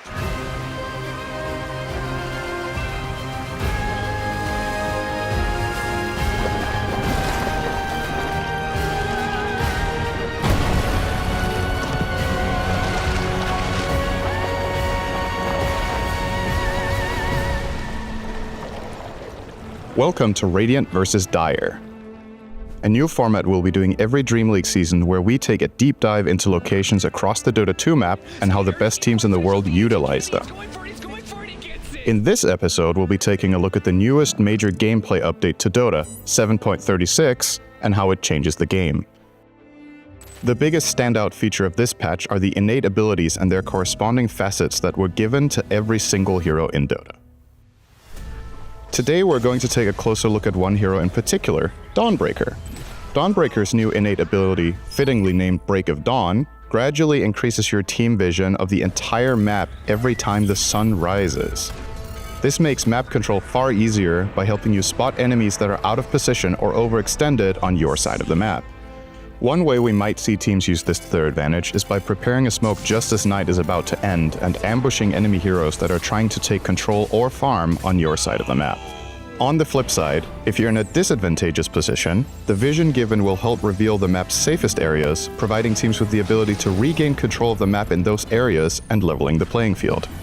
Another big change this patch brought is in relation to going high ground. It should now be way easier to siege and break into the enemy base.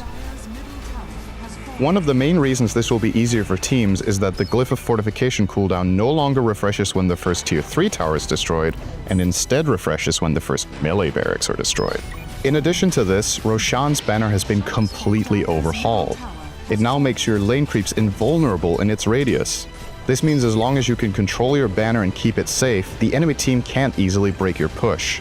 This, in turn, makes Roshan an even more important map objective to claim in order to secure victory.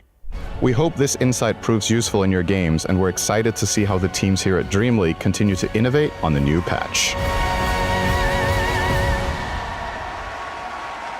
Now, hopefully we'll see a Dawnbreaker at some point, because that is a pretty cool vision. Also pretty cool that we got this series going, which apparently helps Synderen go outside. And woo! Let's go, Synderen! That's quite the achievement there. So yeah, more of that, please. But for now, more of this grand finals, please. Game number 3 coming your way after a break.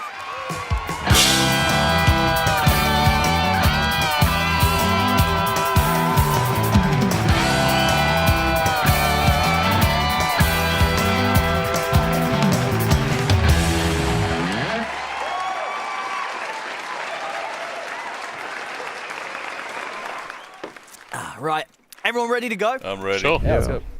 Okay, I'm queuing. I'm so pumped up to play this new patch. What the hell? Good afternoon, valued customer. I am your match advisor, here to find you the highest quality Match game. advisor? So, let's take a look at what we got going on here. Oh, yeah, this is a rough. Good afternoon, valued customer. I am your match advisor. Oh, it's you again. Hey, please don't interrupt me, first. Secondly, we're going to keep finding questionable matches because of this guy. You got a Herald in your party. That guy, he just plays for fun. Oh, he plays for fun. Yeah, kick him. Kick that guy. No. I'm not kicking him. Good afternoon, valued customer. Blah, blah, blah, blah. Again? You're not going to find a good match unless you kick this dude. Behavior score is fine. Location's fine. There's a Herald in your team. Okay, fine. Ready up, and when he says yes, kick him anyway. Sorry, Timmy. You're out. Wait, what? Behavior score, not looking good. These guys are toxic. 12K behavior score. Surprisingly also questionable. Okay, these guys are way too nice. Oh yeah, nobody speaks English on that team, so really good English. Probably better than you, honestly. It's been questionable. It will continue to be questionable. Okay, I'm tempted to let you take this one because this guy's gonna disconnect after about 10 seconds. So you wanna waste your time, go nuts. Come on. You wonder where Anna's been? He's been right there in that stack. No! Account buyers. Yeah. That is not a good thing. That is a skip. It's good. It's good, it's ideal. Oh, thank God. We did it! It's perfect, dude. Click, accept. Ah, fuck.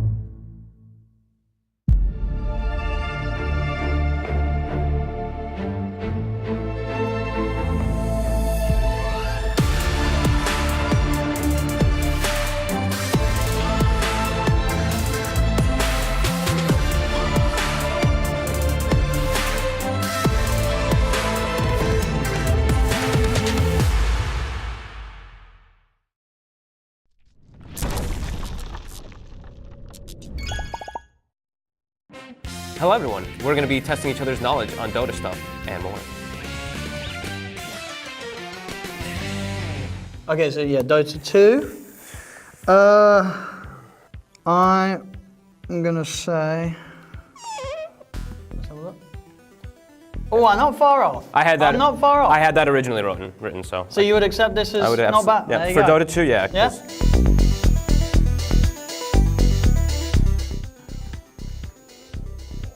Yeah? I think it is void. It was either void or Slav. Zark, it was the other one I was gonna get. But I think it is void. Yeah. He had to play only void for a year. Yeah. No, until I got 5K. Which was a year. It didn't take a year. It was like 10 months. There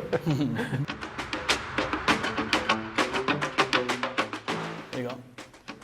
I put Shanghai Major and the Summit event before as well. It's close though, right? It's close. It's the same circuit, right? It was. I was supposed to play at Shanghai, and then I did a casting for Summit, and then I got invited to Minimum Major. Oh, that's close. I was in the right year probably. Was Yeah. Shanghai 2016? 15 or 16? 2015. Yeah, I don't think so. I can't remember close. actually. But wasn't right. I almost played for DC. I got it. Oh, actually, I know. I'm gonna write it as well. I can't remember the event, but I know the thing. I put Shanghai. It's not Shanghai. Was it not Shanghai Major? I think it was the AC. Mineski won. Mineski won, and who lost? LGD. And Mineski won, and for whatever reason, I was like, and LGD. I said LGD, and then that's when I realized I was like, I'm about to say the wrong team. I've just said the wrong team. So I go, and LGD are your losers, and Mineski are the winners of the. You know, I had to twist it round. Mineski, the Southeast Asian legends.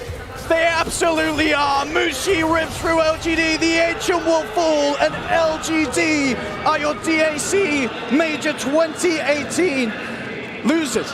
No, people loved it. People loved it. They laughed so hard. Yeah, it was so good. Are you doing like dish or like a specific food? Specific food. A specific Yeah. food? Okay. I put Parmesan. Parmesan. Well, Didn't I've you always tell said me that. once you ate like a whole block of Parmesan? I like Parmesan cheese, but like, yeah, it's You not- ate a whole block? I've eaten a whole block. That constitutes as being fair. If you hold a block of this cheese. I mean, I won't really. You love I this won't cheese? allow that one. That doesn't count. No. I do love cheese, but I love all. I would have put steak though. Yeah, steak or ceviche would have been my top two.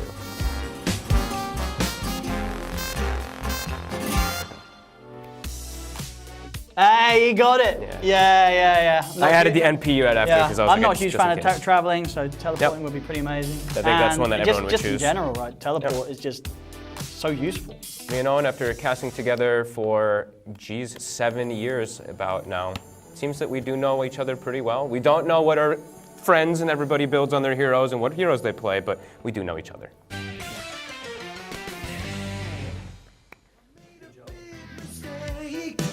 I was out of line. Susanna, I can't take this anymore. Susanna, I don't know what we're fighting for.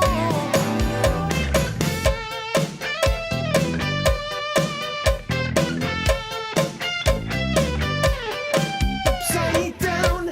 I got to explain. Take it all back. I got myself to blame. I played that fool, but your love ain't a game.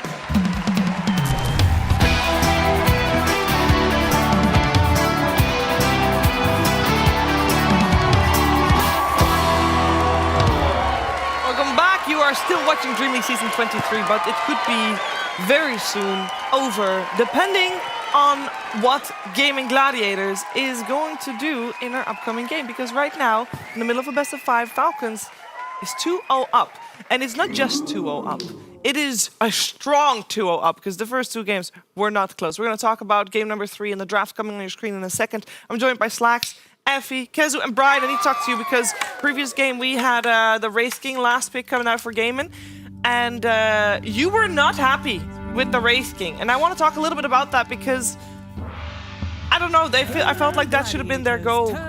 Yeah, I think they realized they lacked disable because if they did plan on picking a carry there, they had TA mid, Darkseer off lane, so they needed a bit more of an active carry, but me and Mira are talking about it behind the scenes, that like Wraith King wants you to blow all of your relevant damage on his first ulti, and then he comes back and you just don't have the sustained damage to take him down a second time. But heroes like Razor, he probably took 200 damage from you in your first life to kill you in your second life. Heroes like Timber, no cooldowns.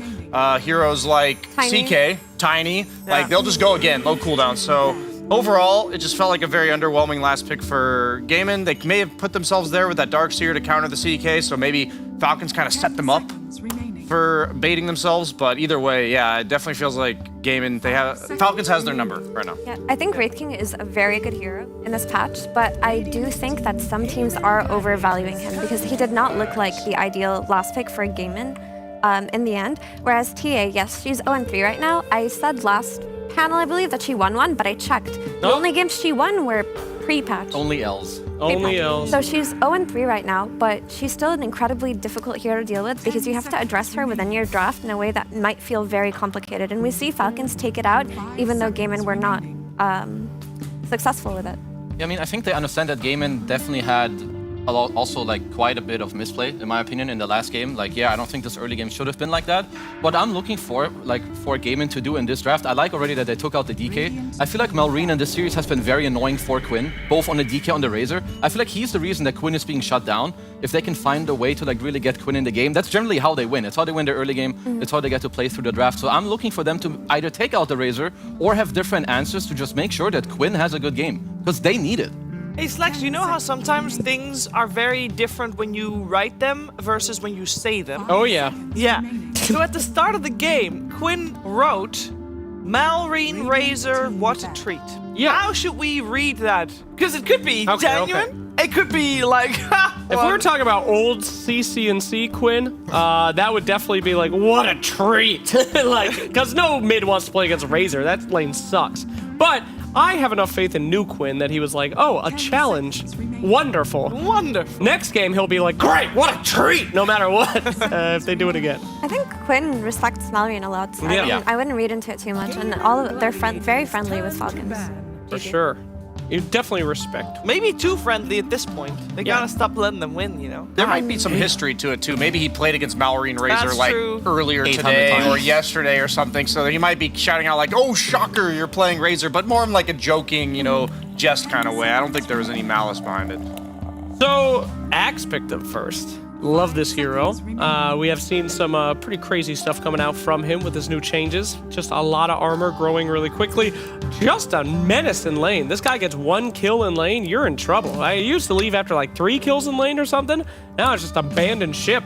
But you think Phoenix is a good answer there? Phoenix is nice against heroes like Axe because Phoenix is a good combo breaker in the sense that, yeah, you can sunray your teammate who's getting called potentially, or you can just place your egg on the side and be like, stop looking at him, look over here, you know, at this bright light. So I think Phoenix overall is also just really strong. I think that innate making all of your spells apply the mischance is just heroes that got free shit, you know? It used to just be Sunray, and now it's everything. It's noticeable. I've laned against it a few times myself, and suddenly you're just getting fire spirited and missing. It's really, yeah, it's just noticeable. But it's not just that. It's just Phoenix as a hero will always have value in patches where there's a lot of tanky, high strength, high HP heroes. The Sunray does percentage-based damage. And that is something that you need in this patch. We've often seen these games go to ultra late, and the enemy team versus these Tinies, versus these Axes, these Slardars, they run out of damage. I think also, like, especially with status resistance being taken out, for most carries who will play against heroes like Axe, Legion Commander, having a Sunray both defensively and aggressively, I think is great. I was generally looking at maybe like Ursa or Wraith King as the melee ones. I don't know how much I love the Wraith King this early on. Yeah, should we call a shuttle or? I actually kind of want to disagree with the fact that they picked it early. I like the fact because I think Wraith King enables a lot of other heroes and will do his job in the game regardless. So I think if you pick better matchups in the other lanes for him to actually enable, rather than you're enabling a first pick TA, you know what I mean? So I actually like Wraith King a lot more here. I think they realized like this hero did the job we wanted it to, but it's last, and it wasn't a great game for the hero. Do you then want him to go the Skellies to free up the rest, or do you want to go against Axe? He needs to go the play the lane Spectral with the Blade. curse. Yeah. Yeah, because of the spin. I 100% agree with you on that, Brian. That's a really great point, because if that Wraith King had come out earlier in that last game, they went for the TA, so that was impossible. It would have looked very, very different, because they would have had an advantageous mid lane. But also, we know that Wraith King suffers very, very heavily versus low cooldown heroes, and Axe is one of them, but Axe doesn't function in the same way. Because the thing about Axe is he'll go in, he'll call you, he'll get the surprise kill, especially if you go to the facet that gives you attack speed with the Blade Mill. The enemy carry, but if Wraith King can break that initiation and Gaimin have vision of Axe, the fight changes. It's when Axe is off vision and you don't know who he's gonna jump that he's most fearsome. True. I don't know, guys. Team Falcons is another classic counter. Nice Snapfire into Phoenix to break that egg, and oh, there we go, Crystal Maiden as well. All right, I know you guys are like 8 times my MMR, but still, I feel like you can draft around Wraith King. Just with I am more than 4,000 MMR Slex. Well, thank you so much. But at any rate, I feel like you can draft around the Wraith King if he's picked too early. You just pick powerful spellcasting heroes with like decent cooldowns, and you don't all in on that first big fight. You have to save some stuff for that second respawn, and this is a perfect draft for that. You know, you get CM ult, Snapfire ult, Axe with his call as well. They have a lot of ways to deal with that respawn. I'm not feeling it, guys. I was going to say Gaimin needs to pick the likes of Mars, Centaur, these backline jumpers, because in the first game they made what I consider the mistake of picking Underlord. When they saw these backline damage dealing supports, your Wraith King's going to be sitting in front, soaking it up. That should enable somebody to have the vision and information they need to have these supports reveal themselves. So I actually... You know, I just like everything about what Gaimin is doing this draft. I'm not saying that Falcons draft is bad, but what Gaimin is picking makes a lot of sense to me here. And now you can go for that ranged Hoodwink or Willow with the Centaur, because now you have double stuns, right? You have a stun coming out from your safe and your offlane. So these spellcasting high DPS supports get super heavily enabled here. It's a Rubik. Does that count? Also the support spells are really good this game, the Snapfires and the CM spells, so that's probably what he's going for. And if he wants to be a man, the Diaper Man style, he can steal Call and blink in there. And Also, he got really buffed in this patch, Rubik. He got so many quality of life changes, and both of his facets are really good too. Is this one of the first Rubiks that we've seen? Definitely haven't seen a lot of them. Yeah, I'm super interested. What spell do you think he's going to take, Effie? Is it going to be the AoE big boy, or which facet? Is it mana cost reduction is the other one? On his stolen spells? Is that the other 2 facets? So you get mana cost reduction on the Frugal Filch, and on Arcane Accumulation, every time you cast a spell, you get AoE. What spell do you think I mean, there's a lot of great spells to steal, but one of the easiest spells to steal in the game as Rubik is Snap Ult, because she just stands there and she channels it. Like but you gotta find her though. Actually, both supports have channeled ults that you can steal very easily as a Rubik. It's true. I'm a bit... Okay, so obviously they play a very good Timber, but in my opinion, you're now picking Timber blind. I would consider Rubik a fairly good hero against Timber. You have a lot of damage. You can steal his spells. I would also consider Phoenix to be generally fairly good about it. So I'm under the impression that if Gaimin can find the correct last pick for Quinn to enable him to have the tempo against the Timber in this draft, I'm kind of liking where they're going with this. No pressure, then. Everything on Quinn. And Gaimin's draft is cooking right now. Yeah. I mean, he's kind of set up for it. Like, yeah, you know, you're playing some Axe, Timber. Like, you see these heroes coming. You know you're going to lane into this Timber. And I also feel like Timber is a lot worse of a laner. He's not universal. He hits way less hard in the laning stage as well.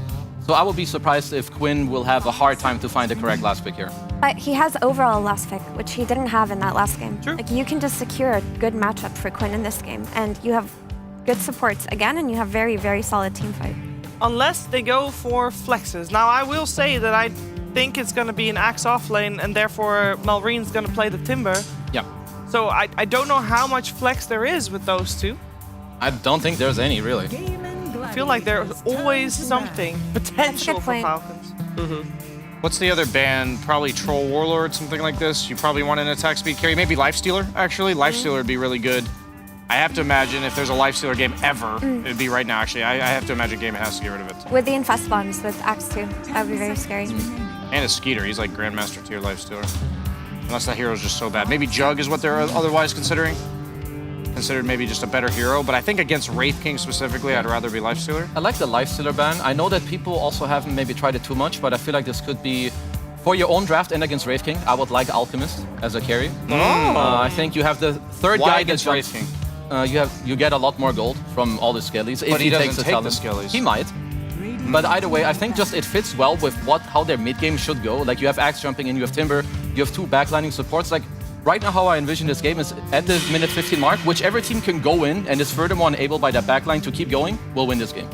So I'm looking at both heroes of the last picks to help their team do I've got a prediction here. We're going to see last pick Lifestealer for Falcons, and then we're either going to see Puck or Quap for Quinn. Okay, I have to ask one question, mandatory question for an overall last pick for Quinn. When there's a Pango in the game, how good is No. I haven't seen any Pangos. Ain't no way. We haven't seen it, but... I say Hero Sniper. Continue. No, Void Spirit, guys. Don't forget about this hero. All right. I needed to put it out there. You never know. Void? I'm telling you guys, Void Spirit is is OP. My Trust me on this. concern is that there's going to be 2 Eternal Shrouds most likely on the side of Falcons, and I think Quinn's hero needs to kill these, and that's why I was thinking like sustained damage from Puck or the pure damage from Quap. Like that's what I'm thinking, but I think like Void Spirit might actually just be the strongest mid right now, and Quinn's like a god on it, so I think Mira's on to something there potentially as well. It's just, you look at the CM Snapfire supports. Is that not a Void Spirit's like wet dream Yeah, right you kind there? of want to you want to jump these guys in the back. Jump the clowns, get them out. The thing is, it might be a little bit redundant because you already have 2 strong jump heroes on your team in Scent and Wraith King, and then maybe what you do need is the ranged sustained damage that ESO is talking about. Well, there's one more ban left for Falcons, and they're taking their time to think about it. Obviously, it should target Quinn's hero pool. Yeah. I think... What do you think? Oh God, here we go.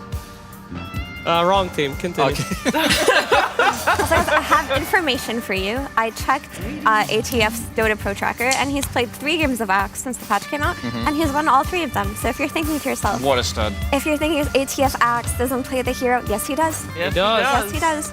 The hero puddle gets a few new drops, Come on, baby. Skeeter's licking his chops right now. There's no way he doesn't pick Lifestealer. Is that hero just really that bad? Maybe it is a base Lifestealer game.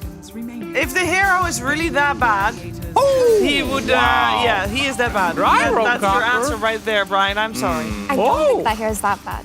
It's nerfed, it's not as strong, but in the late game, it still does the same thing. Yeah. But it's still a gyrocopter. The spread damage is what they're thinking, maybe. Also, Gyro is typically a good hero at killing egg as well, because you turn on your flag cannon, you buy a BKB, and then you kill the Phoenix egg while DPSing. No, she. Is there a chance of gyrocopter's position 4 and we have Snapfire mid? Maybe. Oh! Gyro is a dank Timber position. carry. Timber Or carry. Axe carry with Manta. Yo, Axe carry's lit though. Carry. My host is cooking. It's Axe carry. Axe carry Axe is carry. lit as hell. I've Sorry, I seen forgot it. about that part. It's pretty cool though. Honestly, Axe carry is. I'm not gonna waste our time. It's grand finals, but it's cool. All right, we got an OD coming out of the mid lane. Are we That's happy? spicy. I was thinking ranged damage sustain. I didn't even think of that. That's pure damage. That's exactly what I wanted. That's way better than any of my suggestions. I actually think that's a sick Dude, pick. and also the mana allergy that OD applies should in theory destroy Timber. Because after the Astral, any kind of mana that Timber costs, which is what he's gonna do with the Whirling Death, he's just gonna heal. He's gonna heal the OD on that. OD Orb is still pure, right? Yes. Okay. That didn't get This is a sick pick. I think that's actually the best pick in the game. It's I'm also- going gaming for this one. It's a save versus axe too. We have to talk about that. That's actually the biggest value that this hero provides, is that your biggest threat on Falcons is your axe. Like this hero with the Blade Mail call with the second facet that we've already seen in play by Azure Ray, it can be so good at completely destroying these any hero really. So now you have this OD, as long as you can keep him protected, keep him in the back line, he can completely counter Falcon's initiation. That's the only initiation they have, which is the axe. They don't have an alternate means to fight. Absolutely. I'm stoked for this Quinn OD. I'm sold on the OD, to be honest. I just hope that this time around, they will protect him. Like, if he gets roamed on by some CM snap, don't leave him hanging. If they have a good early game, I'm actually in love with the OD. Yeah, if they lose, it's everyone else's fault. Quinn is going to Agreed. Ain't no way. Ain't no way? Ain't no way. Level 30 axe here. Easy peasy, all right? They got it. Falcons got it easy. This is what OD players always think. I'm going to get him. I'm going to catch the axe. Don't worry, guys. Lotus or BKB, these things exist, y'all. Listen. You trap your friend. I don't care. Your friend who gets called. That's who gets You asked won't be quick enough. Trust me, guys. The Lotus Orb will save him. Hey, these 18 billion MMR, they don't know. They don't know. Falcons. That being said, we saw an OD earlier after the patch this weekend, and it crushed. So potentially, this could be a new broken mid-hero joining the fray. Obviously, overall last pick makes it extra strong. I am a little worried that all 3 of you went hard on gaming, and oftentimes there's like the counter jinx going on. So if Falcons is gonna take this, On the back of who is it going to be? That's a 3-0, baby. If Falcons take this, If Falcons it has take to it. be on the back of a very explosive Axe performance. Okay. I was gonna say tempo based, so it's gonna be like Tempo gyro based. connecting to Axe, yeah. Well, I mean, that's the type of game that Falcons like to play. Will Falcons 3-0 this grand finals, or will Gaming Gladiators be starting a comeback? We're finding out together with Odie Pixel and Fog via that PuckChat Pandas.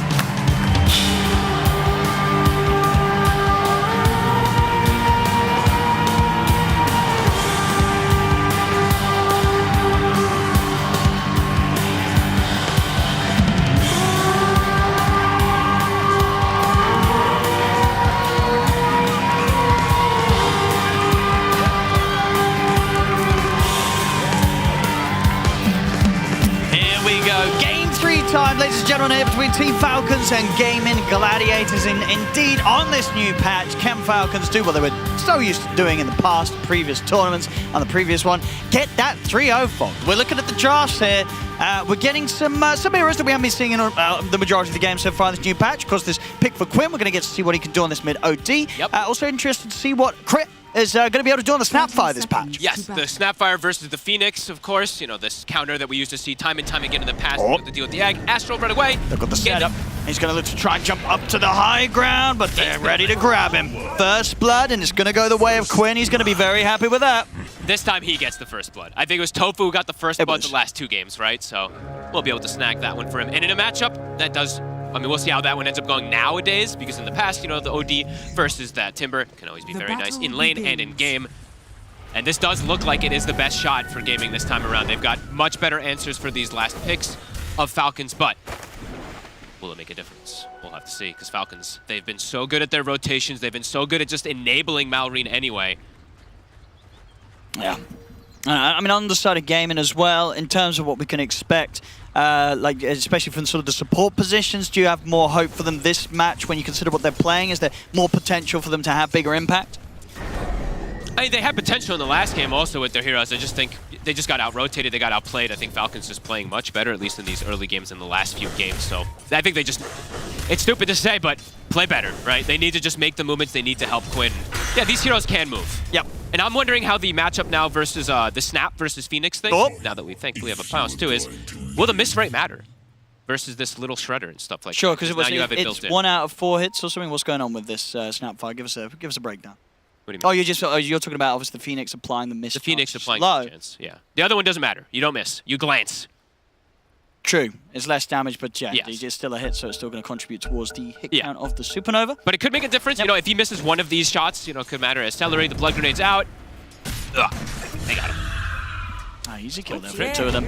Yeah, with Cookie also. Not an ability you usually want to have in the lane at the start, but makes it work, is able to get that trade. Good stats, of course, Universal Hero trading with Phoenix, even though Phoenix is Universal as well.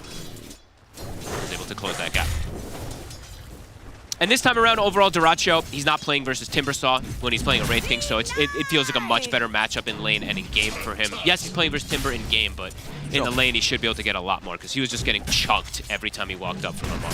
Does it sort of surprise you how much Wraith King we are seeing teams bring out in this new patch, when you kind of consider the changes to the carries and the carry options that are available in the pool? You know, why are a lot of teams wanting to stick with the Wraith King in 7-3-6? I did get some cool, I mean, massive buffs, right? You literally are live for 3 seconds after you die every single time, and you get some like things that literally upgrade that. So the hero's gotten some nice changes, and it has alternative routes where you don't have to go skeletons versus something like Axe. Although sometimes we do look and we're like, man, it would be really nice if you had skeletons to catch up in some of these games. These teams always pick the counters to not let you really go skeletons. And Duracho just likes it, right? He does just like this hero. And a lot of carries were taken out, although he did lead with it pretty early. So in this mid matchup, what do we sort of expect the outcome to be? Is this one where Quinn on the OD can sort of get more out of the lane than Malrine, or does it end pretty even between these 2 heroes? I haven't seen it since the changes, to be quite honest with you. To either change, to the OD buffs and changes, and to the Timbersaw not being universal anymore, but feels like Quinn should be able to pull a little ahead, but so far in the lane, Malrine CSing very well, and he's got a big wave coming under him, so. See if it gets worse as the levels come out, because that's the other thing too we always have to mention. OD, first 3 levels, usually you can't bully. It's once you start getting like the 4 and the 5, the more points in Astral. So we shall see.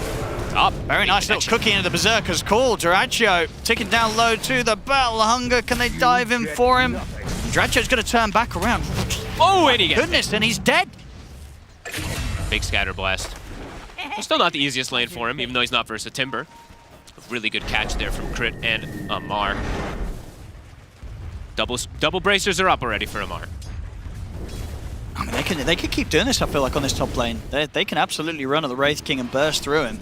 The real nice thing really is that Axe doesn't have to only rely on attacks, right? So you don't have to worry about the attack slow, don't have to worry about the miss chance. You just get your counter helix procs and your Battle Hunger to do the deeps. So that's actually pretty cool. Quite a bit of burst damage up there. So far in the mid, pretty much even here. See if that level 4 and 5 makes the difference, but yeah, so far, Marine handling himself. Bottom, haven't got to talk about this one so much.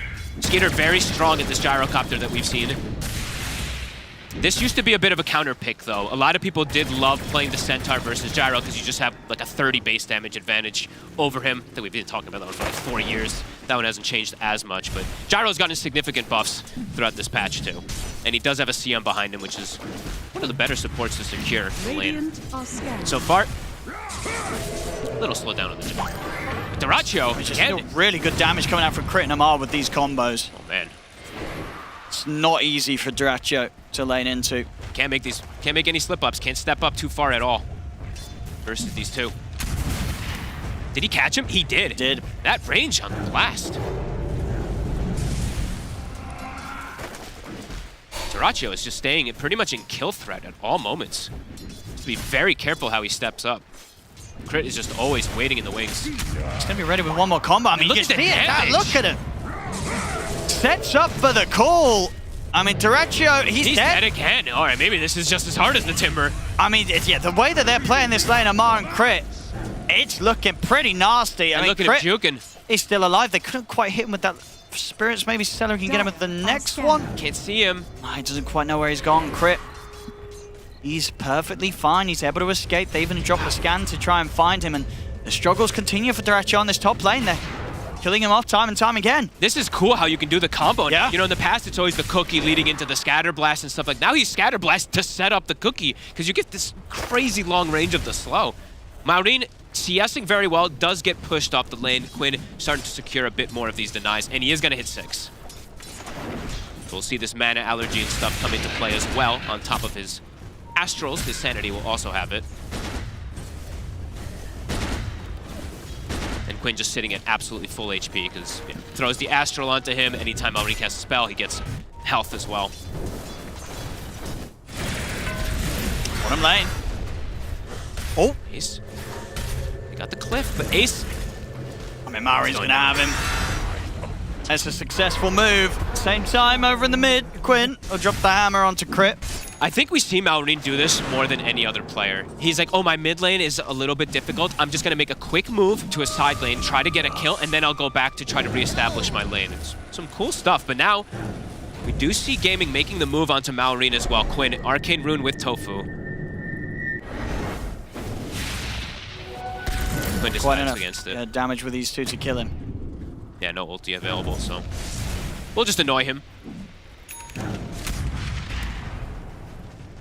Top CS, even though the Wraith King has died a couple times, re-establishing at least on the last hits. 35-7 to the 25-4. Dyrachyo, even with the deaths, top 2 net worth. Maybe not as bad as the Timber, but still some cool pressure plays that we were able to see from Falcons. It's Tofu in position. Should be able to do a 1-for-1 exchange. All things balanced.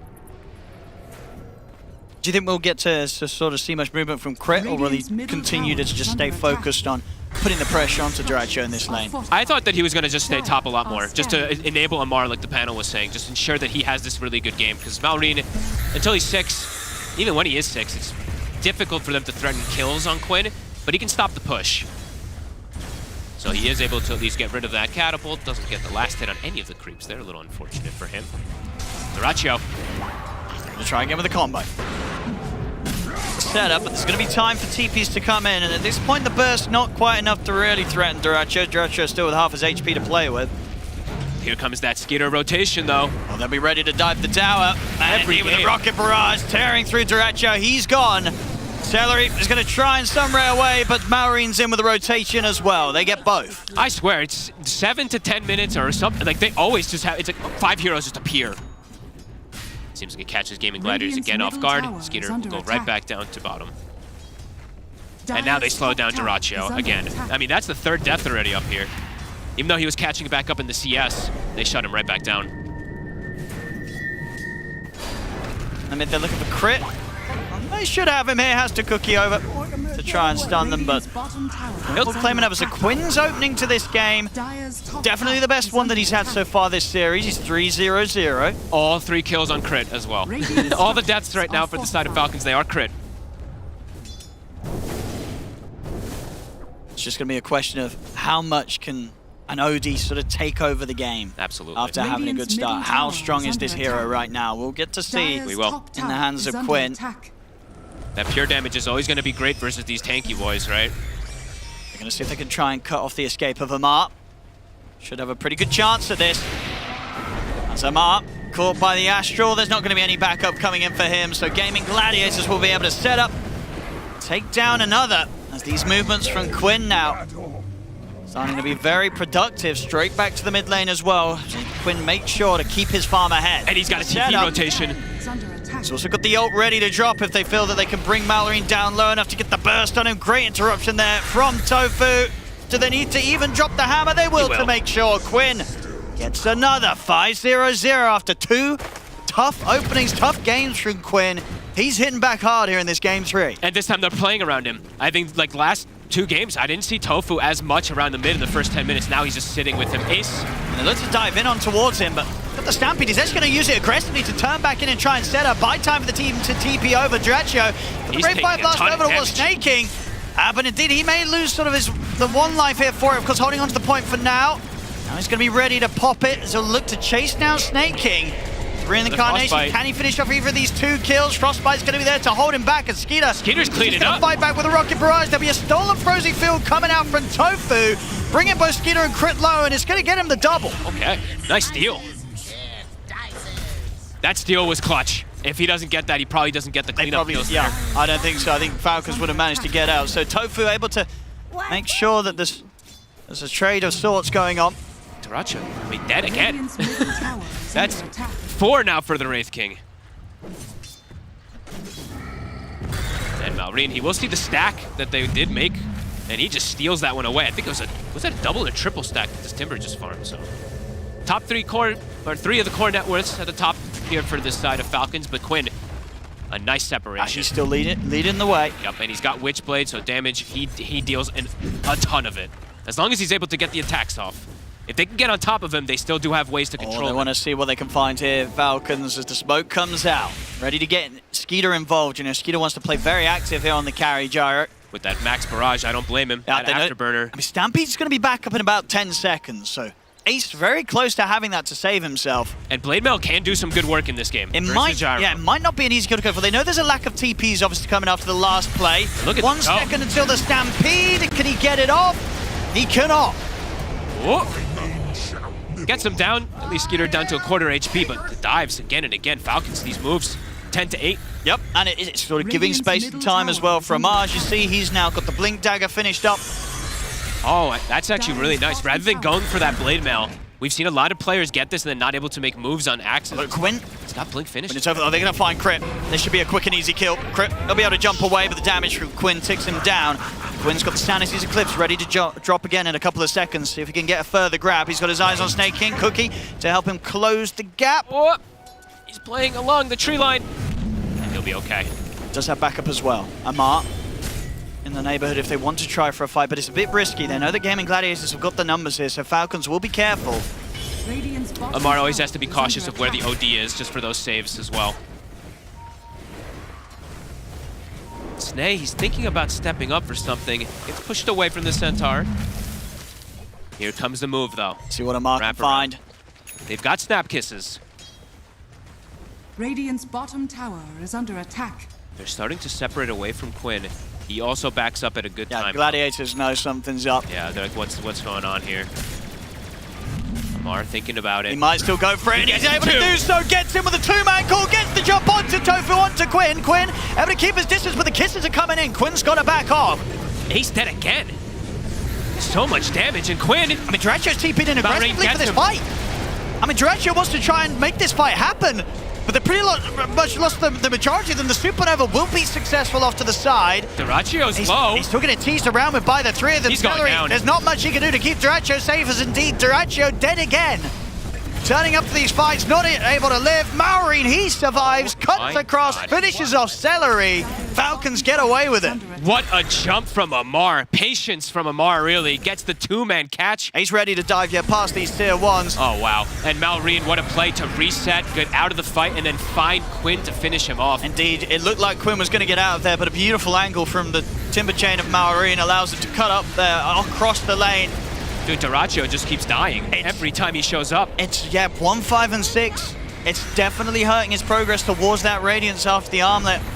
A lot of attempts to try and help the team out, but it's always kind of come at a time where there was no help that could save the team. The OD may be farming well, but at this point now, the Timber is matched in farm with him. And you're starting to fall behind on your other cores. Falcons just playing fast, making these really nice moves. 27 kills in 14 minutes already. Goodness, I mean, yeah, and it may just be a 2K gold lead at the moment for Falcons, but if the other games are anything to go by, we know how quickly that lead blows up when Falcons are in sort of charge of the state of the game. Especially if Dyrachyo has to go back for something like a Radiance, that means he's definitely not going to get involved at all with this team. And now we have seen Quinn go down the once, a big kill streak going the way of Maureen. Quinn's going to have to carry pretty hard. He is. But he still is farmed. We're just seeing Falcons just ahead of the moves, just making these just cleaner ones. Time and time again. Ace again shows top. They've got the opening with the Frostbite. I mean, they barely even needed Amar. Wow. Snaking and Maureen pretty much did that on their own there with the damage coming out from the freezing field. Maureen's like, or Amar's like, yo, let me dunk, man. He didn't even get the chance. Is under attack. Insane burst. Maureen hitting his stride. Kaya's done, and the Eternal Shroud is almost online as well.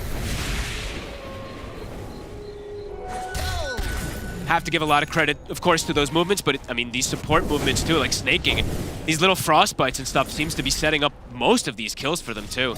Seems like they always have these numbers. Gaming want to strike back. It's just a little crystal nade. But a good steal at the least for Tofu. Yeah, we got the frostbite. Quinn, it's pretty much just they've got to try and get just everything on Quinn. Give him all the kills, give him everything. They see him. 20 seconds until Reincarnation's up. And you see how quickly they take him down.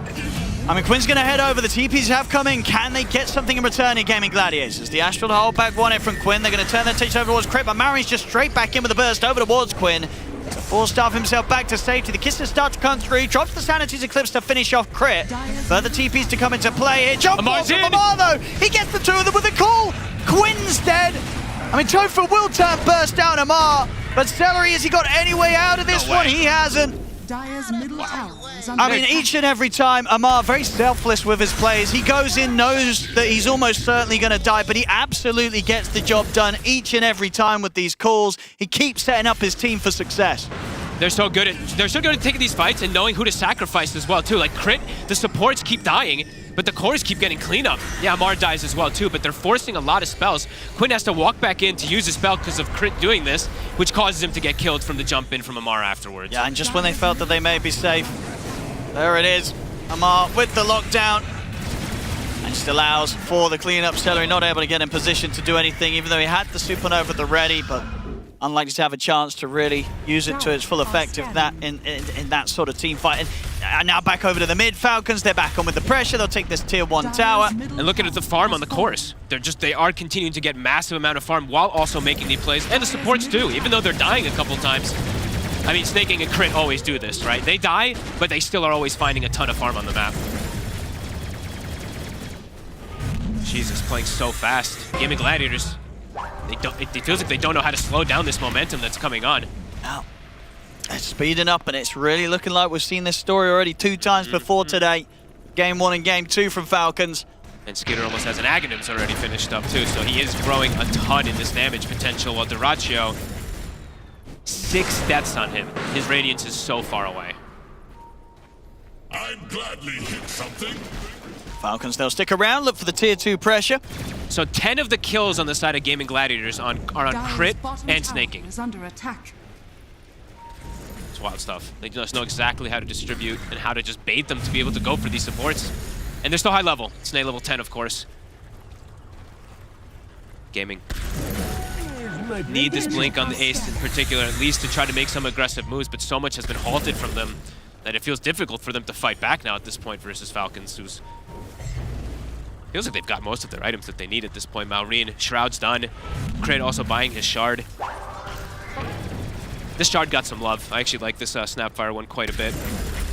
Gets the heal that used to be inside the talent now, so 200 extra heal versus these tanky boys.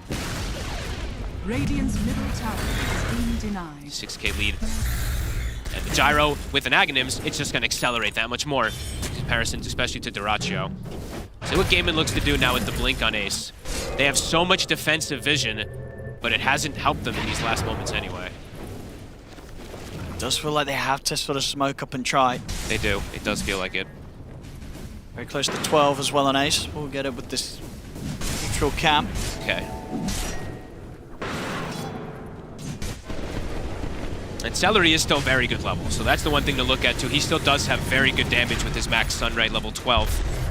But Falcon's accelerating things a bit more. Roche, it's dead before they can get there.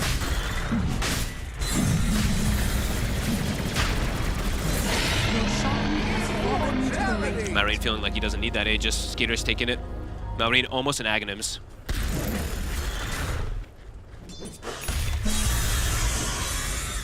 They can push on.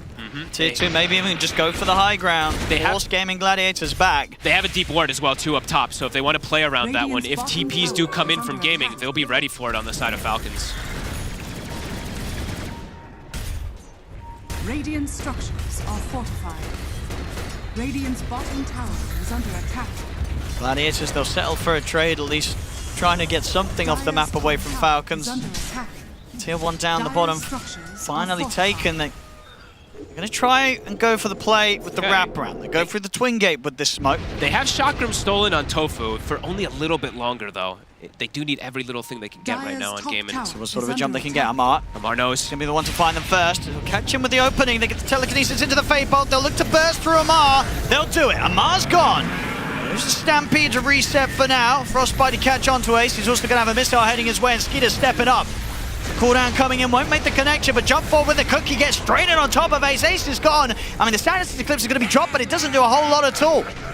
They have 4 now, though. 4 versus 3. Gaming is striking back. So the Supernova used as the Aegis gone. Might pop right on time. So what more they can find here? It does pop right on time. We're going to take the current, and with sort of the stun control underwater, Skeeter. Get him. Go. They strike Gaming back. Gladiators with that move. They'll absolutely fight their way back into this one, taking away a bit of that lead that Falcons had, and of course that lead that Falcons have with that Aegis. It's knocked out of them. Every little thing mattering. The stolen Chakram, Dyrachyo coming in from the flank, catching the side as well too, killing off the support. A beautiful fight, and honestly a godly egg there from Celery. Pops instantly as the Aegis respawns, so they have the further control. Really nice move. See if they can keep this going though, Gaming Gladiators. They've struggled to ever really get the lead back in their favor in this series so far. That sort of fight, that move, brings them a little closer to that dream. We'll do it again though. Radiant's now done. They've got some good timings now. Hurricane Pike finished for Quinn, on his way to the BKB too, so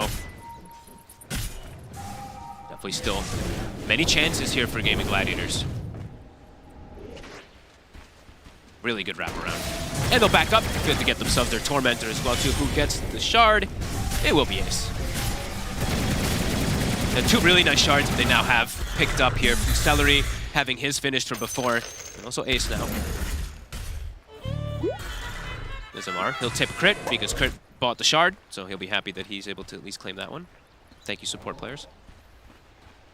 So Gladiators, after that move, do they look to go straight away again, or what's sort of the plan, would you imagine? They got 20 seconds till Egg. Yep. They still need to rely on getting the initiation and the jump. You see how big those initiations can be. They can't look to fight, though. Especially Tofu, he did re-steal Chakram, too. Always something to point out. It is a ton of damage on this Rubik.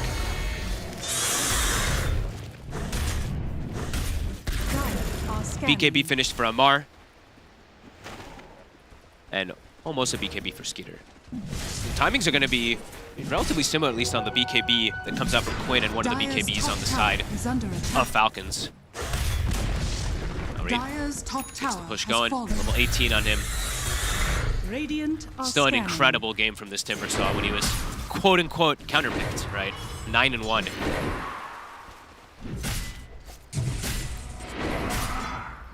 Pace slowing down a little bit. Something that Gladiators will definitely be happy with. A little bit Considering how fast things got very quickly in the last two matches and how much this one was starting to ramp up once again for Falcons. No, we're blessed though. It's 21 to 19, 23 minutes. We've nearly had 2 kills a minute. And yeah, these supports scaling for sure. Celery getting a great chunk of farm here. Same thing with the Rubik. While also on the other side, Falcons, as they always do on their supports. Smoke coming out.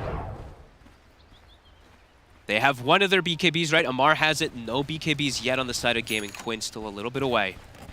Radiant's bottom tower is under attack. And it's around a very nice power rune too. The AD. There's Mallory, and he'll get that in the bottle. Level 18, and he's got the blink coming, so he's got the follow-up if Amar gets a catch. Oh yeah, the burst, it will be there. It definitely will. So let's see who they are able to find, and if Gaming's going to be ready to save their buddies. Dyer's middle tower is under attack. Amar seems to know that Celery's down here. I tell you what, he's found him. He does, and that's a kill. And it's a big one. These solo kills are huge. Tons of money, tons of XP. Dyer's middle tower. Yeah, supernova potential, a huge part of the fight that Gaming Gladiators need to have a chance. Oh my god, 1600. Okay, I didn't know it was that much XP, but oh my god, it's like a full level. Amar will take that one, doesn't have to use BKB or anything. He saw the Fire Spirit from the south and he just jumped him and found him. Straight back to join the rest of the team. It's Falcons. 20 seconds. The creep wave up to the tier 2. Skeeter with the BKB. Falcons, they can take these team fights for sure still. 2 BKBs and a Ags on Malrine, so essentially another form of just being semi-invulnerable for those 10 seconds. They have a ward right on top of Dyrachyo too. See if they want to try to make anything with that. They also have a ward on Ace. Wow, these are some sneaky wards. Amar? I mean, he's looking for the opening. He's going to try and start things on Dyrachyo. See if, are they going to bring any sort of TPs in on this, or are they just going to let him die twice? The TPs now start to come through. They've killed him off the once. The lift up here. Ceases to hold back them for now, but still, Malrine, he'll close on to Dyrachyo. The Stampedes there will allow Dyrachyo to get back to the safety of the base. They'll save their carry. That was scary for a second, though. So much information that Falcons had with that top ward as well. They tried to go for the jump, but yeah, thankfully for Dyrachyo, he gets himself away. He's got a blink now to be able to jump too. So opts away from having his BKB, which we'll see if that pays off for the Wraith King. Bottom tower has fallen. Much more aggressive kind of play style, but definitely gonna hurt if he does get jumped on and all by Malrine. Dyer's bottom tower Celery. is under attack. Amar, he's gonna look for the blink and he's gonna be able to find it! No way. He doesn't miss with these jumps, Amar. That was sick. I mean, they saw him with the ward in the river for a second there, but then afterwards it just... Wow. Dyer's bottom tower is under attack. Dyer are scanning. They're looking to see if they can even find some more up here. I mean, Ace. Trying to play around. I mean, they have a lot of vision on the map right now. They even have that cliff ward bottom too, so they see it. 3 heroes right now.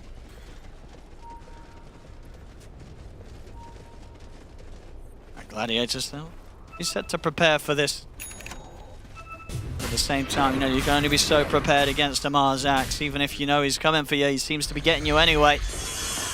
I'm really wondering if... I mean, they need the triple BKBs on the side of Gaming to fight versus all this magic damage at this point, it feels like. And yeah, Dyrachyo's is going to be very far because he went for the blink. Dyer's middle tower is under see what he can make with the blink.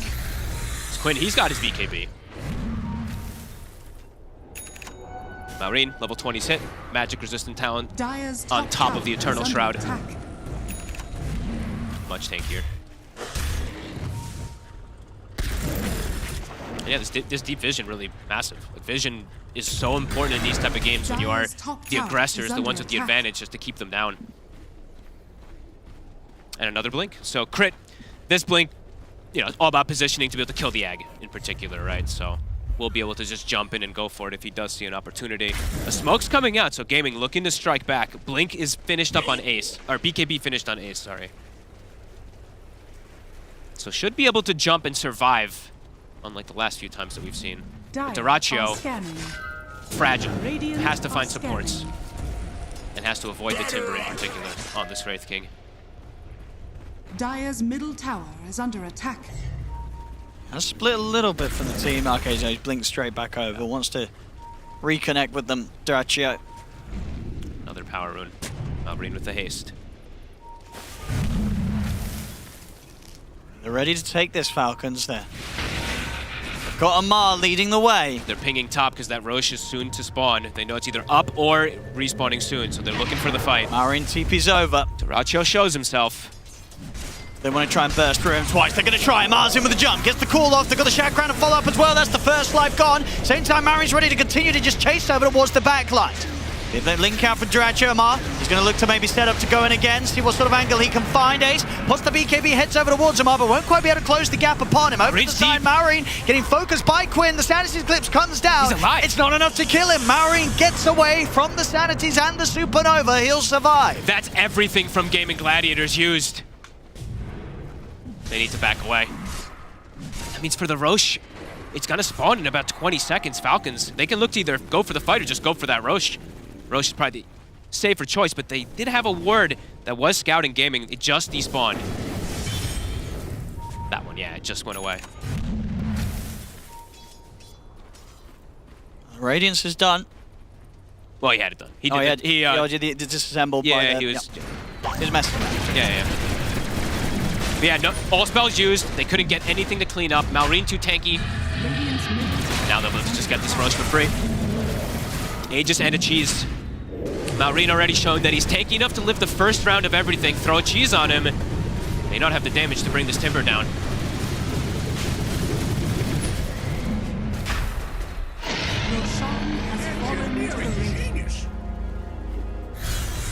Can feel the pressure that Gaming's under. They're holding on better than they did in Game 1 and better. Game 2, though. That's something. Definitely true. Whether it's going to be enough to allow them to turn this game, though, it's quite another question to ask. 30 minutes in, Falcons. Disadvantage now with the Aegis of Cheese. Ready to look for more Amar. Oh my god, Tofu. But he's lucky that he TP'd there and didn't walk up the lane. Even just a little bit, Amar would have caught him. Good awareness.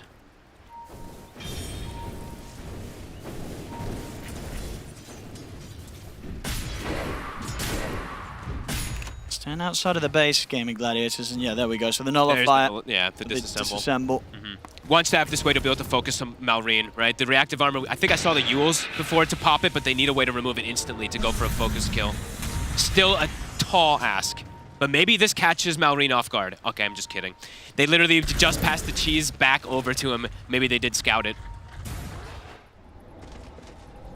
They had it on Amar for a second. They're Gaming, looking to play around their vision. Falcons just not really walking into gaming the way that gaming would hope with the setup that they were going for on this high ground. No, not falling into the trap. And this game slowed down so much. It was 29-19 like 10 minutes ago. It's 23-19. Methodical play. Wait, how did that... You said it was 29-19. 21-19. Was that what they lost 6 kills? Ah, shut up. 21-19. The nerf the Falcons need just to take away some of their kills. 2 kills only in the last like 10 minutes. No, yeah. So that is right. Going for the AC Quint. I mean, do they want to make a smoke play, or is it just wait it out? Just tough. don't get caught, don't get picked off.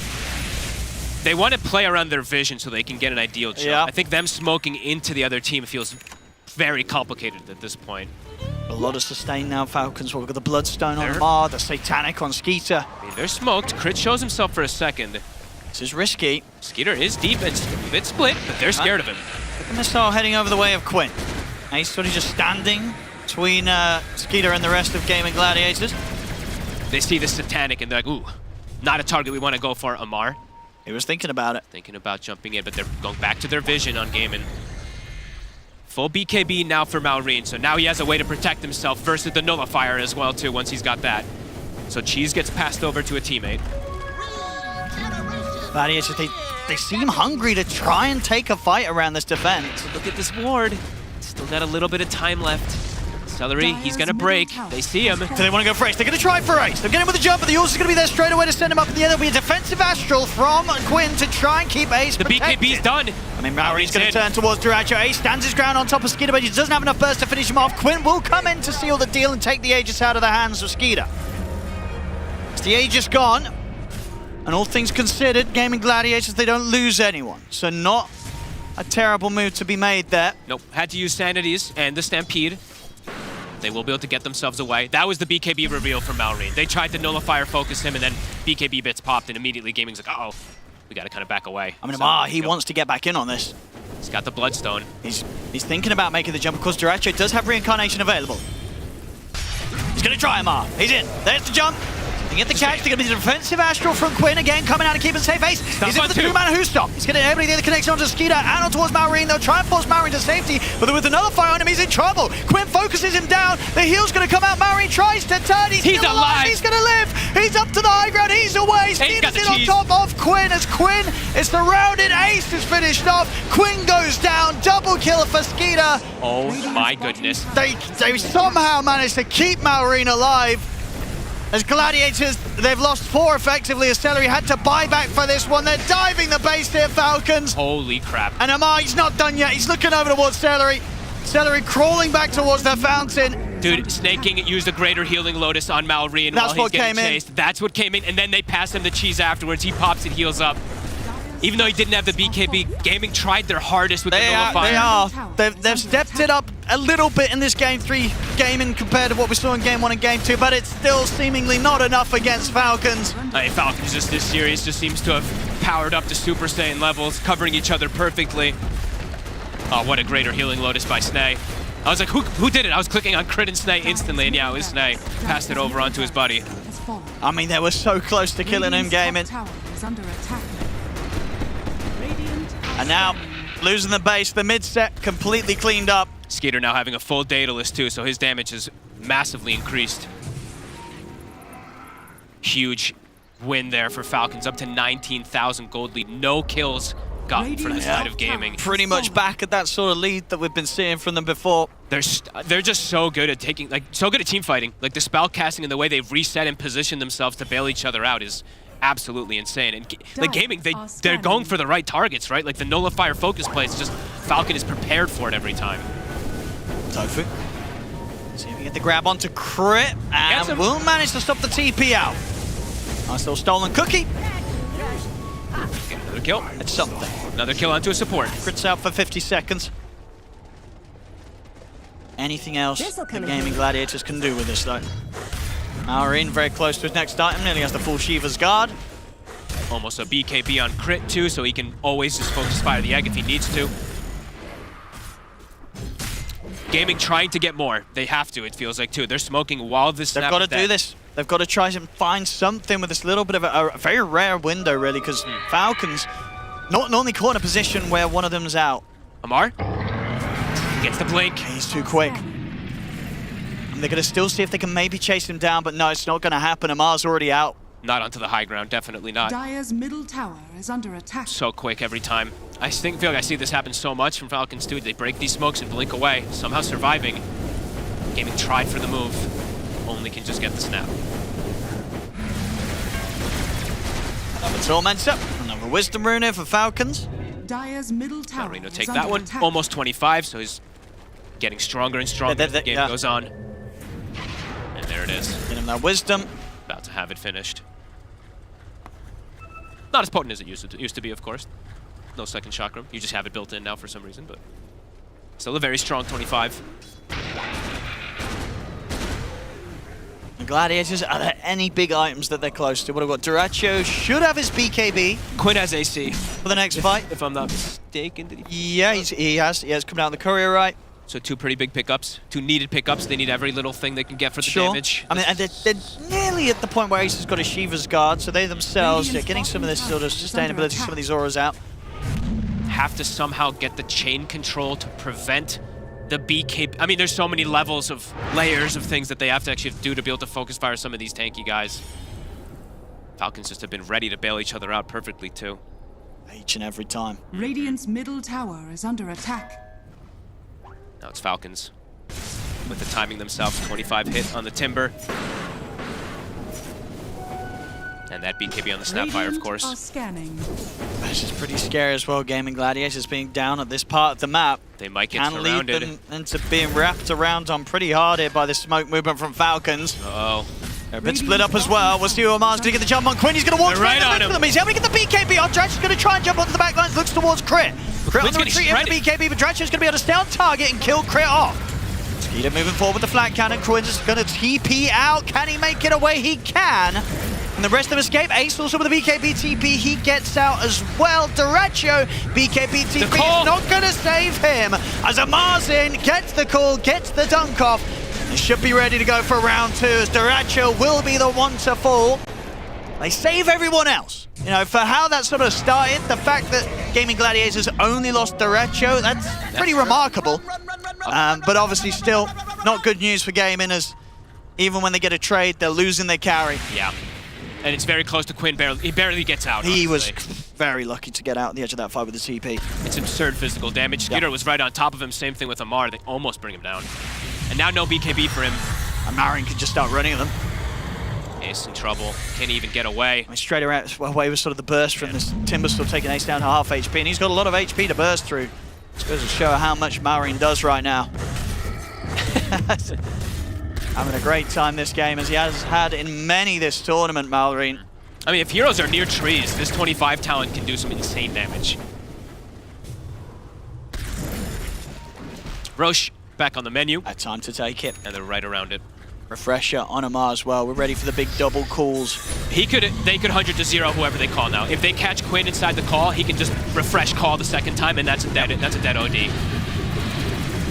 Not you, Quinn. There we go. Another Roche. Who's going to get what? Aghanims for Crip? Sure.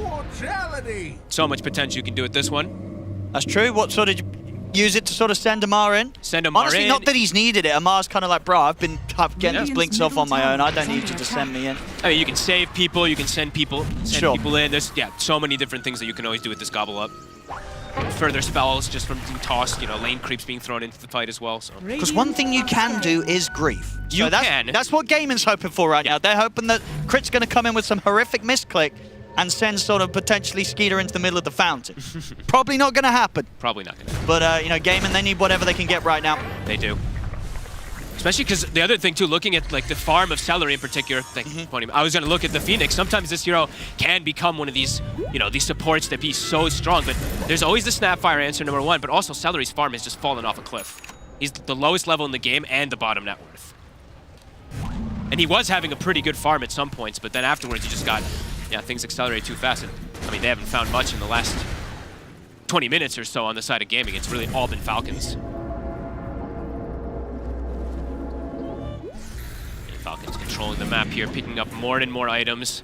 There's the Swift Blink here for Skeeter. Can go for a Tormentor as well. Probably just got to wait in the base in the Gaming. Try and wait out the Sages, but... Snake? Guys, don't kill your buddy. Careful. We have not had a Tormentor death in it. Have we had one in this tournament? I don't think so. We haven't had that many, right? People are getting much better at not killing their teammates. I think they should buff it. Buff the Tormentor. We need to get back to pro players dying to it. It's always a good laugh. It should do double damage to core players, IMO. Well, you gotta bully the supports always. Face defense, gaming. The lead continues to grow for Falcons. It's such a lead, 28k. Even Crit has surpassed the Wraith King now. Of course, the Aghanims comes into play with that one, because he was gifted one, but this net worth is starting to get pretty crazy. Almost four of the... they have four of the top five. They're coming out to look for Celery. Can he get away? He's going to go for the TP outside of the map. Dyrachyo. I mean, he'll try and get a... Oh, my goodness, that blink at the last moment there. They're right on him, Dyrachyo gets the kill. He's going to be stampeded as well. Hey, might be able to steal a Wisdom Rune. Grab that Wisdom Rune. There we go. Okay, he'll get something out of it. He might even get Crit as well. A couple more hits. Can he get it off? The homing missiles in. BKB persists for now. Reincarnation Soul will be there. Can he blink out of this one, Dyrachyo? He can't. Immediately caught by the call. He will die for this. But hey, you know, he got a kill on a support, and he was able to pick up a Wisdom Rune on the way out. Sure. It's something. It's something. For a team that's 27k behind, you take what you can get. Yeah, these poor supports. How many? Poor Snay. I mean, Snay only actually has 5 this game. It's not that many. Crit has 10, but these are the value deaths, as we call them, of course, from Falcons. 15 out of 22.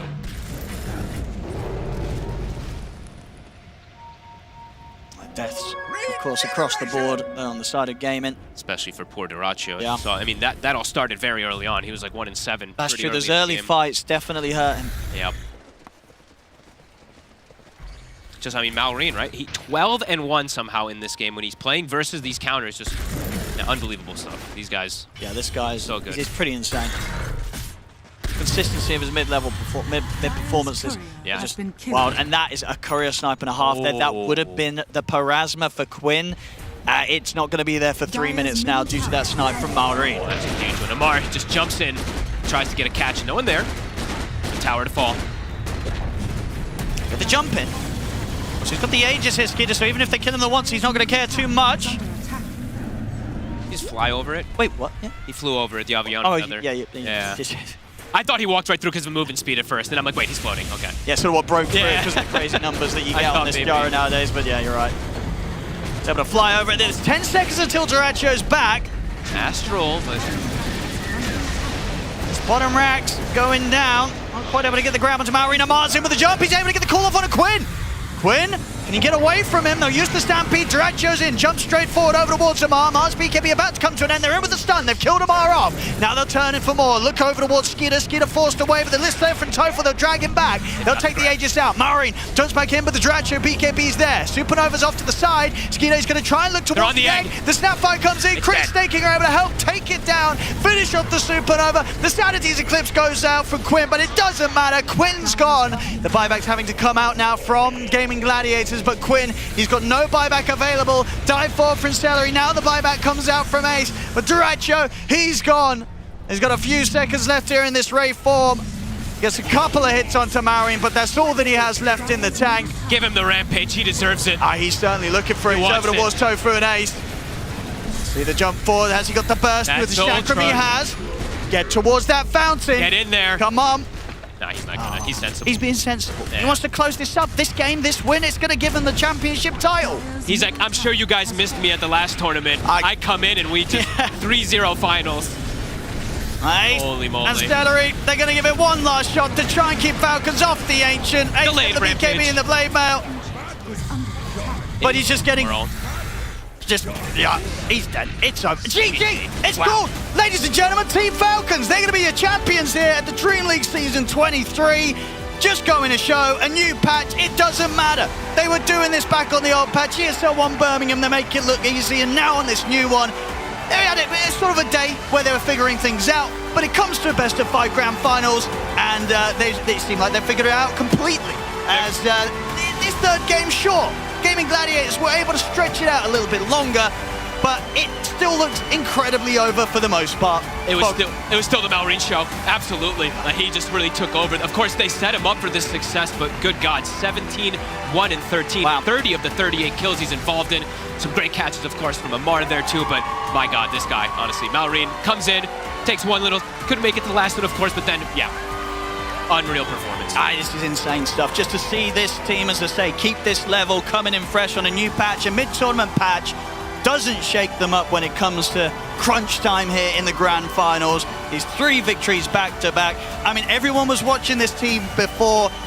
Somehow they're going to find a way to watch them even more right now if you're a pro team in the circuit here, Fog, because Falcons, they've just figured it out at a level that no one else has. And this is sort of beyond the patch, just in Dota itself. They know how to win these games, and very few teams seemingly have any chance of stopping them. It really is beautiful when you see them just, it's every tournament that you do see them play, it's like the supports are dying some places, but they get so much out of the map when the supports die. Their cores just end up being massive, and look at the damage they're able to do. 60,000 from Skeeter, 40,000 from Malrine, leading the charge. What else is there really to say about these guys? They seem to just have everything covered. The warding, the team fights, I think, is their #1 thing besides their laning, their individual skill and prowess. It's unreal. It really is. Well, there we go, ladies and gentlemen. Impressive stuff, beyond impressive stuff from Team Falcons in this grand finals. They They take it 3-0 against Gaming Gladiators, and with that, Team Falcons are the champions of Dream League Season 23. Thank you very much, Pixel and Fox, and indeed it is Falcons that are our champions here this evening. I'm joined by BSJ, FB, Slacks, and also Kezu still on the standby. But Slacks, I gotta come to you first. You knew that this was a winning draft for Falcons, unlike everybody else. Okay, well, I'm not gonna toot my own horn here. I will say that I believe that my fellow panelists were definitely correct. It was definitely a better draft in my opinion, but I don't know, Falcons just had a lot of momentum. Axe had to get the perfect calls in this game to make sure that it could go well. Had to get that early BKB and get on top of the OD, but really, to me, the standout on that game was Crit Snapfire. A lot of really weird plays coming out from him, but holy moly, did that hero look good. I mean, Falcons are just so good. I mean, every time I think to myself, maybe this team has slowed down a little bit. Maybe other teams have their number at this point of the patch or at this start of the patch. No, they just needed a day. They got 2-0'd by Gaimin yesterday. They took that personally. They made their preparation today, and they brought it. Every single player on Falcons today played exceptionally well. Malrine, just in particular, that guy is everywhere. Yeah. In this series, not only does he win his lane, if he's not winning the way he wants to, guess what? He starts rotating early, Kezu. I feel like they're just the best team at like knowing their individuals, like what they need to do on the heroes. Like Mira saying, you lose your lane, but they know what to do. Like they've played Razor into Void, into Morph 10 million times. They've now with the Timber into the OD. They know what to do at all stages of the game. I don't think they're a patch team. I feel like they're kind of proving that here. Yeah. Like one day after they get beat 0-2, now boom, they're back. So, but I don't really know what you do against this team because they're just the most skilled team, at least for me right now. Yeah, three days into the new patch, the other team's already forced to first ban DK, and they're still picking Timber and Razor. So, yeah, the whole patch thing, at this point, I feel like Dota might be well balanced enough that if you are that good at a hero, unless the hero is just somehow complete trash, like Tinker, then you'll just be able to win with it. And these guys are proving time and time again, their understanding of each individual instance of the game is just mind-boggling. And I will say, that inspired me to play Snapfire. Like, I wasn't sure what my new 4 was going to be because it's not my primary role, but that just looked fun. And Crit and Amar, like, what an unstoppable lane duo. I did not think that top lane would go as badly as it did for Gaimin, and hats off once again to Falcons. Yeah, that top lane. Oh, sorry, go ahead. No, you go ahead, Slacks. Honestly, they're giving me TI5 EG vibes. Ooh. I mean, it keeps happening where it's like, what Amar heroes can you ban? You have to ban so many Amar heroes. Now, what Malrine heroes do you have to ban? And then you get Crit Hoodwink. What Crit heroes do you have to ban? And it becomes this thing where it's like, they have their specialty heroes that are so strong, and each one of these individual players can just take over that game from that position, that it's becoming like, what do we do? They will get a leaked-in hero that is just going to be too strong for us, and as you see, absolutely dominating. Never in Dota, I cannot remember last time, a team dumpstered yesterday, and then they come back and beat them in the grand finals like this. It flips a memory if you guys have any recollection of something like that. It probably has happened, but maybe not in this fashion, because I feel like it was incredibly dominant. We even said that this draft did look good for gaming, and they did okay at the very start, but the moment that Falcons know, as my analyst said, that something is not going the way they wanted, they just switch things up and they'll win anyway. Like, they might have not had the best draft, but they definitely had the better play. I think what Kezu said about this team knowing how to enable each individual player really comes to mind, because often you'll look at lanes that shouldn't be going the way that they do. Amar in particular is such a standout and exceptional laner because a lot of the lanes that he's winning, on paper, it doesn't feel like he should be winning. And even in the last patch, he was winning everything on Mars, even versus things like Undying plus Luna, which nobody was doing at the time. So if you put him on a hero like Axe and you think to yourself, that's not in his hero puddle. Nope. This hero, pair it with a really strong support like Sapphire with kill potential and a strong hero in the patch, he can adapt really, really quickly. So I want to shout him out for that too, because people thought that out of all the players on Falcons, Amar would be hit by the patch the most. But he busted out a Night Stalker a few days ago. He busted out an Elsie a few days ago. He's busting out an Axe now. He's adapting very fast. I mean, they just, like, for me, it's really all the small things that they do. Like, even with this gyro lane down bottom, minute 7, they double gate, they go top, they get some kills. I feel like they always make stuff happen that other teams in the same situation, they wouldn't. And that just comes back to their gameplay and, like, their understanding. Being so damn good of, like, knowing at this point I want to do this. If the lane position is here, if you have pressured this guy to 60% HP, I'm coming through the gate, I'm killing him. It's like, it's just so beautiful. It's like the highest level of Dota because I feel like if they swap drafts, all these 3 games, Falcons will still 3-0 the series. Wow. Okay. That's a statement right there. I agree with that too. Wow, that's bonky. I would just say that I think the chapter on Amar being like a hero puddle player, it's done. If it wasn't already done, it's 100% done. I don't think I'll ever say it again. But I do know that people's definitions of puddles is different. What do you consider an average size hero what I'm pool? saying is I think that this guy actually... 7 apparently is... Well, I'd say about 6.5 is average, but like on a good day, 8 is what Amar is probably packing in his hero pool. So... 8's gonna hurt the enemies. You gotta have the discussion with Fear. He said 7 is a puddle. 7 is a puddle. That's Fear. I don't agree. Yeah. Maybe it creates a puddle, yeah. Yeah.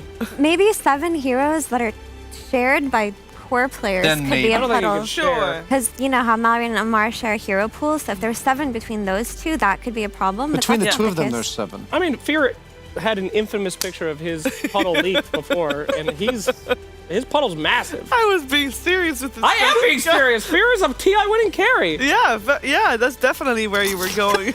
I was. All right, suffice it to say, one other thing I would like to say. Yes. We always ignore the unsung heroes in the team. Not this time, though. Nobody can beat the Skeet. Skeeter has done a really good job, and I think that in that particular series, the difference between a reliable carry like Skeeter versus what was happening on GG there with Dyrachyo. No offense to Dyrachyo, I think he's fantastic, but he died a lot. Whereas Skeet God was getting thrown in, BKB blink uphill as a gyrocopter. I mean, that's huge. Snake King, no one ever talks about too. And this is the guy that made Crystal Maiden on the map when no one was picking Crystal Maiden. This is the guy, Winter Wyvern too. Yeah. Yeah, Winter Mirana. Wyvern and Crystal Maiden. 2 times Crystal That's a Maiden. lot of 1 time. ice. That's nice, but at the same time, like Snake King is a hero guy that does a lot in the background. It enables these big names. So as a support player myself, got to shout out to probably one of the best 5s in the world right now. Yeah, no, I mean, this whole squad is looking unstoppable.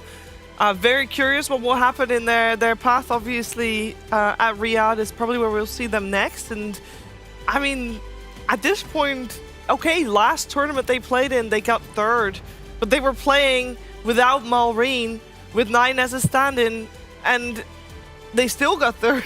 So I'm very worried for every opponent they're going to go up against. What I also want to touch upon a little bit is our review of the games we've seen so far on the patch, because this patch, do we feel like it could be the reason why these games are so one-sided, or is it too early to tell because we've only had like 4 days, Brian?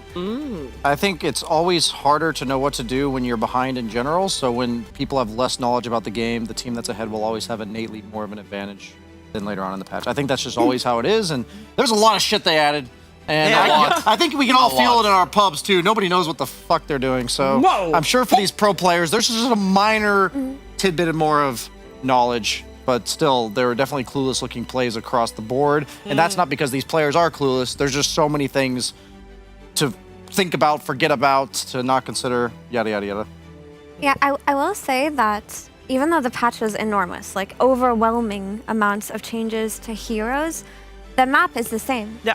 The way that you play around the map is the same. The objectives are the same. The economy is the same. What you make gold off of and how and when and where you move and when you move, none of that has changed. So teams that were dominant in how they played the map in the last patch are still going to be dominant in this patch, right? The biggest question mark is, are our heroes still good? Which heroes are good? How do you maximum efficiency these heroes? But I mean, lucky for Falcons, or honestly, I don't even want to say that, not lucky for them. They're happily for Falcons. A lot of their heroes are still really strong, right? DK. Still incredibly strong. Razor, not really nerfed with the removal of that, level 15 talent. Timber gets more damage, right? For some reason, he has a second chakram. He gets an extra chakram. So a lot of the heroes that they love to play, that they made their signature style around, still good in this patch. Yeah, like the fundamentals are still all the same, right? Like you're saying, the map play, what you do, how you get gold. So it's more about people will figure out different heroes that maybe they can play to beat Falcons, to do better. But also, as Brian said, when a new patch comes out, it's kind of hard to know what's good, what's bad. Once you're losing, it will be even harder to understand what do we need to do to come back. And then suddenly, games kind of look very one-sided. You're behind, you don't know how to come back. So we'll need more time. I will say, though, congratulations to Gaming Gladiators for winning Riyadh, because every single one of these heroes that did well here today is getting Ice Frog's watching this one, and hey, now you can play Wraith King and may actually win. So good luck to them in the next tournament. I mean, they're definitely. I mean, there's always balance patches coming after a big patch. We need them, obviously. And maybe, yeah, some of the heroes that we've seen, for example, Maureen went 17-1 and 13 on his Timbersaw this last game. Yeah. Yeah, and on a lane where he wasn't the favorite to win the mid matchup, and he crushed it, and Timbersaw probably will... We're really going to need that paranoid schizophrenia update for Timbersaw. That's where he sees random enemies doing things on the map because he's crazy, like Black Hole. He sees Enigma blink Black Hole and he goes, "Guys, wait!" And it's not, no one else can see. So does your hero just randomly use spells, or how does it work? You no, just randomly he kill sees trees? illusions of other things doing things, and then he screams but only to his of teammate. heroes that are not in game, so I don't think that's a nerf that's enough to be So he fair. gets vision of Roshan. He sees 5 heroes doing Roshan. He's like, "They're in Roshan!" They're like, "No, they're not, dude. That's how you nerf them." That's a sick nerf. I like that I don't think it would work. one. It will not work. Definitely work. It would be funny though. Yes. I think you just, downturn some numbers, like making him strength, good start. Yep. Good start, give him less stats. to Boring. I last like his it idea with. better. Well, okay, can we But go you're over right, a that's more serious realistic. topic before we leave Alright, this guys, serious talk. Yeah, serious talk. So, what is up with Wraith King? Because they valued him so much. He got played in every game, right? First game he did not. That one. Game that's 2 and gone. 3. Forget it. 2 and 3. Super valued this guy, and it looked really well, but why didn't it work out? I mean, Brian. I feel like what they're trying to do is they're trying to buy into like the strength carry, high armor heroes, like long fights. But I feel like there's always one answer, like a Timbersaw, for instance, that just kind of literally shreds through him. I don't know. I think Wraith King's win rate in pubs is also very high, so these type of things you can't really ignore. The hero's clearly strong, but then at the same time, I think he might be getting the jug treatment, which was a lot of first pick Slardars, where all the heroes that are getting picked are good against you. So I think that part of the meta, the rock, paper, scissors aspect, needs a little bit of time to develop, and maybe Wraith King is just being suppressed by the meta. Yeah. And in that game in particular, he got manhandled on the lane. And I think probably Gaiman thought that the lane for Wraith King would have gone much better than that, but the Snap plus Axe were able to run them down a couple of times. And when you're picking Wraith King early in the draft, you're doing it because you want to hit that early timing and make sure that your carry can play in a way such that enables the mid laner, right? That's why they go for something like an OD in the last, which Quinn played a great game, but... Yeah, he did play a great game, but wasn't enough to beat these guys. I believe we have the full squad on standby here in our fireplace. Look at that. Hello, everyone. Congratulations, everybody. Who has that? Oh, Amar has headphones. I was going to say, I didn't see who had it. And obviously, Maureen also.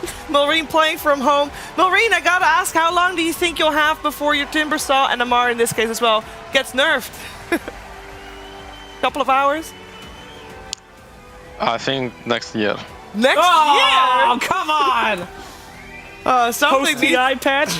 Something needs to happen soon, maybe. That hero is bonkers. Now, congratulations to all 5 of you, and obviously all 6 of you, I should say, with the coach there as well. My main question is going to be, Amar, yesterday versus today, world of difference. What happened? What changed?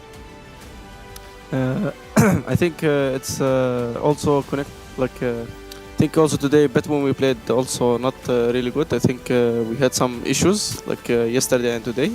And I think we first realized what they are. I think they are very easy and simple. Just it was in our team. And it just things that in us that we cannot share. It's something secret. Okay. Secret.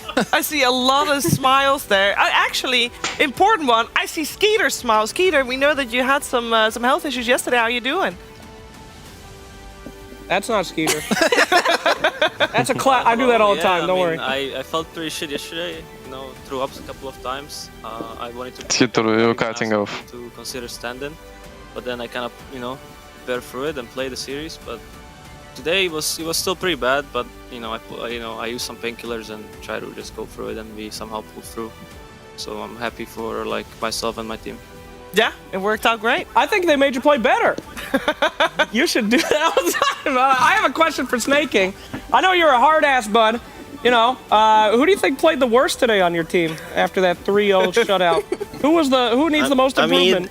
there's no question in my mind. It's between one of the younglings, you know, Amar and Malrine. They both lost their brains at some point in the game. They're like unkillable, but they decide it's time to go I dive feels fountain. like my And then position 5 not cheating that he is best mid laner on the play. best mid laner diving tier 4s, you know, diving the fountain. It is what it is. Game must funny. People must to see it. The people yearn for it. Very true. I have a question for Skeeter. Actually, Skeeter, so we're curious. We're kind of reaching a conclusion that maybe... Can you hear me now? Yeah, we're reaching a conclusion that maybe Wraith King is reaching the point where people are overvaluing him, like picking him so early in the draft. Do you think that hero is overvalued, or do you think that there's, you know, an inherent benefit from picking him that early? I think the hero is really, really strong, but I think a lot of times people forget, like especially when the new patch hits, like the structure of draft, and they kind of just pick the heroes because they believe they are too broken, even though like every hero in Dota has counters. I mean, unless you're LC or maybe Storm. And I think like Brave King is not really exception. I think he's an extremely strong hero. He should get nerfed a little bit, but he has the counters, so if you pick him quite early, like the hero will not look as strong as he can be. I've got a. Oh, you got to know? Yeah, I just wanted to apply the same question to TA. Do you think TA is... Because she went 0-3. He doesn't want to answer that. What? TA! Tell us about TA, damn it! I don't think he... TA! Yeah, same thing! TA went 0-3. Do you think it's the same for TA? I mean, I didn't have a chance to play the hero, but I looked at the changes and it looks pretty strong. So I can't really comment on it much. We had a lot of success against the hero in this series and the previous one. So, but I think it's one of the best ones. I've got a question for Crit. Oh. The new patch, you know, a lot of heroes got tweaked or reworked, and Snapfire's Q specifically made it so you do more damage further away and close. So first off, how many games did it take for you to get used to that? And do you think that it plays a huge factor in laning stage, that the other team is caught off guard by this, like the carry's just suddenly getting pelted from like 1,000 range? I saw If played it once, I think like yesterday or 2 days ago, and then I tried it in a pub yesterday, and it felt okay, because I honestly thought the other talent might be good as well, so I wasn't really sure. But I think it's just better for the way you want to play as a support, that you can just throw your cookie on somebody and then you can Q, or you can start with the Q for slow and then cookie, and it kind of worked out well for her lane. It's not like most of the stuff in this patch is kind of just you YOLO it and just what you think is good. You know, obviously there has to be some logic, like Snap is good against Phoenix, but it's not like we've played Snap and practiced it, so it's just kind of what we thought was good. Thank you. All right, I need a question here for Mr. Snaking. Oh! So I feel like when I watch you guys play, I generally like your drafts, but I wouldn't say that you always outdraft your opponents. I think the way you guys win is by having better understanding of like timings and your individual heroes. Could you tell me what you think makes you guys better than all of your opponents? I think a lot of it is just our fundamentals. I think we focus a lot on the small things. I think starting from like the you know, level 1, you need to position properly, you need to make sure you get vision up, and then, but somehow we always manage to feed first blood. Nice. We've been asking Crit if he's needs to be investigated, honestly, because I feel like we five games versus Gaming, I feel like Crit might have died all 5 first blood, or I don't know, Amar died first game actually. Maybe it's not all Crit, maybe both need to get checked out. Because Amar was a Taiga teammate, so you know, something needs to be looked into. But I think take the mic away from him. Well, I think a big reason why I think we're a strong team is we focus on the small stuff, and I think it adds up over time, and you're building like all the small things, and it's just having the correct building blocks. All right, got it. I have a follow-up question for Amar or Marine. Either of you can answer. Do you guys think you're really good playing these heroes that have in-built armor, like Timber, Slardar, Axe, and then you build Eternal Shrouds? How good do you think you are, or how overpowered are the items? I think Eternal Shroud needs to be instantly removed from the game. I think it's getting to the point that it's matching the Wraith Pact power. Nice. And yes, I think it should be purchased every single game on every single role, and they have to complement it with BKB. Yes, Amar keeps saying this every day, and every day he's saying, please, Hood of Divines, turn to back Dota, please. All right, thank you. That's all I need. I have a question for Malrine. Malrine, when you looked at this patch, for the first time and you looked at all of your heroes, did you think that they would be changed more? Like, were you surprised to see a lot of them were still strong and still the same? I mean, first of all, I wasn't reading all the patch because it's too much, you know. That explains why. It must be understanding by the playing, and I was looking at some couple of my heroes, and like I kind of got confused why they nerfed a Husker. Like literally the guy who was making the patch decided to delete this hero from the game. Hey. And other heroes, it's just like I feel like it's about like playing and feelings. Like, I cannot say right now like doesn't get nerfed or something. I mean Timber and Razor, like I always see, is like maybe for us it's kind of the same heroes, but it's just like it's about time and how we're gonna use them. I think we're gonna find the way how to use them. Okay, so you still haven't read the patch then? Yeah, I mean I'm still looking. You know, Well, okay, who needs to read? I mean, I assume Snake King is like feeding you, you know, the important changes. I have coach, my friends. Coach will tell me everything to play. Yeah, where is he? Where is he? Why is he hiding? IQ 2000, show yourself. Yeah, come! Show yourself! Oh, sorry, did he not have pants apparently on? we shouldn't call for him. Oh, I'm sorry. Coach is the only guy who can read, so he reads the patch notes first. Yeah! Hello. What's up, nerd? Bye-bye. Did all the hard work for the reading and the drafting in this case. Now, guys, I want to once again congratulate you. I've got one more question, and it goes for basically all 5 of you because you know you've had a fantastic run so far. Now because you don't have to qualify for anything because you know you're qualified for everything basically. What are you gonna do for a month? How are you gonna keep up your level of play to be as high as you are now without burning yourself out? And hopefully, eventually, also having Maureen on the boot camp, wherever you're gonna boot. I'm assuming you're gonna boot camp. What's the plan? I don't care who answers it. Great. We will not boot camp, guys. We high ego team. Yeah. All right, that could work. I think after this tournament, I don't know my team, but I for sure will go back and start queue as much as possible because I also, same as Manaran, did not even reach the whole patch. I still need to understand. So for me, I will still like play maybe one day chill, which is today, but after like I should already come and play. And for bootcamp, we will for sure bootcamp before Riyadh Masters at some point. Okay. All right. Is everybody going home and just spamming the patch then? Spamming the Cavern crawl? Yeah, I mean we have nothing to do. There is patch that we was waiting for. Forever, yeah. Yeah? Very I true. mean, let's be real, there's probably gonna be some A or B patch in like a week, right? So you're saying a week? Maybe tomorrow? Yeah, I mean, I was looking at the previous patches. Usually when there's a patch, there's like a pattern of like 1 week. They drop like hot fixes to all the broken stuff. So I'm pretty sure something like that will happen soon. I hope you enjoyed Timbersaw. No, I hope it will happen. Buy Eternal Shroud, guys. Yeah, Eternal Shroud every game, guys. No, congratulations again. We'll see you at Riyadh Masters. Enjoy your evening. Enjoy the well-deserved rest, obviously. And yeah, have a good one. See you next time. Congratulations! Congratulations. Thank you very much. Goodbye. Thank you. Champions! I would like to give a shout out to Snake King for the most based interview I've ever done. That was wild. I didn't know it was one of those kind of interviews. I thought that was a grand finals.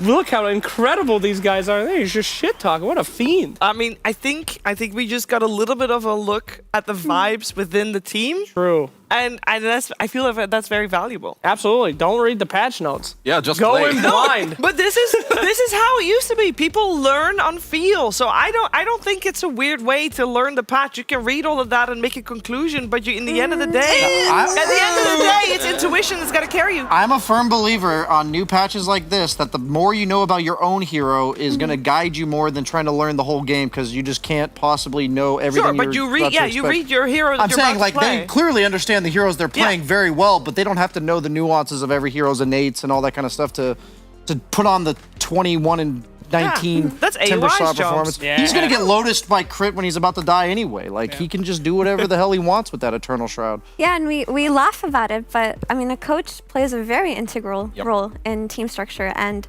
Snake King said it a couple of days ago that when the patch dropped, AUI has been awake for multiple hours already reading the patch. And Snaking himself woke up early to sit down and read the patch. So it's not like within the team there are players who are unfamiliar. Like they're also going to make their own assessments and they're going to pass that on to the younger players who maybe don't want to read the patch and want to dive straight into the pubbing. And that kind of dynamic works so well for Falcons. They should read a little bit. Like at least when I see a patch, I would like to read 2-3 heroes. I like them and then I go try them. Yeah, that's what he did. Malrun Are you can't sure? read. He instantly said he read Huskar. He's like, that hero's dead. And then he read Razor. And And, he's like- then he skipped to Lina. And he's like, okay, this slow burn may take a couple games. We don't have time for And that. it's like, well, let's try again. Timbersaw. I mean, as long as he read his heroes, then okay. But if he doesn't read at all, it's like my coach tells me, oh, go play this hero. Okay. Does he know the Control F function, do you think? No, he doesn't know. Okay, Yes, he does. Okay. How did he get to Huskar? He didn't read the patch. He scrolled. I believe in him. He seems like a manual scroller. I believe in Big scroller energy right there. Big scroller energy. But there's one important thing, obviously, is that we will see Falcons again, but in like a month's time. Because that's when Riyadh Masters is happening at the Esports World Cup, and we've got our top 8 confirmed. Now, I know we already had it confirmed yesterday, but now it's 100% official. No more points can be gotten out of the system. Falcons is our undisputed leader of the pack here, Slacks. That's very, very cool. And a lot of those points did come from today. So congratulations to the Falcons. This is looking pretty close to what the brackets might look like. Except Team Spirit will be joining us for the Riyadh Masters. So definitely keep your eyes out for that. But incredible journey that we've taken here to get these top 8. Really incredible. And if you're sad because you saw those 8 teams and you're like, oh no, my favorite team is not in there. Or maybe you thought, oh no, I'm not in there. Don't worry. Don't worry. There's qualifiers. So there's going to be 12 teams joining us in Riyadh Masters from qualifiers. 1 per region. That's 7 regions. That leaves 5 teams that will all be distributed amongst the other regions based on the region's overall performance. So a lot of teams can join. And if you want to join, don't do open qualifiers. Open? Yes. Open qualifiers will start this week. What? You can join in on Face It if you want. Open qualifiers for the regional qualifiers. Arkosh, run it back. Arkosh Gaming, guys? Oh, shit. Effie? We got the squad right here, baby. Let's go. I'm going to be rich. I can play Timbersaw. We got too many supports here. That's the problem. Hell yeah. I'm the only support on this couch. I'm Slacks saying is going mid. there's 5 of us. I'm saying that they've got 3 support I'm a support. He's a support. Mira's going mid. Slacks can play mid Warlock. Mid Warlock. It's good. You can't tell them this kind of stuff, guys. It doesn't matter. It's the poop boys. We're They're taking gonna the have band impact. with us. If we make it, you guys are coming. Entourage. Very good. Okay, so make sure also that if you want to tune into any of these qualifiers, if you're not playing, qualifiers are going to be streamed on EWC_Dota. So it's different channels than the one you're watching on right now. So EWC_Dota. And there's then another couple of channels you should be aware of. It is EWC_Dota_EN2. And then it's 2 through 10. So there's another bunch of channels. There's a lot of channels. Holy moly. Make sure you follow the channel so you know when it's live. And also, if you want to know which teams are going to be, like which regions are going to be having those extra slots, keep an eye on their socials because that's where it will be announced which region has how many slots and, you know, which region you got to live in order to have a bigger chance to make it through the open qualifiers potential as well. Now, we had a lot of things happen, by the way, outside of the ESL Pro Tour. During this week, we had a lot of things happen in our social media corner. And because the finals ended at 3-0, we were going to highlight so many cool things, guys, that you sent in. It was actually amazing of all the things that you guys sent us, the sent Slacks in particular. Actually, it was mostly amazing. I do want to say we did click on all the links and we did look at all the content. And maybe we shouldn't have, but... I sent that one in.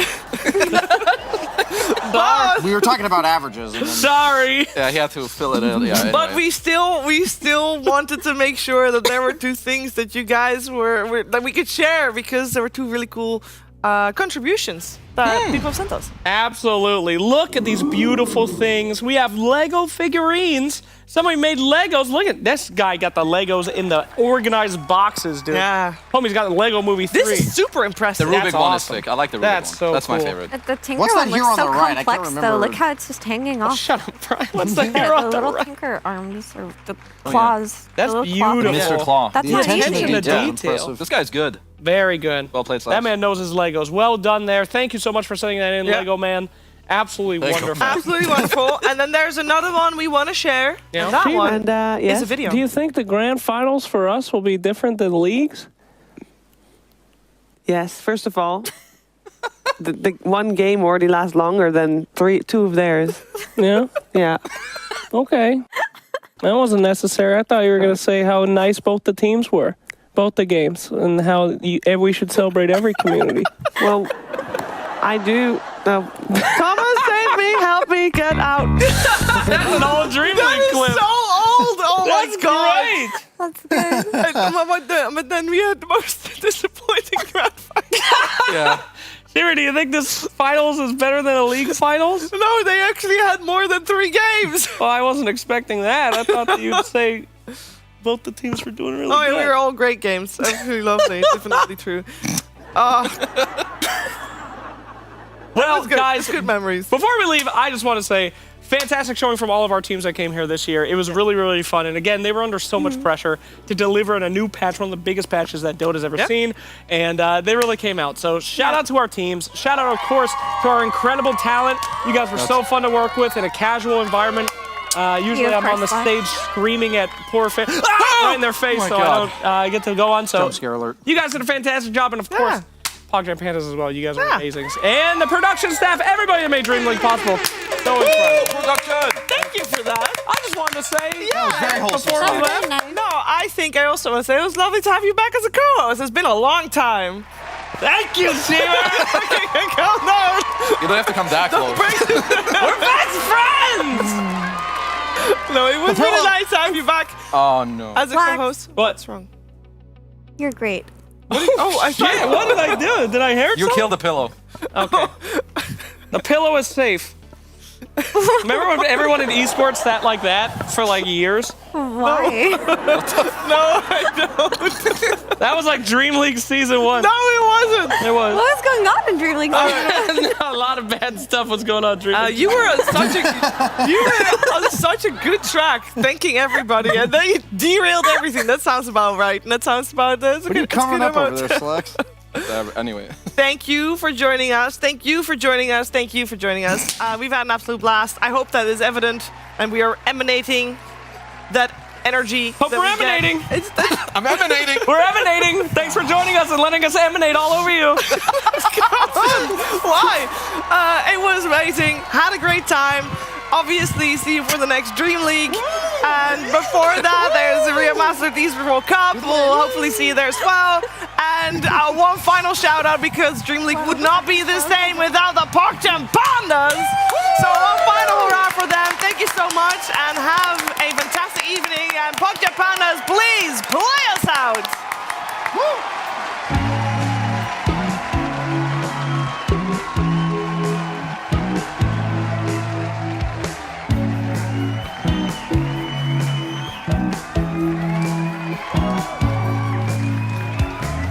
Trains barely left the station, final destination, we'll find on the road. I observe the passengers around me, trying to picture bodies moving along. And the window's kind of blurred, makes me wonder if the air is thick. Close my eyes, I feel it burn, slowly in my fingertips.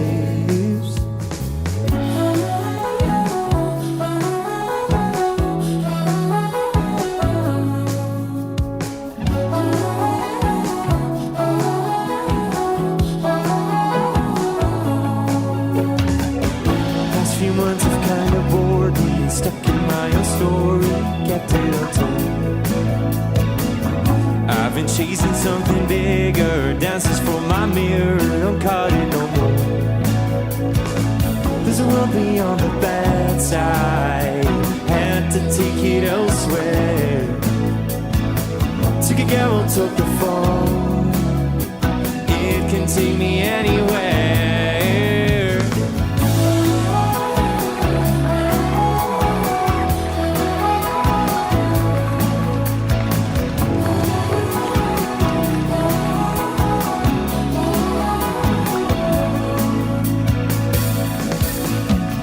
Drown me in the middle of a new beginning. I wanna feel beyond my senses. I wanna hear behind the message. Dark, deep green, you're taller than you've ever been. Tell me how I can let you in.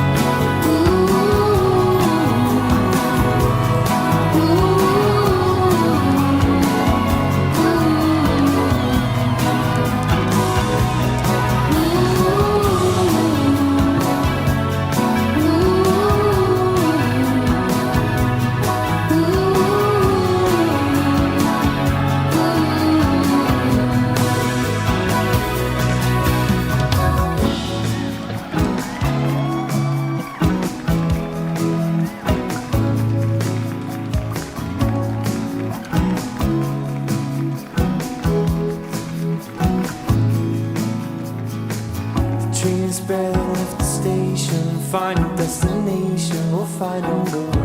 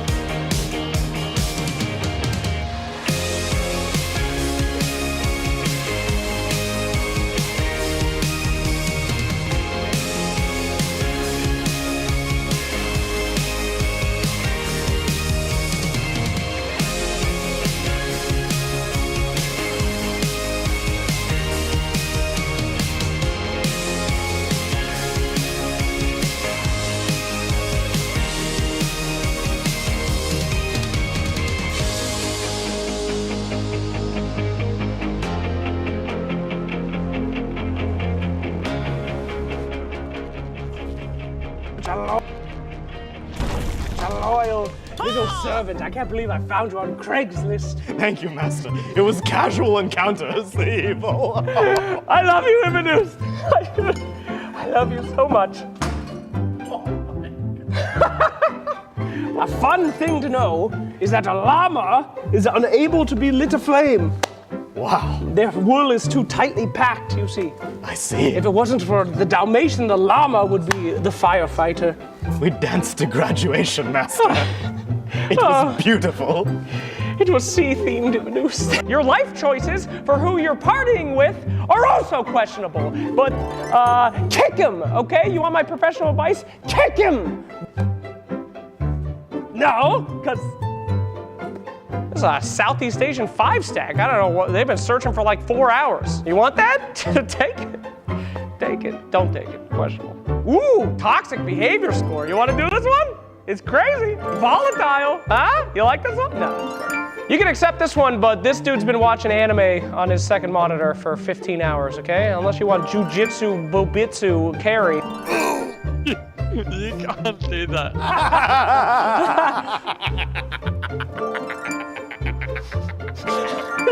Scary. Thank you. Thank you so much. I'm so lonely. I know. Wonderful. You tell me every day. I know, sweet boy. Ah! What? I can't. I'm not a magic maker. Okay, I'm not a wizard. Kick him! All right. That guy's got like 400 hours in League. You're gonna wanna skip on that one, trust me. All right, we're gonna go from the top again. Everyone loves a jolly teammate who's high out of his mind. I forget your name. Imanust. Imanust.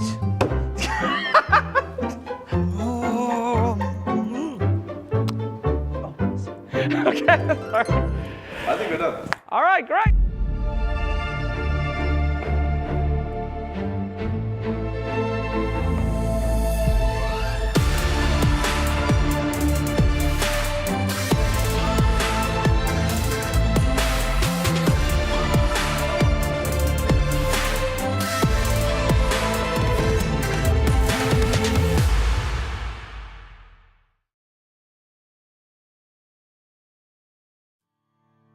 Send you down to me.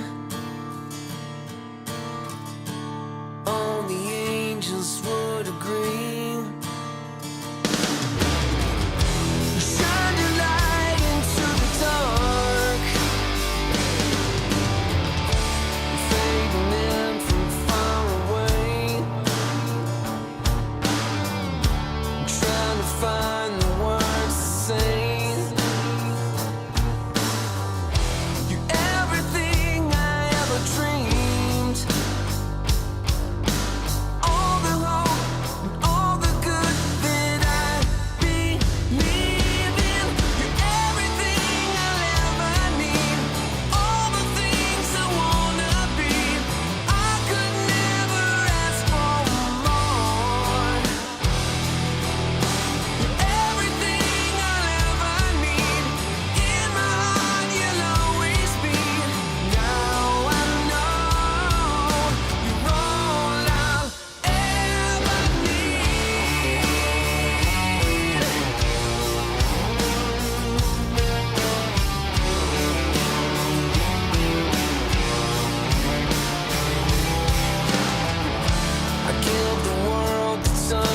Sky